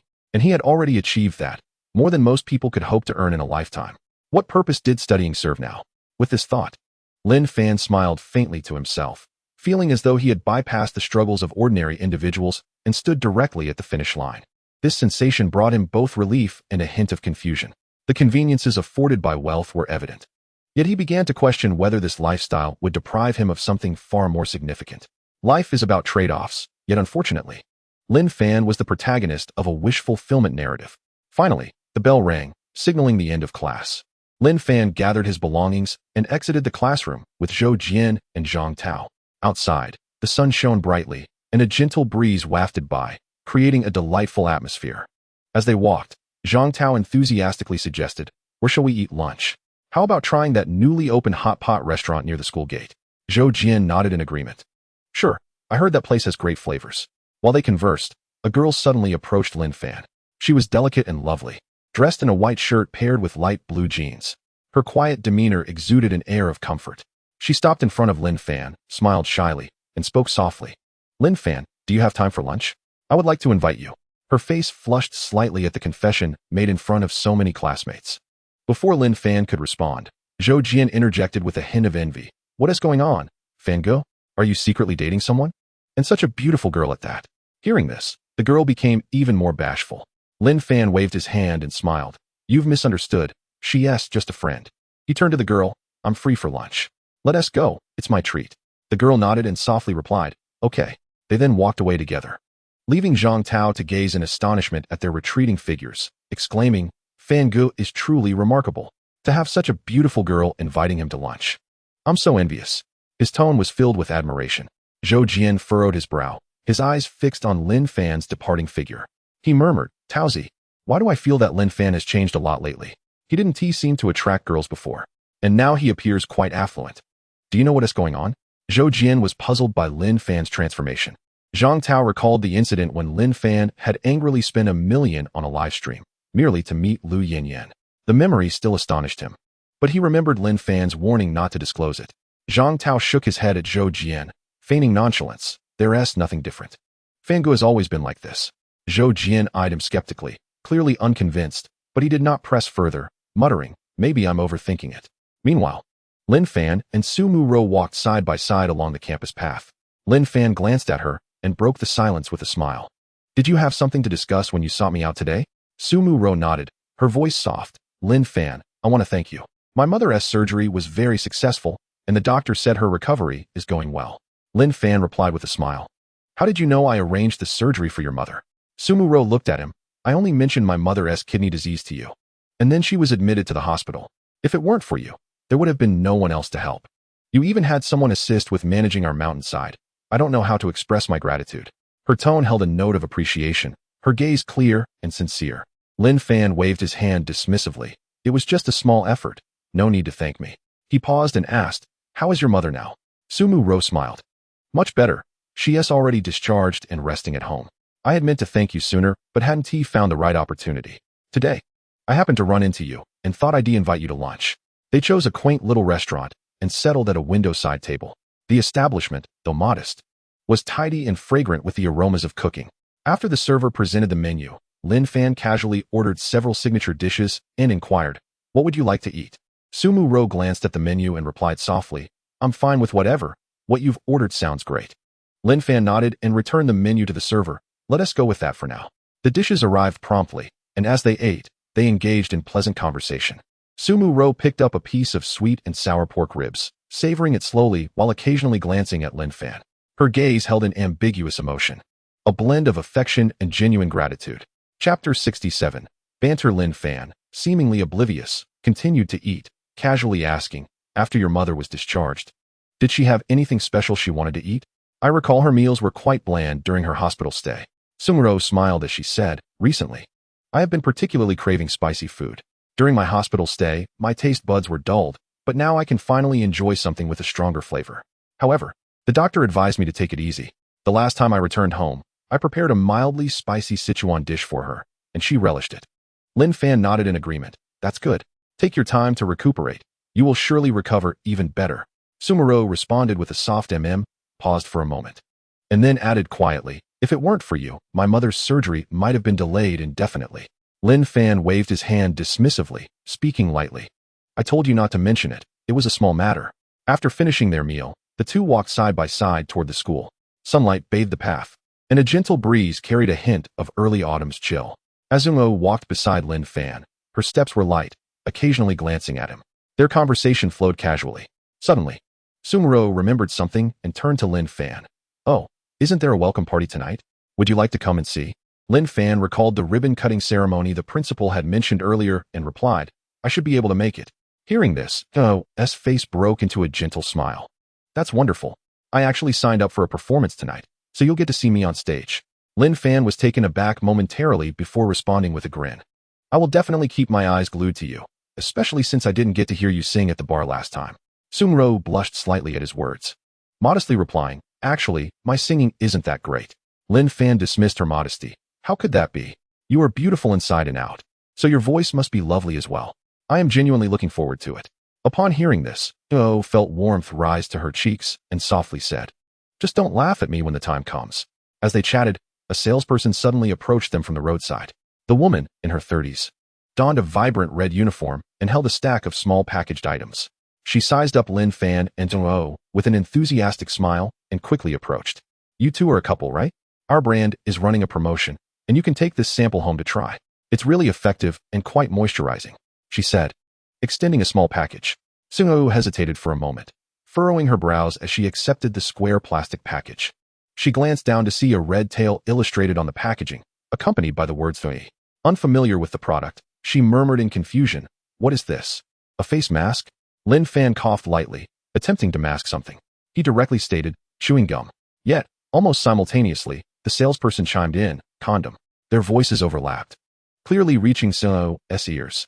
In an instant, her face flushed crimson, warmth spreading from her cheeks to her neck. She stood frozen, nearly dropping the small package from her hands. Her eyes wide as she stared at the salesperson, then quickly shot a glance at Lin Fan, feeling utterly mortified. The salesperson, oblivious to her embarrassment, continued enthusiastically. It's really effective. My husband and I always use it together. You, dear, look like you haven't tried it yet. Hurry. Find a hotel with your boyfriend and give it a go. You'll see how enjoyable it is. She spoke animatedly, even winking at Suo, as if imparting some life wisdom. Suo stood there, paralyzed and at a loss, her breathing quickening. She lowered her head, wishing she could disappear into the ground. The shui in her hand felt like a hot potato, and she was unsure of what to do. Lin Fan, observing her flustered demeanor, could not help but tease. So, you really want to try it with me? At his remark, Suo was utterly stunned. She abruptly raised her head and shot Lin Fan a glare, indignantly muttering, "Rogue." Without a second thought, she hurriedly fled, her steps frantic. Lin Fan watched her retreating figure, unable to suppress his laughter. The salesperson paused momentarily, then remarked, "Why are young people still so shy? They are adults. What is so strange about this?" She then turned her gaze to Lin Fan. "Young man, you need to make an effort. Your girlfriend is so beautiful. It must be quite a thrill." Lin Fan could only shake his head in disbelief at her audacity. When he looked up again, he realized that Go's figure had long vanished. A hint of exasperation crossed his face. That girl runs quite fast. However, the image of her blushing as she rushed away was rather endearing. Lin Fan returned to the dormitory. As soon as he pushed the door open, he was greeted by the sound of vigorous keyboard tapping and Zhou Jian's booming voice. "Taozi, can you stop messing around? We are about to lose." Zhang Tao retorted defiantly. "Is it my fault? You clearly didn't keep up this time." The two were seated at the table, engrossed in a game, the screen flashing with action. Upon hearing the commotion, they both looked up. Seeing Lin Fan return, Zhou Jian teased, "Oh, Fan Gu is back. How did your date go? You really pulled a beautiful girl." Lin Fan chuckled lightly, casually responding, "Don't talk nonsense. We just had a meal." Zhang Tao, with a curious expression, pressed, "Come on. Fan Gu, don't play coy. That girl clearly has feelings for you. Be honest, did you set up another meeting? Did you hold hands today? Or have you?" He raised his eyebrows, his expression full of mischief. Lin Fan shook his head, opting not to elaborate. Zhou Jian interjected, "By the way, let's eat dinner early tonight so we can secure good seats at the auditorium. We shouldn't arrive late and miss out." Lin Fan recalled something and said, "I might not be able to join you all tonight. I have some other matters to attend to." Upon hearing this, Zhou Jian immediately wore a knowing grin. He glanced sideways at Lin Fan. "You have something else to do tonight? Don't tell me you're going to meet that stunning lady from lunch for a hotel rendezvous?" Lin Fan found humor in his words, rolling his eyes. "Your imagination is truly filthy. Do you think I am that kind of person?" Zhang Tao burst into laughter. "Fan Gu, you keep acting solo. Who would believe you have no ulterior motives?" Lin Fan waved his hand. "All right, you two can continue your wild speculations. I'm going to take a break." As the clock approached 5 in the afternoon, Lin Fan lingered in the dormitory, contemplating the ribbon-cutting ceremony he was to attend that evening. He rose to prepare to leave. Zhou Jian cast a sidelong glance at him and casually inquired, "Fan Gu, where are you off to?" "Just to grab something," Lin Fan replied succinctly before stepping out. Zhang Tao observed his retreating figure and muttered, "Fan Gu seems rather mysterious lately." Zhou Jian nodded in agreement. Indeed, he feels different from before. Lin Fan descended the stairs, heading directly to the parking lot. The roar of the fiery red Ferrari's engine echoed as the car sped out of the campus like a flash of lightning. He made his way to the Tianxi No. 1 villa in Jiangzhou city center. Since he was to attend a formal event that evening, wearing appropriate attire was essential. The clothing in his dormitory was rather casual and insufficient, leading him to return to the villa for a change. Half an hour later, the vehicle came to a steady halt in the private garage of Tianxi Yuhua. Lin Fan pushed open the villa's grand entrance, greeted by an expansive hall adorned with opulent decor. Crystal chandeliers cast a gentle glow, while the marble floor gleamed like a polished mirror. A subtle hint of sandalwood lingered in the air. He ascended directly to the second floor and entered the cloakroom, which was filled with an array of bespoke suits and shirts he had previously acquired. He selected a deep blue Armani suit, complemented by a black tie, and retrieved a pair of handcrafted leather shoes from the shoe cabinet. After a brief fitting, he found himself quite satisfied. Once dressed, Lin Fan stood before a full-length mirror, scrutinizing his reflection. The figure in the mirror appeared tall and poised, with striking features. The suit fit impeccably, enhancing his composed demeanor. He glanced at the time. It was already past 6. The welcome party commenced at 7, with the ribbon-cutting ceremony scheduled for around 9. Time was not pressing. He settled onto the sofa in the villa's living room, casually resting his legs on the edge of the coffee table, holding a bottle of mineral water airlifted from Siberia, poised to unscrew the cap for a sip. Just then, his phone rang unexpectedly. The screen displayed the name Zhou Ren. He answered the call, lazily leaning back against the sofa. "Hello, what is it?" From the other end came Zhou Ren's familiar voice, tinged with amusement. "Boss Lin. Lu Yinyin has been in the mountains for 10 days now and is clamoring to return. However, we currently have her detained. Do you wish to release her?" Upon hearing this, Lin Fan casually inquired, "How has she been performing these past few days?" Zhou Ren chuckled heartily. "She has been managing well, completing her assigned tasks daily, farming, feeding chickens, fetching water. Nothing has been overlooked. Even if we gave her 10 acres to cultivate on her own, she would handle it without issue. It seems she is genuinely fatigued from the experience." Lin Fan nodded in satisfaction, his fingers lightly tapping the armrest of the sofa. The image of Lu Yinyin's previously arrogant demeanor surfaced in his mind. It appeared that 10 days of labor in the mountains had indeed taught her a lesson. With a light chuckle, he remarked, "Then let her go. I suppose this will serve as a valuable lesson for her." Zhou Ren acknowledged, "Understood. I will release her right away." Lin Fan casually tossed his phone onto the coffee table, lowering his gaze to sip his water. He noticed a fine layer of dust settling on the surface of the table, as well as along the edges of the sofa and the crevices of the windowsill. Frowning slightly, he mused, "This place is indeed infrequently occupied. It clearly requires regular upkeep." When he initially acquired the villa, he merely intended to use it occasionally or to entertain friends, never considering the need for maintenance. If only he had a housekeeper or servant to perform routine cleaning, it would be much improved. After a moment's contemplation, Lin Fan retrieved his phone and dialed the property management's number. The call was promptly answered by a familiar middle-aged male voice, whose tone was exceedingly respectful. "Mr. Lin, good day. This is Tianqi Property. How may I assist you?" The speaker seemed quite impressed by Lin Fan, as one would expect from a resident of Tianqi Yihua, a place reserved for the affluent. Lin Fan got straight to the point. "Do you have any permanent cleaning staff or housekeepers available? My villa is seldom occupied, and it needs regular maintenance." The property manager immediately grasped his intent, responding eagerly, "Yes, indeed. Our company has recently hired some part-time personnel who can handle housekeeping tasks. They have all undergone standardized training from our headquarters, ensuring both service attitude and quality. If you are interested, I can send a few individuals over for you to select from. How does that sound?" He paused, then thoughtfully added, "By the way, Mr. Lin, do you have any specific preferences regarding candidates? For instance, age, gender, residence, or personality traits?" Leaning back on the sofa, Lin Fan idly toyed with the remote control. "I have no particular requirements. Perhaps someone younger who does not reside on the premises." In truth, he was not overly concerned with such details, as he merely sought someone to perform cleaning duties. As long as they were competent, that sufficed. The property manager quickly replied, "Understood. I will bring a few individuals over in about 10 minutes. Please wait at home." After confirming the address, he ended the call. Lin Fan set his phone down and approached the floor-to-ceiling window, gazing out at the nightscape of Jiangzhou's city center. Towering buildings surrounded him, illuminated by a dazzling array of lights. The life of the affluent indeed seemed monotonous and tedious. Within 10 minutes, the doorbell rang at the villa. Lin Fan walked over to open the door, revealing the property manager, a man in his 40s, impeccably dressed in a suit, wearing a professional smile. He bowed slightly to Lin Fan and politely said, "Mr. Lin, good day. Here are the candidates I have brought for you. Please see if they are suitable." After stepping aside, 5 individuals entered behind him, standing in a neat row in the living room. Lin Fan glanced over them, 1 man and 4 women, all appearing to be in their 20s to 30s. The male was a young man in his early 20s, of shorter stature and dark complexion, dressed in a standard uniform, looking rather earnest. The 4 women were similarly aged, all in uniforms.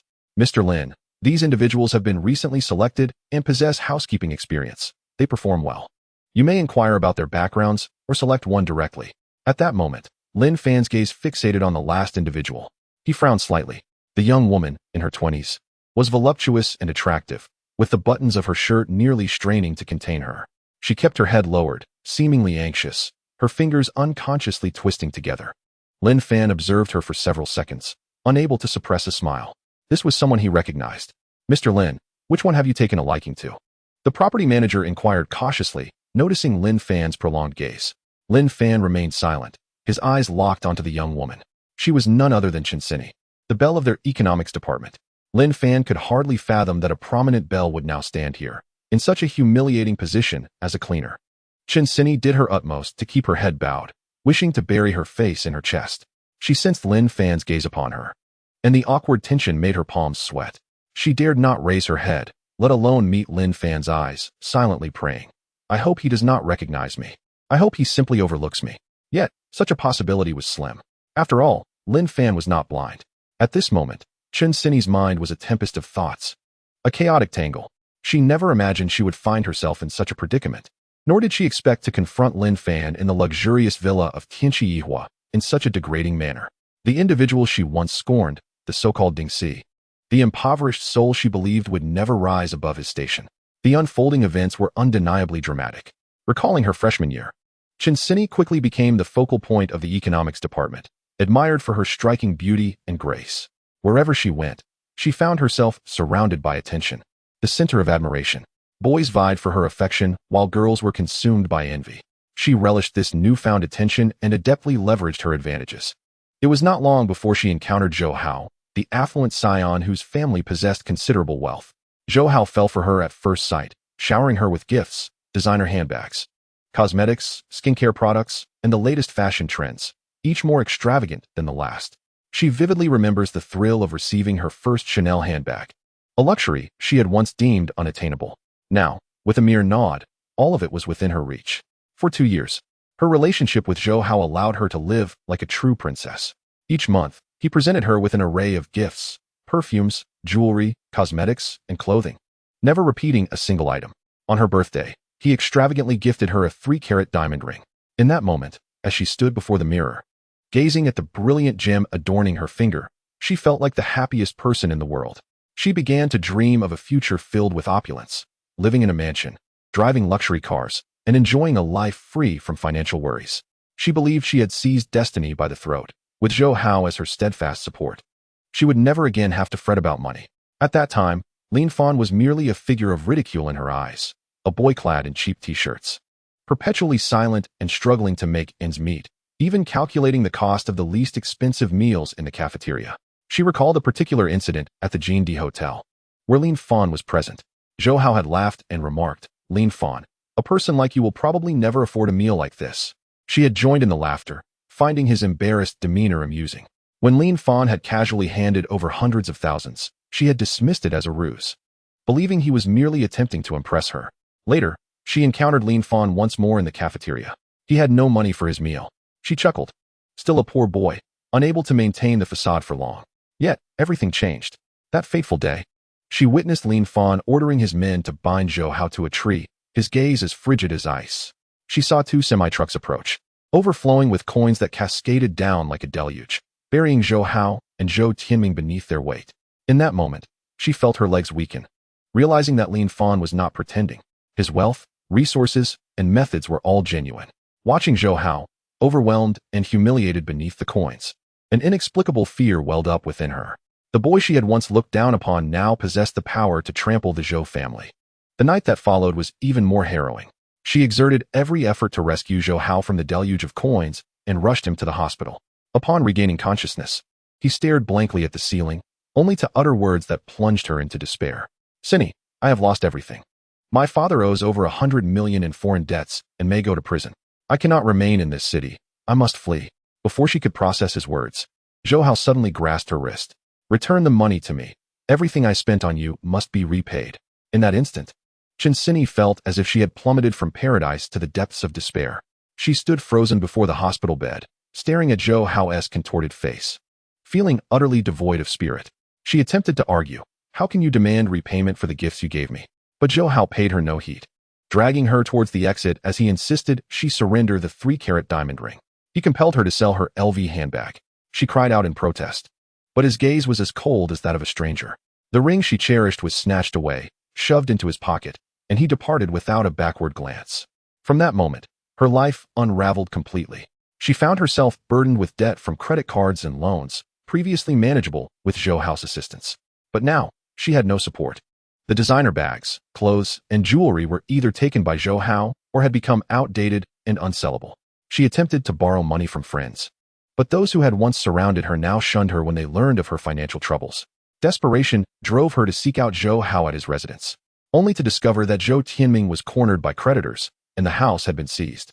She wept, cursed, and even resorted to vandalism, but to no avail. Reality sliced through her pride and illusions like a merciless blade. It dawned on her that everything she had possessed was built upon Zhou Hao's wealth. Now that he had fallen, she too had become utterly destitute. To settle her debts, she was compelled to seek employment. Yet, as a mere university student, her only asset was her appearance, lacking any marketable skills. After submitting several resumes, she faced rejection or offers of pitiful wages. One day, while browsing online, she stumbled upon a job posting from Tianqi Property, seeking part-time domestic help, favoring those with pleasing features and youthful beauty, offering pay starting at 1,000 per hour. A jolt of surprise coursed through her. Could domestic work truly pay such a high wage? With a mindset of trying her luck, she applied and was unexpectedly accepted. On the day of training, she joined several other part-time workers, learning to clean windows, sweep floors, and tidy rooms. Though she felt immense reluctance, the absurdly high hourly wage compelled her to endure. She reassured herself that this was merely a temporary phase. Once she earned enough to repay her debts, she would resign and never again stoop to such menial work. However, she had not anticipated that her first client would be Lin Fan. Chapter 70. So let it begin today. Lin Fan scrutinized Chinsini for a few moments before finally speaking, his tone laced with amusement. Chinsini? Chinsini trembled, biting her lip, and remained silent. The property manager paused in surprise, then smiled broadly. Ah, Mr. Lin, you know each other? What a coincidence. As he spoke, he observed both of their reactions, seemingly attempting to glean something from the palpable tension. Leaning against the sofa, Lin Fan merely nodded, his gaze lingering on Chinsini. I'll take this one. Hearing this, the property manager immediately responded with enthusiasm. Excellent choice, Mr. Lin. I will arrange it right away. However, before he could finish, Chinsini abruptly raised her head and interjected, I will not take this job. The atmosphere in the room instantly froze. The property manager's smile faltered, swiftly replaced by a stern expression. He turned to Chinsini, his tone becoming harsh. What did you say? You refuse? On what grounds? You are now with Tianqi and must comply with the company's assignments. Discontent was evident in his voice. Chinsini bit her lip, a flicker of struggle flashing in her eyes. Summoning her courage, she uttered, I can work for other companies, but this one. Her voice trailed off, dwindling to a whisper. The property manager interrupted her brusquely. You must be clear about your own identity. Do not presume that your beauty grants you the liberty to act as you please. The employers are the ones selecting you. When did it become your turn to choose your employer? Are you not aware of your own standing? His tone was merciless, tinged with barely concealed anger. Chinsini opened her mouth, attempting to counter him, but her words seemed trapped, unable to escape. With her head bowed, her fingers clenched tightly around the hem of her clothing, her demeanor was fraught with anxiety. Observing her silence, the property manager snorted dismissively and continued. If you choose not to work, that is your prerogative. However, the uniforms and training provided by the company were initially free. Should you refuse, you will have to bear the cost yourself. Moreover, Tianqi will never employ you again. Never. These words struck her like a bolt from the blue, draining the color from her face. Where would she find the money? The debts from her credit card and Huabei had already left her gasping for breath. Not only could she not afford to reimburse the training expenses, but she was also at a loss for next month's living costs. She fell silent, her resistance rendered powerless in the face of stark reality. Seeing her remain mute, the property manager softened his tone slightly. He turned to Lin Fan, donning a smile. Mr. Lin, my apologies for our employee's minor issues. I have already reprimanded her. Should you find any aspect unsatisfactory, feel free to lodge a complaint with the property department. We are committed to upholding the interests of every property owner. He paused, then cautiously inquired, if you are certain, Ms. Chen's hourly wage is 2,000 yuan. You need not worry about her work. I assure you it will be efficient and tidy. Additionally, there is an extra fee of 500 yuan from the property side. Do you find this price acceptable? Upon hearing this, Lin Fan revealed a knowing smile. He nodded, saying, no problem. I relish working with someone with character. It makes for an engaging experience. His voice dripped with sarcasm as he cast a glance at Chinsini. The property manager chuckled in response. Mr. Lin, you certainly have a way with words. Do you have any specific requests? He appeared somewhat eager, likely wishing to finalize the arrangement swiftly. Lin Fan leaned back on the sofa, contemplating for a moment before stating, my requirements are 2 hours of cleaning here daily, and possibly cooking for me. Most importantly, you must be obedient.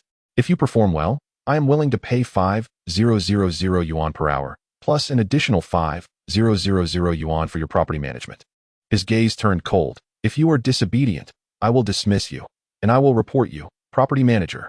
At this remark, the property manager's smile faltered for a brief moment, replaced by a wave of fear. He quickly nodded and smiled obsequiously. Rest assured. The most important quality we instill in our trained personnel is obedience.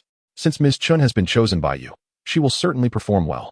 He shot a warning glare at Chun Sinny before turning back to Lin Fan. If there are no objections, let us sign the contract now. Why not start today? Lin Fan nodded, replying nonchalantly, no problem. The property manager promptly retrieved a contract from his briefcase, deftly filling in the terms before handing it over to Lin Fan for review. After a cursory glance, Lin Fan found no issues and signed his name. Once the contract was finalized, the property manager departed with the other 4 individuals, leaving behind a final admonition to Chun Sinny. Do well, and do not disgrace the company. 5,000 per hour. You truly are fortunate. Even the princesses in commercial establishments do not earn as much. As the door closed, only Lin Fan and Chun Sinny remained in the living room. The atmosphere turned eerily silent, punctuated only by the faint ticking of the wall clock.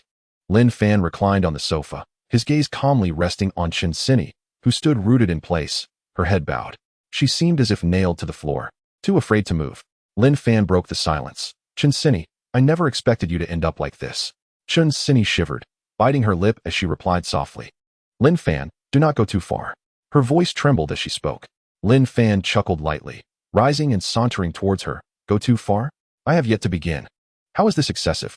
Were you not quite adept at leveraging your influence? Back in school, when Zhou Hao was backing you, you often made a mockery of me. However, Zhou Hao has been dealt with, and now the tables have turned. Do you think I will let this opportunity slip away? Chun Sinny lifted her gaze to meet his, her eyes flashing with a mix of anger and fear. She gritted her teeth and said, Lin Fan, I know I wronged you in the past, but you have already dealt with Zhou Hao and his father. Is that not enough? I am in this situation now. What more do you want? Lin Fan scoffed, shaking his head. Not enough. You are different from Zhou Hao. He was too arrogant. You, on the other hand, are too manipulative. Now that you are down on your luck, why should I let you off the hook? He smiled, adding, but rest assured, I will not ask you to do anything outrageous. Cleaning, laundry, cooking, and obedience. Fulfill these 3 requirements, and you will earn 5,000 per hour. Surely, I am not as miserly as Zhou Hao. Chun Sinny's complexion fluctuated between shades of green and white as she processed his words. She understood she had no choice, and the need for income was pressing. Taking a deep breath, she softly replied, I understand. Satisfied, Lin Fan nodded and turned back to the sofa. Then let us commence from today. I find your attire unsuitable. It does not embody that of a servant. Please step out and purchase a few sets of maid uniforms. Upon hearing this, Chun Sinny's face flushed crimson. Instinctively, she shook her head, her voice laced with resistance. I am not your servant. I am merely here to perform housekeeping duties. Do not impose unreasonable demands. Her tone lacked conviction, and her eyes betrayed a hint of panic. Lin Fan, noticing her discomfort, smiled faintly. He sat up straight, arms crossed, and calmly stated, How is requesting a change of attire excessive? Have you forgotten the 3 requirements I mentioned? Cleaning, cooking, obedience. Are you unable to comprehend the 3rd point? Let me remind you, you are now a maid. Do you refuse to heed your employer's words? I am beginning to doubt the competence of the personnel Tianchi property has sent. Chun Sinny glared at Lin Fan coldly, her lips pressed tightly together, remaining silent. Her eyes reflected both anger and humiliation. Observing her refusal to speak, Lin Fan lazily picked up the contract he had just signed from the coffee table. Flipping to a page, he pointed to the terms and slowly articulated. The contract clearly states that employees must endeavor to meet the reasonable demands of their employers during work hours. Otherwise, it will be deemed a breach of contract. He lifted his gaze, his expression icy as he stared at Chun Sinny. My current demand is quite reasonable, is it not? It is merely a change of clothes. If you cannot even do this, I doubt your competence for this job. Hurry and leave. I have no need for worthless individuals like you. Lin Fan's words were devoid of compassion. Chun Sinny was instantly flustered, standing frozen in place, her complexion fluctuating between pale and flushed. If she were to leave Lin Fan's side, Tianchi Company would undoubtedly not spare her. The warning from the property manager echoed vividly in her mind. If she refused to comply, she would incur financial penalties, and she was already struggling to gather enough money for her meals. How could she possibly afford to pay a breach of contract fee? The thought of losing this high-paying job left her breathless. Lin Fan reclined on the sofa, impatience lacing his tone. Why are you still here? Have I not instructed you to leave? Chun Sinny hesitated for a few seconds before finally gritting her teeth and murmuring, Mr. Lin, I will go and buy clothes as per your request right now. Her voice was barely audible, almost as if it were squeezed out through clenched teeth. Whether from embarrassment or humiliation was uncertain. After speaking, She hurried towards the villa's entrance. Lin Fan watched her silhouette vanish at the door and muttered to himself, "Do you think I cannot handle you? Have you not relied on your beauty? Always looking down on others? Have you not enjoyed mocking me? The tides have turned, and whatever I command, you will obediently comply." Meanwhile, Chinsini stood by the roadside after exiting the villa, taking a deep breath in an attempt to calm herself. Her face remained flushed, and her mind was filled with the image of Lin Fan from earlier. A wave of intense humiliation surged within her. Yet, she understood she had no choice. Approximately half an hour later, the doorbell of the villa rang once more. Lin Fan approached and opened the door. Standing outside was Chinsini, holding several shopping bags. Her head bowed, her expression somewhat unnatural. She placed the bags on the coffee table and stated, "I have returned with the clothes." After speaking, she stepped aside, her gaze evasive, as if she lacked the courage to meet Lin Fan's eyes. Lin Fan glanced at the shopping bags, which revealed a few pieces of black and white fabric. He waved his hand casually and said, "Go change and let me see which one suits you better." Chinsini stood frozen, lifting her head to glance at Lin Fan, a flicker of resistance flashing in her eyes. She bit her lip and softly replied, "I." But before she could finish, Lin Fan interrupted, "What are you dawdling for? Hurry up and change." His tone held a hint of impatience, his gaze coldly fixed upon Chinsini, seemingly warning her not to test his patience further. Taking a deep breath, Chinsini ultimately picked up the bag and turned towards the guest room. Her steps were stiff, her silhouette radiating reluctance. Upon closing the door, she leaned against it, shutting her eyes as her chest heaved violently, filled with humiliation and shame. She glanced down at the shopping bag in her hand, which contained 3 sets of maid outfits. No matter how one looked at it, these garments were anything but decent. The scant fabric and revealing design made her cheeks burn. She had spent quite some time in the store, trying to select those that covered more. Yet, these outfits were inherently seductive and offered no modesty.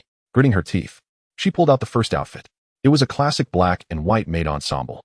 The upper part was a snug black low-cut top adorned with white lace at the neckline. The waist was cinched, accentuating her slender curves. The lower part was an ultra-short skirt that barely reached the tops of her thighs, exposing ample skin with the slightest movement. The hem was trimmed with a playful white ruffle, adding to its allure.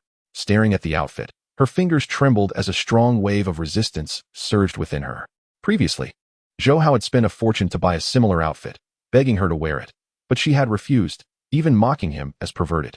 Yet now, she was to don such clothing in this unfamiliar villa before Lin Fan, the very adversary she had once looked down upon.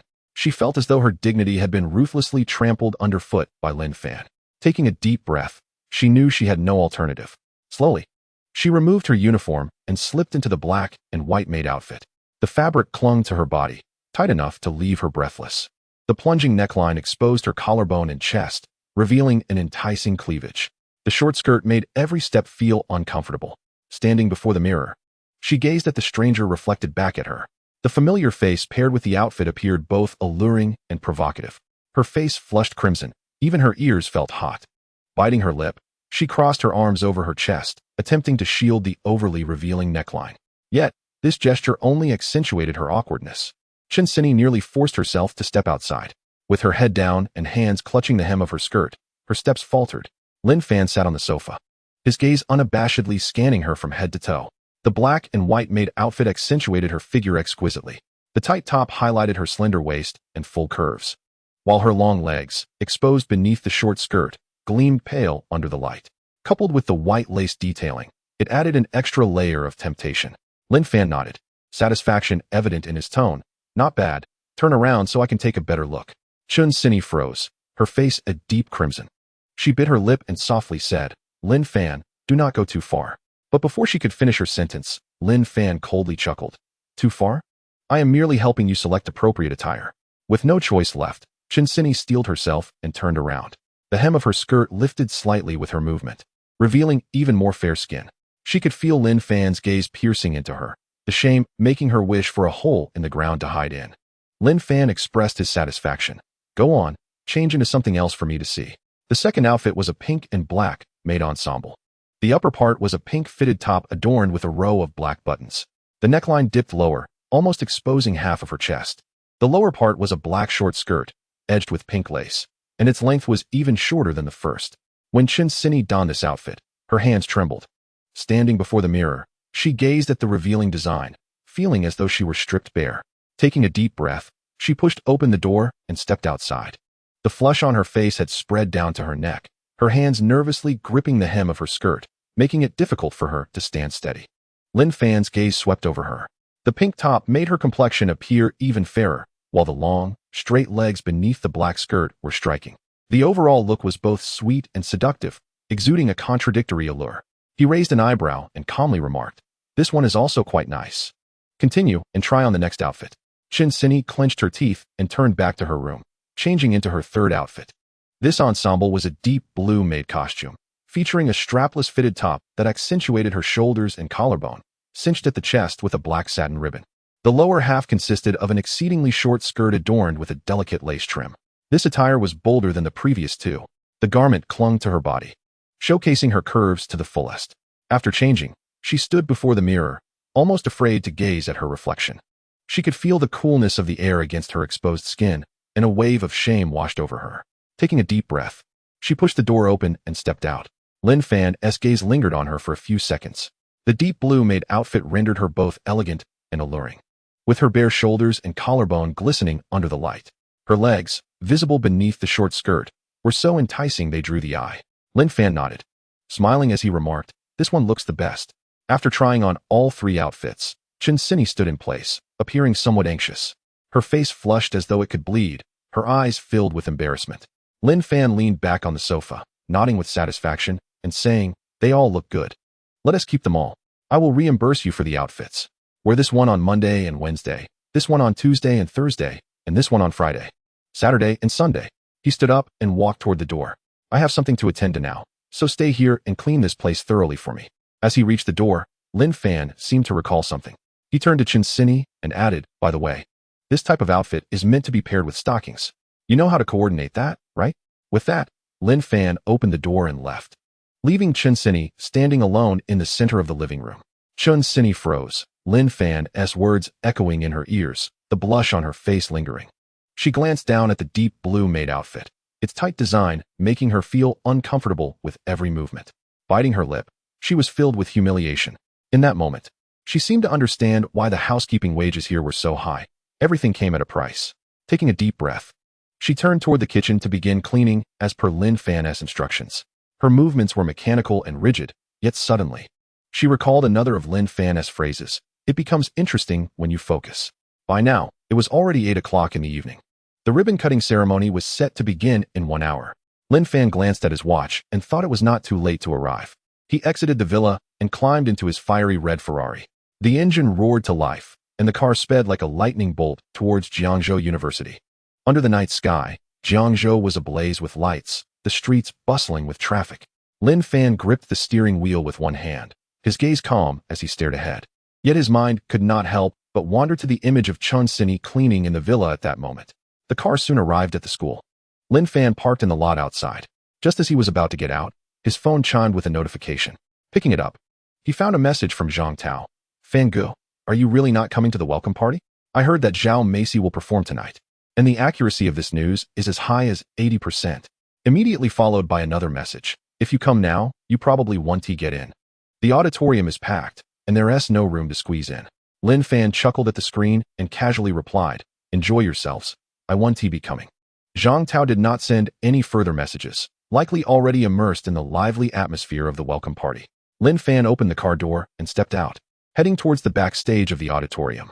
As he approached the entrance, he noticed something unusual. A crowd had gathered at the back door of the auditorium, with several security personnel patrolling back and forth. Nearby stood a few tall men in black suits, their ears equipped with earpieces, scanning the surroundings with vigilance. At first glance, it resembled a scene from a spy movie. Upon reaching the backstage entrance, the men in black suits immediately noticed him. One tall man stepped forward and raised a hand to stop him. "Student, this is the performance backstage. You cannot enter." Lin Fan maintained his composure and replied calmly, "The principal sent me to attend the ribbon-cutting ceremony shortly." The man frowned upon hearing this, then leaned down to speak into his earpiece. A few seconds later, he looked up at Lin Fan, asking, "What is your name?" "Lin Fan," he replied. After confirming through his earpiece, the man nodded and stepped aside, allowing him to pass. Lin Fan said nothing further and proceeded inside. Upon entering the backstage area, he was met by the sight of the head of the teaching department, Li Jiwen. Hurrying towards him, Li Jiwen wore an apologetic smile as he approached, saying, "Student Lin Fan, I apologize for the strict security today. A big star has come to our school, and these people are here to protect her. Please don't take it to heart." Lin Fan, hearing this, smiled at Li Jiwen and asked, "The big star you mentioned wouldn't happen to be Zhao Macy, would it?" Li Jiwen paused for a moment before bursting into laughter and nodding.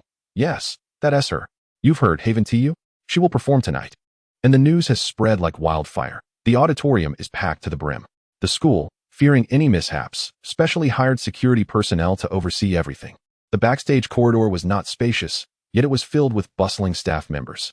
Some rushed by carrying props, while others held walkie-talkies, quietly directing the flow of activity.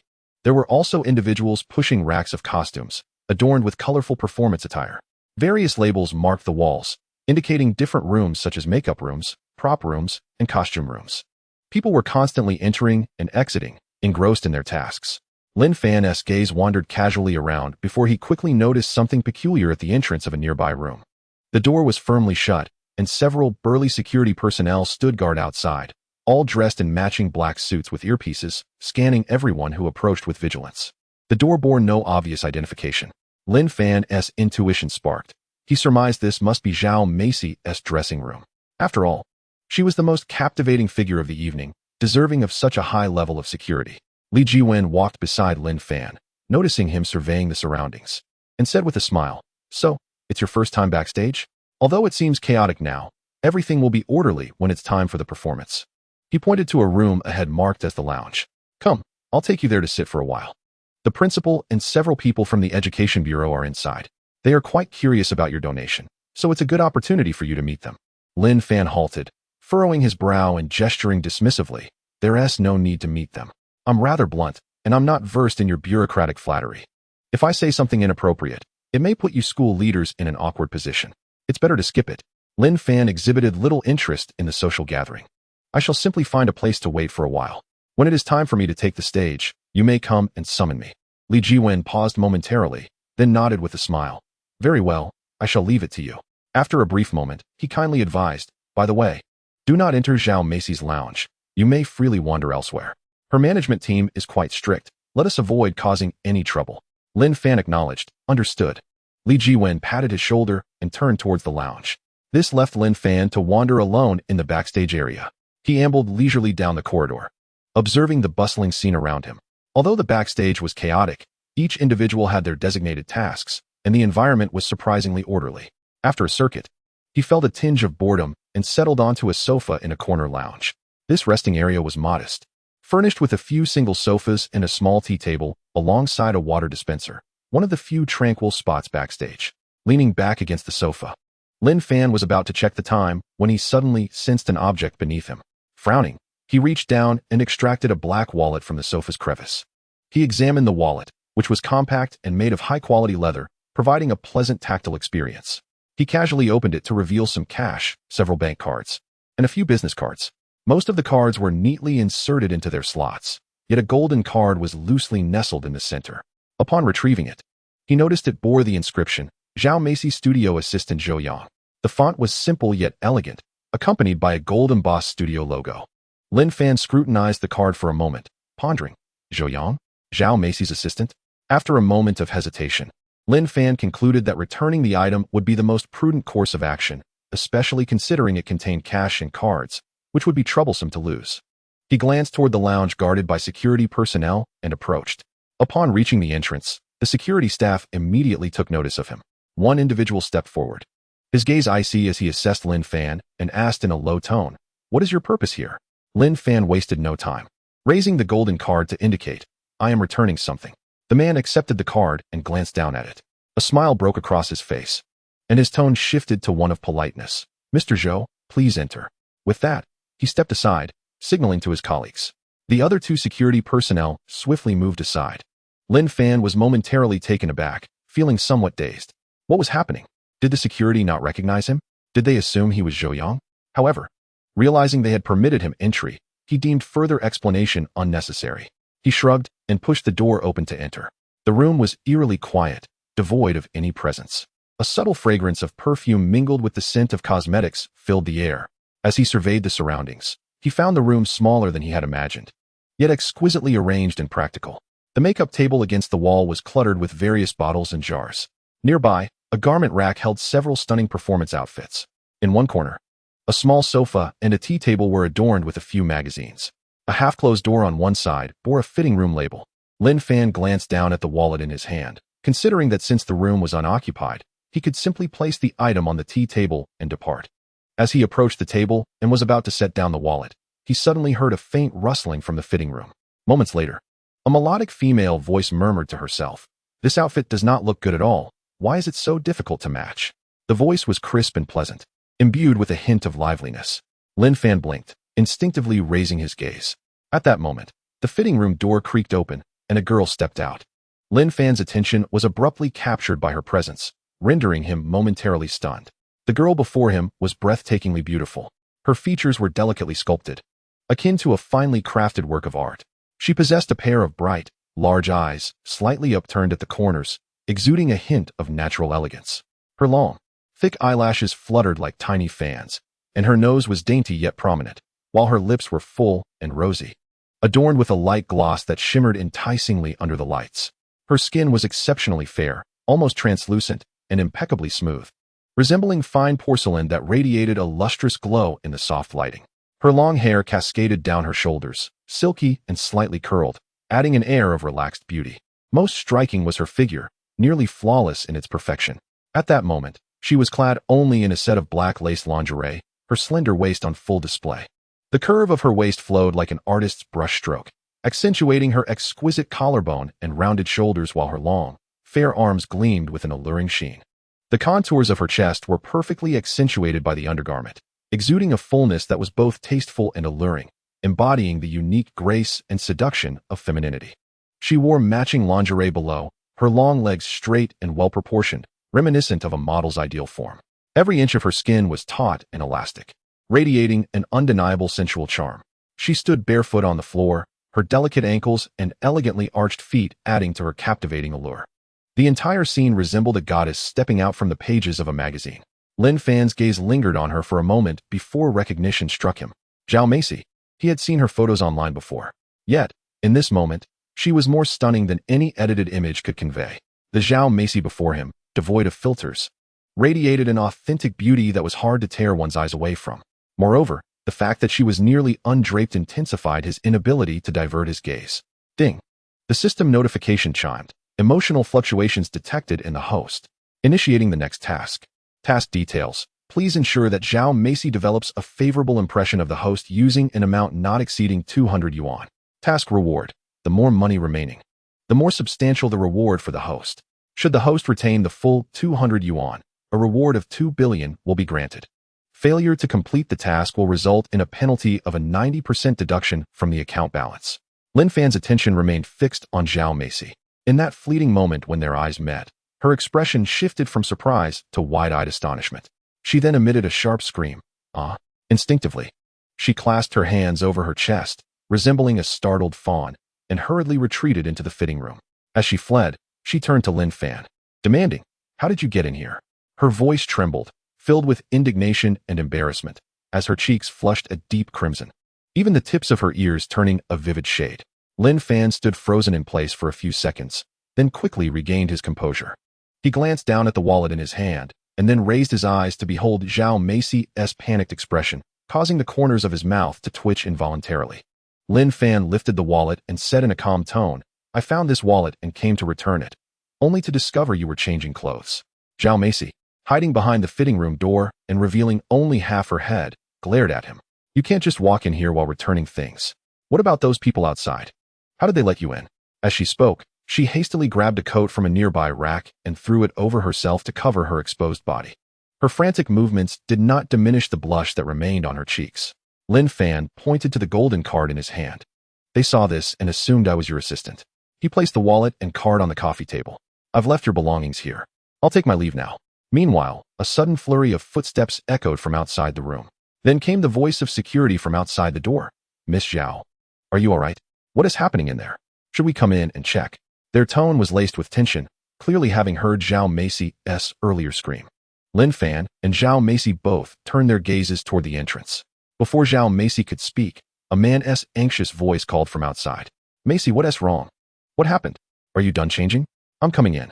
No sooner had he finished speaking than the voice of security rang out again, firm and unyielding. Sorry, sir. You don't have the relevant credentials, so we cannot allow you to enter.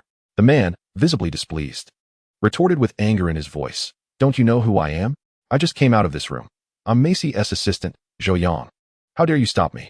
One of the security guards furrowed his brow in confusion. You're Zhou Yang? But the person in the room should be Zhou Yang. He just entered with credentials. What? I wondered where my wallet went. Just then, the door was thrust open with a bang. A man in his 30s stood at the threshold, his suit disheveled and his face contorted in rage.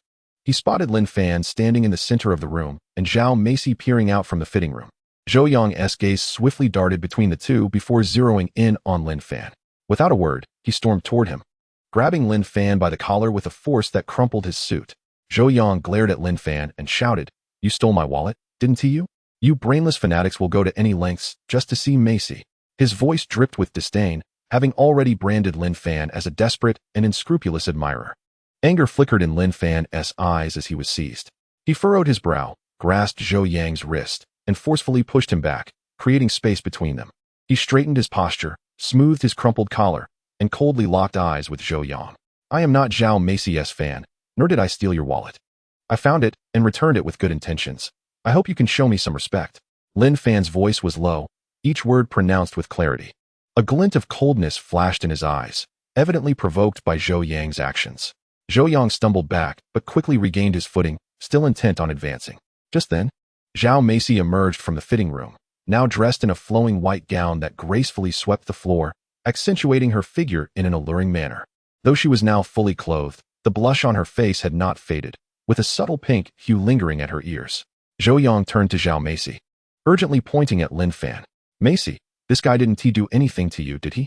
Zhao Macy shot Lin Fan a glare and softly bit her lip. When he came in, I was changing clothes. I almost exposed myself to him. You handle this. I need to go on stage.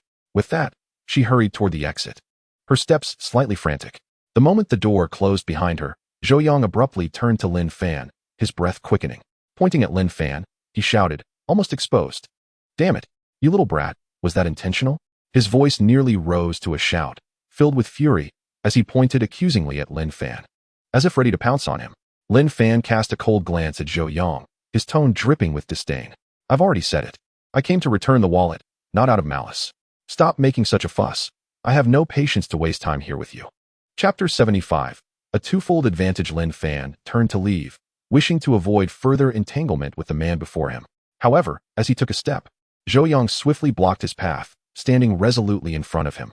Zhou Yang glared, his anger palpable. You won't leave this room until you clarify everything. Lin Fan halted, furrowing his brow as he turned to face him, his tone icy. What is there to discuss? Zhou Yang persisted, jabbing a finger at Lin Fan's nose. Just now, Macy said you almost saw her naked.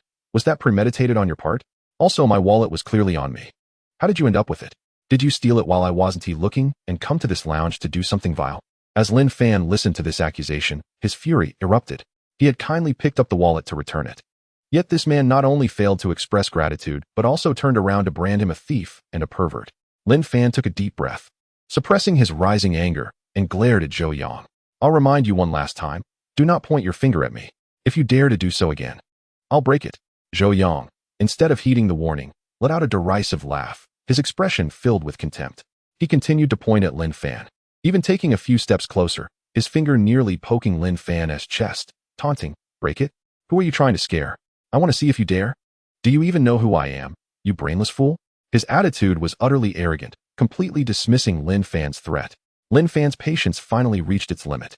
A cold light flickered in his eyes as he seized Zhou Yang's outstretched finger, forcefully bending it backward. With a sharp crack, Zhou Yang's scream reverberated throughout the room. He doubled over, clutching his hand, his face flushed red, beads of sweat cascading down his forehead as he howled in agony. My hand. My hand. A few security guards who had been stationed nearby rushed into the room upon hearing the commotion. Upon entering, they were greeted by the sight of Lin Fan standing there, while Zhou Yang writhed on the floor in pain, creating a scene of utter chaos. The guards exchanged bewildered glances, clearly unable to discern who was who in the current turmoil. When Lin Fan allowed the entry of the individual he mistook for Zhou Yang, he did not anticipate the emergence of another character who claimed to be Zhou Yang. With a swift glance at the security personnel, Lin Fan let out a disdainful snort and declared, "Quickly remove this brainless fan and throw him into the street. Who permitted you to let him in without any identification? Are you aware that a serious incident nearly occurred? If such a brainless fan were to harm my C, you would all be held accountable for your negligence." His tone was steady and authoritative, reminiscent of the genuine Zhou Yang reprimanding his subordinates. The security guards, taken aback by his imposing presence, soon displayed signs of embarrassment. One tall security guard scratched his head and mumbled, "I apologize, Mr. Zhou. We indeed failed to exercise proper oversight." They had instinctively regarded Lin Fan as the Real Zhou Yang due to his deep blue suit and the scene where he entered holding an assistant card. After all, Lin Fan's manner of speaking and aura clearly conveyed a more leadership-like presence than the perspiring figure on the floor. Before Zhou Yang could react, two security guards stepped forward, seizing his arms and dragging him outward. Zhou Yang, sweating profusely, clutched his injured fingers while desperately shouting, "I am Zhou Yang. You have been deceived. Let me go?" He struggled in vain against the formidable strength of the guards, who handled him as if he were a mere chick, providing him no opportunity for resistance. As Zhou Yang was pulled to the doorway, he turned back in a fit of rage, cursing, "This school is clearly a joke. What kind of security have you hired? You cannot even recognize your own people. A bunch of useless fools." His voice faded into the distance, but his insults persisted, interspersed with cries of pain. Likely from the security guard's rough handling, Lin Fan smirked coldly and turned to exit. Upon stepping outside, he collided with Li Jiwen, who was frowning and peering in their direction. Upon seeing Lin Fan emerge and glancing at the security dragging Zhou Yang away, his face displayed a look of astonishment. He hurried over and inquired, "What happened? Who was that person? Why was he taken out?" Lin Fan smiled and replied, "It's nothing. Someone needs a lesson for not knowing their place." Li Jiwen's gaze shifted to the door of the room Lin Fan had just exited. "Isn't that room the Xiuxi of Zhao Mai? Why did you?" His voice carried a hint of confusion, clearly unaware of Lin Fan's reason for leaving that space. Lin Fan casually deflected, "She invited me in for tea." Li Jiwen, appearing somewhat skeptical, nodded, "Oh, I see." Though he seemed unconvinced, he chose not to press further and merely patted Lin Fan on the shoulder. "All right then. Let's prepare. The ribbon-cutting ceremony is about to commence. The principal and the Education Bureau personnel are already waiting. Follow me." Lin Fan acknowledged and followed Li Jiwen deeper backstage. Li Jiwen whispered, "Zhao Mai's performance will conclude shortly. The ribbon-cutting ceremony will follow immediately. Be ready to take the stage." Lin Fan nodded. Yet his mind was preoccupied with the task assigned by the system. With merely 200 yuan, he was to win over a major star. If he spent not a penny, he could receive a reward of 20 billion. This enticing reward, however, came with a daunting task, to foster affection in Zhao Mai with just 200 yuan. Lin Fan pondered, "Is this a joke? I am a wealthy individual now. Why must I make a star like her develop feelings for me using so little?" His thoughts swirled in turmoil as he reflected upon the absurdity of the system's expectations. With 6 billion in his account, being instructed to win over Zhao Mai with a mere 200 yuan felt ludicrous. If he failed, 90% of his funds would be deducted. Such a prominent figure would hardly spare him a glance, even with a sum as substantial as 20 million. He cursed the system, muttering about the absurdity of the task. Despite his frustrations, Lin Fan began to seriously analyze the challenge. If he managed to save every last penny from the initial 200, he would be rewarded with 20 billion. Thus, for every single yuan saved, the reward would amount to 1 million. Lin Fan stroked his chin, contemplating the possibilities. What could 200 yuan accomplish? A meal? The street vendors could suffice. But would a star like Zhao Mai dine at such places? Could he purchase a gift?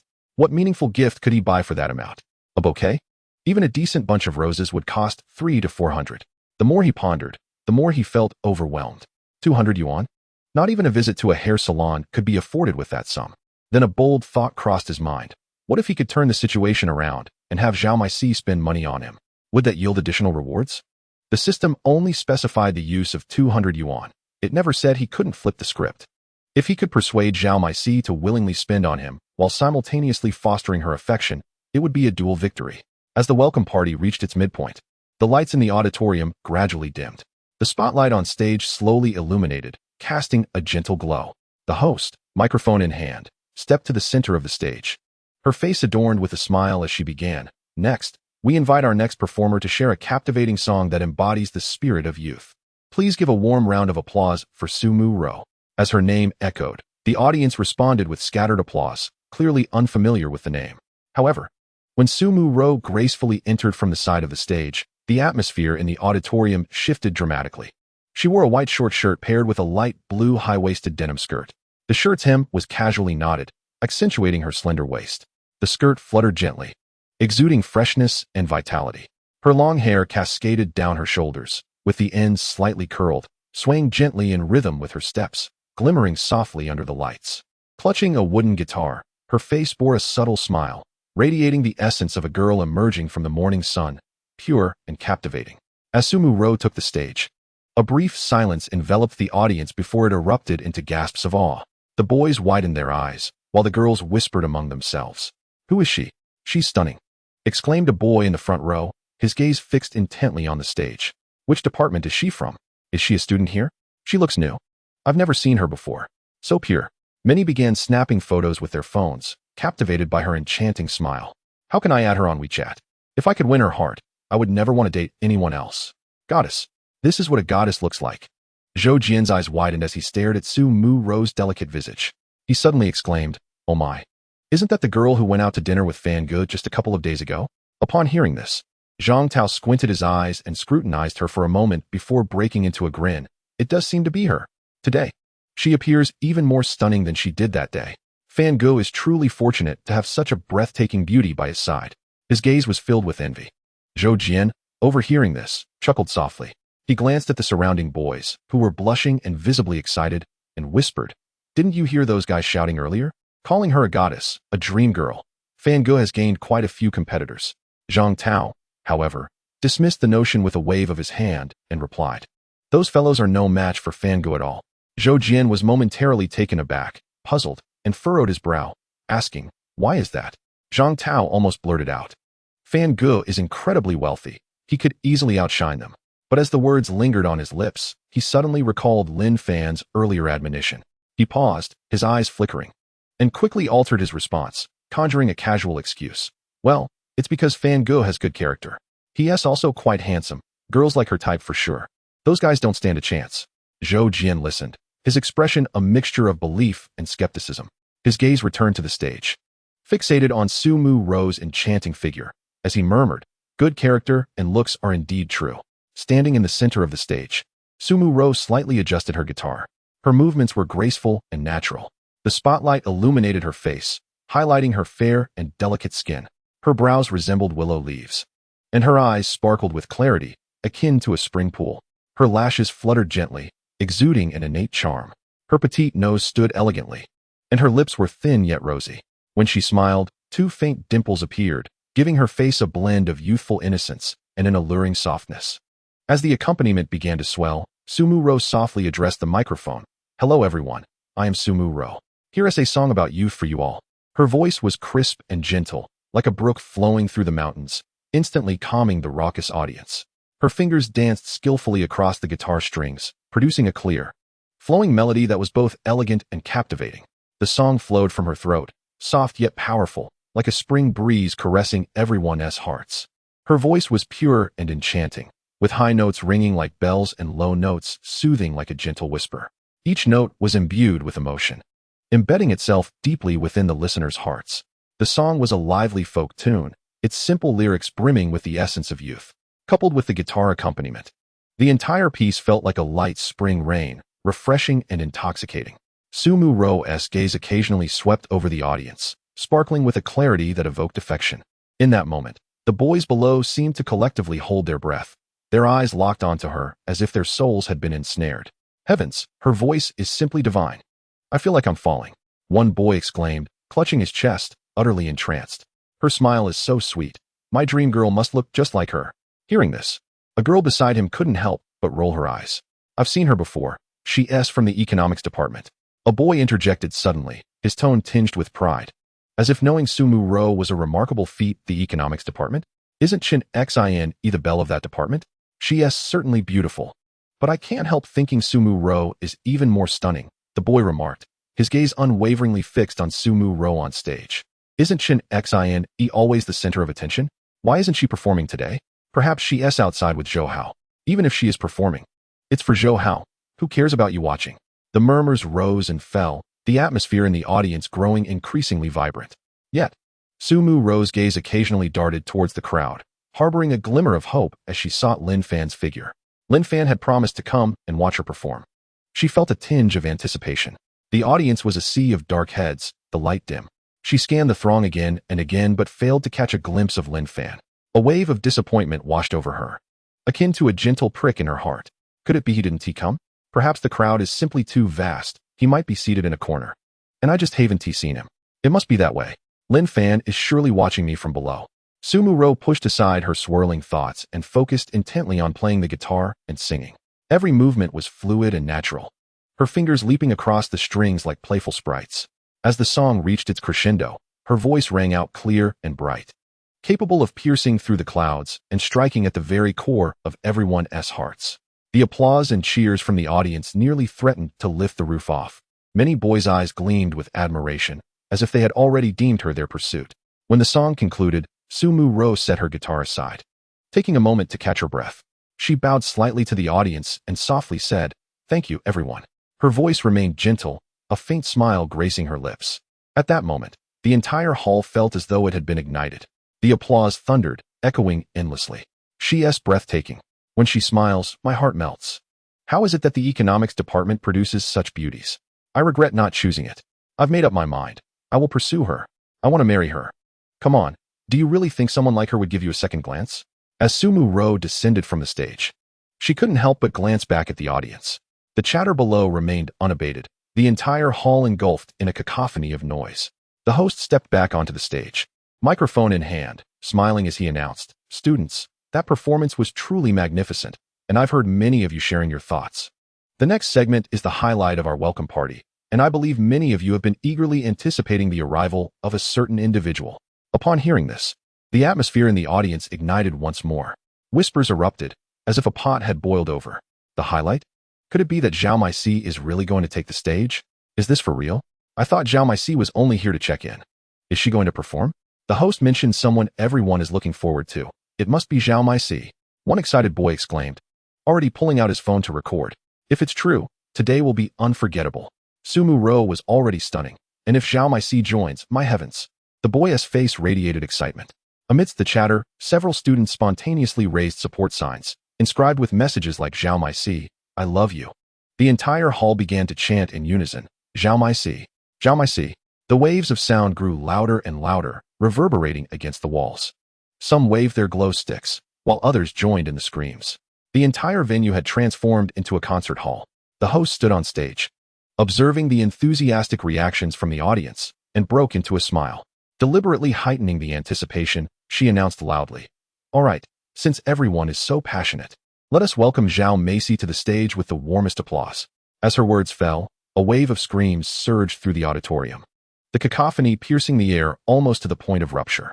Everyone was exhilarated, standing up, waving their glow sticks and support banners, their eyes brimming with fervor and expectation. The atmosphere was akin to that of a personal concert. Zhou Jian and Zhang Tao, upon hearing Zhao Meisi's name, exchanged wide-eyed glances, erupting into a chorus of excited shouts. Zhou Jian's voice trembled slightly. "It really is Zhao Meisi. Unbelievable, my friend." Zhang Tao grinned widely. "Our school is truly incredible. A superstar like her gracing our welcome party. Consider ourselves fortunate." As he spoke, he craned his neck to catch a glimpse of the stage, fearing he might miss any detail. The buzz around them was incessant. "Zhao Meisi, it's really her. My favorite star," exclaimed a girl, covering her face with her hands, her voice cracking with excitement. "I can't believe I'm seeing her for free. I was planning to save money to attend her concert this year." A boy chimed in, pulling out his phone to take frantic pictures of the stage. "Will she look even more stunning in person than on television? I'm losing my mind. Zhao Meisi is actually my senior. Ha ha ha, we can brag about this later. What do you think she'll wear? I bet it will be some ethereal dress. She is perfect for that style." Amidst the raucous clamor, Zhao Meisi gracefully emerged from the side of the stage. At the moment she appeared, the lights focused on her, as if bestowing upon her a golden halo. She wore a white chiffon gown, its hem light and airy as clouds. Layers of delicate fabric shimmered under the lights, exuding a dreamlike nobility. The upper part of the gown hugged her form, accentuating her slender waist and flawless curves. Her shoulders revealed porcelain skin, her collarbone exquisitely sculpted like a work of art. Her long hair was simply tied into a low ponytail, adding an element of softness. With a light touch of makeup, Her eyes sparkled with subtle shimmer, and her lips were tinted a soft pink. She was breathtaking, resembling a fairy emerged from a painting, captivating enough to steal one's breath away. "Oh, Zhao Macy, I love you. Zhao Macy, I love you." The cheers from the audience reached a fever pitch, a cacophony of shrieks and shouts blending together, the atmosphere exuberantly teetering on the brink of chaos. "She is so beautiful. Her looks are absolutely stunning. She is even more gorgeous in person. I can hardly breathe. Her dress is so ethereal, like something out of a fairy tale. I must record this moment for my social media. This is a memory to cherish forever." Standing backstage, Lin Fan felt his ears buzzing from the excitement. Peering through the gap in the curtain at the stage, he mused internally, is it really necessary to be this thrilled over a mere performance?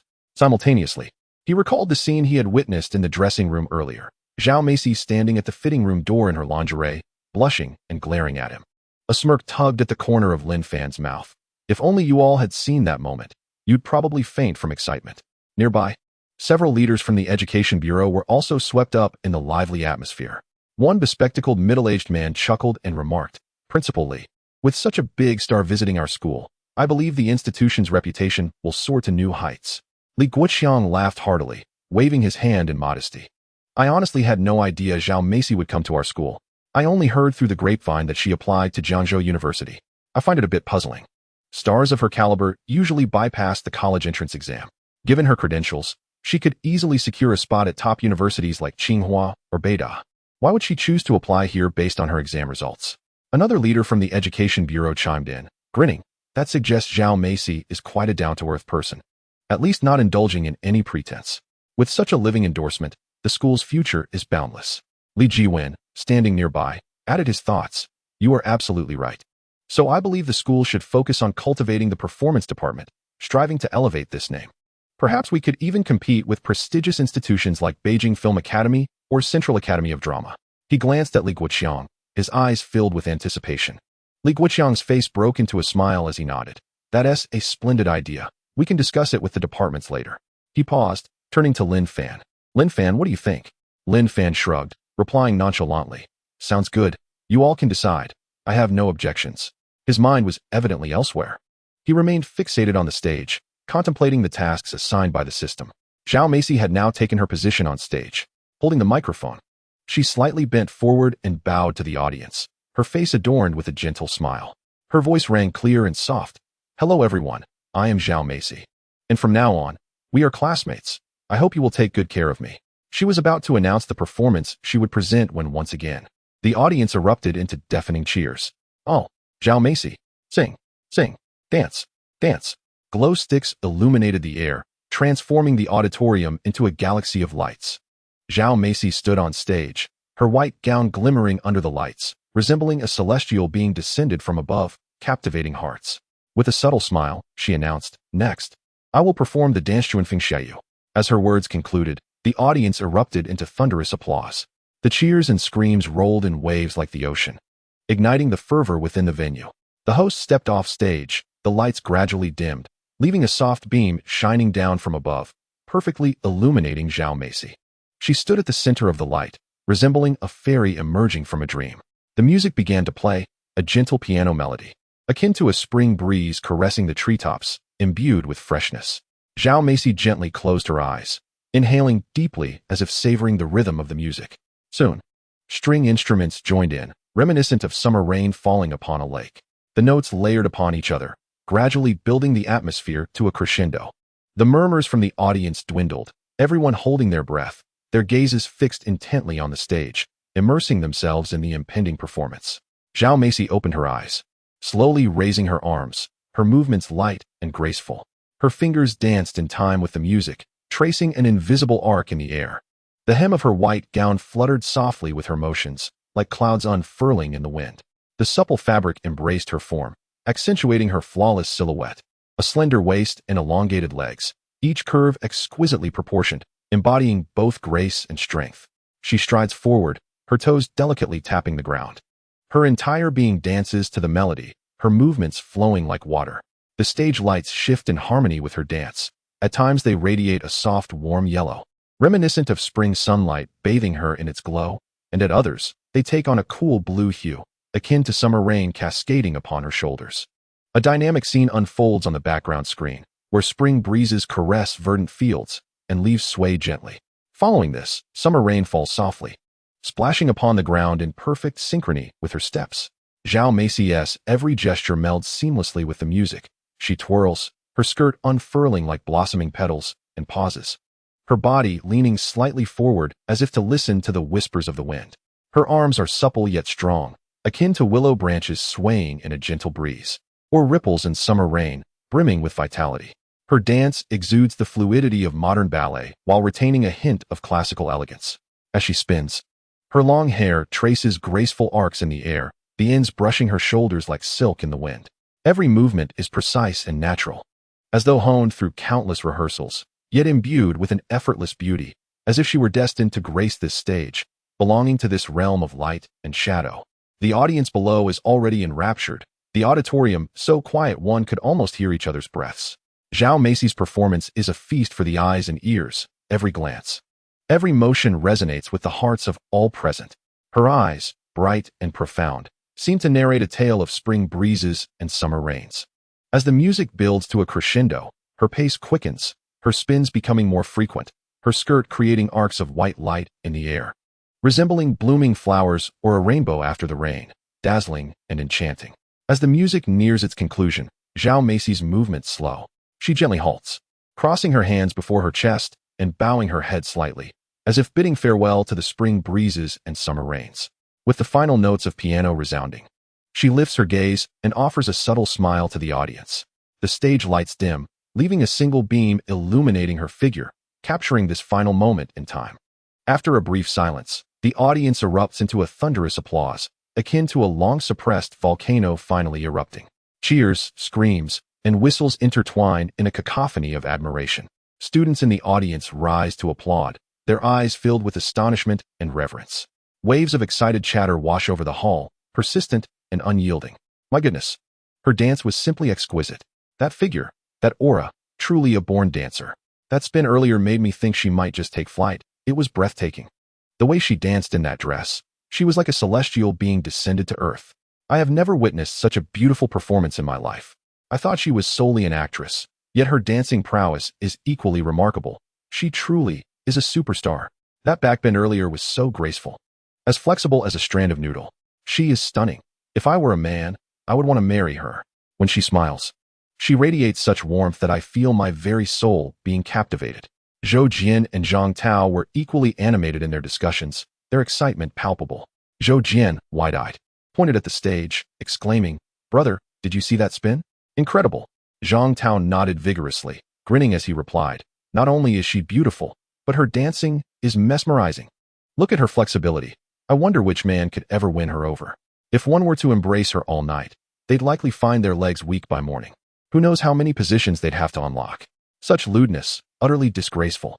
You speak as if you could actually hold her.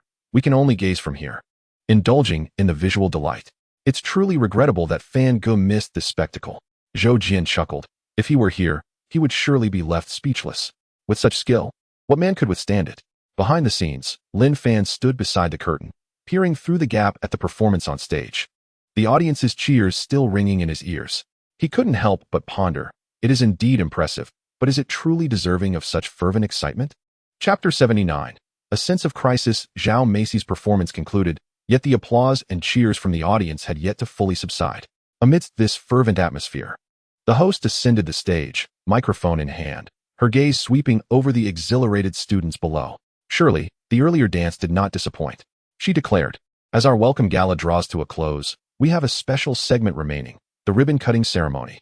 Jiangzhou University is set to construct a brand new stadium, a significant boon for both the school and us students. Now, may I invite the leaders from the Education Bureau, school administration, and student representatives to the stage to partake in the ceremony? Additionally, we would like Zhao Macy to remain for this momentous occasion." Zhao Macy, standing to one side of the stage, nodded in acknowledgement. Meanwhile, Lin Fan heard Li Jiwen's voice beside him. "Lin Fan, it's time to go on stage." He opened his eyes to find Li Jiwen standing close, gently patting his shoulder and signaling him to proceed. Lin Fan adjusted his attire and followed Li Jiwen toward the stage. The group ascended in succession, with two leaders from the Education Bureau leading the way, followed closely by Principal Li Guoqiang, who wore a warm smile. Li Jiwen walked beside Lin Fan, quietly offering a few words of guidance. Lin Fan walked at a measured pace, casting a casual glance at the audience below.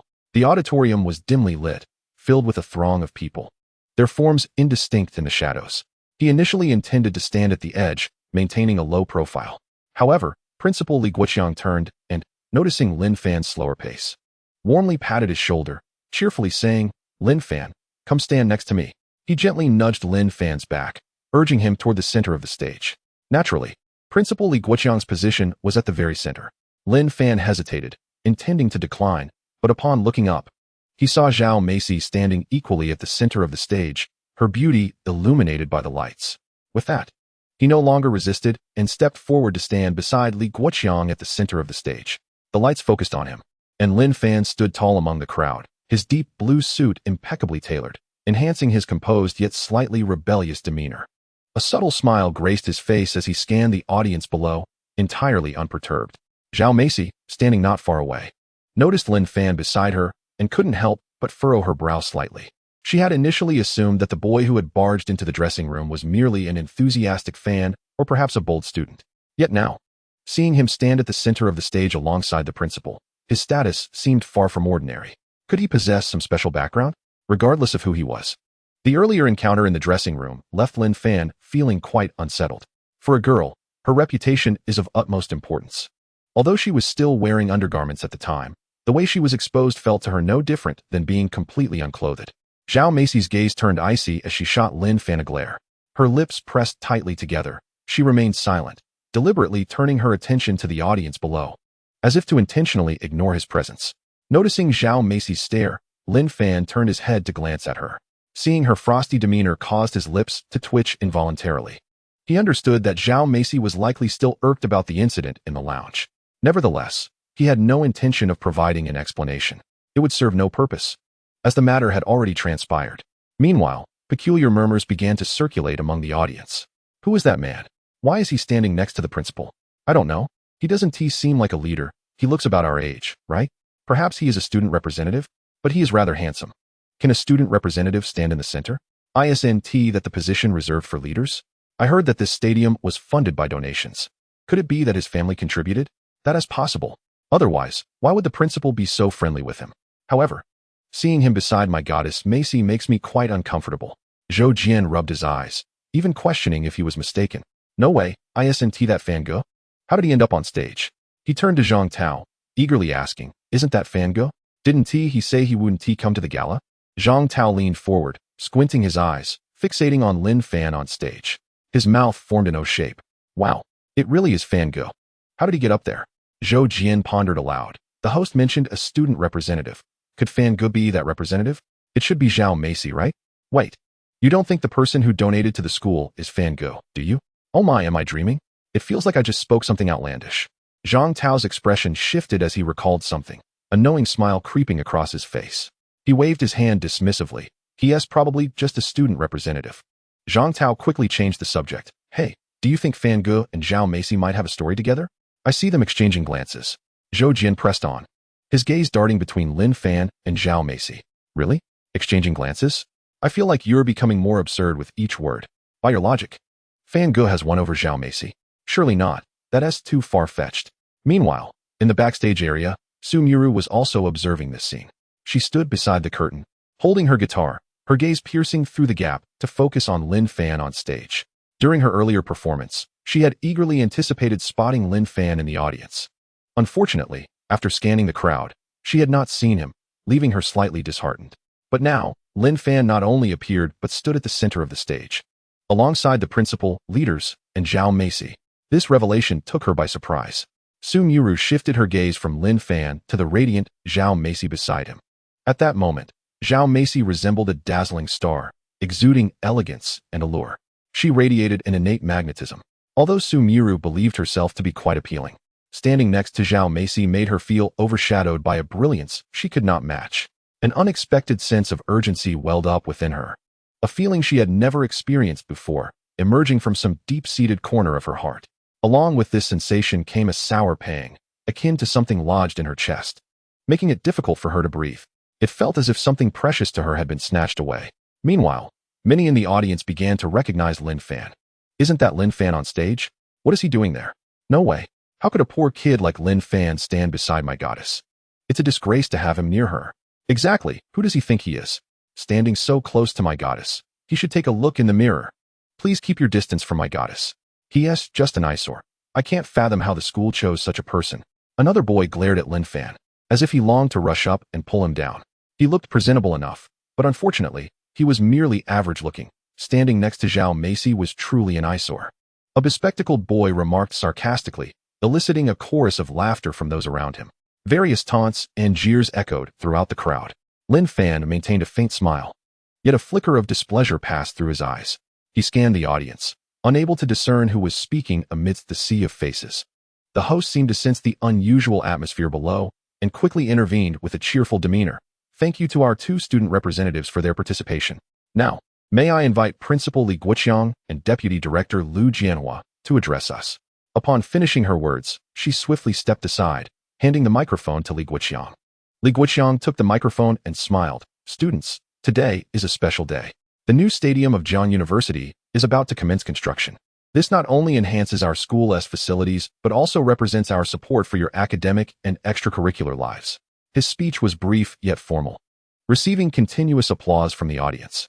Following that, Lu Jianhua also offered a few official remarks, expressing the Education Bureau's support for Jiang University and its anticipation for the new stadium, which similarly garnered a round of applause. After the speech concluded, the host ascended the stage once more and declared in a booming voice, "All right, let us officially commence the ribbon-cutting ceremony. I kindly ask all distinguished guests to grasp their scissors and join us in inaugurating the new sports arena." Staff members approached, carrying a tray adorned with several golden scissors. Lin Fan accepted one, positioning himself beside Li Guoqiang, while Zhao Macy stood on the other side. 3, 2, 1. Cut! At the host's command, the group simultaneously severed the red silk ribbon. The fabric cascaded down, signifying the official launch of the new sports arena. Thunderous applause erupted from the audience, mingled with cheers. Following the ceremony, the host raised the microphone, beaming with joy, and expressed gratitude to all attendees. Thus, the welcome gala for Jiangzhou University comes to a close. Please exit in an orderly manner and ensure your safety. A wave of applause and chatter resonated as students began to gather their belongings in preparation to leave. At that moment, a sharp voice pierced through the crowd, filled with malice. "Lin Fan, you scoundrel, keep your distance from my goddess." This remark struck like thunder, abruptly shattering the departing commotion. Many paused, turning their heads towards the source of the voice. Lin Fan stood on the stage, his brow furrowed deeply. He cast a cold, sweeping gaze over the crowd, but with so many people present, he could not identify the one who had shouted. Soon, additional taunts followed, all aimed at him. "Why are you standing so close? A toad wishing to eat swan meat. How could someone like him stand beside Zhao Macy? The school's judgment is clearly impaired. Get lost. Don't tarnish my goddess's stage." These voices rose and fell like a swarm of flies buzzing in his ears. Lin Fan's expression darkened, and a chilling intensity grew in his gaze. Initially, he paid little heed to the remarks, for he had not come to the stage seeking attention. However, the escalating insults, laden with personal attacks, ignited a flame of fury within him. Moreover, the individuals speaking were all male, akin to a pack of unweaned pups, their raucousness grating on his nerves. Frankly, was it not mere jealousy that drove them to resent his proximity to Zhao Macy? These fools were as envious as wild dogs catching a whiff of fresh meat, eager to pounce. Lin Fan chuckled coldly to himself. Had these imbeciles' brains been muddied? Was Zhao Macy his mother or his ancestor? He had merely stood beside her for a few minutes. So what?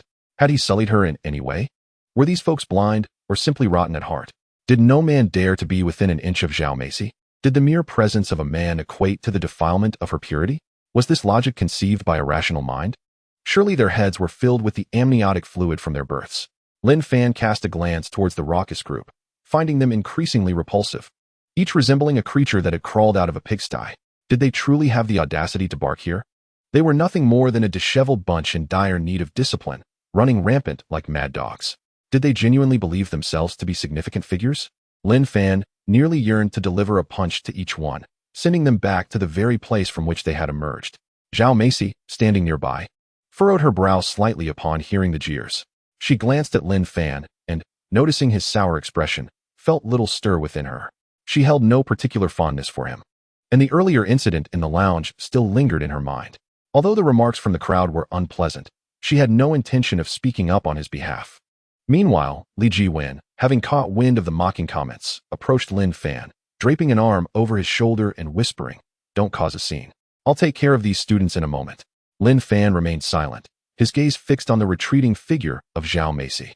A smile suddenly crept across his face. "You all are envious, aren't you? Let me give you something truly to be jealous about." Chapter 81. Unbelievable. The harsh taunts still echoed in Lin Fan's ears. "Keep your distance from my goddess.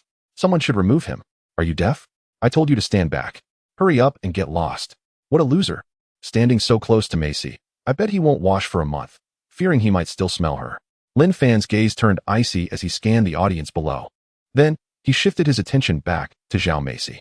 An idea suddenly sparked in his mind. Zhao Macy was adorned in a flowing white gown, the fabric trailing gracefully behind her as she walked, resembling a drifting cloud.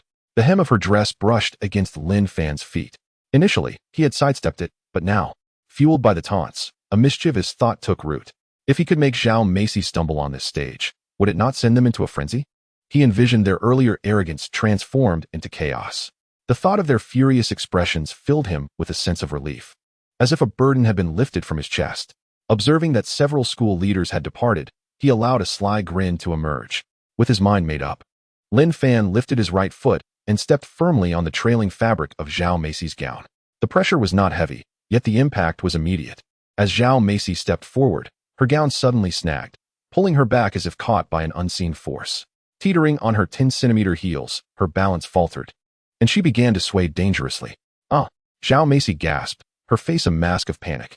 Instinctively, her hands flailed in the air, searching for support, but the surrounding space offered none. The students below, alerted by her cry, turned to witness the unfolding scene. The previously tumultuous exit chatter fell silent as all eyes converged on the stage. Lin Fan stood behind her, watching her imminent fall. Yet a flicker of compassion surged within him. After all, such a striking beauty would indeed be pitiable if she were to sustain an injury.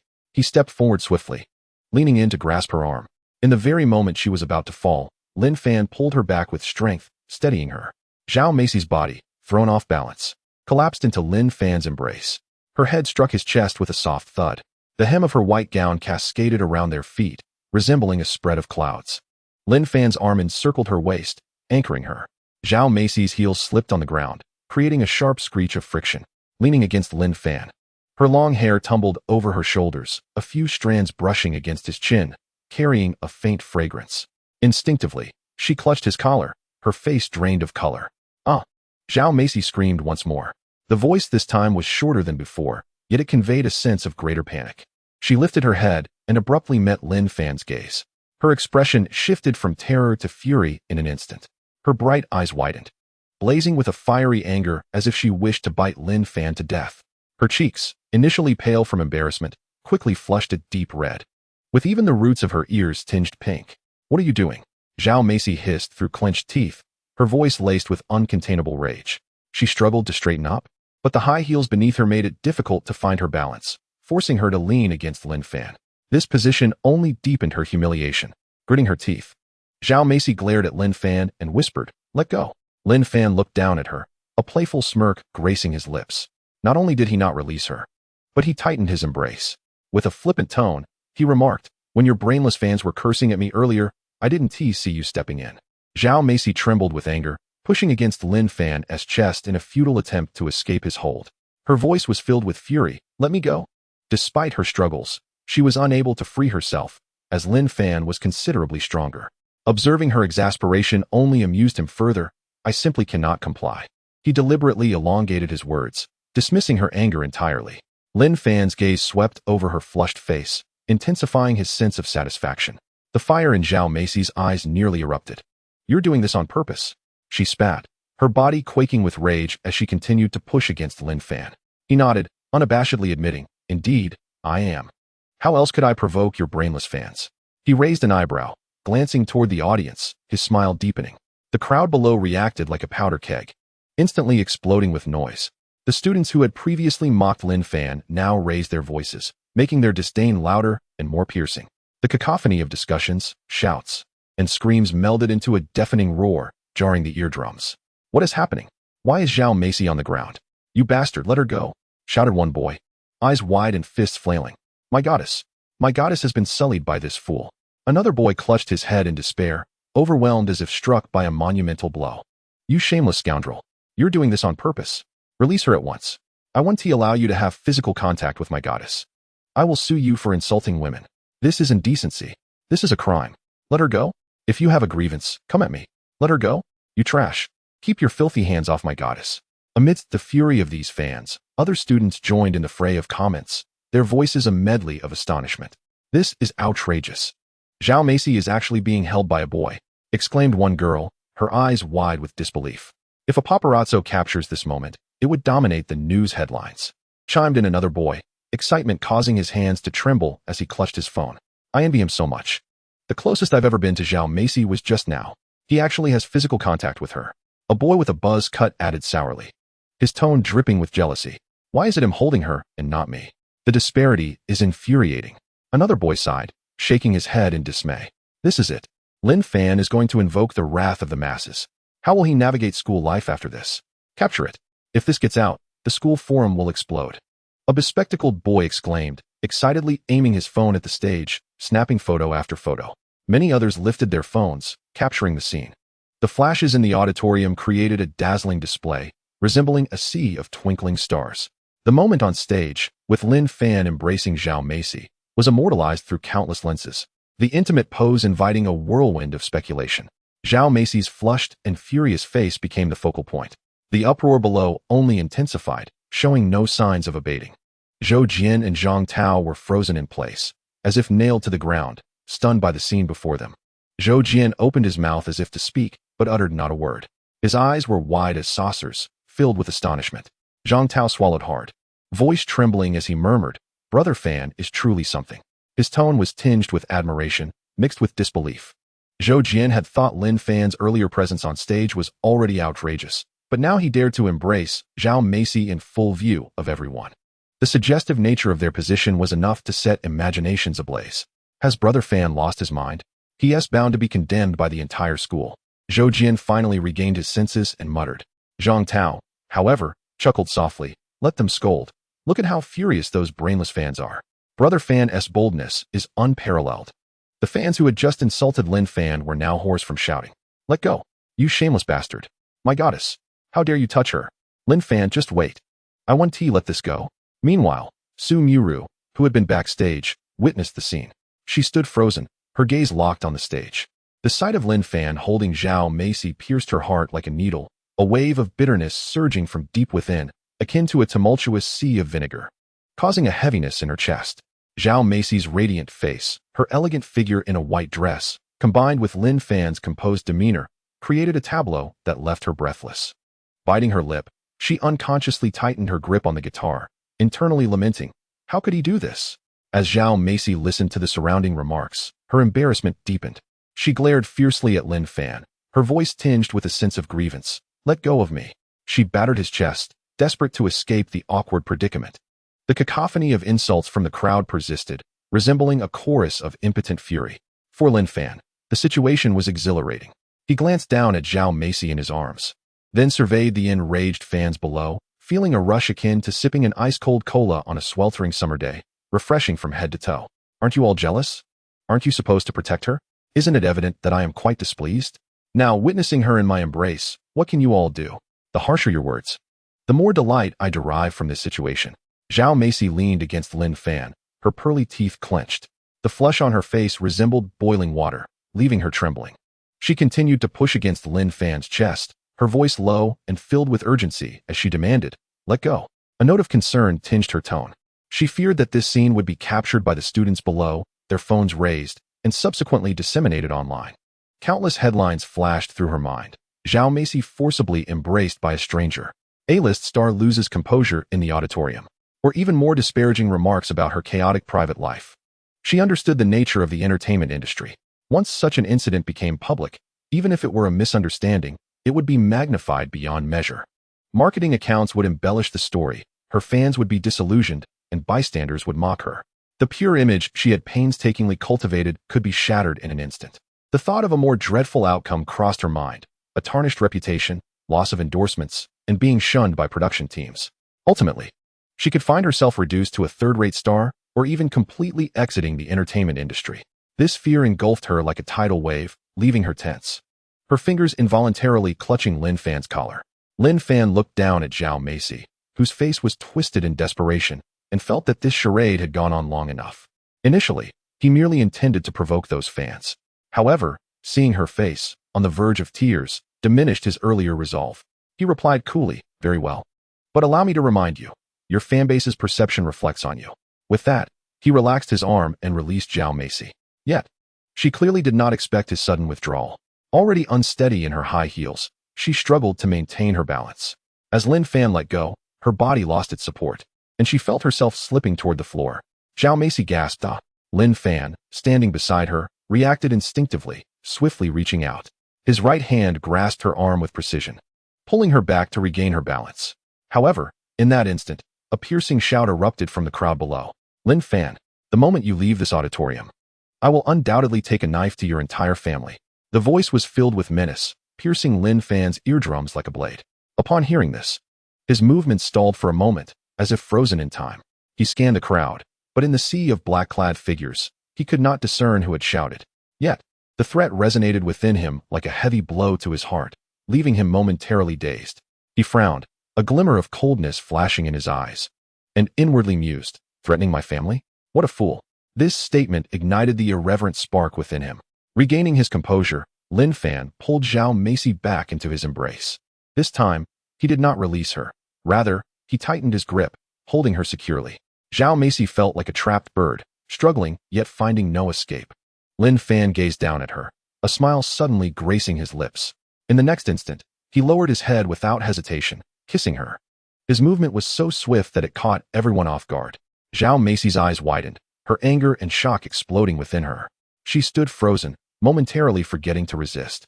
The sensation was soft and warm, imbued with a hint of subtle lip balm fragrance. Lin Fan's kiss was not deep, merely a gentle brush. Yet, this moment plunged the entire auditorium into an eerie silence. In an instant, the once boisterous crowd fell silent, as if a mute button had been pressed. All eyes were fixated on the astonishing scene unfolding on stage. Time seemed to freeze, with only Lin Fan and Zhao Macy's figures illuminated under the spotlight. After a brief stillness, the audience erupted into chaos. Their reactions were even more intense than before. "What is happening?" He kissed Zhao Macy. "Lin Fan, have you lost your mind? Let go of my goddess." He kissed her. He truly kissed her. "My goddess. You scoundrel. You are finished.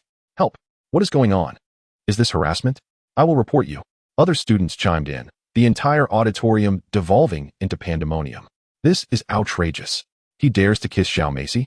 If this gets out, the entire entertainment industry will be in turmoil. I can't believe it. I haven't even touched Zhao Macy's clothes, and he went straight for the kiss. This will undoubtedly trend. Has he lost his mind? He's courting death, and the entire school will despise him. I am so envious. This guy is incredibly bold." Zhou Jian and Zhang Tao stood there, utterly dumbfounded. Zhou Jian gaped, speechless, his finger pointing at the stage, trembling. Zhang Tao swallowed hard, whispering, "Brother Fan has gone too far." Meanwhile, backstage, Su Miru watched in shock, as if struck by lightning. The noise from the crowd persisted. "You beast. Stop talking. Just stop." The speaker's voice trembled with rage. "Lin Fan, you are courting death." Another boy yelled with all his might, slamming his hands on the seats, producing a series of dull thuds. "Let her go? On what grounds? What gives you the right?" After several shouts, a boy suddenly deflated. He covered his face with his hands, crouching down, his shoulders quaking as he murmured, "My goddess, how could she be touched by such a person?" His voice broke, his eyes reddening. A bespectacled boy stood in a daze, lost in thought. His phone fell to the ground with a thud, yet he remained oblivious. Gazing blankly at the stage, his lips slightly parted. He murmured, "This can't be real. This can't be." His eyes were hollow, and he swayed unsteadily, collapsing into his seat. How could she be insulted by such a person? My faith, the light in my heart, is gone. Just moments ago, she had been so beautiful. How could this happen? Lin Fan, you scoundrel. You have ruined my goddess. You have destroyed everything for me. Some fans were slumped on the ground, sobbing softly. Others, their eyes red, gritted their teeth in curses. Some appeared soulless, staring blankly at the stage, tears silently streaming down their cheeks. Their goddess, the pure and untouchable Zhao Macy in their hearts, was now held in Lin Fan's embrace, even kissed. This reality pierced their hearts like a blade. leaving them breathless with anguish. She must be so heartbroken. She looked so radiant just now. I want to kill Lin Fan. I must avenge my goddess. At that moment, Zhou Yang had just returned from the hospital, his fingers still bandaged. He hurried back to school. As he traversed the path, his mind was consumed by the image of Zhao Macy nestled within the confines of the fitting room. Surely, she had completed her performance by now? Was she still surrounded by fans in the auditorium, signing autographs and taking photographs? He ventured backstage, searching in vain, yet met with an absence that left him perplexed. Furrowing his brow, he hastened to the curtain's edge, parting it ever so slightly to gaze upon the stage, hoping to ascertain the situation. In that fleeting moment, he felt as though struck by lightning, frozen in place. On stage, Lin Fan was leaning down, kissing Zhao Macy. The spotlight illuminated them, her white chiffon gown cascading around Lin Fan's feet. His arm encircled her waist, their pose laden with ambiguity. Zhou Yang's eyes widened in shock, his pupils contracting sharply. His mouth parted slightly, yet no sound emerged. He felt as though his very soul had been siphoned away, standing there in a stupor. His mind was a blank canvas, time seemingly suspended. Only that blinding scene replayed incessantly before him. The astonishment lingered but a few seconds before an overwhelming tide of fury surged from the depths of his being. His face flushed crimson, blood vessels bursting in his eyes. He was so enraged he could scarcely contain himself, his chest heaving violently, as if engulfed in flames. The burning sensation ravaged his insides. He glared at Lin Fan, his gaze sharp as a poisoned arrow, wishing to pierce him on the spot. But before his wrath could reach its zenith, a deeper emotion surged forth like a tidal wave, submerging him entirely. Pain. Excruciating, heart-wrenching pain. Zhou Yang's expression morphed from fury to despair, his very being teetering on the brink. He cherished Zhao Macy. He had adored her since childhood. That radiant, captivating girl occupied the softest corners of his heart, the muse of countless dreams through sleepless nights. He had watched her ascend the stage, transforming into a beacon of stardom. He had silently protected her, never daring to wish for more. Yet now, he bore witness to the woman he loved being embraced and kissed by another man. The sensation was more unbearable than death itself. His heart felt as though it were being slowly cleaved open by a dull blade. Each cut bled profusely, each wound constricting his breath. Memories of Zhao Macy's childhood smile flashed before his mind. Those bright, sparkling eyes once glimmered like stars. But now, those very eyes were clouded with tears. He clenched his fists, the fingers encased in plaster bending once more. Yet, he felt no pain, for the anguish within eclipsed all else. Macy, he murmured softly, his voice trembling, his eyes involuntarily welling with tears. Unable to contain himself any longer, he nearly leapt onto the stage. His legs, propelled by rage and sorrow, moved without pause. One thought consumed him, to kill Lin Fan. He yearned to annihilate the scoundrel who had shattered his world. At that moment, Lin Fan had released Zhao Macy. He took a step back and said nonchalantly, "Sorry for embarrassing you today." Zhao Macy lifted her head, her eyes rimmed with red, tears already spilling from the corners. She glared at Lin Fan, her fury and humiliation erupting like a volcano. "Madman," she shouted, her voice tinged with the tremor of suppressed sobs. Grabbing her disheveled skirt, she turned and fled towards the backstage. Her silhouette trembled as tears streamed down her cheeks. Zhou Yang charged onto the stage just as he witnessed Zhao Macy running away in tears. His heart felt as though it had been torn asunder. Chapter 84. I remember this name. Zhou Yang halted, calling out to her, "Macy, wait." His voice was urgent, laced with a tremor. Yet Zhao Macy seemed oblivious, not even glancing back as she disappeared into the backstage. Zhou Yang stood frozen, watching her figure vanish, the pain in his heart deepening. Gritting his teeth, he turned his gaze towards Lin Fan. The flames of his anger reignited, transforming him into a furious lion. "You bastard!" Zhou Yang stormed up to Lin Fan, jabbing a finger at his face, unleashing a torrent of curses. "Not only did you steal from her, but you also treated Macy like this in public. You're finished." His finger jabbed incessantly at Lin Fan, his face contorted with rage. He glared at Lin Fan, hatred simmering in his eyes. "If she can't stand her ground in the entertainment industry because of this, you're done for. Let me tell you, Lin Fan, if you ruin her today, I will not let this go." He continued to berate him, inching closer, as if he longed to pounce on Lin Fan and sink his teeth into him. His chest heaved violently, veins bulging on his face. He recalled the image of Zhao Macy fleeing in tears. Her tear-streaked face felt like a dagger piercing his heart. The pain was akin to being shredded to pieces. He had loved her for so many years, never imagining she would suffer such indignity. Yet now, she was in this predicament because of this scoundrel before him. Lin Fan stood there, hearing Zhou Yang's tirade, his brow slightly furrowing. He cast a glance at Zhou Yang's finger, which was jabbing at him, and scoffed, saying coolly, "Your finger seems quite nimble."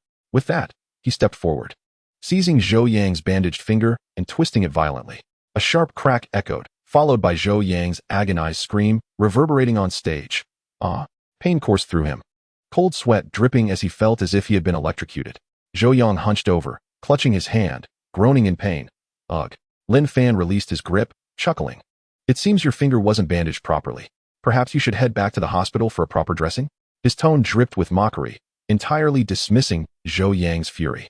Zhou Yang, clutching his injured finger, was drenched in sweat, his face contorted in agony. He raised his head, glaring at Lin Fan, his eyes ablaze with unquenchable rage. Yet deeper still was an overwhelming sense of despair.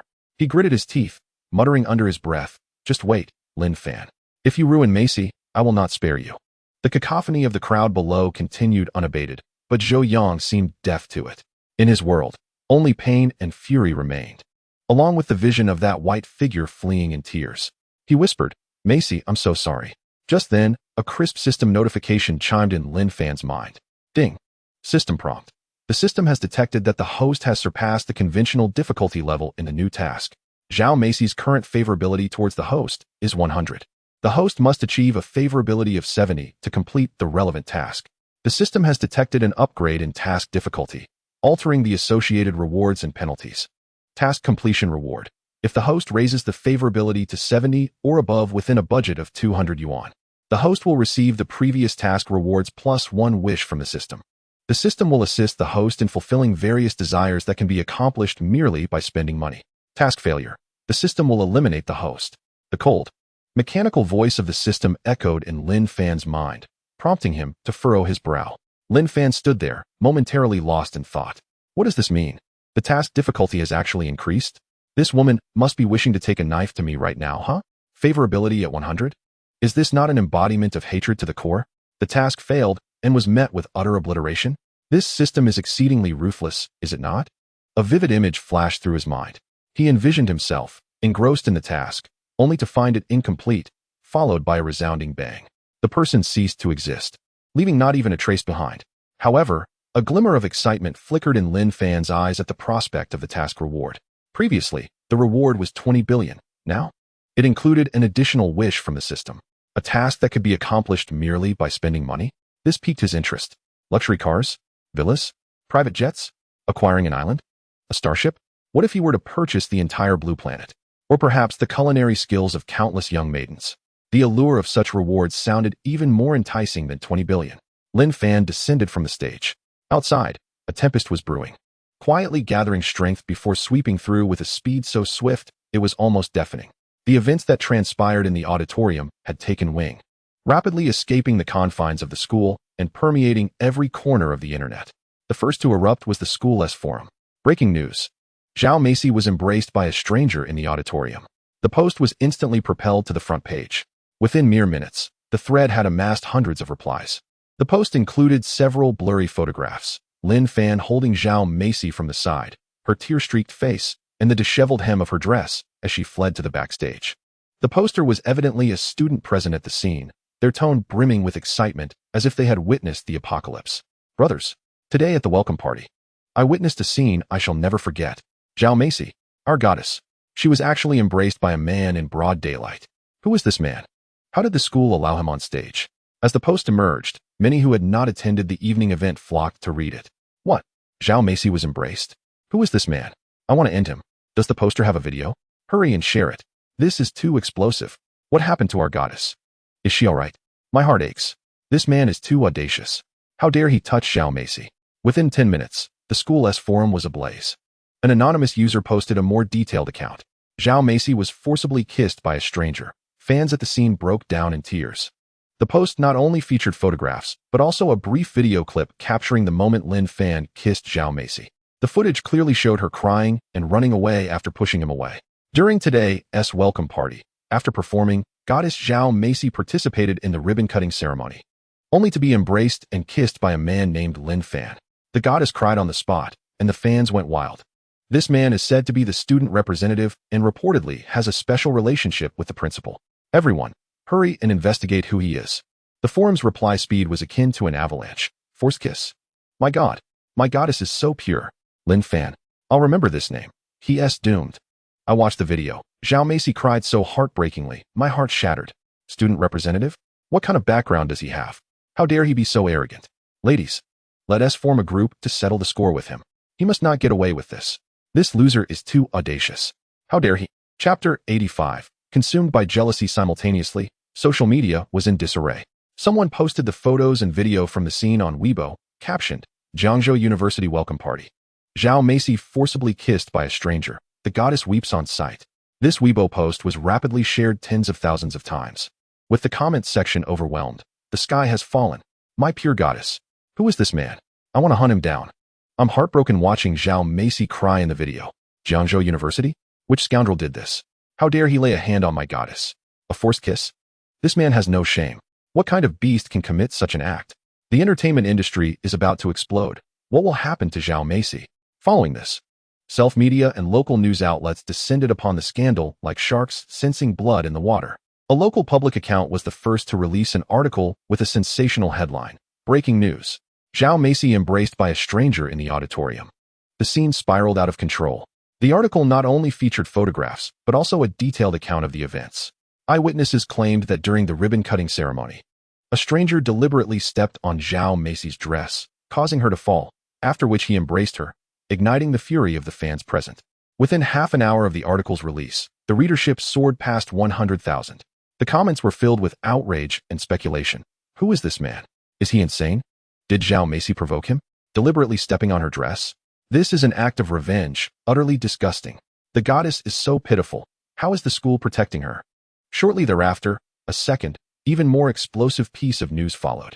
An entertainment self-media outlet directly released video stills, titled, The Sky Has Fallen. The pure goddess forcibly kissed by a stranger. Zhao Macy sheds helpless tears. The article embellished the details, stating, Zhao Macy was forcibly kissed by a man named Lin Fan during the Jiangzhou University welcome party. She fled the stage in tears, and her fans were devastated. This man is suspected to be the student representative, exhibiting extreme arrogance. Zhao Macy's pure image is at risk. This news quickly ascended to the top of trending topics. Shares skyrocketed into the thousands, and the outcry from netizens was overwhelming. On the trending topics list, Zhao Macy forcibly kissed Jiangzhou University Lin Fan. Pure goddess weeping at the scene. 3 topics simultaneously dominated the charts, their popularity skyrocketing like a rocket. Reactions from netizens were varied. Some expressed shock, others outrage, and some speculated. Some even began to organize actions. Where's this? Jiangzhou University? I need to confront that Lin Fan. Who is Lin Fan? Quickly investigate his identity. He is too arrogant. Zhao Macy is so miserable, crying like that. Is the pure goddess ruined? Can there still be purity in the entertainment industry? Brothers, let us band together and head to Jiangzhou University. This man must pay the price. Lin Fan, just wait. Fans nationwide will not spare you. Some of Zhao Macy's fervent fans unleashed their wrath in the comments, wishing they could reach through the screen and strangle Lin Fan. You beast. How dare you touch my goddess? Your entire family will pay for this. Zhao Macy is too good. How can you treat her this way? Trash. A forced kiss and you're smiling? Are you insane? I curse you to an untimely death. My goddess is so pure. You've ruined her. And I will fight you to the end. Meanwhile, some rational netizens began to analyze the situation. This man is named Lin Fan, the student representative. What is his background? How did the school allow someone like him on stage? Where's the management? Zhao Macy is crying so heartbreakingly. This incident will surely impact her greatly. The entertainment industry is likely to explode. If this escalates, her future may be in jeopardy. Concurrently, local media began to follow suit with their reports.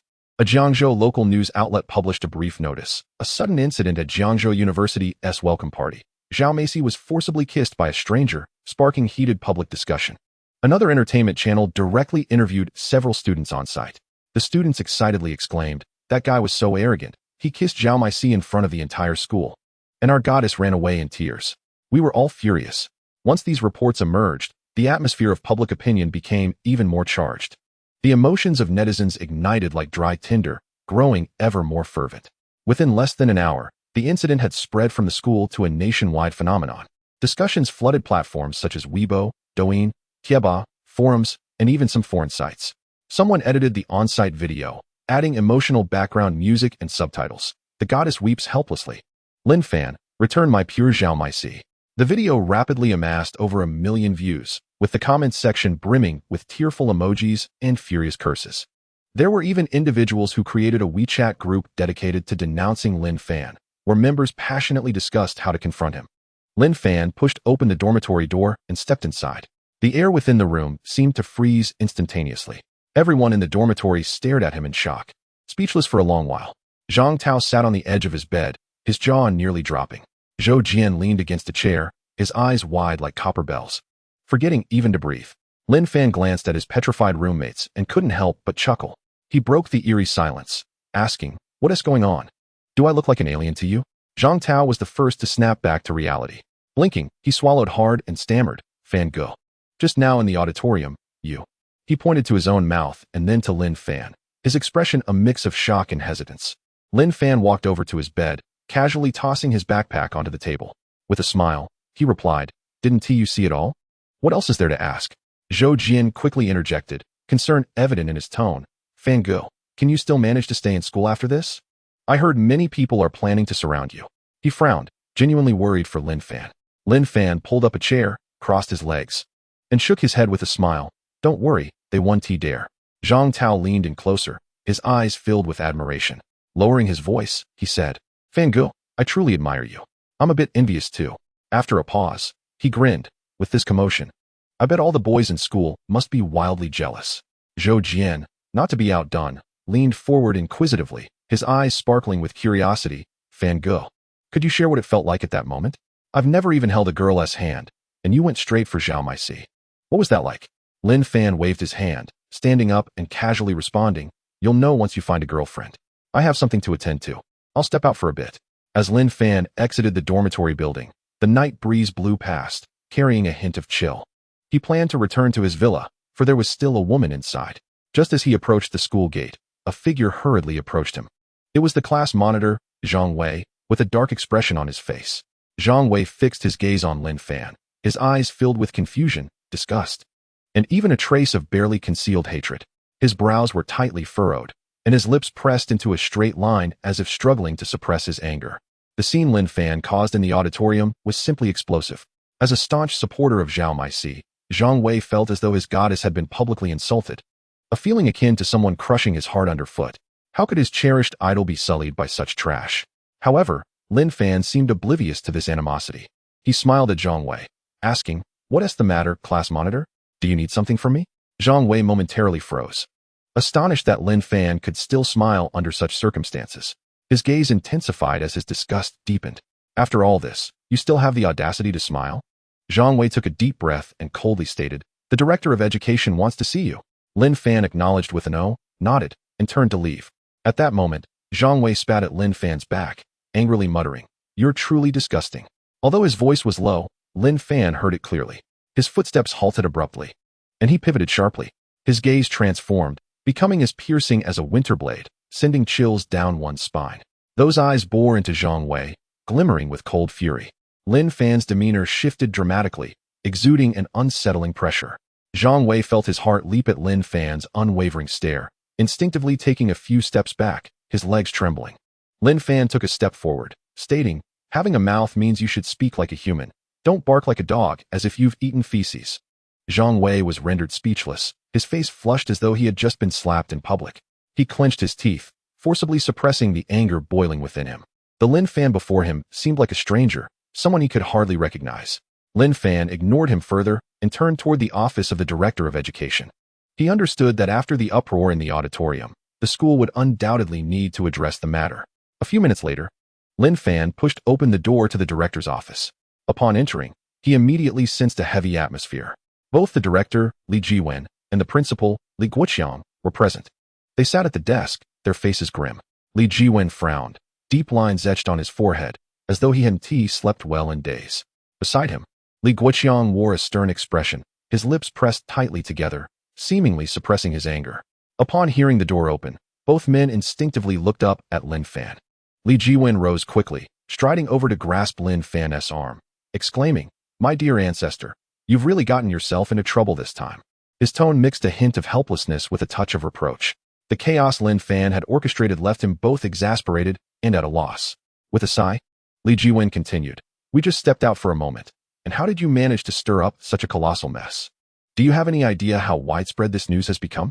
Lin Fan stood still, silent as Li Jiwen anxiously expressed his desire to admonish him properly.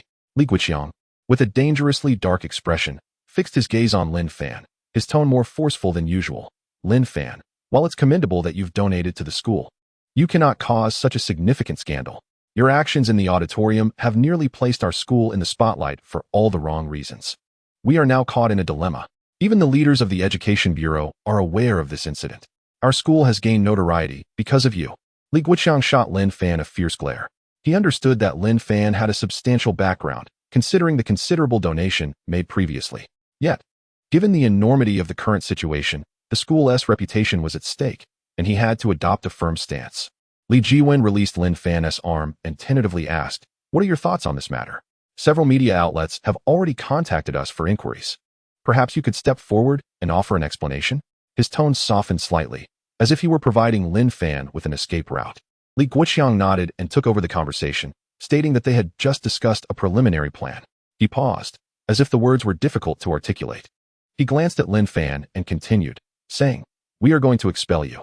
Li Jiwen quickly added, "Of course, this is not a genuine expulsion. It's just how we will present it to the outside world. For now, you should refrain from attending school, primarily for your safety. After all, there are numerous students harboring hostility towards you. We will notify you when it is appropriate for you to return. You need not worry. Even if you do not come back before graduation, we will still issue your diploma when the time comes. What do you think?" After Li Jiwen spoke, he looked up at Lin Fan, his eyes reflecting a hint of hope. If Lin Fan were to acquiesce, the situation would become much easier to manage. Upon hearing their words, Lin Fan could not help but let out a cold laugh. He fixed his gaze upon both of them, a glint of coldness flashing in his eyes, and said flatly, "Not at all."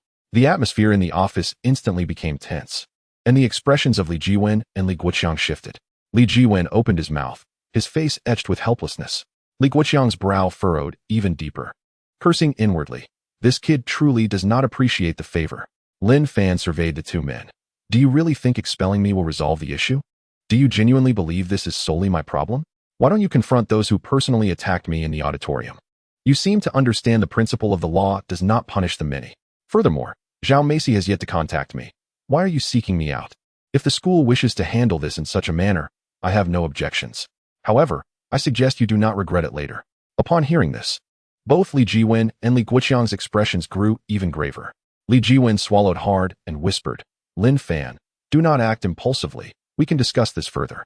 Li Guiqiang stared at Lin Fan, the firmness in his eyes gradually replaced by a hint of unease.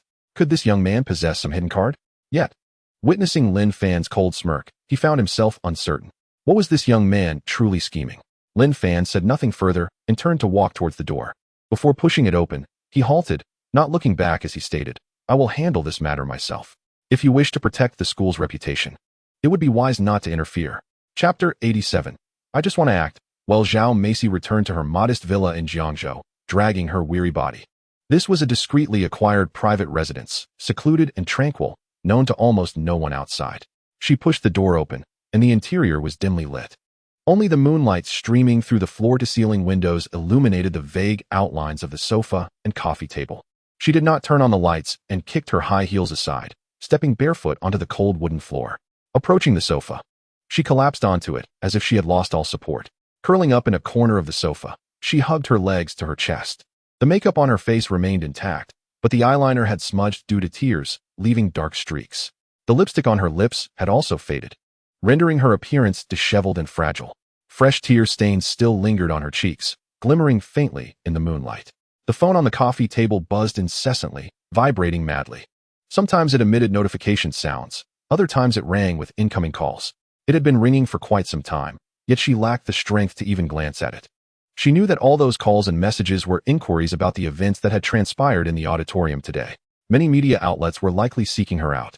She could almost envision the sensational headlines from unscrupulous journalists. Zhao Macy kisses stranger, and innocent goddess image crumbles. She closed her eyes, and her mind was flooded with the potential repercussions she might face.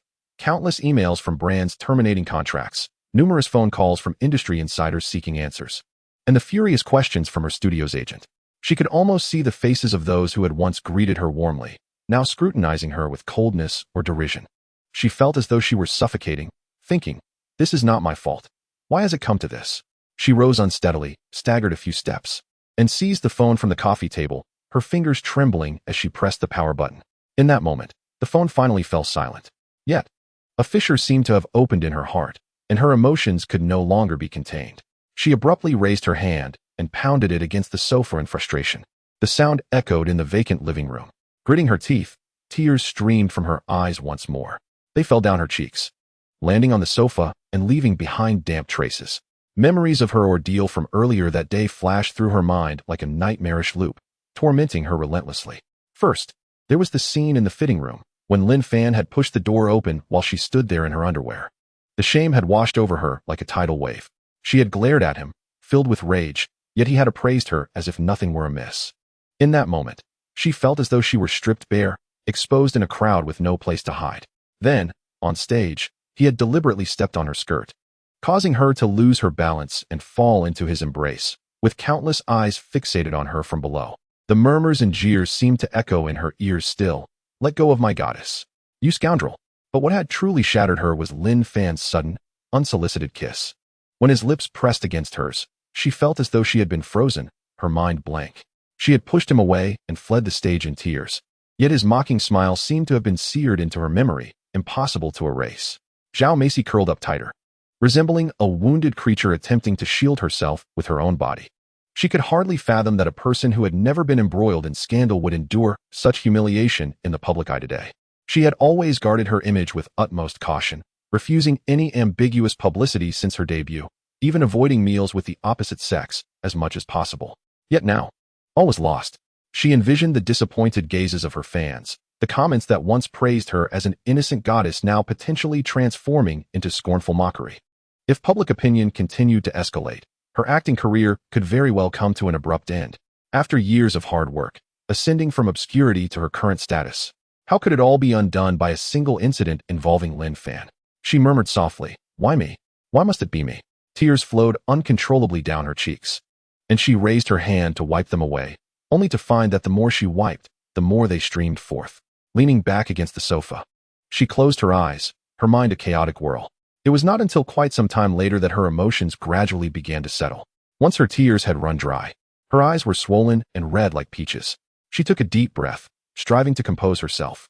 Crying would not solve anything. She had to confront reality. She fumbled for the phone on the coffee table and, with stiff fingers, pressed the power button to turn it back on. As the screen illuminated, her heart sank further. Yet she still compelled herself to open WeChat, intending to send a message to her agent, Ping Jia.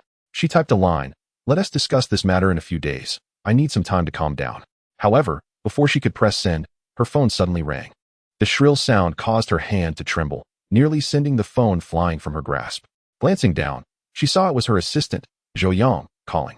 After a moment of hesitation, her finger hovered above the screen as her heart waged a battle over whether to answer. She was reluctant to speak. Yet Zhou Yang was someone she trusted, and she did not wish to cause him concern. Biting her lip, she finally pressed the answer button. On the other end, Zhou Yang's anxious voice came through. "My C, where are you? Why is your phone off? We've been searching for you for quite a while. You mustn't think of doing anything reckless." His tone was laced with profound worry. Zhao My C endeavored to steady her voice. "I'm fine. Just found a quiet place to gather my thoughts. I won't do anything foolish." Zhou Yang sighed in relief, though his tone still carried urgency. "Given what just happened, I know you must be feeling quite distressed. Ping Jia is already seeking the top public relations team to handle this situation. It shouldn't escalate into anything serious. Please take good care of yourself for the next couple of days. This incident is all because of Lin Fan. I will make him pay for this." Zhou Yang continued. "By the way, My C, where are you? Should I come find you?" Hearing the name Lin Fan sent a jolt through Zhao My C's heart, conjuring up the image of his mocking smile. She shook her head, whispering, "Don't come looking for me. Discuss this with Ping Jia." Her voice bore a hint of exhaustion and helplessness. Upon finishing, she hung up without waiting for Zhou Yang's reply. As the phone screen dimmed, her hand fell limply to her side on the sofa, her gaze blankly fixed on the ceiling. Ping Jia had been her agent for many years, capable and trustworthy. She knew Ping Jia would do her utmost to resolve this issue. Yet despite this assurance, her inner unease remained. Closing her eyes, she envisioned Ping Jia's serious face. Perhaps at this moment, she was arguing with the public relations team over the phone, Or perhaps she was already reaching out to the brand to explain the situation. Zhao Meisi curled up in the corner of the sofa, wrapping her arms around her knees, resting her chin atop them like a solitary child. She thought, if the public relations team can suppress this, that would be good. But what if they cannot? Tears once again blurred her vision as she softly murmured, I just want to act well. I just want to do what I love. Lin Fan, why must you do this? Chapter 88. Zhou Run. After leaving the office of the Director of Education, Lin Fan made his way directly to the school gate. As night deepened, the campus lights cast a dim, yellow glow. Along the way, Lin Fan noticed several students stealing glances his way from time to time, whispering to their friends. He could even catch a few indistinct phrases. It's him, that one in the auditorium, Zhao Meisi. The students' eyes were filled with curiosity, shock, and even a hint of disdain. Yet, none dared approach him, let alone confront him. Lin Fan chuckled coldly, thinking, this bunch, so timid in reality. Yet they strike hard from a distance. They can criticize online with abandon, but when I walk past, they wouldn't dare utter a word. They had no real courage. Shaking his head, he dismissed their stares and headed straight to the parking lot. The engine roared to life as he pressed the accelerator, smoothly driving out of the campus toward his villa on the outskirts of Jiangzhou City. After more than half an hour, Lin Fan's car came to a gentle stop in front of the villa gate. He pressed the remote, and the gate slid open automatically, allowing him to drive into the garage. Exiting the car, he pushed open the villa door. The lights inside automatically illuminated the space, casting a warm yellow glow throughout the living room. Lin Fan scanned the room, which was now empty and spotless. On the coffee table, a crystal fruit bowl held several washed grapes, accompanied by a bottle of unopened mineral water, clearly prepared in advance by someone.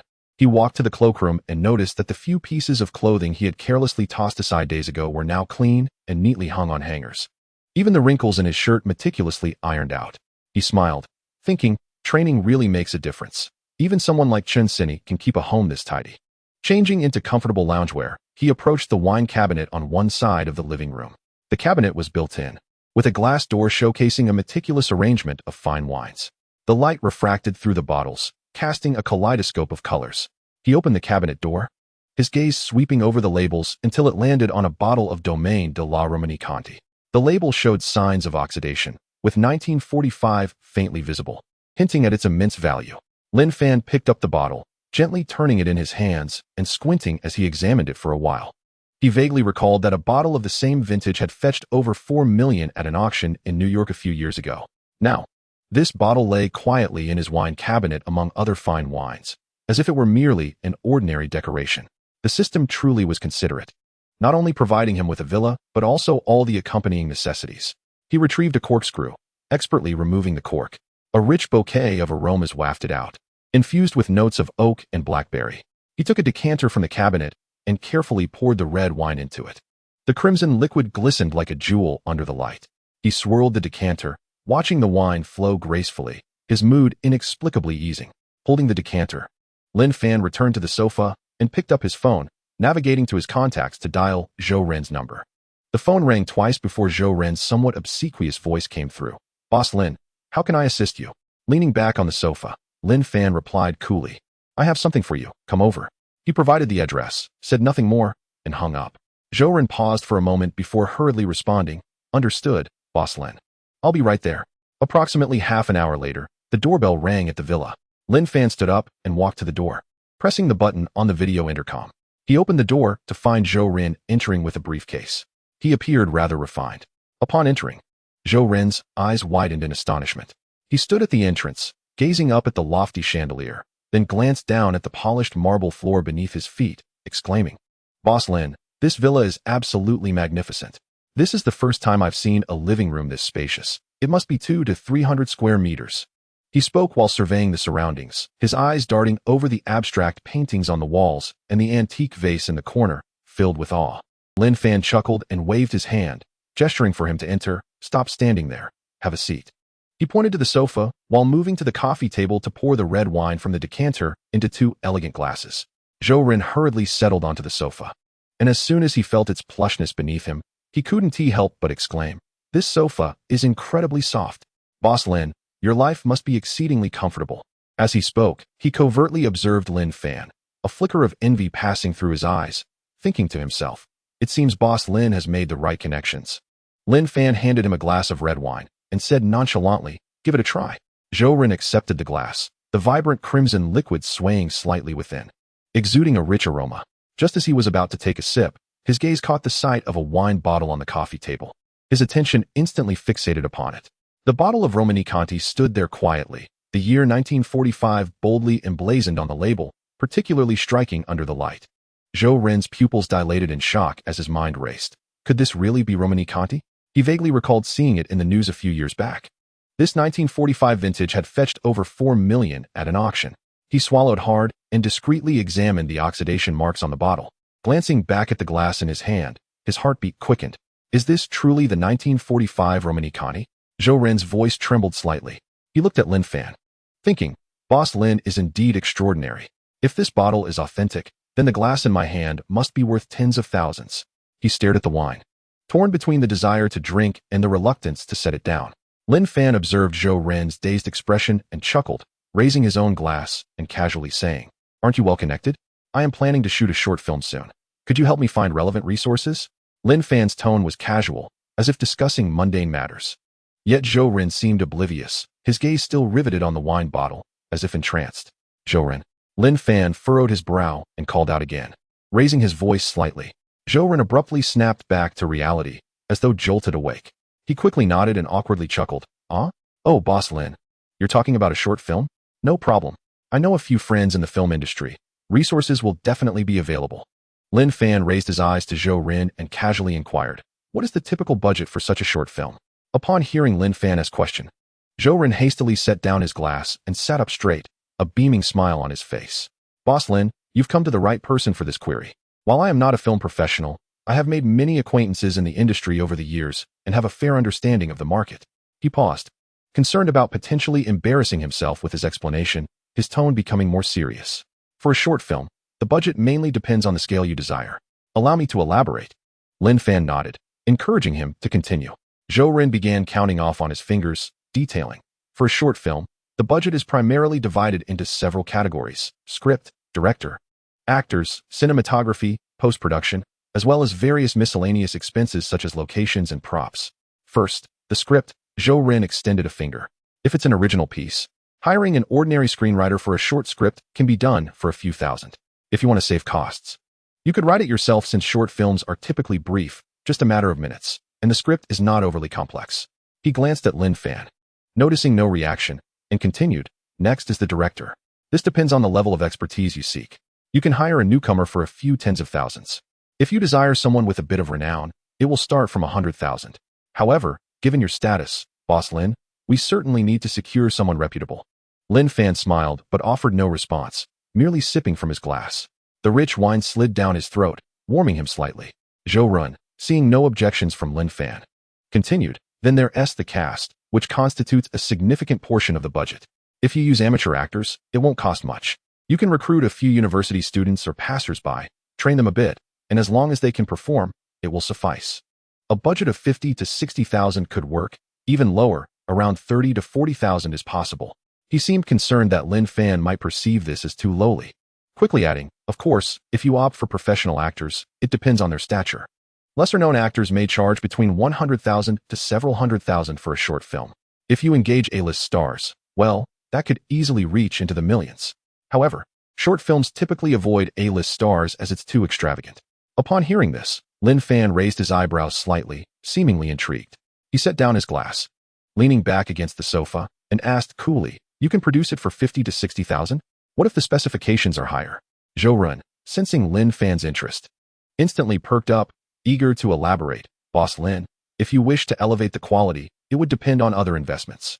For instance, regarding cinematography equipment, you could rent a standard camera for a few thousand a day. If you desire a more polished look, renting a professional film camera, like a RED or ARRI, would cost several tens of thousands a day. Over a few days, that could add up to hundreds of thousands. Additionally, post-production could be as simple as hiring an editor for a few thousand, or, if you require special effects, color grading, and scoring, it could easily reach into the hundreds of thousands. The expenses for locations and props would also vary based on scale. Filming at a school playground might incur no costs, but renting a luxurious hotel or private estate could cost several tens of thousands per day. Simple props could be a few hundred, while more elaborate ones could run into the thousands. Lin Fan listened intently, seemingly contemplative. Zhou Run, noticing he was not interrupted, continued enthusiastically. Overall, the budget for a short film is quite flexible. At the lowest end, you could produce a decent piece for 50 to 60,000. For a mid-range project, several hundred thousand could yield a refined product. If you wish to go all out, a budget of over $1 million would not be out of the question. However, based on my experience, short films generally do not require excessive spending. 1 or 2 million is more than sufficient. Lin Fan, reflecting on Zhou Rin's analysis of the budget, revealed a knowing smile. He set down his glass, leaning slightly forward. His gaze fixed intently on Zhou Rin. The cast must be the strongest in the country. Of course, it should not be limited to domestic talent. Top-tier international stars are also welcome. I want the finest director and screenwriter available, especially the screenwriter, who must possess a strong grasp of narrative control. A gleam of determination flashed in his eyes as he continued. The storyline must be innovative and creative. Moreover, the entire short film should exceed an hour in length.